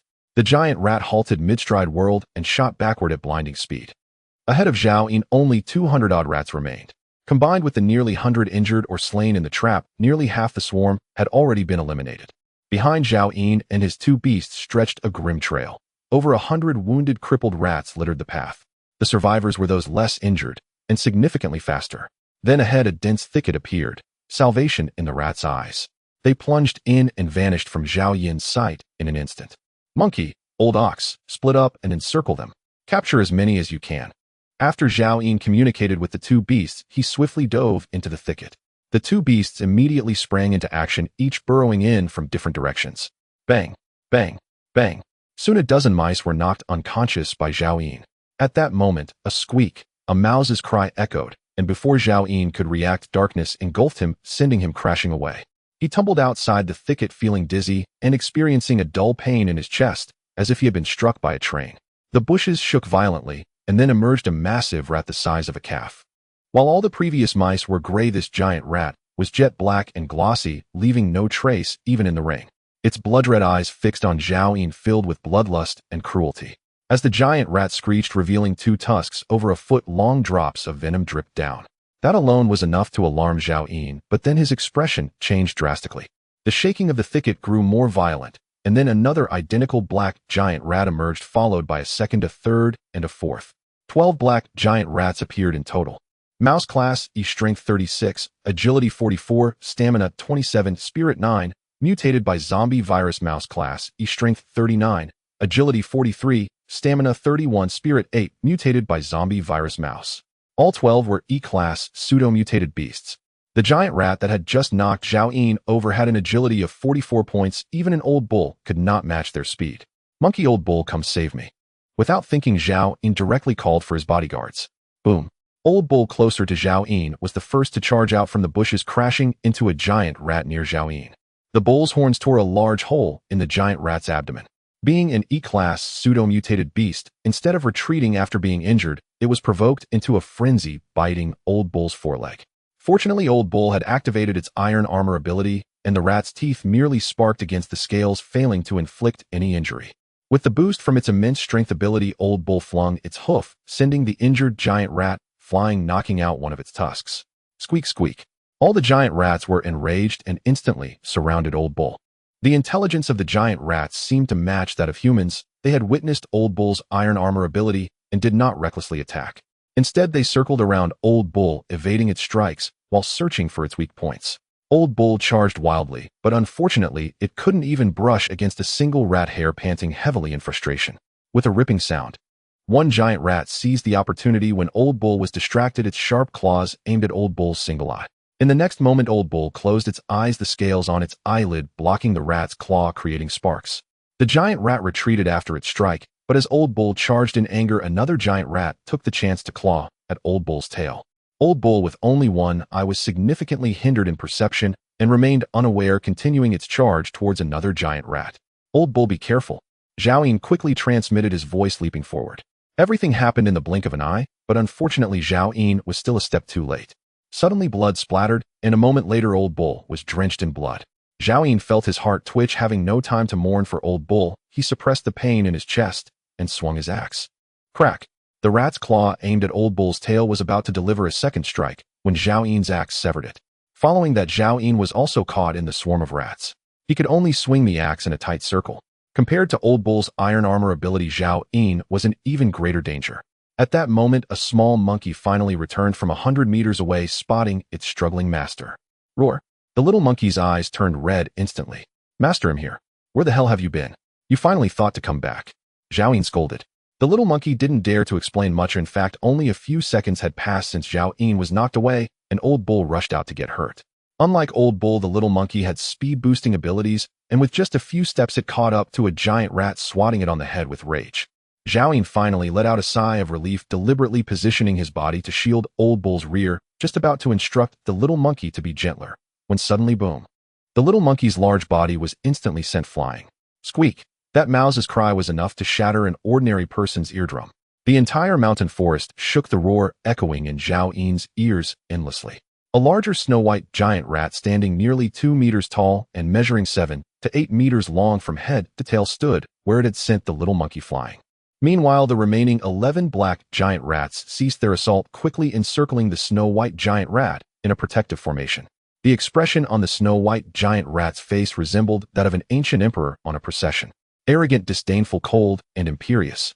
Rat King class, mutated beast, strength 74, agility 89, stamina 57, defense 82, spirit 12, bloodline talent haste. Zhao Yun's face turned pale as he recognized the Rat King's attributes.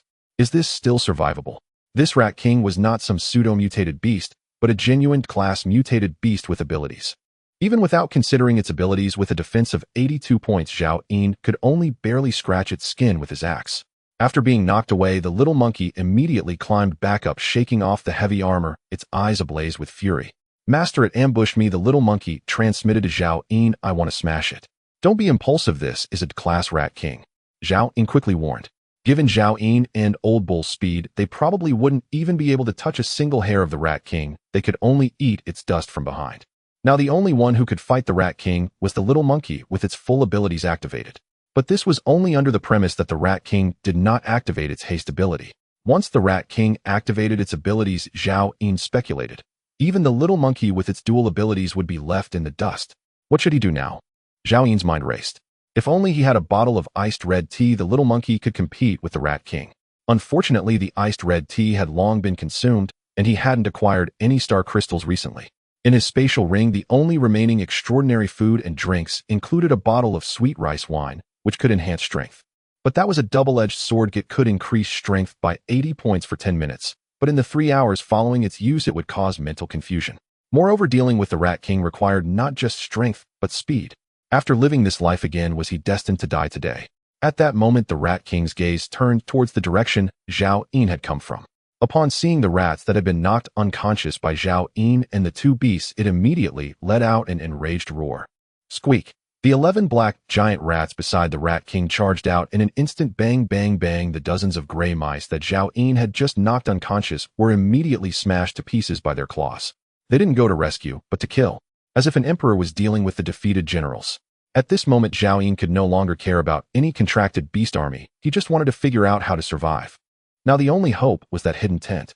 As long as Zhao Yun could hide inside, he would be temporarily safe.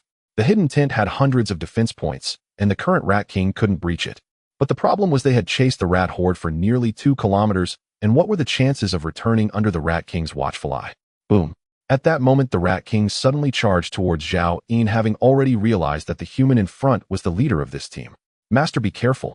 At that moment, the Old Bull quickly turned around, its massive body shielding Zhao Yun as it charged towards the incoming Rat King with its horn. This confrontation was merely a probe by the Rat King. It was astonished to find that this grade Old Bull possessed strength far beyond its level.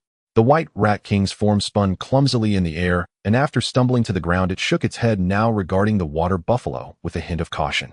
Previously, it had underestimated the 2 mutated beasts before Zhao Yun, not realizing they both possessed dual abilities. In the next moment, the Rat King charged again, activating its powers, its form moving so quickly it was almost indistinguishable, like a flash of white lightning. Retreat. Back to the tent.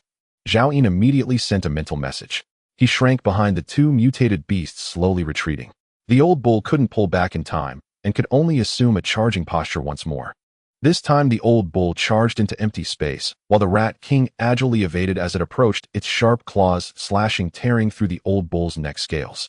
Had it not been for the Old Bull's iron armor ability, it would have already lost its head to this great Rat King. The little monkey, wanting to help, also missed its target, angrily pursuing forward. The Rat King swiftly circled behind the little monkey, its claws striking, ripping a large gash in the little monkey's heavy armor, blood gushing out instantly. Without looking back, the little monkey swung a club backward, but the Rat King's figure vanished again, reappearing in front of Zhao Yun.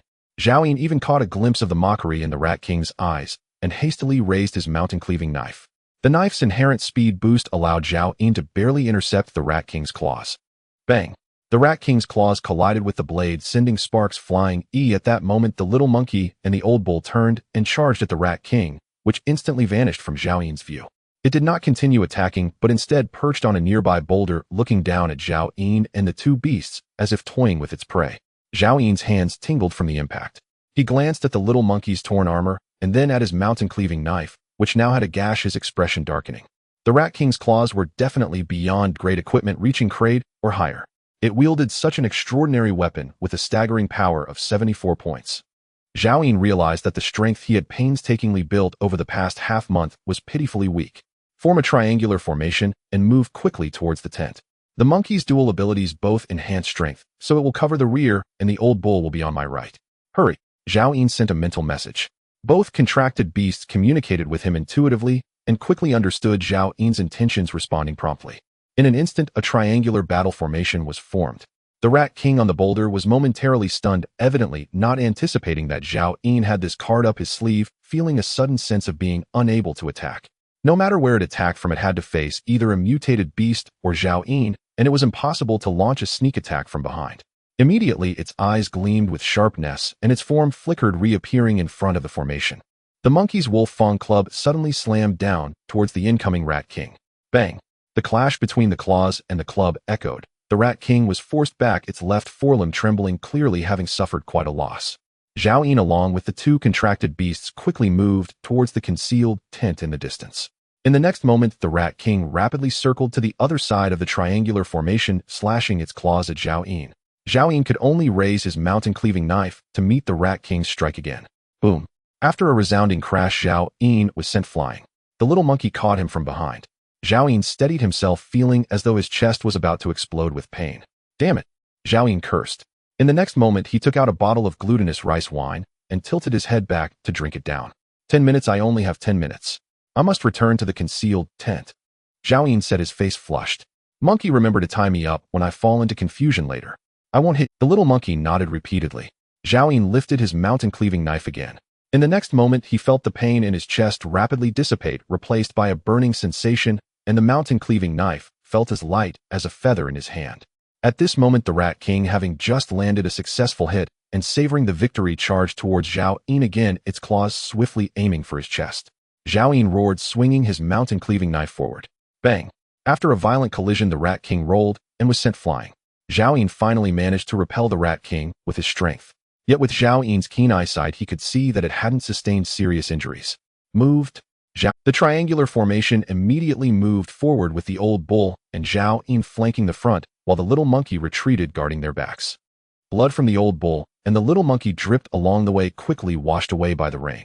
After a while, the Rat King stood up from the ground, its snow-white fur covered in mud, and its previously steady forelimb was now trembling even more. Yet it remained calm, looking at Zhao Yin with confusion, seemingly not understanding how this human's strength had suddenly increased. The Rat King soon made a decision and rapidly pursued the triangular formation again. This time it chose the slowest old bull as its breakthrough point. The agility of bovine creatures was far inferior to that of primates, and was further restricted by the formation as the Rat King's claws struck the old bull, still charged forward to attempt a corner hit. However, the Rat King easily dodged its horns. With a tearing sound, its claws sliced through the old bull's head scales, ripping away a chunk of flesh. The old bull let out a muffled grunt, blood flowing into its single eye from its scalp. At last, the Rat King had found the weakness in this triangular formation. Zhao Yin turned to see the Rat King stuffing the piece of skin-covered bull meat into its mouth, its cheeks rapidly bulging, and then it gulped it down. Zhao Yin was left without even the mood to curse, feeling a surge of anger and great pain for his contracted beast. Monkey, do your best to help the old bull defend, but the formation must not be disrupted. Zhao Yin exclaimed loudly, speed up. The trio understood that the longer they delayed, the greater the danger, for once the old bull fell, they would lose a defensive front and the formation would collapse. In the pouring rain, the triangular formation trudged forward. The Rat King persistently launched assaults on the old bull. Sometimes the little monkey and Zhao Yin could timely assist in blocking, while other times the old bull was directly struck with pieces of its flesh, becoming the Rat King's meal right before their eyes. Before long, the old bull's head and neck revealed stark, white bones, and its pace slowed. Had it not been a mutated beast, it would have surely died countless times by now. 5 minutes later, they were less than 500 meters from the concealed tent. Just hold on a bit longer, we're almost there. Zhao Yin said, his eyes red. In the next moment, the Rat King charged again. Zhao Yin swung his mountain-cleaving knife, but it merely grazed the Rat King's fur as it cut through the air. The little monkey also swung his wolf fawn club, intending to block the Rat King's assault on the old bull, but unexpectedly. Bang! This time the Rat King surprisingly did not dodge, absorbing the little monkey's blow with one of its forelimbs. Its other forelimb swiftly reached out, the sharp claw piercing into the old bull's single eye. It directly plucked out the eyeball. After landing a successful strike, the Rat King withdrew, standing 30 meters away from the triangular formation. The Rat King stood upright on its hind legs, letting out a challenging roar. Ignoring the blood streaming from its right forelimb due to the little monkey's hit, the Rat King popped the old bull's eyeball into its mouth, its cheeks slowly bulging as if savoring the taste. The old bull lost its single eye and let out a muffled groan. It was already numb from pain, gasping weakly as it conveyed its thoughts to Zhao Yin. Master, the old bull may no longer be able to follow you. It was completely blind, and the triangular formation could no longer defend. Just when Zhao Yin thought he had reached a dead end, a sudden cry rang in his ears. It was Song Xiaodao, over 400 meters away. Ah, help! A huge rat. Zhao Yin, where are you? He turned back and vaguely saw a black giant rat about the same size as the white-haired Rat King, standing in front of the invisibility tent, frantically attacking it through the rain. The gray rats that Zhao Yin had previously controlled were now all crushed.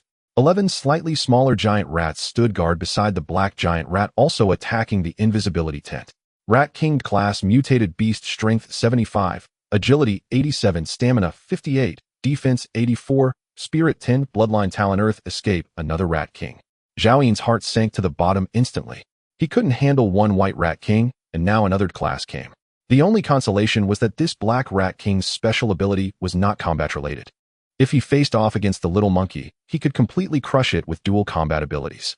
However, with the white Rat King around, Zhao Yin could only think about it. The current situation was adding insult to injury, with his escape route cut off. At this moment, there was no way to resolve the impending crisis. Zhao Yin had thought he would die in the apocalypse, but he never expected it to be so soon. These two Rat Kings were supplied by countless subordinates, reaching class in just half a month. Even the resources Zhao Yin provided couldn't compare. Zhao Yin didn't expect to encounter them at this juncture. Damn it! In his despair, Zhao Yin's inherent ferocity was stirred, and he shouted loudly at the little monkey, "No more formations, go kill that black Rat King. Since the white Rat King wants us dead, I'll take down its mate before I go." As he spoke, Zhao Yin brandished his mountain-splitting knife and charged towards the white Rat King. The little monkey also wore a resolute expression, glanced at the heavily injured old bull beside him, and directly removed its tattered heavy armor. Its dual abilities reached their peak as it rushed towards the black Rat King. The white Rat King was momentarily stunned to see Zhao Yin charging at it. Is this human seeking death on purpose? Suddenly it saw the little monkey's actions and immediately understood, panic flashing in its rat-like eyes. Having just experienced the power of this E-class monkey, it knew the opponent had dual combat abilities that definitely surpassed the black Rat King. The white Rat King immediately warned the black Rat King, then quickly made a decision, abandoning Zhao Yin as it rushed towards the little monkey. Damn it, why are you running? Zhao Yin forcefully threw his mountain-splitting knife. Whoosh. The knife made a whooshing sound, but unfortunately couldn't catch up with the speed of the white Rat King, flying nearly 100 meters before embedding itself into a large rock. Without looking back, the white Rat King instantly appeared behind the little monkey, its sharp claws lunging at it. The little monkey knew it couldn't dodge this strike, so it simply allowed the claws to land on it, causing its heavy armor to tear off along with a chunk of monkey skin. The little monkey's body used the force of the impact to surge forward, quickly covering over 300 meters, now not far from the black Rat King. Zhao Yin hesitated for a moment, then turned and once again abandoned the little monkey, sprinting desperately. If he left this place, he could survive alone.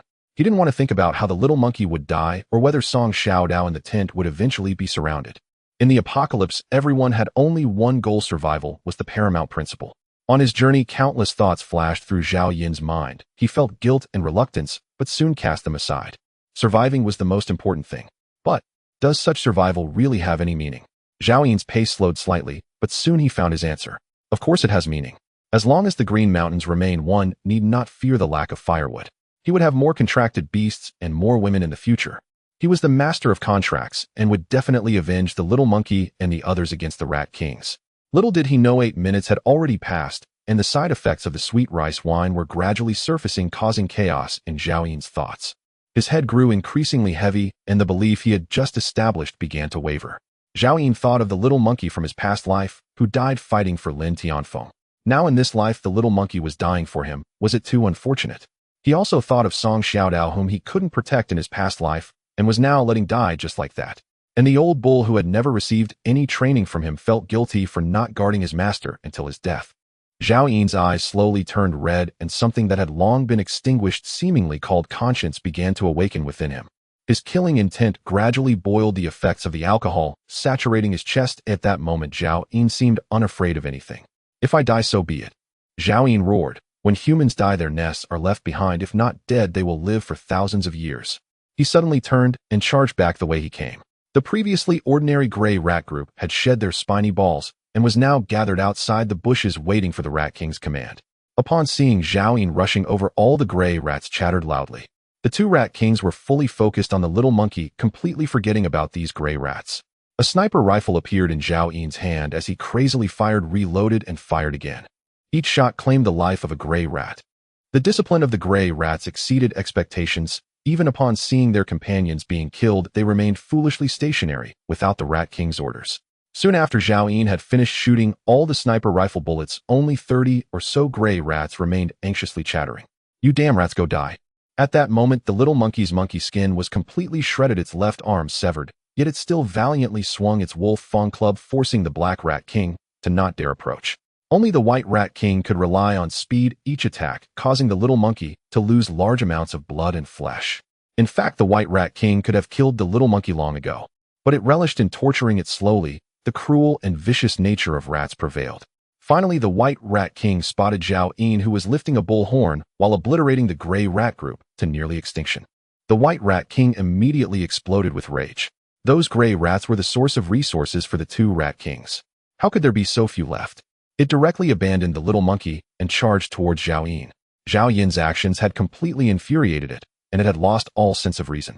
At this moment Zhao Yin remained oblivious. The effect of the sweet rice wine was down to the last minute, and his thoughts were already in disarray. Killing intent consumed his entire body. PFF. He plunged the bull horn into the last gray rat's head, and when he pulled it out, brain matter came with it. Zhao Yin continued to search for the next gray rat like a machine, but found that there were none left. The White Rat King was about to approach Zhao Yin, but before it could extend its claws, Zhao Yin suddenly turned around, his blood-red eyes fixed on the White Rat King. The White Rat King was momentarily stunned. This human was not afraid. Upon seeing it, his gaze was like that of a predator watching its prey. For no reason, the White Rat King suddenly felt a sense of dread, causing its claw to slow slightly. It tore a large chunk of flesh from Zhao Yin's shoulder, yet he seized its forelimb.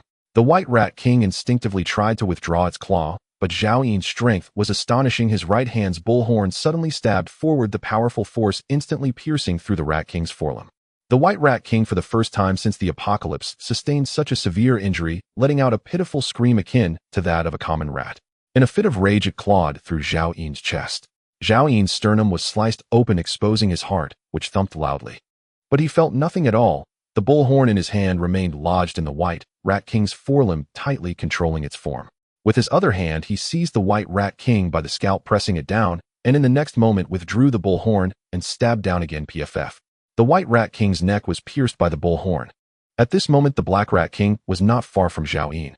Upon seeing the severe injuries inflicted on the White Rat King by Zhao Yin, it let out a mournful cry. Its figure transformed into a streak of black lightning, arriving instantaneously behind Zhao Yin and the White Rat King. However, at this moment, the White Rat King had completely lost its sanity. Feeling that Zhao Yin posed a threat to its life, it suddenly activated its speed-enhancing ability and charged forward. The White Rat King attempted to shake off Zhao Yin, but Zhao Yin seized the opportunity to grip its neck and mounted itself on its back. Thud! The bullhorn struck down once more. It pierced through the White Rat King's neck, creating a second blood hole. Blood gushed forth like a fountain, and in pain its speed increased. Huh! Die! Zhao Yin laughed maniacally. The poor Black Rat King could only roar anxiously, trailing behind and bearing the brunt of it. It wanted to help the White Rat King, but alas, the White Rat King was bringing about its own demise, leaving it helpless. At that moment, the little monkey also arrived, witnessing its master's valor once again. Chirp! Master is amazing. It dragged the wolf-tooth club, still excited despite having only one arm, shouting, Master is the most amazing in the world. Immediately after, the little monkey forcefully increased its energy, pushing its dual abilities to the limit and rapidly chasing after the Black Rat King. The Black Rat King's agility was rated at 87, while the little monkey's base agility was 40. However, its giant enhancement ability doubled this base agility, and with its berserk ability, it surpassed the Black Rat King, an E-class mutated beast. In terms of strength, the Black Rat King was no match for the little monkey. This was the might of a dual-ability mutated beast. Had it not encountered the White Rat King, which just happened to restrain the little monkey's abilities, Zhao Yin and his group would not have been in such a dire situation. Seeing the little monkey closing in the Black Rat King's eyes revealed a hint of fear. At this moment, if it used its Earth escape ability to flee, no one could stop it. But its heart was with the White Rat King. It did not use the Earth escape. It completely disregarded the approaching little monkey and desperately pursued the White Rat King. At this time, Zhao Yin stabilized himself on the White Rat King's back and pulled out the bull horn from the Black Rat King's neck, blindly stabbing away. Thud, thud, thud, one after another. In his mind, only slaughter remained. When the final sound of bones and flesh breaking echoed, Zhao Yin directly plunged the bull horn into the White Rat King's brain. The White Rat King's body continued to surge forward, but its form became rigid. It then tumbled forward, crashing down onto a large patch of bushes. Boom. At the same time, Zhao Yin was also flung away, landing amidst the bushes. Huh. Despite a large amount of blood still flowing from his chest, Zhao Yin lay on the ground, laughing heartily. His chaotic thoughts left him unaware of the present time and place. He did not know why he was laughing, but he felt so happy. As Zhao Yin laughed foolishly, the Black Rat King suddenly halted in its tracks, gazing at the corpse of the White Rat King. It could sense that its mate had lost its life force. The Black Rat King was momentarily stunned, and the next moment, bang. A wolf-tooth club struck its head, plunging it into darkness, losing consciousness. After the little monkey knocked down the Black Rat King, it wanted to check on its master's injuries, but paused. The battle in front of them had not yet ended. The remaining 11 giant rats in the distance, sensing the life force of the White Rat King vanish, all abandoned their attack on the hidden tent and rushed madly toward this side. Roar! The little monkey, drenched in blood, howled to the sky, venting the pent-up rage in its chest. With its one arm dragging the wolf-tooth club, it transformed into a whirlwind, charging toward the horde of giant rats. At this moment, the one-armed little monkey resembled a god of slaughter. The speed of the 11 giant rats varied, but with the passing of their king, they all fell into madness, even failing to initiate their usual combination attacks, which the little monkey easily disrupted. Bang, bang, bang. The little monkey took down one after another, soon knocking all of them to the ground. At this point, the little monkey also collapsed, gasping for breath, struggling to turn its head. Zhao Yin was still laughing foolishly. Huh. The little monkey grinned, mimicking a silly laugh. In the torrential rain, the little monkey gasped for a long time, unable to distinguish whether the liquid dripping from its fur was blood or rainwater. It slowly stood up, propping itself on the wolf-tooth club, its figure rapidly shrinking uncontrollably. After relaxing, its powers could no longer sustain it. Soon it transformed back into the skinny little monkey it once was. However, at this moment, its body was covered in blood, and the wound from its missing left arm exposed its stark white bones. It moved laboriously toward Zhao Yin. Woo-woo. At this moment, a crying voice came from behind. Zhao Yin, Zhao Yin. So many big rats. Where are you, Zhao Yin? I'm so scared. Woo-woo. In the next moment, Song Xiaodao ceased her crying. She saw the one-armed little monkey and the pile of rat corpses. Even the cold air was laced with the scent of blood. Song Xiaodao caught up with the little monkey and was about to say something, but then she saw the old bull lying on the ground, barely alive. Nyonya, what's wrong? Where's Zhao? Zhao Yin. Song Xiaodao's face turned pale instantly as she grabbed the little monkey's remaining arm. The little monkey pointed toward the distant bushes. Only then did Song Xiaodao hear Zhao Yin's laughter mingled with the sound of rain. Ha! Ha ha ha! Zhao Yin continued to laugh, the rainwater pouring down his face, washing away the bloodstains on him.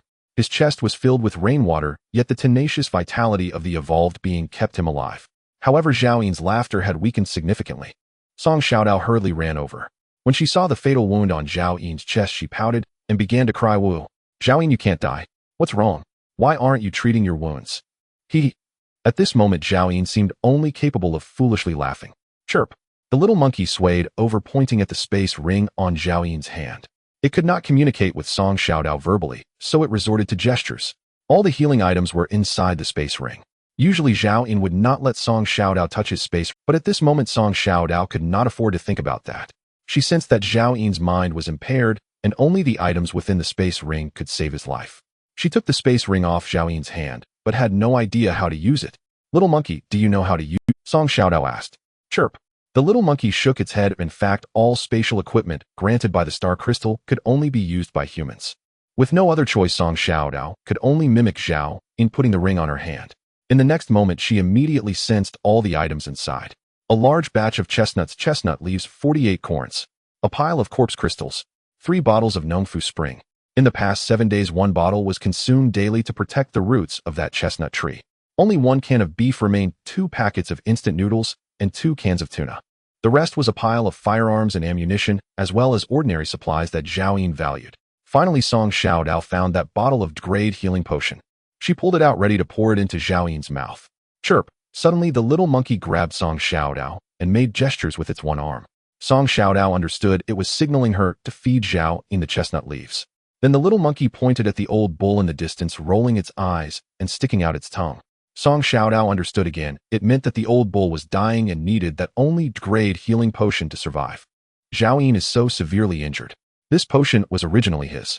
What if the chestnut leaves can't heal his wounds? Song Xiaodao frowned. In Song Xiaodao's eyes, nothing was more important than Zhao Yin's life. Even letting him bear a bit of unnecessary risk was unacceptable.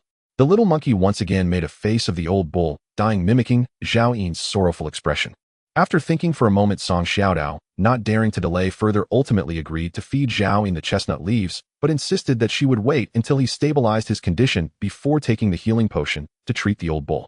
Song Xiaodao took out a pile of chestnut leaves, and along with the little monkey, stuffed a handful into her mouth. The little monkey chewed first, pried open Zhao Yin's mouth, and was about to spit it in. Song Xiaodao grabbed it, rolling her eyes. You treat your own wounds, he'll take care of Zhao Yin's. The little monkey did not understand why humans would be averse to this, but after thinking it over, it spit the chewed leaves into Zhao Yin's mouth. Song Xiaodao wanted to stop it, but it was too late. Zhao Yin, taking advantage of the rain, smacked his lips and swallowed directly. Little monkey, you bastard, just wait, Zhao Yin will deal with you. The little monkey, however, was unfazed, grinning mockingly at Song Xiaodao's astonishment, as if to prove something, and chewed a leaf before spitting it into Zhao Yin's mouth. Gulch! Zhao Yin swallowed it down, his gaze dazed, letting out a silly laugh. Song Xiaodao glared at the little monkey, noticing its severed arm still bleeding, and recalled how it had saved her life several times. At this moment, it should have been eating leaves to heal its wounds, yet it endured the pain to feed Zhao Yin. Ultimately, Song Xiaodao said nothing more, chewed the leaves in her mouth until they were mushy, pried open Zhao Yin's mouth. Uffed. She also spat it inside. Zhao Yin smacked his lips, and after swallowing, seemed to still savor the taste. Soon the large wound on his chest began to slowly stop bleeding and heal. Although the injury was not completely cured, it stabilized. It would take some time, but he would be completely fine. Only then did the little monkey eat leaves to heal its own wound. Song Xiaodao walked towards the old bull with a healing potion, seeing that many parts of its body were exposed, revealing white bones, and its eyes were blind. Suddenly, she felt a pang of guilt. No, I'm sorry, I was only thinking about Zhao Yin earlier, almost wasting this bottle of potion. The effect of the chestnut leaves was already difficult to heal the old bull. The old bull gasped heavily with only its ears moving. Song Xiaodao bent down, opened its mouth, and poured the healing potion down. In the next moment, a faint white light enveloped the old bull. Flesh buds sprouted from its bones, and soon its skin grew back. Even its blind eyes rapidly formed eyeballs and eyelids. Eventually, even the eyelashes grew back. A bump formed on the top of the old bull's head, followed by a shining black horn sprouting out. A severed limb was reborn. Song Xiaodao was astonished, covering her mouth. Zhao Yin had only mentioned that it was a healing potion, but never said it could actually regenerate severed limbs. Soon the old bull rolled over and got back on its feet, all its ailments healed. It nodded in thanks to Song Xiaodao, then hurried towards Zhao Yin. Master, it's all my fault for not being useful, the old bull transmitted telepathically. Unfortunately, Zhao Yin could not hear at that moment. The old bull's expression did not lighten with the recovery of its old ailments. Instead, it became extremely low-spirited. Today, it realized that it was the most useless one. All along, it had been taking hits while the master and the little monkey were protecting it. As Zhao Yin's body recovered, his spirits lifted as well. Mom and Dad, are you back? Zhao Yin suddenly sat up, speaking to the air. In his mind, he seemed to see his parents, who had died in a car accident when he was 15. He saw the prosperity before the apocalypse, the bustling streets, towering buildings, various delicacies, and beautiful women. I thought I could never return. I didn't expect that the apocalypse was just an illusion for me. Zhao Yin chuckled and suddenly shouted, Boss, another dozen beers, 10 skewers of grilled kidneys, 50 meat skewers of grilled fish, and a grilled eggplant with extra chili. Then he grabbed a handful of dirt from the ground and began to eat it. So delicious. Zhao Yin's thoughts were wildly jumping, as if chaos was the only reality. Those unfulfilled wishes and regrets all appeared before him. Mom and Dad, I don't want any compensation, just come back. Dad, Mom. Woo. Suddenly, Zhao Yin hugged his head and began to cry. Tears mixed with the rain falling down in torrents. Some obsessions, even after 2 lifetimes, are hard to erase. Then he laughed again. You're back. I will definitely be a good kid from now on. I won't go to nightclubs anymore. I won't buy lottery tickets. I will study hard. Suhwan, do you know? I fell in love with you when I was 16. Why did you go with that foreign guy? He's as dark as a pile of dog poop. Are you going to Africa to feed mosquitoes with him, or do you like his big cucumber? From now on I won't love anymore. I Zhaoyin am rich and handsome, haha. Living a life, the word happiness. I want to sleep with every woman in Jiang's house nightclubs. Ha ha ha. Ha ha ha.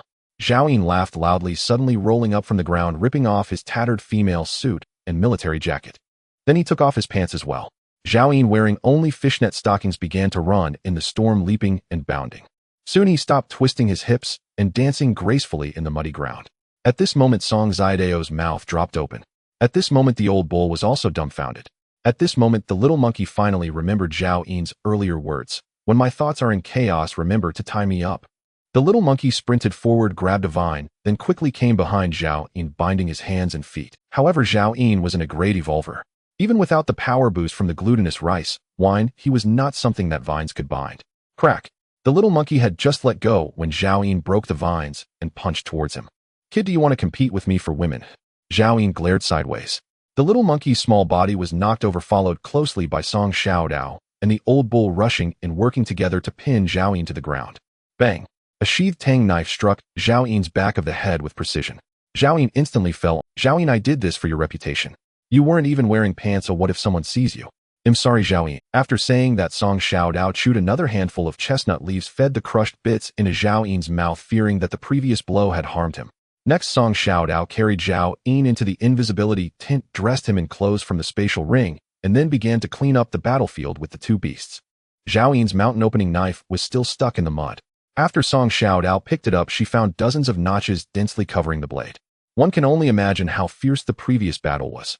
The little monkey's heavy armor was also destroyed, and the Wolf Fang Club had some deformations covered in wounds from the Rat King's claws. However, it could still be used with some effort. Among the equipment of 1 person and 1 beast, only the bull's horn remained intact. Song Xiaodao glanced at the old bull, which had grown back its horns, and had no intention of returning it to Zhao Yin. Suddenly, she caught sight of the Black Rat King not far away. Then Song Xiaodao pointed at the Black Rat King and shouted, It's still alive. The little monkey was organizing his heavy armor, looking pained, and immediately looked up upon hearing this. At this moment, the Black Rat King lay there, its shiny black fur covered in mud, completely motionless. But its little belly was slightly bulging, weakly breathing. In fact, the little monkey had intentionally held back its strength when it attacked earlier, but it was uncertain whether the Black Mouse King was truly dead. It immediately went to check the 11 giant rats and discovered that there were still 6 of them with faint life signs. The little monkey was instantly excited, thinking, squeak. When the master wakes up and sees the great merits I've accomplished, he should reward me. Song Xiaodao was also very excited. Great. When Zhao Yin wakes up, he will definitely reward us. The little monkey was taken aback. What did that have to do with her? All the rats were caught by itself. This girl only knows how to whine. How could she get a reward? Take them back, and when Zhao Yin wakes up, contract them all as contract beasts. Song Xiaodao exclaimed excitedly. The little monkey immediately hoisted the Black Mouse King and strode toward the hidden tent. Song Xiaodao tied the tails of the 6 giant rats with vines, letting the old cow drag them toward the tent. Soon the Black Mouse King and the 6 giant rats were all brought to the tent outside. Song Xiaodao took out a bucket, collected rainwater, and washed the 7 rats clean, then guarded the 2 beasts there.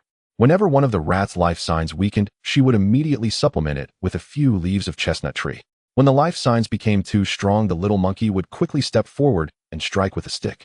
Zhao Yin had a long dream. In the dream, his parents came back, and he could have hot meals cooked by his mother every day, hearing his father's goodnight every night. It turned out that he could also enjoy the love of his parents, like those people having someone to nag at him to wear clothes when he felt cold, and someone to drop work to keep him company when he was lonely. He was no longer alone, forced to sever ties one by one, while his relatives were concerned about the inheritance, including his grandparents.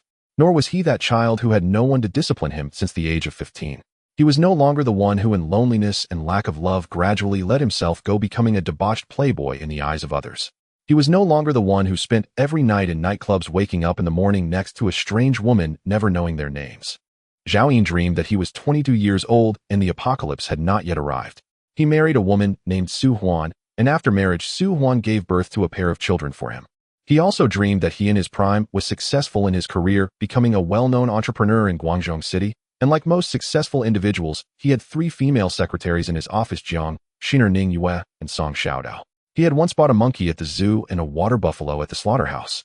These 2 animals were Zhao's beloved pets. He. 3 hours later, Zhao Ying finally woke up with a silly smile. Upon opening his eyes, he saw the familiar azure, sealing a hint of confusion appearing in his eyes. A pain struck at the back of his head. It turned out it was just a dream. Zhao Ying smiled bitterly, and in an instant he accepted reality and sat up. Vaguely remembering the scene after the side effects of the glutinous rice wine took effect, Zhao Ying looked down and saw that the scar on his chest had not yet fully disappeared. He did not die. The ones who saved him must be the monkey and Song Xiaodao. Zhao Ying stepped out of the tent and saw the old cow standing in the downpour with Song Xiaodao and the little monkey crouching under the old cow's belly, using the old cow's massive body to shield from the wind and rain. A row of giant rats lay quietly there. Squeak! The little monkey was the most perceptive, immediately spotting Zhao Ying and sprang to his side. Master, you finally woke up. Zhao Ying woo.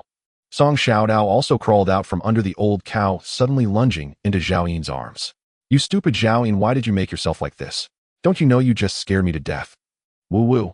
She raised her little fist and pounded on Zhao Ying's chest, perhaps just wanting to act cute, or perhaps then realizing her fear. Zhao Ying hugged Song Xiaodao and asked, why didn't you go inside to avoid the rain? Song Xiaodao, rarely hearing Zhao Ying speak, so normally looked up at him, momentarily dazed. Master, these rats are still alive. I caught them. The little monkey pointed to the 7 rats and said. Song Xiaodao released. Zhao Ying brushed her wet hair back, wiped the tears from her face, and said, I was worried about unexpected situations, so I didn't bring the rats into the tent. I stayed outside with the little monkey and the old cow to guard them. Zhao Ying then carefully surveyed the surroundings. There were rat corpses everywhere. Among them were the corpses of 6 A-level giant rats, as well as the White Mouse King. And the little monkey was left with only one arm.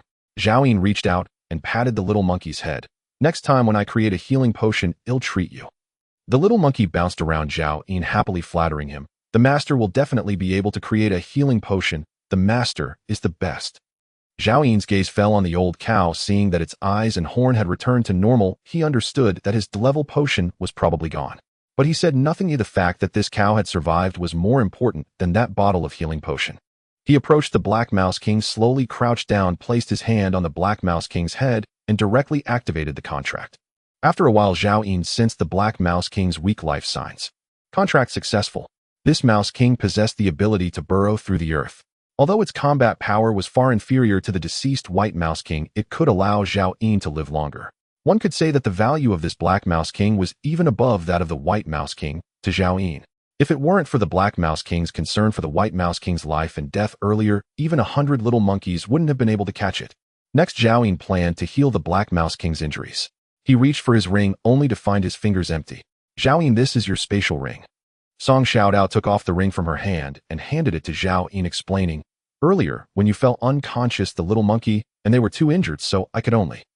Zhao Ying waved his hand to interrupt. You did well. When I create the next spatial ring, it will be your reward.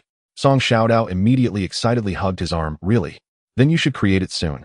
Zhao Ying changed the subject. This kind of thing can only depend on fate. Perhaps you should pray to the Bodhisattva every morning and evening. Song Xiaodao immediately released. Zhao Ying's arm clasped her hands together, knelt on the ground with her eyes closed, and it was unclear how she prayed. Zhao Ying smiled and instructed, Monkey, go bring me the corpse of that White Mouse King. The meat of high-level mutated beasts has effects on low-level mutated beasts, like how human evolutionists use evolution potions, which can unlock the potential genes within their bodies, increasing strength based on their level. The only drawback is that it requires long-term consumption in large quantities, not as fast as evolution potions for human potential development. Zhao Ying remembered that the Black Mouse King had deep feelings for the White Mouse King. Now that it had become his contract beast, it was better not to skin it in front of it. The little monkey squeaked twice and ran over there. Soon the nearly 2-ton heavy White Mouse King was dragged back by the little monkey by its tail.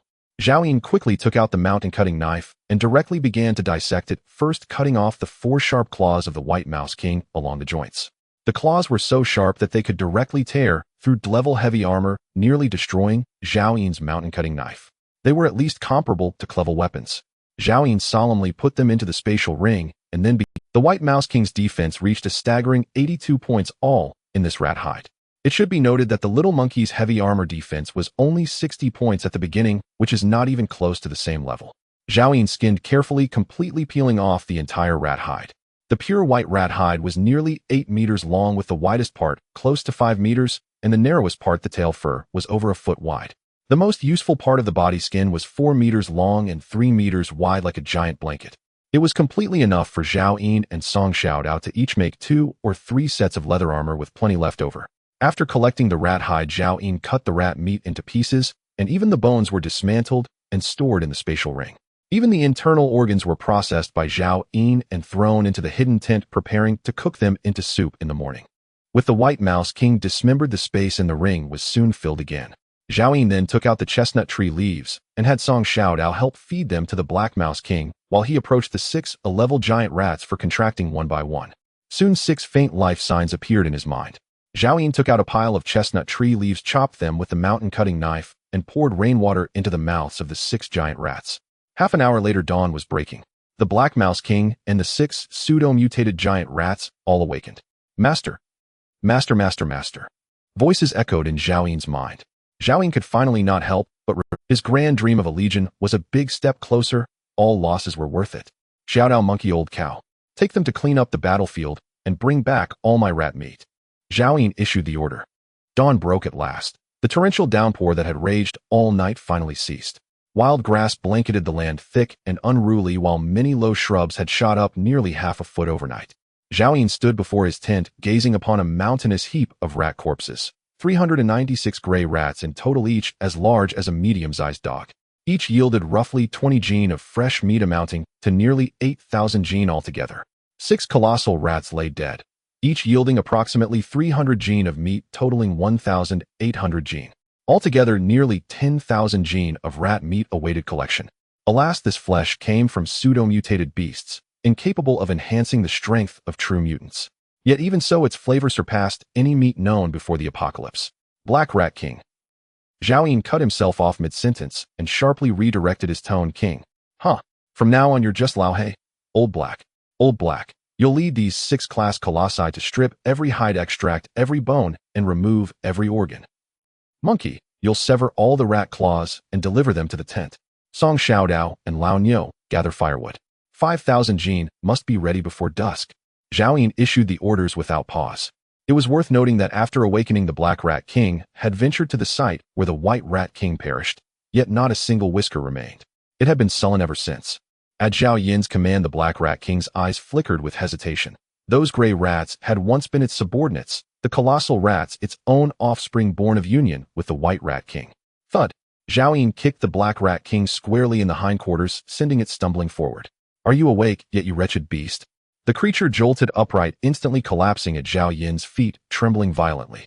Though bound as Zhao Yin's contracted beast, it retained its memories. Yet its devotion to its master eclipsed even its former loyalty to the White Rat King. From this moment forth, I revoke your identity as rats. You shall no longer honor kinship or clan ties. Your sole identity is this contracted beasts and servants of Zhao Yin. The instant Zhao Yin spoke, all 7 beasts shrieked in agony, writhing on the ground. Around their souls, the collars forged by the contracted soul tightened slowly, then erupted into searing, incandescent flame.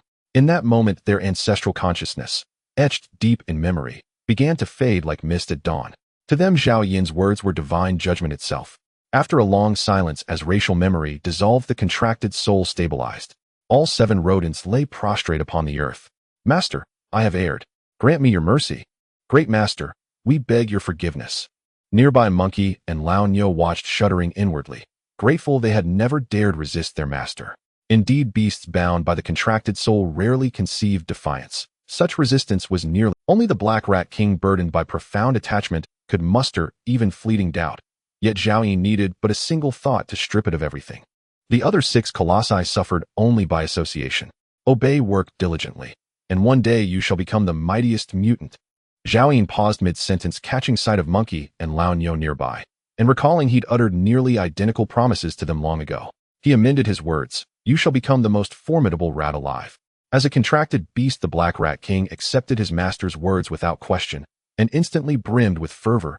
Master Lao He will labor without rest. I shall begin skinning the rats at once. Zhao Yin nodded approvingly. Go. With razor-sharp claws, the Black Rat King and its 6 colossi swiftly eviscerated a gray rat, extracted its organs, then deftly severed its skeleton, effortlessly, as if carving air. Finally, they peeled away the hide. leaving behind a pristine carcass. Even the sharp claws were torn free without need for Monkey's intervention, discarded carelessly aside. Their skill far surpassed Zhao Yin's earlier efforts. Satisfied, he dismissed Monkey to assist Lao Niu and Song Xiaodao in gathering firewood. Zhao Yin returned to his tent and wasted no time. He kindled a fire, suspended a cauldron above it, then minced the white rat king's entrails and dropped them into the pot with water and salt. Truly exquisite ingredients demand only the simplest preparation. Soon an intoxicating aroma rose, rich, primal, irresistible. Outside, dawn's first light spilled across the damp earth already drying beneath the pale sun. Rainwater had filled countless meteor craters with slurry, smoothing the ravaged landscape. Though still desolate, the world now bore a strange, unsettling uniformity, no longer pockmarked with wounds, but flattened, hollowed, silent. Song Xiaodao bounded back, followed by Monkey and Lao Niu, both now transformed, dragging several thousand jin of freshly felled timber. What's that scent? Song Xiaodao sniffed the air. Zhao Yin had left the camouflaged tent unsealed, the fragrance spilling freely outward. Squeak, squeak. Monkey swallowed hard, pointing urgently toward the tent. Song Xiaodao dashed forward instantly. Monkey dropped his load and hurried after her. Lao Niu remained motionless. Until realizing no one would help him unload, he shook his massive frame, shedding the timber, and ambled quietly into the hidden tent. Inside, Zhao Yin wielded his mountain-splitting blade, carving a massive log into a low wooden table. Beside him, the iron basin usually reserved for Song Xiaodao's baths overflowed with a steaming stew of entrails, while another cauldron bubbled steadily over the fire. Zhao Yin, what is that? Song Xiaodao's eyes widened, saliva pooling in her mouth. How much firewood did you gather? Zhao Yin asked. About 3,000 or 4,000 jin, she replied. Finish this stew first. Slowly, Zhao Yin placed the newly carved dining table beside the hearth and set out 2 bowls, 2 chopsticks, and 2 basins. All served. Song Xiaodao snatched the wooden ladle from the iron basin, dishing a generous portion before Zhao Yin, then filling 2 basins, one for Lao Niu, one for Monkey. Only then did she fill her own bowl. The ladle freshly carved by Zhao Yin was crude and rough-hewn. All right, let's eat, he said. He'd never observed such formality before. Perhaps something in last night's dream had shifted his perspective. Song Xiaodao and Monkey stepped forward and devoured their portions with ravenous haste. They hadn't tasted fresh meat in too long. Not even Zhao Yin could restrain himself, nearly swallowing his own tongue. Then he noticed Lao Niu still standing apart, and remembered it was herbivorous. Lao Niu, from now on you eat meat, Zhao Yin said casually. Lao Niu blinked, dumbfounded. A bovine eating flesh. Yet defiance was unthinkable. It shuffled forward and reluctantly sipped the stew. Instantly it recoiled, then froze, eyes widening in stunned revelation. Zhao Yin chuckled softly. Who decreed herbivores cannot consume meat? Before the apocalypse, and scrupulous livestock farmers routinely fed cattle and sheep kitchen waste. You simply lack adaptation, not capacity. And as a mutated beast, your digestive system dwarfs theirs. This stew is your finest nourishment. Understood, master, Lao Niu murmured as if enlightenment had just dawned. Eat, Zhao Yin waved dismissively. Soon Lao Niu joined Monkey in devouring the stew with unrestrained hunger. Song Xiaodao lunged to compete, but she was too slow. The iron basin emptied rapidly. She managed only 2 bowls. Zhao Yin, they're bullying me, she protested, jabbing a finger at the 2 beasts. The girl was guarding her meal again. In truth, Zhao Yin himself had eaten only halfway. He'd underestimated their appetites. He tossed another log onto the fire and handed Song Xiaodao the mountain-splitting blade. If you're hungry, cook it yourself. The ingredients are there. After processing the Rat King's entrails, over 200 jin remained. Yet Zhao Yin had cooked less than 30 jin thus far. His spatial ring couldn't hold it all anyway. He intended to finish it within days. Song Xiaodao hoisted the iron basin onto the flames, added water, then sliced nearly 30 jin more of entrails, producing over 100 jin of rich, fragrant stew. Zhao Yin sprinkled in salt, and the feast resumed. Before long, both Zhao Yin and Song Xiaodao sat back sated, while the 2 beasts continued eating without pause. When the final drop vanished, Monkey gazed longingly at Zhao Yin. Enough, for now. Rest briefly, then return to work. We'll eat again tonight. Even in abundance, they hadn't begun mining. So how could he permit further indulgence? Lao Niu immediately averted his gaze and settled to the ground to rest. Even Monkey, who was always restless, suddenly grew drowsy, closing her eyes and drifting into slumber. 15 minutes passed, and their distended bellies visibly shrank. Zhao Yin, there! Song Xiaodao cried, pointing in astonishment. Zhao Yin raised a hand, silencing her, and activated his true sight eye. The juvenile monkey, a grade mutated beast, strength 42, agility 47, stamina 48, defense 35, spirit 15, bloodline talent giantization, frenzy fire control. The adult water buffalo, a grade mutated beast, strength 45, agility 44, stamina 50, defense 66, spirit 8, bloodline talent, great strength, iron armor. A meal of high-quality mutated beast stew allowed both beasts to gain 5 points in agility, 2 points in strength, and 3 points in defense. Indeed, the fastest way for mutated beasts to grow is to consume high-quality mutated beast meat. If the entire body of the Mouse King is consumed in the future, it should be sufficient to develop their grade potential to its peak. Zhao Yin used his true sight to observe Song Xiaodao. Her attributes showed no changes. Everything remained the same as in his past life.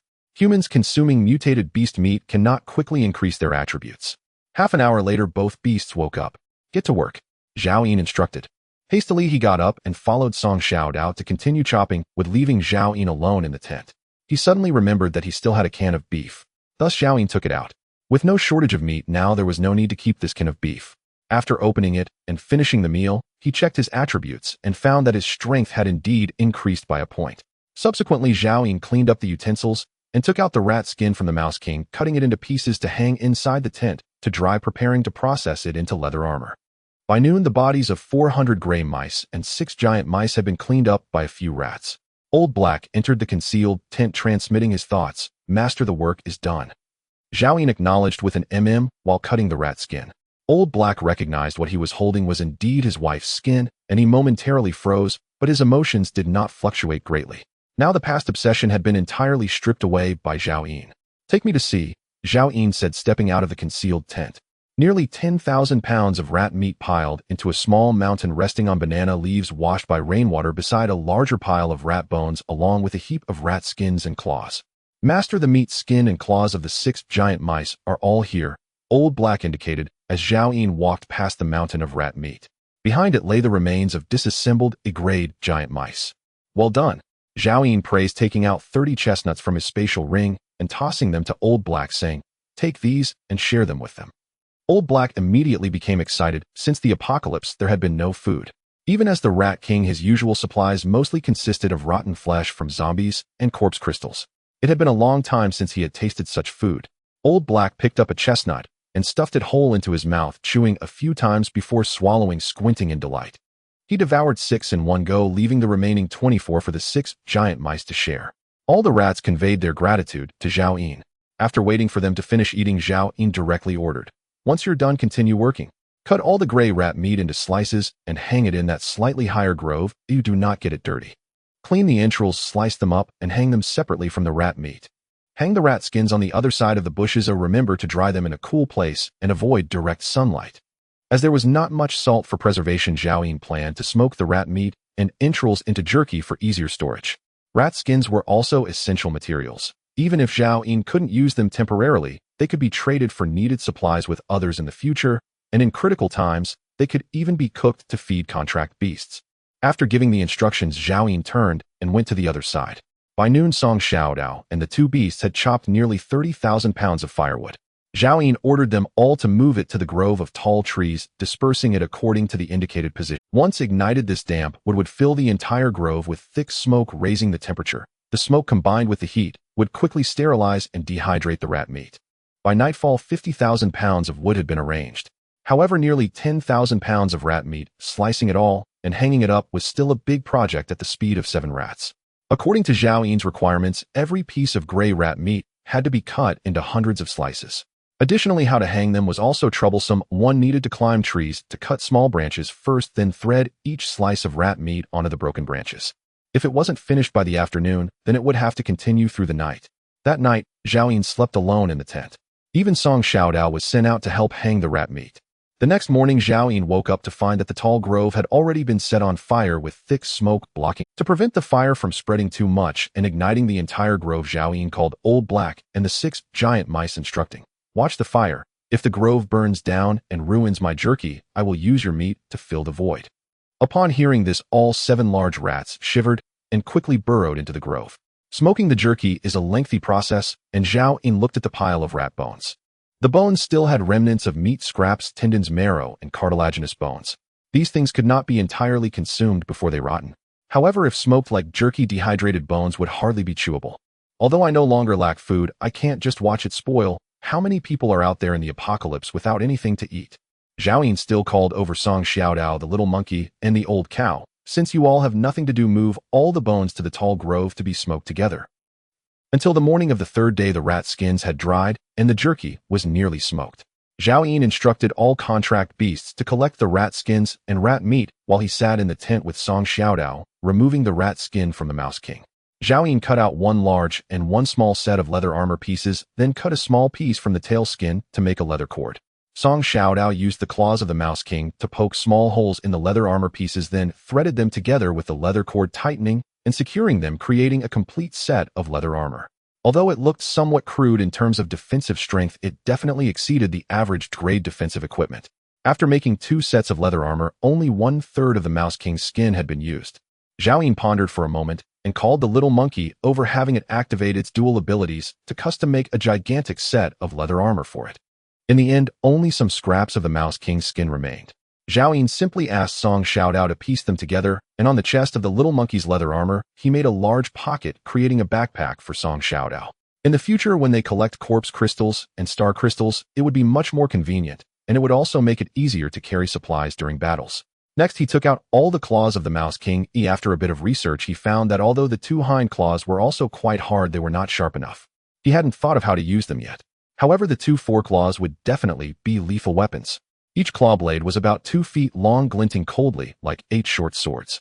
Zhao Yin directly dismantled the 8 claws from the 2 foreclaws and divided them between Song Xiaodao and the little monkey as melee weapons. He then found the 2 foreleg bones of the Mouse King and attached them to the other 2 claw blades.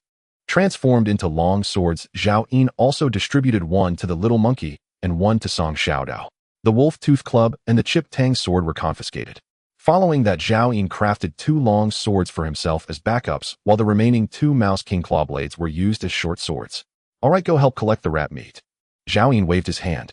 After the little monkey shrank its body, it took off the new leather armor, treating it like a treasure, carefully bundling it with a leather rope on its back, while the short Mouse King claws were tucked into its waist belt, and the long Mouse King claws were held in hand. It then bounced along behind Song Xiaodao. After a busy morning, Zhao Yin was preparing to rest, when suddenly Song Xiaodao ran back. Zhao Yin, Old Black, and the others caught a few thieves. Who dares steal my provisions, man or beast? Zhao Yin demanded. It's several men. Song Xiaodao replied. Zhao Yin swiftly retracted his Rat King claws and followed Song Xiaodao out of the invisibility tent. From afar, they saw 3 men crouching beside the tall wood grove, hands clasped over their heads, encircled by a pack of contracted beasts, trembling violently with terror. Zhao Yin strode forward calmly. Master, they devoured quite a bit of dried meat, and even prepared to pack the rest away. Lao Niu transmitted mentally upon Zhao Yin's arrival. Zhao Yin kicked one man hard to the ground, crack, then slapped him across the face. Damn it all. Do you think I slaughtered that rat swarm with my life on the line just so you could feast? Zhao Yin snarled. Having lived 2 lifetimes, he loathed thieves as fiercely as he did treacherous kin and hostile neighbors. The man clutched his swollen crimson cheek and looked up at Zhao Yin. Seeing he was human, his terror subsided slightly. Sorry, brother. We had no idea this dried meat belonged to you. No idea. Does ignorance grant license to feast freely? Do dried strips of meat sprout from trees like fruit? Zhao Yin booted him again. Snap. Several of the man's ribs shattered instantly. Speak. How did you get here? Zhao Yin barked. His brutality was no pretense. It was forged over 7 years in the apocalypse. In the wasteland, humans could often prove more ruthless than most zombies. Nearly 10,000 gene of fresh meat painstakingly cured into dried rations was enough to drive any person or any faction to act without scruple. We live in a cave 1 li away. Our leader spotted thick smoke rising here earlier, so he sent us to investigate. Please don't hit me. We never meant to steal. Hunger drove us. The man choked out the words through searing pain. Are there others? Zhao Yin asked. There are some others. The man seemed reluctant to reveal more. How many exactly? Zhao Yin bent low, seized the man's ear in a firm grip and twisted. Blood welled as the cartilage tore, drawing a shriek. No, please, big brother. Grandfather. Grandfather. I'll tell you everything. Anything. Zhao Yin released him and ordered Song Xiaodao, take the other 2 away. Interrogate them separately. Whoever lies gets turned into dried meat for the rats. All 3 men glanced fearfully at Lao He and the others, their whole bodies shuddering anew. After Song Xiaodao enlisted the little monkey's help to haul the 2 men away, Zhao Yin sat upon a nearby stone, pulled out a cigarette, lit it, took a slow drag, and said, Talk. The man dared not conceal anything further and confessed everything before the apocalypse. They'd been employees of a loan sharking firm. On the day the cataclysm struck, they'd been on a corporate retreat, touring Dawai Mountain. When the meteor shower erupted, their hotel happened to lie near a natural cave. Most of their colleagues perished beneath the falling meteors, but 45 young survivors sprinted fast enough to reach the cave and escape annihilation. Inside the cave lay a small pond stocked with ornamental fish, enough to sustain the group for a time. But recently the last fish had been consumed, and venturing far was too perilous. Zombies roamed everywhere. That morning their leader noticed smoke rising from this direction. Knowing heavy rain had fallen days prior, and thus ruling out wildfire, he concluded with near certainty that humans were responsible. He dispatched them to investigate, hence the theft. "We were starving, elder brother. Please spare us this once. Forgive us." The man knelt, face contorted in agony as he cradled his fractured ribs. Zhao Yin sneered inwardly. "Had you escaped capture, wouldn't you have returned to report, so your leader could pay me a visit and claim my dried meat?" The man paled at being exposed, then hastily protested, "Elder brother, you misunderstand. We only meant to scavenge scraps, never dared covet more." Zhao Yin merely smiled faintly and turned toward the invisibility tent. By then Song Xiaodao had already interrogated the other two men. Their accounts aligned closely with what Zhao Yin had learned. "Zhao Yin, how shall we deal with these three? Turn them into dried meat for Dai. They're part of a group of over 40. Word of the rations may already have reached them. Leaving them alive is an enduring threat." Zhao Yin's eyes narrowed. "Send the monkey and Lao Hei's pack to bundle every scrap, dried meat, awful bones, into rat hides. Tonight we'll rest in their cave." "But the message hasn't reached them yet, has it? Do you truly believe every word they've spoken?" Zhao Yin. Song Xiaodao instantly grasped his meaning. Perhaps before capture they'd anticipated being caught, and already dispatched messengers back to camp coordinating identical stories in advance. "Zhao Yin, do you suppose there might be girls in that cave? And pretty clothes on them?" she asked, a playful smile brightening her face. "They claimed all 45 are men, but even that can't be taken at face value. I'll send all contracted beasts to pack the supplies now." She dashed out. After dehydration, the fresh meat yielded roughly 4,000 jin of dried rations. Another 3 to 400 jin came from cured offal. Notably, the pile of bones warranted attention. While fresh, they still bore traces of flesh and fascia, but after drying, edible mass diminished drastically, leaving them nearly bare. Zhao Yin selected a femur, cracked it open, and found the marrow reduced to a thin, greasy film. Just as he'd anticipated. Boil them longer. Flesh and fascia may rehydrate. Marrow remains edible. My future legion of contracted beasts will need sustenance. He commanded the beasts to wrap all such waste tightly in rat hides. Rat hides, rat bones, dried rat meat, cured offal, and every single rat claw totaled over 8,000 jin. Zhao Yin assigned 2,000 jin to Lao Hei. Each of the 6 giant rats bore 800 jin. Each rodent was buried beneath mountains of supplies, bundles strapped to their necks piled atop their heads. Even Lao Hei's tail bore 200 jin of rat bones. Had Zhao Yin not feared the beast might urinate uncontrollably, even its lowermost appendage, the so-called black charcoal stick, would have borne weight. Finally, about 500 jin of lowest value rat bones remained. Zhao Yin turned to Lao Niu and signaled the little monkey to load the remainder onto his back. "Master, I'm already carrying several thousand jin. More will cripple my mobility," the ox lamented. "Lao Niu, remember this: when my legion of contracted beasts stands complete, you'll be its greatest architect. Every beast will honor you as elder brother and adopt you as father. I'll personally appoint you legion commander." Zhao Yin painted a grand vision. Lao Niu believed it utterly, his bovine eyes blazing. "I'll bear it all. Master, I can carry more." Only after adding 500 jin more, and 300 jin tied to his tail, did Zhao Yin signal the monkey to stop. 500 jin of rat bones remained. Zhao Yin summoned the 3 captured men and ordered each to shoulder 100 jin. Song Xiaodao bore 150 jin. 50 jin remained, too trivial for Zhao Yin himself to carry. And Xiao Hozi, his foremost combatant, couldn't maintain its transformed size indefinitely. Its compact frame simply couldn't bear much weight. So, the final 50 jin fell to the little monkey barely taller than a knee. Once all was secured, Zhao Yin ordered the 3 men to lead the way, back toward the direction they'd come. 1 kilometer away, a man in relatively clean clothes stood sentry before the cave, one hand on the holster at his waist, and the other holding a lighter. He held half a cigarette between his lips, reluctant to light it. Suddenly footsteps sounded from the approaching. The man snapped to attention, slipping the cigarette and lighter into his shirt pocket, drawing the pistol at his waist, and taking aim at the single mud track leading to the cave. A thin figure entered his sight. "Hozi, what are you rushing for? You scared me." The man laughed with relief as he holstered his pistol. "Huff. Yangshan. Huff. Where's the boss?" The youth called Hozi panted heavily. "The boss and the others just went to the big sinkhole." "What exactly did you and Huang Si find there? Are there really people?" Is there any food? Yangshan asked. Posey panted. So much dried meat. Hung in the woods. Someone is curing meat there. Huangxi went a scout and told me to come back with word. Huff. Stop with the damn questions. When will the boss be back? Posey asked. Have you been living under a rock? Our boss has had his eye on the people in that sinkhole for a long time. I heard the leader, the ex-soldier, took all the able-bodied out a few days ago to search for supplies and hasn't returned. He probably met with trouble. Perfect. If that ex-soldier is dead, the people in the sinkhole will fall apart. We can slaughter all the men there. I remember many schoolgirls lived there. Some were real campus beauties.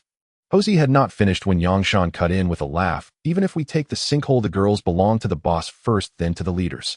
Don't kid yourself. By the time it's your turn, you'll be ruined. Housy's breathing steadied and he laughed. True. We're only fit to drink the boss pot water. Better to keep thinking about the dried meat we found. Let's wait until the boss and his men return before deciding anything. Later, Song Xiaodao asked Zhao Yin, can't you carry a little for me?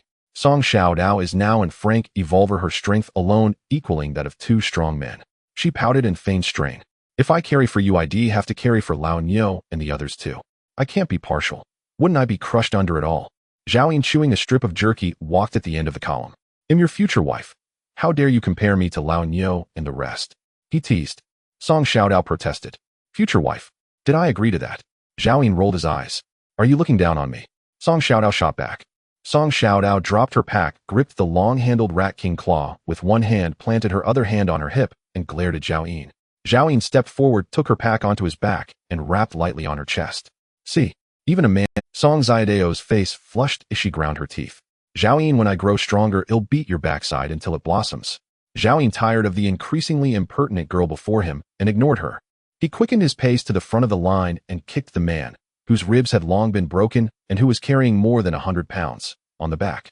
Move it, what are you dawdling for? The man staggered but dared not resist. A flash of hatred lurked in his eyes. For reasons unknown, he glanced furtively back at Song Xiaodao, and a cruel smile twisted his lips. After marching for 10 minutes or so, 3 men suddenly dropped their packs in unison and sprinted down a nearby mud track. As they ran, someone shouted, Boss, boss, help. We brought your jerky. Song Xiaodao cried after them. Zhao in their Song Xiaodao hurried after them, pointing at their fleeing backs in anger. They're doing what everyone does in the end times. In truth, they're setting us up. Zhao Yin's face remained calm. He turned and took the pack from the little monkey, narrowed his eyes, and said, squeak. The little monkey activated a gigantification ability and lengthened its limbs as it gave chase. Song Xiaodao shouted, Zhao Yin, if you kill them, who will lead us? Zhao Yin tapped 2 fingers against Song Xiaodao's head with a crisp sound. Idiot, didn't you hear them calling the boss? Their cave is right over there. Song Xiaodao clutched her head as if a sudden realization had dawned. The man with the broken ribs lagged behind. Suddenly he heard footsteps and spun around. A cold dread seized him. His legs went weak and he collapsed to the ground. A gigantic monkey stood before him. 2 meters tall, its body sheathed in long fur, swinging the familiar Rat King claw in one paw as it thundered forward in 5 or 6 meter strides. Could this be the little monkey transformed? Absurd as it sounded, aside from its gargantuan size and altered fur tone, every other detail matched the scrawny little monkey exactly. I want run. Please don't kill me. The man begged, kneeling and beating his forehead on the dirt. Had he known the monkey could transform, he would never have fled so recklessly. Until now, they had assumed Zhao Yin had run a street performance troupe before the apocalypse, and that the animals were trained performers. None of them expected to witness such an unimaginable scene. Bang! The little monkey raised its wolf-tooth club and crushed his skull with a single strike.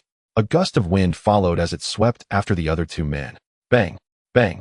With almost no exertion, the other 2 men collapsed beside the kneeling corpse. Zhao Yin strode up, kicked the fallen body aside, and said, don't block the way. 100 meters off, Yangshan had just lit that half-cigarette when it trembled from his lips and fell, landing in his trousers. The smolder burned through his undergarments, filling the air with the scent of singe. He slapped at himself in a panic. Damn it! Am I dreaming in broad daylight? Your dream is only beginning. Zhao Yin advanced with measured steps. The terrifying monkey followed at his heels. Around the bend appeared a little girl, a water buffalo the size of a small hill lumbering behind her, and then one by one rat-like monstrous beasts came into Yangshan's view. Smack! Yangshan slapped his own face hard. Why haven't I woken yet? Zhao Yin finally reached him, halted, and fixed him with a calm stare. Bring out your leader. Damn! Yangshan cursed as he drew his pistol. The next instant his hand was empty. Before he knew what had happened, the gun was in Zhao Yin's grasp. Zhao Yin glanced at the gun, a crude homemade piece barely able to fire a single iron slug. Any weapon stored in a spatial ring would be far superior to this. He turned the muzzle slowly and pressed it to Yangshan's temple. They'll say at once, bring your leader out. Yangshan dropped to his knees and battered his forehead against Zhao Yin's boots until the skin broke and bled. Brother, don't kill me. Please spare me. I meant no offense. Our boss really isn't home. Yangshan, can't you at least keep some pride? At that moment, people inside the cave heard the commotion, and a dozen or so men in their 20s poured out. Some carried steel pipes, others held shovels. But none had firearms. The man at their head was the cleanest dressed, wearing a slightly worn suit. Before he could get a clear look, he barked, "Who dares cause trouble here?" Zhao Yin murmured, "Let them learn who I am." He produced a cigarette, tucked it into his mouth, and lit it. Song Xiaodao set down her pack, and with the little monkey charged toward the group opposite them. The men across finally saw the 8 terrifying beasts at Zhao Yin's side and went pale. Their leader blurted in panic, "Wait. Hold on." In the next instant, the little monkey barreled into their ranks and slapped the leader clean out of them. It did not even wield its wolf-tooth club, instead ramming through the crowd. In the blink of an eye, more than half of them were crushed. Some launched with caved-in chests, others had their bodies smashed to ruin. Only 5 remained. Sensing Zhao Yin's will, the little monkey stopped killing. Several slaps, severed hands, others shattered legs. By the time Song Xiaodao reached them, all lay sprawled on the ground. Pouting, she complained, "I charged in. Couldn't you have left one for me?" The little monkey shrank back, embarrassed, scratching its head and squeaking softly. With a cigarette between his teeth, Zhao Yin yanked the kneeling Yangshan to his feet. "You know what I want to hear?" Yangshan's trousers were wet, a pale yellow fluid dripping down. He trembled like a sieve. "Bye. Big brother, which side are you on?" he stammered. "How many sides are there?" Zhao Yin paused for a fraction. As Yangshan explained, Zhao Yin quickly understood the whole situation. Near this cave stood several smaller ones, each sheltering survivors in the aftermath of the apocalypse. After the meteor shower ceased, Yangshan's group scoured the area for supplies, slaughtering the men inside those caves and dragging the women back for torment. All were young, robust men whose humanity had long since withered. The women, frail and broken, could not endure their brutality, and most perished swiftly. Yet a few escaped, fleeing 5 kilometers west to a vast natural cavern. Upon discovering them, Luo Chang, the leader of Yangshan's gang, moved to seize it, only to be driven back by a former soldier commanding hundreds of able-bodied survivors. It was then that Luo Chang learned the cavern housed 700 or 800 survivors, and that its 2 de facto leaders were ex-soldiers skilled in crafting firearms. The rifle in Yangshan's hands had been looted from a corpse during that very clash. Luo Chang had coveted the cavern's stores ever since. To sustain nearly 800 souls, that alone was enough to ignite envy. Yet opportunity. Last night, while several underlings searched for supplies, they captured a survivor from the Great Cavern. Under interrogation, he revealed that 3 days prior, the veteran leaders had led all able-bodied men out, claiming they would hunt meat to nourish the community, yet never returned. This morning, as Luo Chang prepared to march on the cavern, he spotted smoke rising from the forest where Zhao Yin dwelled, and dispatched Ho Zi and others to investigate. Thus Zhao Yin arrived. "Brother, those past deeds were all ordered by the boss, not me. I was merely a gatekeeper. I swear it had nothing to do with me. Please, please spare me." Yangshan wept uncontrollably. "I care not what you did, but your men consumed my dried meat. Compensation is due." Zhao Yin spoke calmly. Yangshan stared in stunned disbelief. No sorrow clouded that face, no fury burned. Only stillness, as if hearing that someone had eaten lunch or relieved themselves. This man before him was unlike anyone he'd ever met. Less human even than his own brutal kind. "Brother, whatever you desire, name it. Take anything here. It's yours." In that moment, survival was his sole concern. What Luo Chang might do upon returning to find his hoard plundered no longer mattered. "That depends entirely on what you can offer," Zhao Yin murmured, exhaling a thin plume of smoke. Yangshan froze. For days the cave had held nothing edible, only ragged household goods and tattered clothing seized during raids. He glanced at the 7 giant rats behind Zhao Yin, each laden with dried meat and roasted bones. Then at Zhao Yin and Song Xiaodao clad in pristine beast-hide garments, and at Lao Niu bearing a mountainous load of supplies. Clearly such trash held no appeal. "Brother, we have water. A small pond lies deep within the cave. Take as much as you wish. Rain fell just 3 days ago. Do you truly believe I lack water?" Zhao Yin's patience snapped. "Whoever produces something worthy of my interest lives today," and the fallen men previously moaning in agony fell instantly silent. "Brother, spare us. There are still many clothes in the cave. And brother, I know Luo Chang hid 2 fish, slightly spoiled but still edible. Brother, the kitchen holds 2 liang of salt and half a bucket of vegetable oil," and they clamored like contestants in a frantic quiz. Yet none offered anything Zhao Yin deemed valuable. Zhao Yin turned to Song Xiaodao. "These men hold no value. Kill them." And she nodded, drew the Rat King claw, and strode toward the fallen figures. With the Rat King claw's preternatural sharpness, severing a head was swifter than slicing tofu. Song Xiao Dao's eyes crinkled with delight. This weapon far surpassed her battered Tang's sword. She swung again and again. Within moments the men lay dismembered. Zhao Yin watched, deeply satisfied. The child had finally matured. Her executions now swift and precise. As Song Xiao Dao approached Yang Shan, she said, "Step aside. I'll splatter you with blood." Zhao Yin stepped back a pace and brushed dust from his immaculate rodent-hide coat. Though filth was inevitable, new garments deserved at least one day of purity. "Wait, I remember. There's one more thing." Yang Shan cried out desperately. Song Xiao Dao's claw descended, then blurred. Zhao Yin seized her slender wrist mid-swing and fixed Yang Shan with a glacial gaze. "Do not lie to me." Yang Shan felt as though staring into the eyes of death itself. These were monstrous beasts, a monstrous girl, and this man their monstrous sovereign, the ultimate aberration.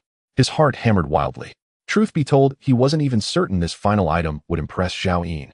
"Brother, please follow me." He rose trembling and stepped barefoot across steaming blood into the cave.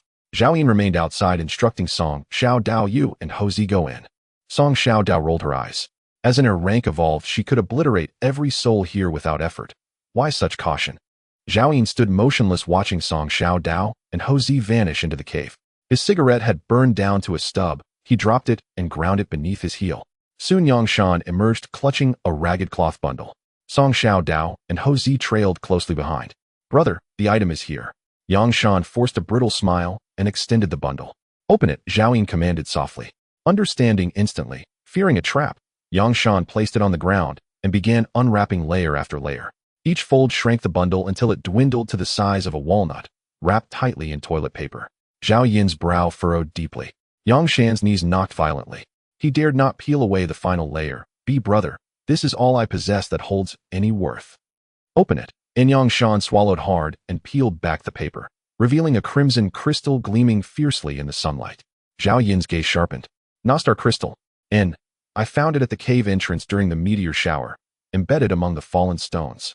I saw it fall from the sky with my own eyes. No mere trinket, I swear." "You don't know what this is, eh?" Zhao Yin asked, and snatched the crystal from Yang Shan's palm. "I may not grasp its purpose, brother, but Luo Chang insisted it was extraordinary. Perhaps even the key to the apocalypse itself." Zhao Yin gave a slight nod. They had yet to unravel the star crystal's secrets. After a pause, he asked, "Do you know where that cavern lies?" Luo Chang, ruthless, calculating, and commanding from the apocalypse's first hour, was a threat Zhao Yin could not leave alive. Yang Shan nodded frantically. "Yes, I'll guide you myself, brother, and lead the way." And Zhao Yin marched his party directly toward the great cavern. En route, he cracked open the star crystal. Out tumbled a bottle of iced tea. And had he possessed one during the rat swarm battle 2 days prior, and given it to Houzi, the boost in all attributes might have secured a white rat king as his contracted beast. Alas, time flows only forward. Meanwhile, 5 kilometers west, Xie Lashan crouched atop a crude wall of stacked boulders, shouting down to 30-odd armed men gathered below the mouth of the colossal natural cavern. "Luo boss, last time you groveled on your knees. Our captain spared your life. Now you dare return seeking death." Luo Chang stood nearly 1.9 meters tall beside the gaunt men around him. He looked imposing and robust. At that moment, Luo Chang planted himself in the crowd and laughed. "Brother Xie, I came expressly to thank Captain Wang for sparing me last time. Where is Captain Wang? Why won't you let him come out so I may see him?" A voice answered, "Captain Wang has no time to see you. Leave quickly, or even if Captain Wang is mild-mannered, should you anger him, boss Luo, you may not be leaving this place." Luo Chang burst into loud laughter, and the men beside him followed with uproarious guffaws. Confident now, Luo Chang waved his hand. 2 of his underlings immediately hauled a man in his 50s to Luo Chang sneered, "Brother Xie, does this man belong to you?" "He Jinping. What happened? How did they capture you?" Xie Leshan's face went ashen. "Deputy Captain Xie, I never meant to betray the cave, but they beat me senseless. I couldn't endure it." He Jinping was drenched in blood. Both his arms had been broken and hung uselessly at his sides. In that instant, Xie Leshan understood that the disappearance of Captain Wang and the able-bodied men could no longer be concealed. Xie Leshan scolded, "Luo Chang, even without those able-bodied men, there are still 500 or 600 souls in this cave. You have only 30-odd followers. Do you truly think you can seize the cave?" Luo Chang only smiled disdainfully. 500 or 600. 500 or 600 of women, children, and elders. Now that they have lost their backbone, they are trembling with fear. I dare say they no longer trust you." Xie Leshan fell silent. Oh, Luo Chang had struck a nerve. Ever since Captain Wang led that group of able-bodied men away and they vanished, voices of dissent had risen in the cave. Many now questioned his and Captain Wang's competence. Luo Chang continued his tone merciless. Even if you retain some influence, you and Captain Wang pampered those women and children too much. You spoke to them of compassion and in doing so blinded them to the perils of the apocalypse. People who once gave up their seat on a bus, schoolgirls fawned over by boys, infants still nursing. How many of them have the stomach to lift a weapon? As Luo Chang finished, Xie Leshan's complexion had turned deathly pale. Luo Chang shouted, "Brother Xie, open the gate and let us in. Come with me and you'll eat and drink well. Surely better than flattering a bunch of useless people who will only blame you in the end." Xie Leshan's eyes reddened. "Don't even think about it," he said. "Not unless I die first." He had been a soldier, having served in the same unit as Captain Wang, who after discharge, because they came from the same hometown, they went into the medical business together. That year the company made money. Xie Leshan and Captain Wang brought several executives to the Dawei mountain range for a team-building trip, and unexpectedly, they encountered a meteor shower. What followed was the abrupt change of the world. They and their team had taken refuge in this cave, which already sheltered hundreds of survivors, many wounded. Xie Leshan's group happened to have ample medicines, driven by the soldier's instinct to protect the people. He and Captain Wang agreed that saving lives came first. The meteor shower endured for a month. Hundreds of strangers forced to live together inevitably encountered disputes, and thus chose administrators. Because Xie Leshan and Captain Wang had saved many, they received abundant votes and naturally became the cave's leaders. When the meteor rain ceased, a few more groups of survivors stumbled into the cave and told of another cavern 5 kilometers away, inhabited by thugs from a mortgage company led by Luo Chang, who had plundered supplies and killed many to seize resources. Upon hearing this, Captain Wang and Xie Leshan immediately rallied all the able-bodied and formed the cave's guard detachment with Captain Wang as the commander and Xie Leshan as his deputy. Xie Leshan had a knack for weapon making. Discovering that someone in the cave carried components for gunpowder, he smelted iron there and fashioned the crudest single-shot handgun. When Luo Chang arrived and was soundly beaten back, Xie Leshan and Captain Wang's prestige within the cave rose still higher. 5 days ago, a few of the able-bodied went out to scavenge and returned with a huge dead rat. They said when they first found it, the creature had still been alive, but wounded by something, and there were many signs of other rats nearby. Captain Wang ordered the rat meat boiled into several great pots of broth. For many, it was their first taste of pseudo-mutant beast meat, and they scrambled for every spoonful. Alas, the rat meat was too scant. Everyone could at best sip a spoonful of the soup. So some began to urge the guard detachment to hunt rats. The calls grew louder, and Captain Wang and Xie Leshan, seeing the children in the cave pale and emaciated, agreed to send people out. Xie Leshan remained in the cave to continue making guns. Aside from him, all the able-bodied followed Captain Wang. In hindsight, Xie knew this had been a fatal mistake. At the very least, they should have left some able-bodied behind. Then go die. Luo Chang suddenly cried, raising a crude iron bow and loosing an arrow at Xie Leshan. Xie ducked instinctively. The arrow embedded itself in a fissure of the stone before him. Behind Xie, within the enclosure, more than 100 men, over 60 had gathered. The old men wore anxious expressions. These were the few within the cave who could still be said to possess any fighting ability. Get up on the wall, defend it. At Xie Leshan's command, he drew the pistol at his waist and fired a shot toward Luo Chang's direction. The homemade pistol had an effective range under 50 meters and a barrel pitted and uneven. Coupled with many years without practice, the shot ought to have missed, but it struck a man beside Luo Chang in the thigh. The man screamed and collapsed, clutching the spurting wound in his thigh, howling in pain. Scatter. Fall back. Move. Luo Chang ordered, paying no heed to the wounded man. His 30-odd followers dispersed cautiously within 100 meters, eyes fixed warily on the wall for fear of another shot from Xie. Luo Chang muttered with regret that he should have brought Yang Shan's gun. Boss, they have guns. This will be difficult today, one underling warned. Luo Chang shrugged off the concern. Fear nothing. The materials to make arms and ammunition inside the cave must be scarce. Captain Wang likely took most of them away. Xie Leshan cannot have many guns. Relax.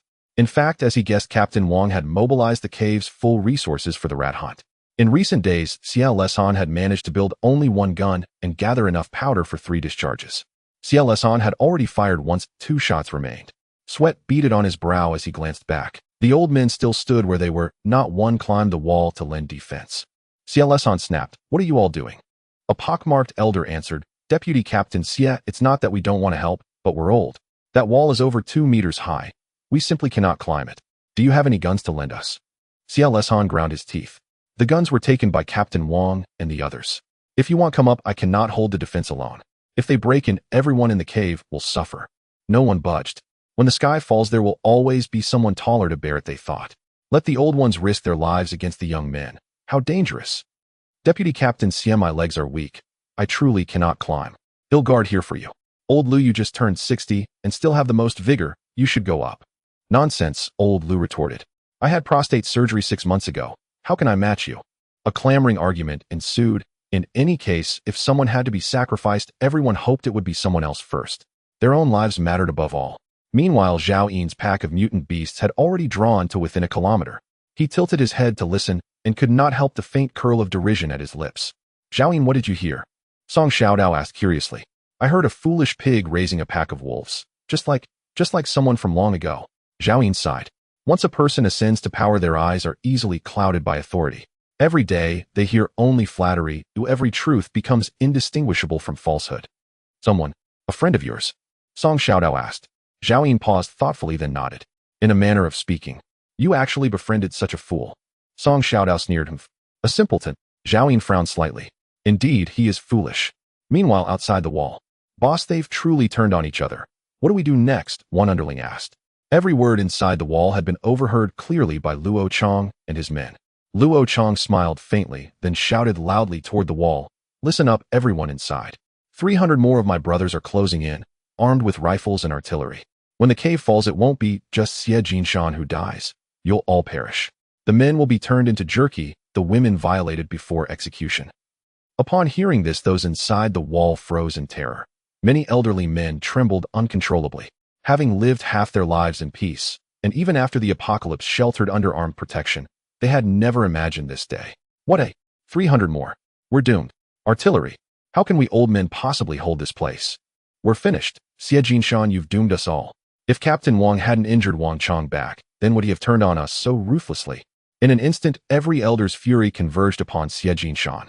Xie Jinshan's face flushed crimson as he roared. Nonsense. Don't believe him. It's all bluff. Stand united, and we'll defend this cave just as we did last time. But no one listened. His voice was drowned beneath a torrent of spittle-flecked accusations. At that moment, Luo Chong shouted again from beyond the wall. Listen well inside. I seek only Xie Jinshan's life. Anyone who dares resist alongside him will find no mercy when the wall falls. I, Luo Chong, will show neither heart nor hand. I offer you a chance. Bring me Xie Jinshan's head, and you'll receive 30 jin of food and full membership in my team. Inside the wall, the elders erupted once more. 30 jin of food. Join his team. Captain Wang and his squad won't return. Even if we survive this assault, what about the next? How long can we old men endure in this apocalypse? Joining Luo Chong's team and following those young ones is our only path to survival. Captain Xie, you pushed Brother Luo too far, not leaving him room to retreat, but denying ourselves any path forward. Zhao Yin had already moved 300 meters away and heard everything. He chose not to reveal himself, yet watching the scene unfold like a spectator at a grim theater. Human nature is thus, when crisis strikes, many readily sacrifice others to secure their own survival, twisting truth into lies, betraying gratitude, saying and doing whatever serves their interest. In despair, these elders could no longer discern right from wrong. They clung only to idealized fantasies. One seized a stone from the ground, and seizing Xie Jinshan unawares, slammed it down onto his skull from behind. Thud! Xie Jinshan's vision blackened. He staggered forward, clutching his head, his palms slick with blood. Stunned, he turned slowly, staring at the elder who'd struck him. You truly wish to kill me. He had believed, wholeheartedly, that protecting them without reserve would earn him sincerity in return. That sharing food, forging better shelters, sacrificing for their safety would kindle mutual trust. He had believed a soldier's sacred duty, to shield land and people in times of peril, would be met with honor, reverence, glory. So why had it come to this? Had these elders lost all reason? Xie Jinshan collapsed, slowly falling amid the very people he had shielded with his own hands. His eyes wide, fixed on the dim sky. Within him something shattered, silent and absolute. It was faith. He was not too weak to rise. He was simply dead inside. Zhao Yin sighed softly. Never underestimate humanity's greed, or its profound, unfathomable folly. Had he not in his past life walked the same path as Xie Jinshan? Hearing the chaos within, Luo Chong's face twisted into a sneer. He bellowed, "Open the gate, now." The heavy wooden gate groaned open, heaved by several elders working in unison. Many rushed forward to greet Luo Chong, faces twisted into obsequious grins. "Welcome, Brother Luo. Brother Luo, from now on you shall be our leader. Please guide us kindly. Quick, invite Brother Luo inside." Luo Chang strode forward, smiling broadly. Thud. Suddenly, he swung his handmade iron recurve bow, smashing the first elder who approached, sending him crashing to the ground. Ah, spit. Luo Chang spat a thick wad of phlegm, then barked orders, kill them all. These decrepit old fools can't even lift a finger. Keeping them alive is nothing but wasted rations. Kill. Though only 30-odd strong, his underlings brandished weapons with ruthless confidence. Facing a mob of selfish, terrified elders, slaughter came as effortlessly as chopping melons. Crucially, the moment Luo Chang turned savage, the elders scattered like chaff, many bolting straight into the cave, utterly disorganized, utterly broken. Zhao Yin emerged from the forest, cigarette dangling from his lips, squinting toward the wall outside the cave, where hell itself now reigned. Old Nyo, guard the supplies here. Song Xiaodao, monkey old hey, rat 1, rat 2, drop your loads and move out. Zhao Yin flicked the cigarette but aside, drew his mountain-splitting blade, and with a wet thunk, severed Yang Shan's head in one stroke. Blood geysered upward as the headless corpse swayed still upright, before Zhao Yin lunged forward. He hadn't fought hand-to-hand in a long while. Facing ordinary survivors was rare, and a welcome chance to loosen his aging limbs. Thwack! Blade flashed. Luo Chang's underling split cleanly in two. Crimson rain arced high, but before a single drop stained his pristine ratskin armor, Zhao Yin vanished, reappearing before the next target. Then thwack! Another head tumbled free. At that moment, Little Monkey and 7 giant rats surged into the fray, followed closely by Song Xiaodao. Within moments, half the crowd lay slaughtered. Whether elders or Luo Chang's men, anyone facing a contract beast fell instantly, utterly defenseless. Luo Chang whirled around, and his face drained of all color. He had never seen a monkey so massive, more terrifying than any gorilla. Never seen rats so colossal, nor a girl so unnervingly dreadful. In his final glimpse, a tall youth strode toward him, blood dripping from his weapon. Luo Chang stammered, "Brother, don't." Thwack! Zhao Yin swung, and Luo Chang's head flew free. No need to hear please. All were dead. Had he not traveled this far, just for the visceral thrill of this single perfect strike. After dispatching Luo Chang, Zhao Yin glanced back. The ground outside the wall was carpeted with steaming corpses. Only the contract beast Song Xiaodao and a few elders remained alive. The rest had fallen beneath the beast's claws. Monkey Xiaodao, help old He and the others load the supplies. Then enter the cave. Having issued the order, Zhao Yin walked alone through the gate. Suddenly a frail voice whispered, brother, wait. Zhao Yin turned. There, slumped against the wall, was Xie Jinshan. A gaping wound gaped at the back of his skull, blood pulsing steadily. A sharpened wooden stake protruded from his waist. He sat curled, one leg drawn tight, gazing up at Zhao Yin with fading strength. Zhao Yin's brow furrowed. Once he had deeply admired soldiers like this, selfless, unwavering. But in the apocalypse, self-sacrifice was merely stupidity. Still, though Zhao Yin made no claim to virtue, he refused to slaughter wantonly. Just as he bathed whenever possible, kept his clothes clean for days at a time, to remind himself he remained human. Even in the apocalypse, he would always remain a man, alone yet undiminished. Don't expect me to save you. It's impossible, Zhao Yin said. Xie Jinshan managed a bitter smile. No, I'm not asking you to save me. Zhao Yin paused, startled. Please spare those inside the cave. If you want anything, go to Old Wu. He oversees all supplies. You died protecting them, and now you ask me not to kill them. No one has it easy. They simply wish to survive. The fault isn't theirs, it's this damned apocalypse. Xie Jinshan lifted his gaze slowly toward the dim ashen light, lips trembling. If only that meteor shower had never fallen. Zhao Yin regarded him coolly. Men like you should have been crushed by those meteors from the start. Then, you'll grant my request. Why should I? Zhao Yin ceased listening, and walked on. Soon Song Xiaodao arrived with the contract beasts laden with supplies, and followed Zhao Yin into the... Before him stretched a vast cavern, spanning several tens of thousands of square meters, its highest point soaring 200 to 300 meters overhead. Stalactites hung from the ceiling like frozen tears, dripping steadily into a central pool, whose still surface shimmered faintly, revealing silhouettes of fish gliding beneath. The cavern hall stood utterly deserted, no human figure in sight. Zhao Yin swept his gaze across the chamber, and immediately spotted a narrow tunnel mouth deep within the farthest recess. They fled through there. There must be no exit beyond. It's the only explanation for Xie Jinshan's fate. In we go, Zhao Yin declared. Zhao Yin, look, fish in the pool. Song Xiaodao pointed excitedly. We'll have fish soup tonight, but first we find those inside. With that, Zhao Yin ordered the mutated monkey to lead the way. Before the apocalypse, this cavern had been developed as a tourist attraction. Much of the path had been smoothed and reinforced by human hands, broad, even, and well-worn. Yet everywhere lay scattered refuse. Human excrement littered the ground, dried, semi-liquid, misshapen, mingled with urine. A rancid stench saturated the air. Ugh, what is that? Oh, poop. So disgusting. Song Xiaodao suddenly stepped into a fresh mound, her face twisting in revulsion. She hopped forward on one foot, seized Zhao Yin's sleeve, and cried, "Zhao Yin, I stepped in it." He shook off her small hand. "Wipe it off yourself. Don't stain my leather armor." Song Xiaodao scraped her soul clean against a stone and hurried after him. Truly revolting. Couldn't they at least build latrines? Poor leadership, entirely expected, Zhao Yin replied, expressionless. In the apocalypse, survival eclipsed all else. Hygiene, dignity, even basic humanity eroded daily before the relentless tide of desperation. The narrow tunnel descended steeply, lined with stone steps and rusted iron railings, though both bore deep, deliberate scars of sabotage. Still the staircase continued downward, unrelenting. Could we be descending straight to the Earth's core? Song Xiaodao asked again. Zhao Yin shook his head. He had never set foot here in his past life. How could he possibly know? Gradually, the precipitous steps leveled out, the passage widened.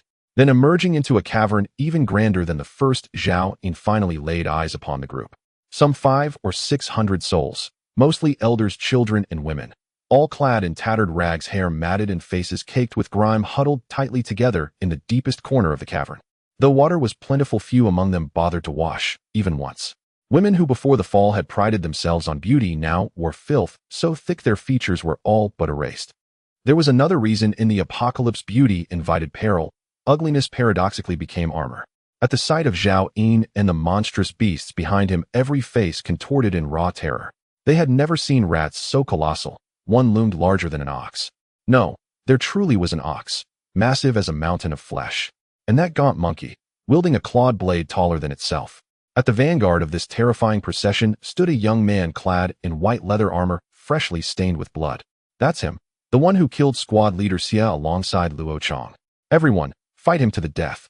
An elderly man with ash-gray hair pointed a trembling finger at Zhao Yin. I saw it with my own eyes. Xia squad leader fell by his hand. This man is a demon, another elder shouted, voice cracking with conviction. All of you attack now. Kill this demon, or we all perish. Guilt-ridden and trembling, the elders believed Zhao Yin would show them no mercy, and thus saw only one path to survival. Their sole hope lay in inciting the crowd to block Zhao Yin's advance, then vanishing amid the chaos. So long before his arrival, they had already begun their desperate incitement. Bang! A gunshot cracked through the cavern. The elder who had just spoken crumpled, blood blooming like a dark flower at his temple. His eyes remained wide open, uncomprehending, then he dropped, hard, as if struck by divine judgment. Screams tore from women's throats, children wailed, old women moaned low and broken. A firearm, always humanity's most primal, most effective deterrent. Not a single elder dared step forward again. Zhao Yin lowered his pistol and bellowed, "Silence, now? One more sound, and you feed the rats." Instantly the cavern fell, so silent a needle's fall would echo like thunder. Even crying infants were smothered mid-wail by frantic parents. Had Xie Jinshan witnessed this moment, what might he have felt? One bullet spoke louder than 100 words. Hear this: everything within this cavern, including every life you hold, is now my spoils of war. Until I depart, my word is law. Break it, and you share his fate. Do you understand? His voice reverberated off ancient stone walls. All trembled, staring paralyzed. Not one dared utter a syllable. Obey, or resist. Flee or fight. It was a choice, and each waited breath held for another to answer me. Do you understand? Zhao Yin roared again. Silence. Only his voice echoed, alone, absolute. Bang. Another shot rang out. This time a bald elder's skull shattered outward, gray matter spraying like mist across the cavern floor. Chaos erupted anew. Don't kill me. I don't want to die, sob. Where's Captain Wong? Why hasn't he returned to protect us? Don't shoot, please. My child is only 3. He can't lose his mother. Those near the perimeter surged inward, those pressed inside shoved back, desperate, suffocating. Bang. No one expected the third shot, yet Zhao Yin fired without hesitation. Another elder collapsed. So, you all intend to defy my law? He snarled, and silence fell, deeper, heavier, absolute. They finally grasped the truth: idle talk cost lives. His killing required no deliberation, only impulse. They understood now: he murdered without remorse, without calculation, pure, unvarnished will. Then halting voices began to rise. Yes, we understand. Understood. Understood. Voices multiplied, urgent, eager, competing to answer first, terrified of missing the chance to appease their new master. Zhao Yin raised a hand. Silence reasserted itself instantly. He paced slowly, pistol in hand, and commanded, all women aged 50 and above, step forward. Form a line here. Women under 50. Take all children under 5 and form another line. Children aged 5 to 12, stand there facing east. And you men, over there. With the barrel of his gun, he indicated 4 directions. Instantly hundreds obeyed, feet pounding the cavern floor like distant thunder. When the 4 lines solidified, 7 toddlers, still wailing inconsolably, remained stranded in the center. Whose children are these? Why has no one claimed them? Zhao Yin's gaze fixed upon the line of able-bodied women. In truth, a contingent of younger women had stayed behind earlier, not to flee but to tend their own children. The woman at the front of that line spoke softly. These children were rescued by Captain Wang's team. Some lost parents to the meteor shower, others, mothers and fathers alike, died of illness inside this very cavern. They are all orphans. No one wished to take them. It was squad leader Xia who cared for them, until now. Her voice faltered as she glanced fearfully at Zhao Yin, too terrified to finish. Clearly she still believed Zhao Yin had slain Xia Jinshan. Zhao Yin offered no denial. Instead, he pointed toward the line of middle-aged women and selected several who appeared vigorous. You, and you. Each takes 1 child. By any means necessary. I will not hear another cry. The women hurried forward, scooping up the orphans and muffling their mouths with swift, practiced hands. At last, the group's composition lay bare, structured, legible, controlled. For lines stood distinct over 300 middle-aged women, 74 elders, 49 children under 5, 37 children aged 5 to 12. 42 able-bodied women remained. Zhao Yin had segregated them for 2 precise reasons. First, his target was the elders. Separating them made elimination efficient and inevitable. Though aged, many elders retained strength, and given their prior conduct, Zhao Yin's nature left little room for mercy. To leave them alive was to invite future unrest. Second, Zhao Yin intended to make this cavern his base, for now at least, until he located the sky-soaring white tiger and the spatial pendant. Absolute dominion over this sanctuary was non-negotiable. Where's Lao Wu? Who is Lao Wu?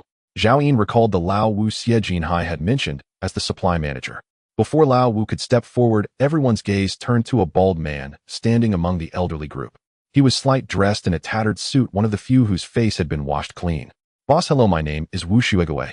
When team leader Wang was around, he had me manage the supplies here. Wu Shuegue bowed slightly, revealing the oily sheen of his scalp. Zhao Yin nodded. Come stand by. Wu Shuegue looked only in his 40s and limped on one leg. Oh, perhaps for that reason, he had not been taken out by team leader Wang, nor had he been sent by Xie Jinshan earlier to help repel Luo Chang. No sooner had Wu Shuegue come before Zhao Yin than Zhao Yin seized his collar and hoisted him up with a single hand. Boss. Wu Shuegue went white with fright. How could this man possess such strength? Was he even human? I want all the supplies stored here. Do you understand what to do? Zhao Yin asked.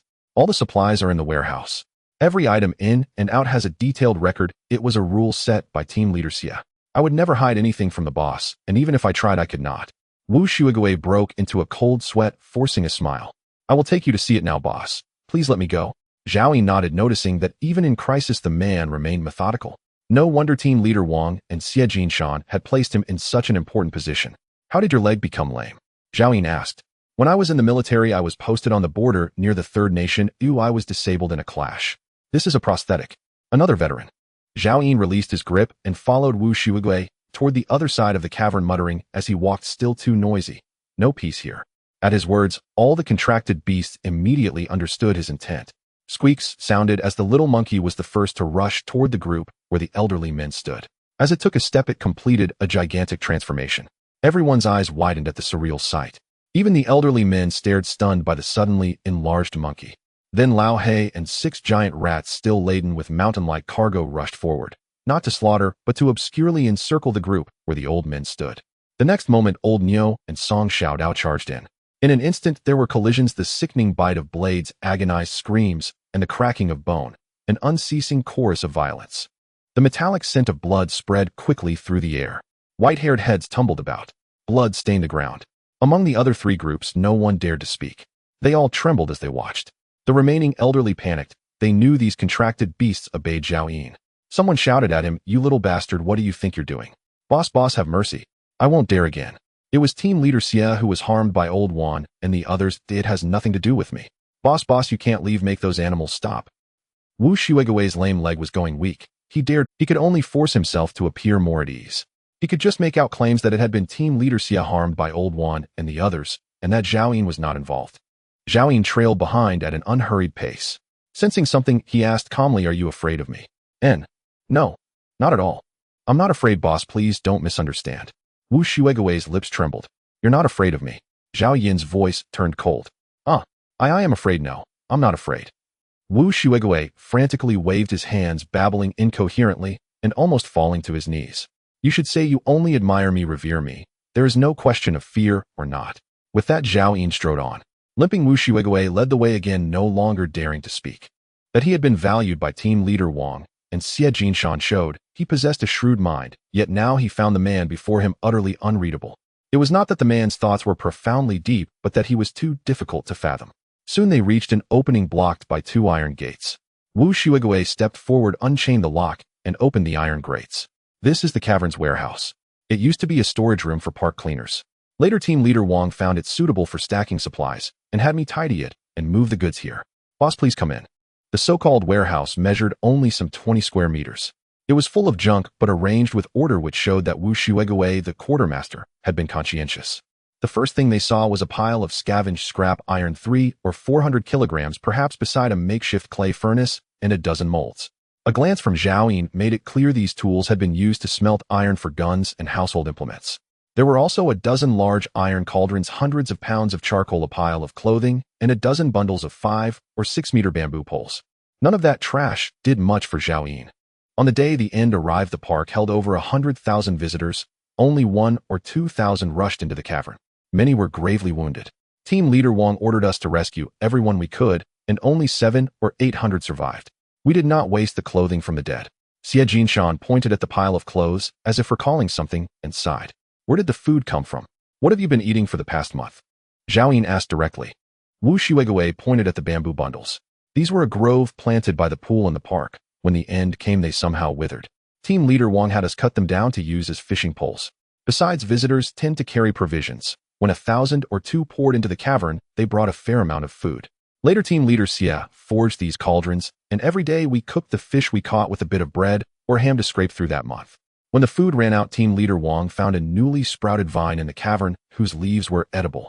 Each day we could harvest 100 to 200 jin and cook them with fish in a soup. It kept a number of people from starving.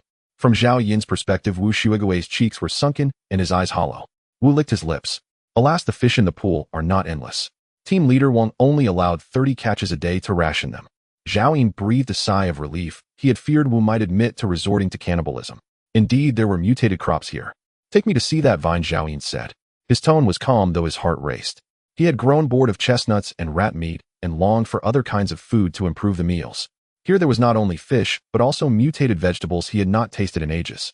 Wu Shuegui swept aside the clothing to reveal a natural fissure in the stone wall. Boss, please follow me. Zhao Yin was surprised. He had not expected the mutated plant to be hidden here. He followed Wu Shuegui into the crack and discovered an inner chamber, a cavern hall nearly 1,000 square meters in area. The place had never been developed by the park and received no external light. Only the stalactites overhead occasionally shone with phosphorescence like a sky full of stars. A vine as thick as a thigh rooted into a nearby rock face, crawling across 70 or 80 square meters, its round leaves thick and succulent. Quierkai, a grade mutated plant, highly nutritious. Effect: treats stubborn ailments. Special: regenerates, cyclically regrown 24 hours after harvest. Zhao Yin drew in a breath. It was in a grade mutated crop. Evolved individuals rarely fell ill, but when they did, it was difficult to cure. In an apocalypse with no medical facilities, the effects of Quierkai could sometimes preserve a life. Zhao Yin prized anything that could save a life.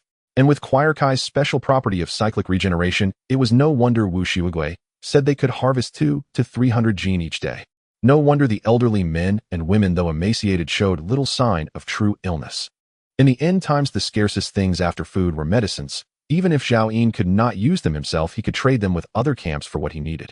From now on, without my permission, no one may enter here again, including you, Zhao Yin said, staring into Wu Shuegui's eyes.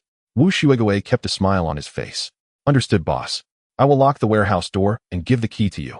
After he spoke, a shadow passed through his eyes. Is he claiming it for himself? What will become of the 400 or 500 people living in the cavern afterward? Zhao Yin and Wu Shuegui returned to the warehouse. Zhao Yin pointed at the dozen bundles of bamboo poles and said, distribute these immediately. Those still alive. Send a few to gather crispier vegetables. The rest, including all children aged 5 and older, are to fish. All of them to fish. Wu Shuegui stared in disbelief. Was he planning to drain the pond dry? Did you not understand? Zhao Yin's eyes narrowed. Wu Shuegui jolted upright. and hastily bowed. Yes, boss. I'll arrange it at once. He hurried out and soon returned with over a dozen sturdy middle-aged women who carried every bamboo pole out of the warehouse. Xiaoyin did not watch how they distributed the poles. Instead, he gestured towards several large cauldrons. Old Hay will deliver some rat bones to you shortly. Everyone who catches fish today will receive bone soup. Those who catch nothing get none. Xiaoyin understood well the principle to make the horse run you must feed it grass. Those rat bones, useless to him, had only been brought along to avoid waste. Though nearly meatless, the bones were heavy. Now they had become a burden for Old Hay and the other contracted beasts, reducing their combat effectiveness drastically should danger arise. Using them here was fitting, far better than letting them go to waste. Xiaoyin cared nothing for sustainable harvesting. During this brief stay, he intended to empty the pond entirely. Every last fish hauled away. Rat bone soup. Wu Shuigui blinked. Bones from those giant rats, similar to beef bones, yet even more flavorful, Xiaoyin replied. Wu Shuigui's face lit up instantly. Captain Wang's team had suffered terrible losses simply for savoring that colossal rat. Its taste had proven dangerously irresistible. Now rat bone soup awaited them. Boss, I'll relay your words exactly. I'm certain many will work tirelessly. Wu Shuigui hobbled off beaming. Xiaoyin hadn't anticipated how powerfully the rat bones would captivate. From his perspective, the bones held little value, less even than the pond's fish. But for the people trapped in the cavern, hunger had long gnawed at them, and the memory of that delicacy lingered like a haunting dream. After exiting the warehouse, Zhao Yin headed toward the earlier assembly site. Song Xiaodao and the contracted beasts had already eliminated the group of elderly men. Several women remained behind to handle the corpses. Nearby, hundreds clutched bamboo poles. Many had already unraveled threads from old garments, twisting them into makeshift twine. All they needed now was to bend iron wires, salvaged from scrap metal, into hooks, then tie them to the twine. Thus crude fishing rods were born. Boss, I've assigned 10 elderly women to care for children under 5, 30 able-bodied women to gather crispier vegetables, and equipped everyone else with fishing rods. Wu Shuigui reported. You fished like this before? Xiaoyin frowned. Forgive my humility, boss, but this is all we have. Though our gear is rudimentary, dozens fishing together can reliably yield 30 fish per day. Xiaoyin paused briefly, then called out Song Xiaodao. Yes, Xiaoyin. She approached. Issue each woman 1 strip of dried meat as bait. Anyone caught eating it will be executed immediately. Song Xiaodao acknowledged and set off with the little monkey to distribute the strips. Soon the crowd, poles in hand, marched toward the water-filled chamber ahead. Xiaoyin followed behind, observing. Within moments, the modest-sized pond was ringed tightly by 500 or 600 people. One woman cast her line without delay, and minutes later a leaping mandarin fish over a gene in weight surged from the water. Boss, what kind of meat did you give them as bait? Before, we'd fish for hours without a single bite. Fish here are notoriously reluctant, so why does yours work so well? The meat of those giant rats, Xiaoyin replied offhandedly. Wu Shuigui froze, speechless for a long moment. His boss used rat meat as fishing bait. That very meat was considered a delicacy of the highest order. Even in the pre-apocalyptic world, such extravagance would have been unthinkable. Xiaoyin, visibly pleased, strode to the woman who'd caught the fish, removed the mandarin fish from the hook, and inspected the bait. She'd merely torn a slender filament of meat and threaded it onto the iron hook. No wastage. Xiaoyin nodded. Tonight you may drink the rat bone soup. Thank you, boss. Thank you, boss. The woman bowed deeply, trembling with joy. Xiaoyin carried the fish toward the corridor, re-entered the grand hall before the warehouse, and tossed it casually to Song Xiaodao. Boil fish soup. Today's midday meal is upgraded. Wonderful. We're having fish soup. Song Xiaodao seized the fish and skipped away elated. Yet the moment she slipped beyond Zhao Yin's sightline, she retrieved a walk from Old Ox's back, then approached the group of women minding the children and asked coldly, Who among you knows how to prepare fish soup? I do too. So do I. Virtually every woman raised her hand. Before the apocalypse, they'd all been retirees, healthy enough to travel with ample leisure time spent mastering recipes aside from mahjong and square dancing. Song Xiaodao handed the wok and fish to a woman whose face was freshly washed. I'll secretly give you 1 strip of dried meat. Prepare the soup for me, but do not let Xiaoyin find out. Boss, the women gathering crispier vegetables sent me to ask, will they also receive rat bone soup tonight? Wu Shuigui asked cautiously. Xiaoyin nodded. Tell them all who labor diligently shall eat. But if even one dares conceal anything, I will slaughter them all and feed their bodies to the rats. That morning he had publicly executed the elderly men in the cruelest fashion. Surely no one dared hoard anything now. At least, not for the next 2 days. Still, Xiaoyin deliberately fostered mutual surveillance among them. Wu Shuigui shuddered. Understood, boss. He hesitated, lingering instead of departing. Do you have something else to say? Xiaoyin asked. Out of the corner of his eye, he watched Song Xiaodao, catching her idle, scheming glance. Boss, there are still some items in the warehouse. Perhaps I should hand them over. Wu Shuigue faltered. Zhao Yin turned slowly, his gaze turning icy. You've withheld things from me. He'd been too eager earlier to inspect the crispier vegetables, leaving the inventory ledger unexamined. Wu Shuigue's face flushed crimson. He dropped to his knees with a thud. Please hear me out, boss. I never meant to conceal anything. It's just, those items serve no purpose, and worse, delivering them to you might place you in grave peril. What items? Zhao Yin's curiosity stirred. He studied Wu Shuigue's evasive eyes, and instantly grasped the truth. The man feared being misjudged as treacherous. Had he truly intended deception, he would never have risked revealing it now. Wu Shuigue withdrew a fist-sized tattered cloth bundle from his pocket and offered it reverently with both hands. You may find this hard to believe, boss, but inside the heads of those zombies lie two kinds of stones, one transparent, the other blood red. The transparent ones are inert. But crack open a blood red stone and something appears out of thin air, sometimes food, sometimes water, and sometimes poison. Zhao Yin's pupils contracted sharply. Blood red stones. That was stellar crystals, the very essence of starlight condensed. So, they discovered their secret long ago. Zhao Yin took the tattered cloth bag and directly opened it, revealing 2 vials of potions, a pink pill, and over 100 spirit crystals. Wu Shuigue pointed at the spirit crystals and said, at first, Team Leader Wang conducted an experiment where someone broke open a piece, and as a result, that person turned into a zombie. Upon hearing this, Zhao Yin immediately recalled certain events from his past life. Once a spirit crystal is broken, it releases energy, and those who have not used evolution potions to unlock their potential simply cannot withstand it. If one blindly breaks open spirit crystals, most people will instantly turn into zombies, with only a very few retaining some consciousness, becoming monsters that are neither human nor undead. They possess human intelligence, yet have completely lost their humanity. Feeding on fresh flesh, they can also grow stronger by relying on spirit crystals, their power formidable, and their growth rate even surpassing that of ordinary zombies. Later survivors gave them a terrifying name, the corpse demons. However, the number of corpse demons is extremely rare. Thus, in his past life, when Zhao Yin learned of their existence, it was already the 7th year of the apocalypse. Before he could learn more, he died. He activated his true sight. Evolution Potion Grade E Basic Potion Type. After consumption, it can unlock a grade evolution genes for the evolutionist, granting greater power. Zhao Yin's hands trembled. This was precisely what he needed most. In his previous life, Zhao Yin deliberately remained at grade E for over half a year without advancing solely to find a grade evolution potion, yet in the end, he still regretfully stepped into grade D. Once a survivor surpasses the potion's grade, no amount of consumption can make up for it. He thought it would take a long time to find a grade evolution potion, or that he would face the same situation as in his past life, but unexpectedly, by sheer chance, he obtained the coveted item. Zhao Yin forced himself to calm down and looked at the next vial of potion. Gifted Ability Potion Grade A Advanced Lightning System Potion Type. After consumption, it unlocks the hidden gifted ability in the bloodline of the evolutionist lightning system, a grade. Zhao Yin suddenly felt a bit breathless, and the previously calm emotions surged again. His face gradually flushed. At this moment, even Zhao Yin's willpower felt dazed. What luck is this? In terms of rarity, this vial of ability potion could easily overshadow a grade evolution potion by 1,000 streets. It is truly a treasure that one seeks, yet cannot obtain. In the 7 years of his previous life, Zhao Yin had only obtained a great ability, the true sight. Even Lin Tianfeng only gained a second ability after becoming a contract master, and it was merely a grade power type. This illustrates how rare ability potions are. They cannot simply be acquired with resources or power. It all depends on fate. Anyone who obtains an ability potion would never sell it.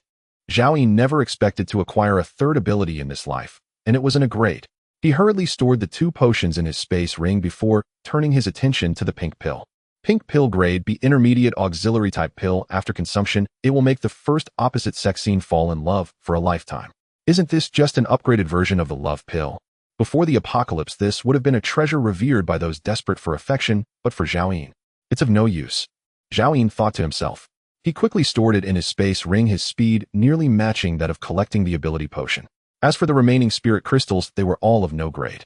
Thus, Zhao Yin speculated that the earlier cave guard team had ventured out to slay zombies right as the outbreak began, relying on sheer numbers. Zhao Yin walked from 5 kilometers away and did not see large hordes of zombies along the way, or it must have been their doing. Otherwise, with the strength of the cave guard team, and without evolutionists, it would be difficult for them to deal with zombies above grade F, let alone obtain star crystals. At this moment, Wu Shuigue noticed that the items in Zhao Yin's hands had suddenly disappeared. He was only slightly surprised before returning to normal. He had already grown accustomed to the mysteries surrounding this young man. Boss, those potions are very dangerous. You must be careful. In the past, we had another potion, and after Team Leader Wang had someone consume it, that person bled from all 7 orifices and died in the blink of an eye.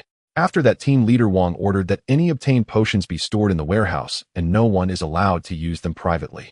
At this moment, Zhao Yin understood that bottle was likely also an evolution potion, at least above grade. That person wasn't even an evolutionist, and recklessly consuming such a high-grade potion would undoubtedly lead to death. In fact, the evolution potions obtained from star crystals are predominantly grade F. Otherwise, how could those evolutionists without true sight not have perished? While Zhao Yin lamented the loss of that potion, he secretly sighed, unsure whether to say that the guard team had bad luck or that they had too much luck.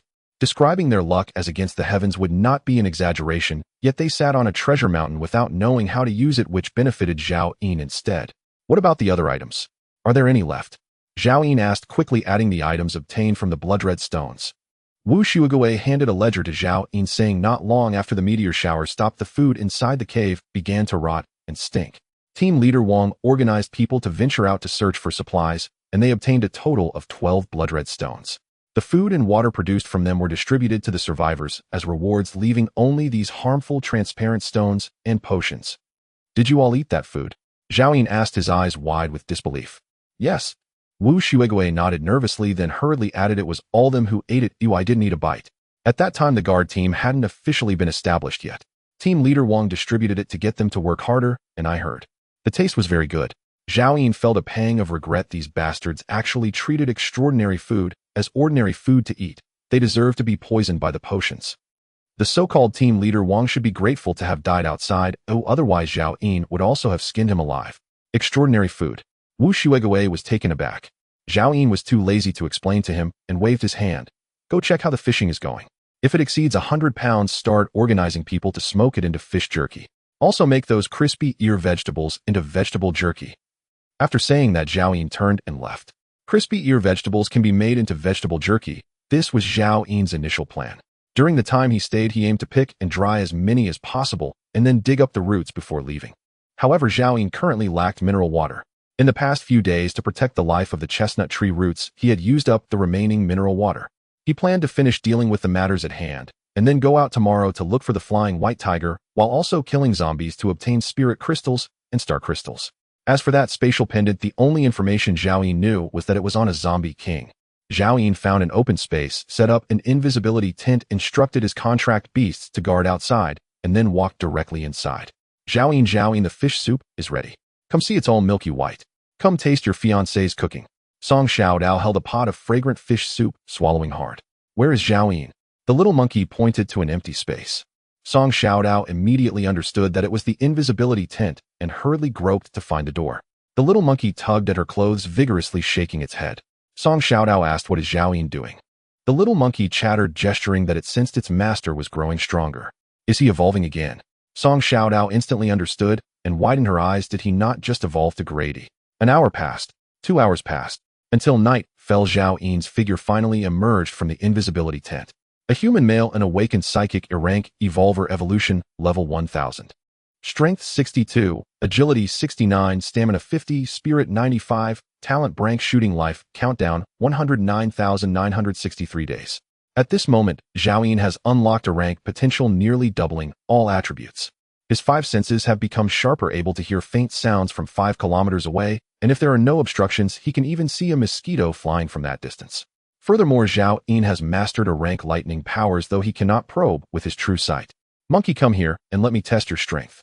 Zhao Yin said cheerfully. In fact, he had never possessed combat-type abilities, always hesitant in his act. At this moment, he felt as if he had completely revitalized. Master, are you really sure? The little monkey hurriedly asked in thought. I'm afraid I can't control my strength. What if I hurt the master? I have chestnut leaves for healing. If you defeat me, I'll reward you with 5 franc corpse crystals. Zhao Yin said. The little monkey was instantly excited. Now the master's reward was no longer just resources, but recognition and love. Master, please make your move. Let the little monkey experience your overwhelming strength. Zhao Yin stopped talking and swung a punch toward the little monkey's shoulder, using 7 parts of his strength. Bang! The little monkey stumbled back a step, wide-eyed, as it looked at Zhao Yin. It remembered that the master hadn't had such strength before. Unleash your powers and attack me with full force. Zhao Ying commanded. In the next moment, he swung another punch at the little monkey. Roar. Master, be careful. The little monkey activated its giant transformation ability and punched towards Zhao Ying.